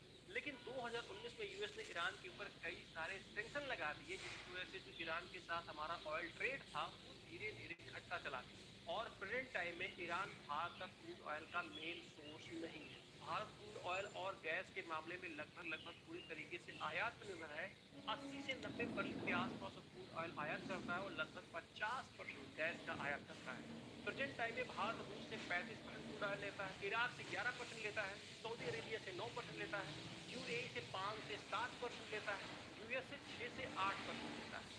और ये जो 50% गैस का आयात करता है उसमें से 42% गैस सिर्फ कतर से लेता है। लेकिन भारत जितना भी क्रूड ऑयल और गैस आयात करता है उसमें से लगभग 35 से 50% क्रूड ऑयल और गैस स्ट्रेट ऑफ हॉर्मुज के रास्ते होकर भारत पहुंचते हैं, जो कि ईरान के साउथ में है और ईरान वॉर में फंसा हुआ है। ऐसी कंडीशन में कयास लगाया जा रहा है कि अगर स्ट्रेट ऑफ हॉर्मुज चोक होता है तो निश्चित तौर पर क्रूड ऑयल सप्लाई बाधित होगी, जिसकी वजह से इंडिया में तेल और गैस के दाम बढ़ सकते हैं। हालांकि 35% क्रूड ऑयल की सप्लाई जो भारत से होती है वो केप ऑफ गुड होप से होती है, वहां से ज्यादातर रूस से क्रूड ऑयल भारत पहुंचता है। युद्ध के हालात हमेशा से कुछ ऐसे होते हैं कि पता नहीं होता है कि युद्ध कितने दिन तक खिंचेगा और अगर ये लंबा खिंचता है तो पूरी दुनिया के ऊपर इसका प्रभाव पड़ता है। भारत ये बात अच्छे से जानता था कि अगर खाड़ी देशों में वॉर शुरू होता है तो सबसे पहले जो समस्या खड़ी होगी वो क्रूड ऑयल और गैस को लेकर होगी और कोई भी देश बिना ईंधन के आगे नहीं चल सकता है और भारत जैसा देश जो लगभग पूरी तरीके से गैस और क्रूड ऑयल के लिए आयात पर डिपेंड है, उसके लिए और बड़ी समस्या होगी। इसीलिए भारत ने इस तरह की इमरजेंसी से निपटने के लिए स्ट्रेटेजिक पेट्रोलियम रिजर्व बनाया, जो कि पेट्रोलियम मिनिस्ट्री के अंडर काम करती है। भारत ने UAE company Abu Dhabi national oil company के साथ समझौता किया और ये कहा कि आप अपने क्रूड ऑयल को भारत में स्टोर कर सकते हैं और पास के देशों में आप उसको बेच सकते हैं। साथ ही समझौते में भारत ने एक और लाइन जोड़ा और ये कहा कि इस क्रूड ऑयल को आप यहाँ पर स्टोर करिए, आप पास के देशों में बेचिए, लेकिन अगर कोई इमरजेंसी की कंडीशन आती है तो उस ऑयल को भारत इस्तेमाल करे। भारत ने इसी तरीके का समझौता सऊदी अरब के साथ भी किया है, यानी कि अगर कोई वॉर होता है, कोई इमरजेंसी की कंडीशन होती है, खाड़ी देशों में तनाव पैदा होता है और तेल की सप्लाई बंद होती है, तो ऐसी कंडीशन में जो वहां का रिजर्व भारत में किया गया है उस ऑयल को भारत अपने लिए इस्तेमाल कर सकता है। अब यहाँ पर एक सवाल खड़ा होता है कि आखिरकार सऊदी अरब ने और यूएई ने भारत के साथ ऐसा समझौता क्यों किया, क्योंकि सऊदी अरब यूएई दोनों ही देश जानते हैं कि भारत 80 से 90% क्रूड ऑयल आयात करता है और अगर हम भारत के साथ ऐसा समझौता करते हैं तो भारत हमारा लंबे समय तक ग्राहक बनेगा और अगर बाद में तेल के दाम बढ़ते हैं, जापान और दक्षिण कोरिया जैसे देशों में डिमांड बढ़ती है, तो भारत से आसानी से तेल भेजा जा सकता है। इससे ट्रांसपोर्ट की लागत कम होगी, डिलीवरी तेज होगी और मुनाफा भी ज्यादा होगा। इसके साथ साथ भारत और रूस के भी संबंध अच्छे हैं। जब से रूस और यूक्रेन की लड़ाई चल रही है उसके ऊपर भी कई सारे सैंक्शन लगे हुए हैं और रूस सस्ते दाम पर भारत को अपने तेल बेच रहा है और भारत उसको स्टोर कर रहा है किसी भी इमरजेंसी की कंडीशन में उसको यूज करने के लिए। हालांकि अमेरिका ने भारत और रूस के व्यापार को लेकर कई बार टैरिफ बढ़ाया, लेकिन हाल ही में ट्रंप ने ऐलान किया है कि भारत रूस के साथ ऑयल बिजनेस कर सकता है अगर किसी भी तरीके से भारत में क्रूड ऑयल और गैस की सप्लाई चेन टूट जाए, तो भी भारत के पास इतना रिजर्व है कि लगभग वो 70 से 80 दिन तक सरवाइव कर सकता है। हालांकि ऐसी कंडीशन आना नामुमकिन है, लेकिन अगर खाड़ी देशों में युद्ध लंबा खिंचा तो निश्चित तौर पे गैस और पेट्रोल के दाम बढ़ेंगे, जिसकी वजह से आम जनता को परेशानी उठानी पड़ेगी। आखिरकार इजराइल के पास ऐसा क्या है कि उसके साथ जब भी कोई बड़ा विवाद होता है, हर एक विवाद में उसके साथ अमेरिका खड़ा दिखाई पड़ता है। क्या अभी हाल में जो अमेरिका और इजराइल ने ईरान के ऊपर अटैक किया है, क्या वो एक रिलीजियस वार है या ये सिर्फ नेचुरल रिसोर्सेज, पावर और जियोपॉलिटिक्स की जंग है? अमेरिका और इजराइल के रिलेशन को लेकर एक बड़ा सवाल तो खड़ा होता है कि आखिरकार हर एक बड़े मामले में अमेरिका इजराइल के साथ क्यों खड़ा होता है? क्योंकि अमेरिका एक ऐसा देश है बिना अपने फायदे के वो किसी को सपोर्ट नहीं कर सकता है, क्योंकि वो अमेरिका फर्स्ट की पॉलिसी को फॉलो करता है और इस पॉलिसी के बीच में अगर कोई आड़े आता है तो निश्चित तौर पे वो अमेरिका उसको एक दुश्मन की तरह देखता है। लेकिन रिकॉर्ड है कि शायद ही अमेरिका ने कभी इजराइल का विरोध किया। आप सोचिए कि क्या हुआ, अमेरिका हर देशों के साथ है, स्ट्रैटेजी है, या रिसोर्स है। जिन देशों के पहचान को देखकर वो समझौता किया, उसको अमेरिका ने अपना दोस्त बनाया, और जिन देशों ने उसका विरोध किया उसने हमले किए, उसके बायोमीटर को किडनैप किया और उसकी हत्या की। जितनी भी गल्फ कंट्री हैं, सभी गल्फ कंट्री के पास नेचुरल रिसोर्सेज हैं, और अमेरिका की हमेशा से वहां के नेचुरल रिसोर्स पर रही है। सेकेंड वर्ल्ड वॉर समाप्त होने के बाद 1947 में यूएन ने एक योजना बनाई जिसे यूनाइटेड नेशन पार्टीशन फॉर फिलिस्तीन कहा जाता है। इस प्लान के तहत फिलिस्तीन मूल दो देशों में बांटा था, एक अरब यानी कि एक इसराइल और एक फिलिस्तीन। जिसके बाद इसराइल को जवाब देने में बहुत सारी चुनौतियां आई। फिलिस्तीन एक देश है जिसे अपने एक मानता अमेरिका देता है, और जिसके बाद इसराइल का अरब देशों के साथ युद्ध हो जाता है, जिसमें 5 देश शामिल होते हैं और सभी के सभी देश इसराइल से हार जाते हैं। अमेरिका ने मिडिल ईस्ट में सोवियत संघ के प्रभाव को रोकने के लिए इसराइल को मान्यता दी और इसराइल को सपोर्ट किया। साथ में मिडिल ईस्ट को कंट्रोल करने के लिए भी उसने इसराइल का पूरा समर्थन दिया। अमेरिका इसराइल का सिर्फ इतनी ही चीजों के लिए ब्लाइंड सपोर्ट नहीं करता है। इसराइल वो देश है जिसके पास पावर है, पैसा है, इंटेलिजेंस है, टेक्नोलॉजी है, जिसके कारण अमेरिका इसराइल का पूरा सपोर्ट करता है। 2025 के डाटा के अनुसार अमेरिका में लगभग 902 अरबपति थे, जिनमें से 150 मिलियन यहूदी अरबपति थे, क्योंकि अमेरिका की कुल अरबपतियों के 18 से 20 परसेंट अरबपति यहूदी मूल के हैं। साथ में कई ऐसे यहूदी बिजनेसमैन हैं जिनकी कंपनियां दुनिया में अपने सेक्टर में मोनोपोली रखती हैं, जैसे फेसबुक, इंस्टा के मालिक मार्क जुकरबर्ग, गूगल के मालिक लॉरी पेज, डेल टेक्नोलॉजी के मालिक माइकल डेलन।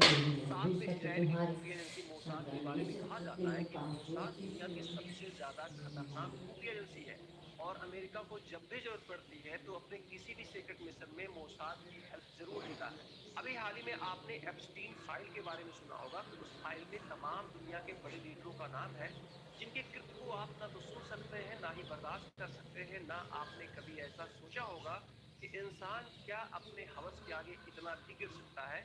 वो सब कुछ एप्स्टीन फाइल में दफन है। अब एप्स्टीन फाइल के बारे में कहा जाता है, इसका जो सरगना था जेफरी एप्स्टीन एक यहूदी था, और वो एक मोसाद का एजेंट था। यानी कि इजराइल ने जेफरी एप्स्टीन के थ्रू दुनिया के बड़े बड़े लीडर, बड़े बड़े पावरफुल लोग, सबको अपने ट्रैप में फंसाया, जिससे वो कभी भी इजराइल के खिलाफ ना जा पाए। और एप्स्टीन फाइल में अमेरिका की कई बड़ी हस्तियों का नाम है, जिससे ये कयास लगाया जा रहा है कि इजराइल ने सब कुछ ये इसलिए किया था कि इजराइल को ये बात पता है कि हो सकता है अमेरिका इन फ्यूचर उसका साथ छोड़ दे, तो उसके पास कुछ ऐसा रहे जिसके आधार पर वो अमेरिका को ब्लैकमेल कर सके। हालांकि ये सोशल मीडिया पे तैरती हुई कहानी है, अभी तक इसका कोई भी ऑथेंटिक सोर्स नहीं है, ना ही ये कहा जा रहा है कि ये घटना सत्य है। एक चीज आपने नोटिस किया होगा, जैसे ही अमेरिका और इजराइल ने ईरान के ऊपर एयर स्ट्राइक किया, दुनिया के कई ऐसे देश ये कहना शुरू कर दिए कि ये एक रिलीजियस वार है। भारत में तो कई लोग मार्च करने लगे, रोड पे आ गए, आंदोलन करने लगे कि ये इस्लाम के खिलाफ वॉर है, एक रिलीजियस वॉर है। क्या ये सच में एक रिलीजियस वॉर है? इसके पहले हमको समझना पड़ेगा, कई ऐसे देश हैं जिनका रिलीजन एक है, फिर भी वो कट्टर दुश्मन है। जैसे हम दुनिया के सबसे पावरफुल देश अमेरिका और रूस को ले लें, अमेरिका और रूस दोनों जगह पर जो मोस्टली रिलीजियस लोग हैं वो क्रिश्चियन है, फिर भी वो एक दूसरे के कट्टर दुश्मन है। आपने देखा ही होगा, लंबे समय से यूक्रेन और रूस का वॉर चल रहा है, दोनों ही एक क्रिश्चियन देश है। इसी तरीके से हमेशा से सऊदी अरब और ईरान के बीच कॉन्फ्लिक्ट रहा है, और दोनों के ही दोनों देश मुस्लिम राष्ट्र हैं। हालांकि एक शिया राष्ट्र है, एक सुन्नी राष्ट्र है। अमेरिका और इजराइल ने मिलकर जो ईरान के ऊपर एयर स्ट्राइक किया है, उसका समर्थन सऊदी अरब करता है, यूएई करता है, कतर करता है, और ये सारे के सारे देश मुस्लिम राष्ट्र हैं। अगर ये रिलीजियस वॉर होता तो शायद ये देश कभी भी अमेरिका और इजराइल का समर्थन नहीं करते। तो जो हम लोग ये देख रहे हैं कि रिलीजियस वॉर है, ये बिल्कुल भी रिलीजियस वॉर नहीं है। ये वॉर जो शुरू हुआ है सिर्फ मिडिल ईस्ट को कंट्रोल करने के लिए, ईरान के न्यूक्लियर बम के प्लान को लेके, वहां के नेचुरल रिसोर्सेज के लिए। तो हम इस वॉर को किसी भी तरीके से रिलीजियस एंगल से नहीं देख सकते हैं, ना ही ये कोई रिलीजियस वॉर है। तो आज के इस वीडियो ब्लॉग में बस इतना ही। ये वीडियो आपको कैसा लगा कमेंट बॉक्स में कमेंट करके जरूर बताएं। वीडियो को लाइक करें, चैनल को सब्सक्राइब करें। धन्यवाद। क्या अमेरिका और इजराइल के द्वारा ईरान पर अटैक करने की सिर्फ यही वजह थी कि उसे मिडिल ईस्ट को कंट्रोल करना है, वहां के नेचुरल रिसोर्सेज को कंट्रोल करना है और ईरान के न्यूक्लियर प्लांट को बर्बाद करना है? आपको याद ही होगा, जब तक ईरान के ऊपर इजराइल और अमेरिका ने अटैक नहीं किया था, उससे पहले एप्स्टीन फाइल की चर्चा बहुत ज्यादा थी। ये एक ग्लोबल न्यूज बनी हुई थी और दुनिया के बड़े से बड़े हस्तियों का बैड पीआर हो रहा था। उनका जो सोशल स्टेटस था वो खराब हो रहा था और बहुत ज्यादा उनके ऊपर पब्लिक प्रेशर भी बन रहा था। 28 फरवरी को ईरान के ऊपर इजराइल और अमेरिका ने एयर स्ट्राइक कर दिया और उसके सिर्फ 10 दिन पहले यानी कि 18 फरवरी को प्रिंस एंड्रू को गिरफ्तार किया जाता है और उनके ऊपर आरोप लगता है पब्लिक ऑफिस का मिसयूज किया। इसका खुलासा तब होता है जब 30 जनवरी को प्रिंस एंड्रू का नाम एप्स्टीन फाइल में आता है और उस फाइल से पता चलता है कि 2010 में हांगकांग, वियतनाम, सिंगापुर में जो इन्होंने यात्राएं की थी, उसकी जो सीक्रेट फाइल थी उसको एप्स्टीन को इन्होंने ट्रांसफर की थी। प्रिंस एंड्रू की गिरफ्तारी का मामला 18 फरवरी का है और महज उसके एक हफ्ते बाद यानी कि 24-25 फरवरी को माइक्रोसॉफ्ट के ऑनर बिल गेट्स अपने एम्प्लॉय की एक मीटिंग बुलाते हैं, उनके साथ एक मीटिंग करते हैं और उनसे कहते हैं कि आप एप्स्टीन फाइल से संबंधित कोई भी सवाल हमसे कर सकते हैं। जिन भी लड़कियों की तस्वीर मेरे साथ वायरल हो रही है, जिनका चेहरा ब्लर कर दिया गया है, उनके साथ मेरे कोई भी गलत संबंध नहीं थे। इस इंसिडेंट से आप समझ सकते हैं, अगर बिल गेट्स का संबंध एप्स्टीन से बहुत ही नॉर्मल था, इन्होंने कुछ भी ऐसा नहीं किया है जिससे इनके ऊपर कोई आरोप लगे, तो फिर इतनी बड़ी मीटिंग बुलाने की आवश्यकता क्या है? इतना ज्यादा पैनिक होने की क्या आवश्यकता है? क्योंकि कहीं न कहीं बिल गेट्स का बैड पीआर हो रहा था। बिल गेट्स का जो सोशल स्टेटस है उसको बनाए रखने के लिए कई सारी इनके लिए पीआर एजेंसियां काम करती हैं, साथ में इनके जो एनजीओ हैं वो भी काम करते हैं। इनके कई सारे एनजीओ हैं जो महिला शिक्षा के लिए काम करते हैं, महिला स्वास्थ्य के लिए काम करते हैं, गरीबी उन्मूलन के लिए काम करते हैं। कहीं न कहीं एप्स्टीन फाइल में इनका नाम आने के बाद और इनके ऊपर कई सारे गंभीर आरोप लगे, जिसके बाद लगातार ये सोशल मीडिया पे ट्रोल हो रहे थे, उसके बाद इनके ऊपर दबाव बढ़ा, तो अपनी छवि को सुधारने के लिए इन्होंने अपने एम्प्लॉइज को बुलाया और कहा कि आप एप्स्टीन फाइल से संबंधित कोई भी सवाल कर सकते हैं। हालांकि मेरा एप्स्टीन से संबंध रहा है, लेकिन उसके किसी भी कृत्य में मेरा कोई भी हाथ नहीं है। अमेरिका के पूर्व राष्ट्रपति बिल क्लिंटन और उनकी पत्नी हिलेरी क्लिंटन का भी नाम एप्स्टीन फाइल में आ चुका है। हाउस ओवरसाइट कमेटी बनाई गई जिसको एप्स्टीन फाइल के मामले में और दूसरे मामलों में क्लिंटन फैमिली से पूछताछ करनी थी, लेकिन क्लिंटन फैमिली बार बार इस चीज को अवॉइड कर रही थी। जिसके बाद कमेटी के चीफ जेम्स कोमर ने कहा कि अगर आप कमेटी के सामने उपस्थित नहीं होते हैं और हमारे सवालों का जवाब नहीं देते हैं, तो ये अवमानना का आपके ऊपर केस लगेगा और आपकी गिरफ्तारी होगी। और ये भी घटना ईरान के ऊपर हमला होने से पहले हुई थी, यानी कि 26-27 फरवरी को हुई थी। इसी क्रम में 26 फरवरी को एक और घटना हुई थी। वर्ल्ड इकोनॉमिक फोरम के प्रेसिडेंट जोर्गे ब्रेंडे ने अपने पद से इस्तीफा दे दिया। इनका नाम भी एप्स्टीन के साथ आया, कई तस्वीरें वायरल हुई, इससे ये पता चलता है कि कई बार एप्स्टीन के साथ डिनर शेयर किए थे और तमाम सारे इनके ऊपर आरोप लगे। इसी के साथ 27 फरवरी को एक और घटना होती है, पेंटागन और क्लाड की एक डील टूट जाती है। 27 फरवरी को पेंटागन और क्लाड के बीच एक डील खत्म हो गई, जब पेंटागन ने ये कहा कि हमको क्लाड की एआई का पूरा एक्सेस चाहिए। उस क्लाड ने ये कह के मना कर दिया कि हम आपको पूरा एक्सेस नहीं दे सकते हैं, हम ये स्वतंत्रता नहीं दे सकते कि आप लोगों को सर्विलांस पर चाहिए और ना ही आप ऑटोनॉमस वेपन का यूज कर सकते। पेंटागन जो कि अमेरिका का डिफेंस ऑफिस है, जहाँ पे उनकी आर्मी, उनकी नेवी, उनकी एयरफोर्स में इसकी रणनीतियां बनाती हैं। अब यहाँ पर समझने वाली बात ये है कि 28 फरवरी को के ऊपर एयर स्ट्राइक होता है और मैं आप वो सारी की सारी घटनाएं 28 फरवरी से पहले हुई थी। अब ये सारी घटनाएं कोइंसिडेंट नहीं हो सकती, वो भी लगातार इतनी सारी घटनाएं। तो कहीं न कहीं दुनिया की बड़ी हस्तियों का बैड पीआर हो रहा था। एप्स्टीन फाइल की वजह से उनकी छवि खराब हो रही थी। एक बहुत बड़ा कारण है ईरान के ऊपर अटैक करने का, जिस पूरी दुनिया का जो centre of focus Epstein file थी वो हटके ईरान वॉर हो जाए, और वही हुआ। हालांकि ईरान के ऊपर जो एयर स्ट्राइक हुआ है उसके लिए सिर्फ एप्स्टीन फाइल रीजन नहीं हो सकता है, क्योंकि कॉन्फ्लिक्ट लगातार इजराइल और अमेरिका से चल रहे थे। लेकिन हो सकता है दुनिया के बड़े बड़े लीडरों का नाम एप्स्टीन फाइल में आने के बाद उनको यही सबसे लगा हो लोगों को डाइवर्ट करने का, तो दुनिया का अपने ऊपर से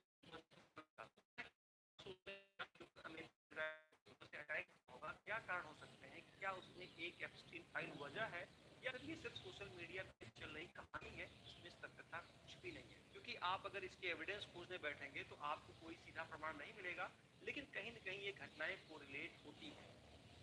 ऐसा देश जो कभी आधुनिकता की ओर बहुत तेजी से बढ़ रहा था, लेकिन आज वही सड़कों पर खड़ा है अपनी ही सरकार के खिलाफ।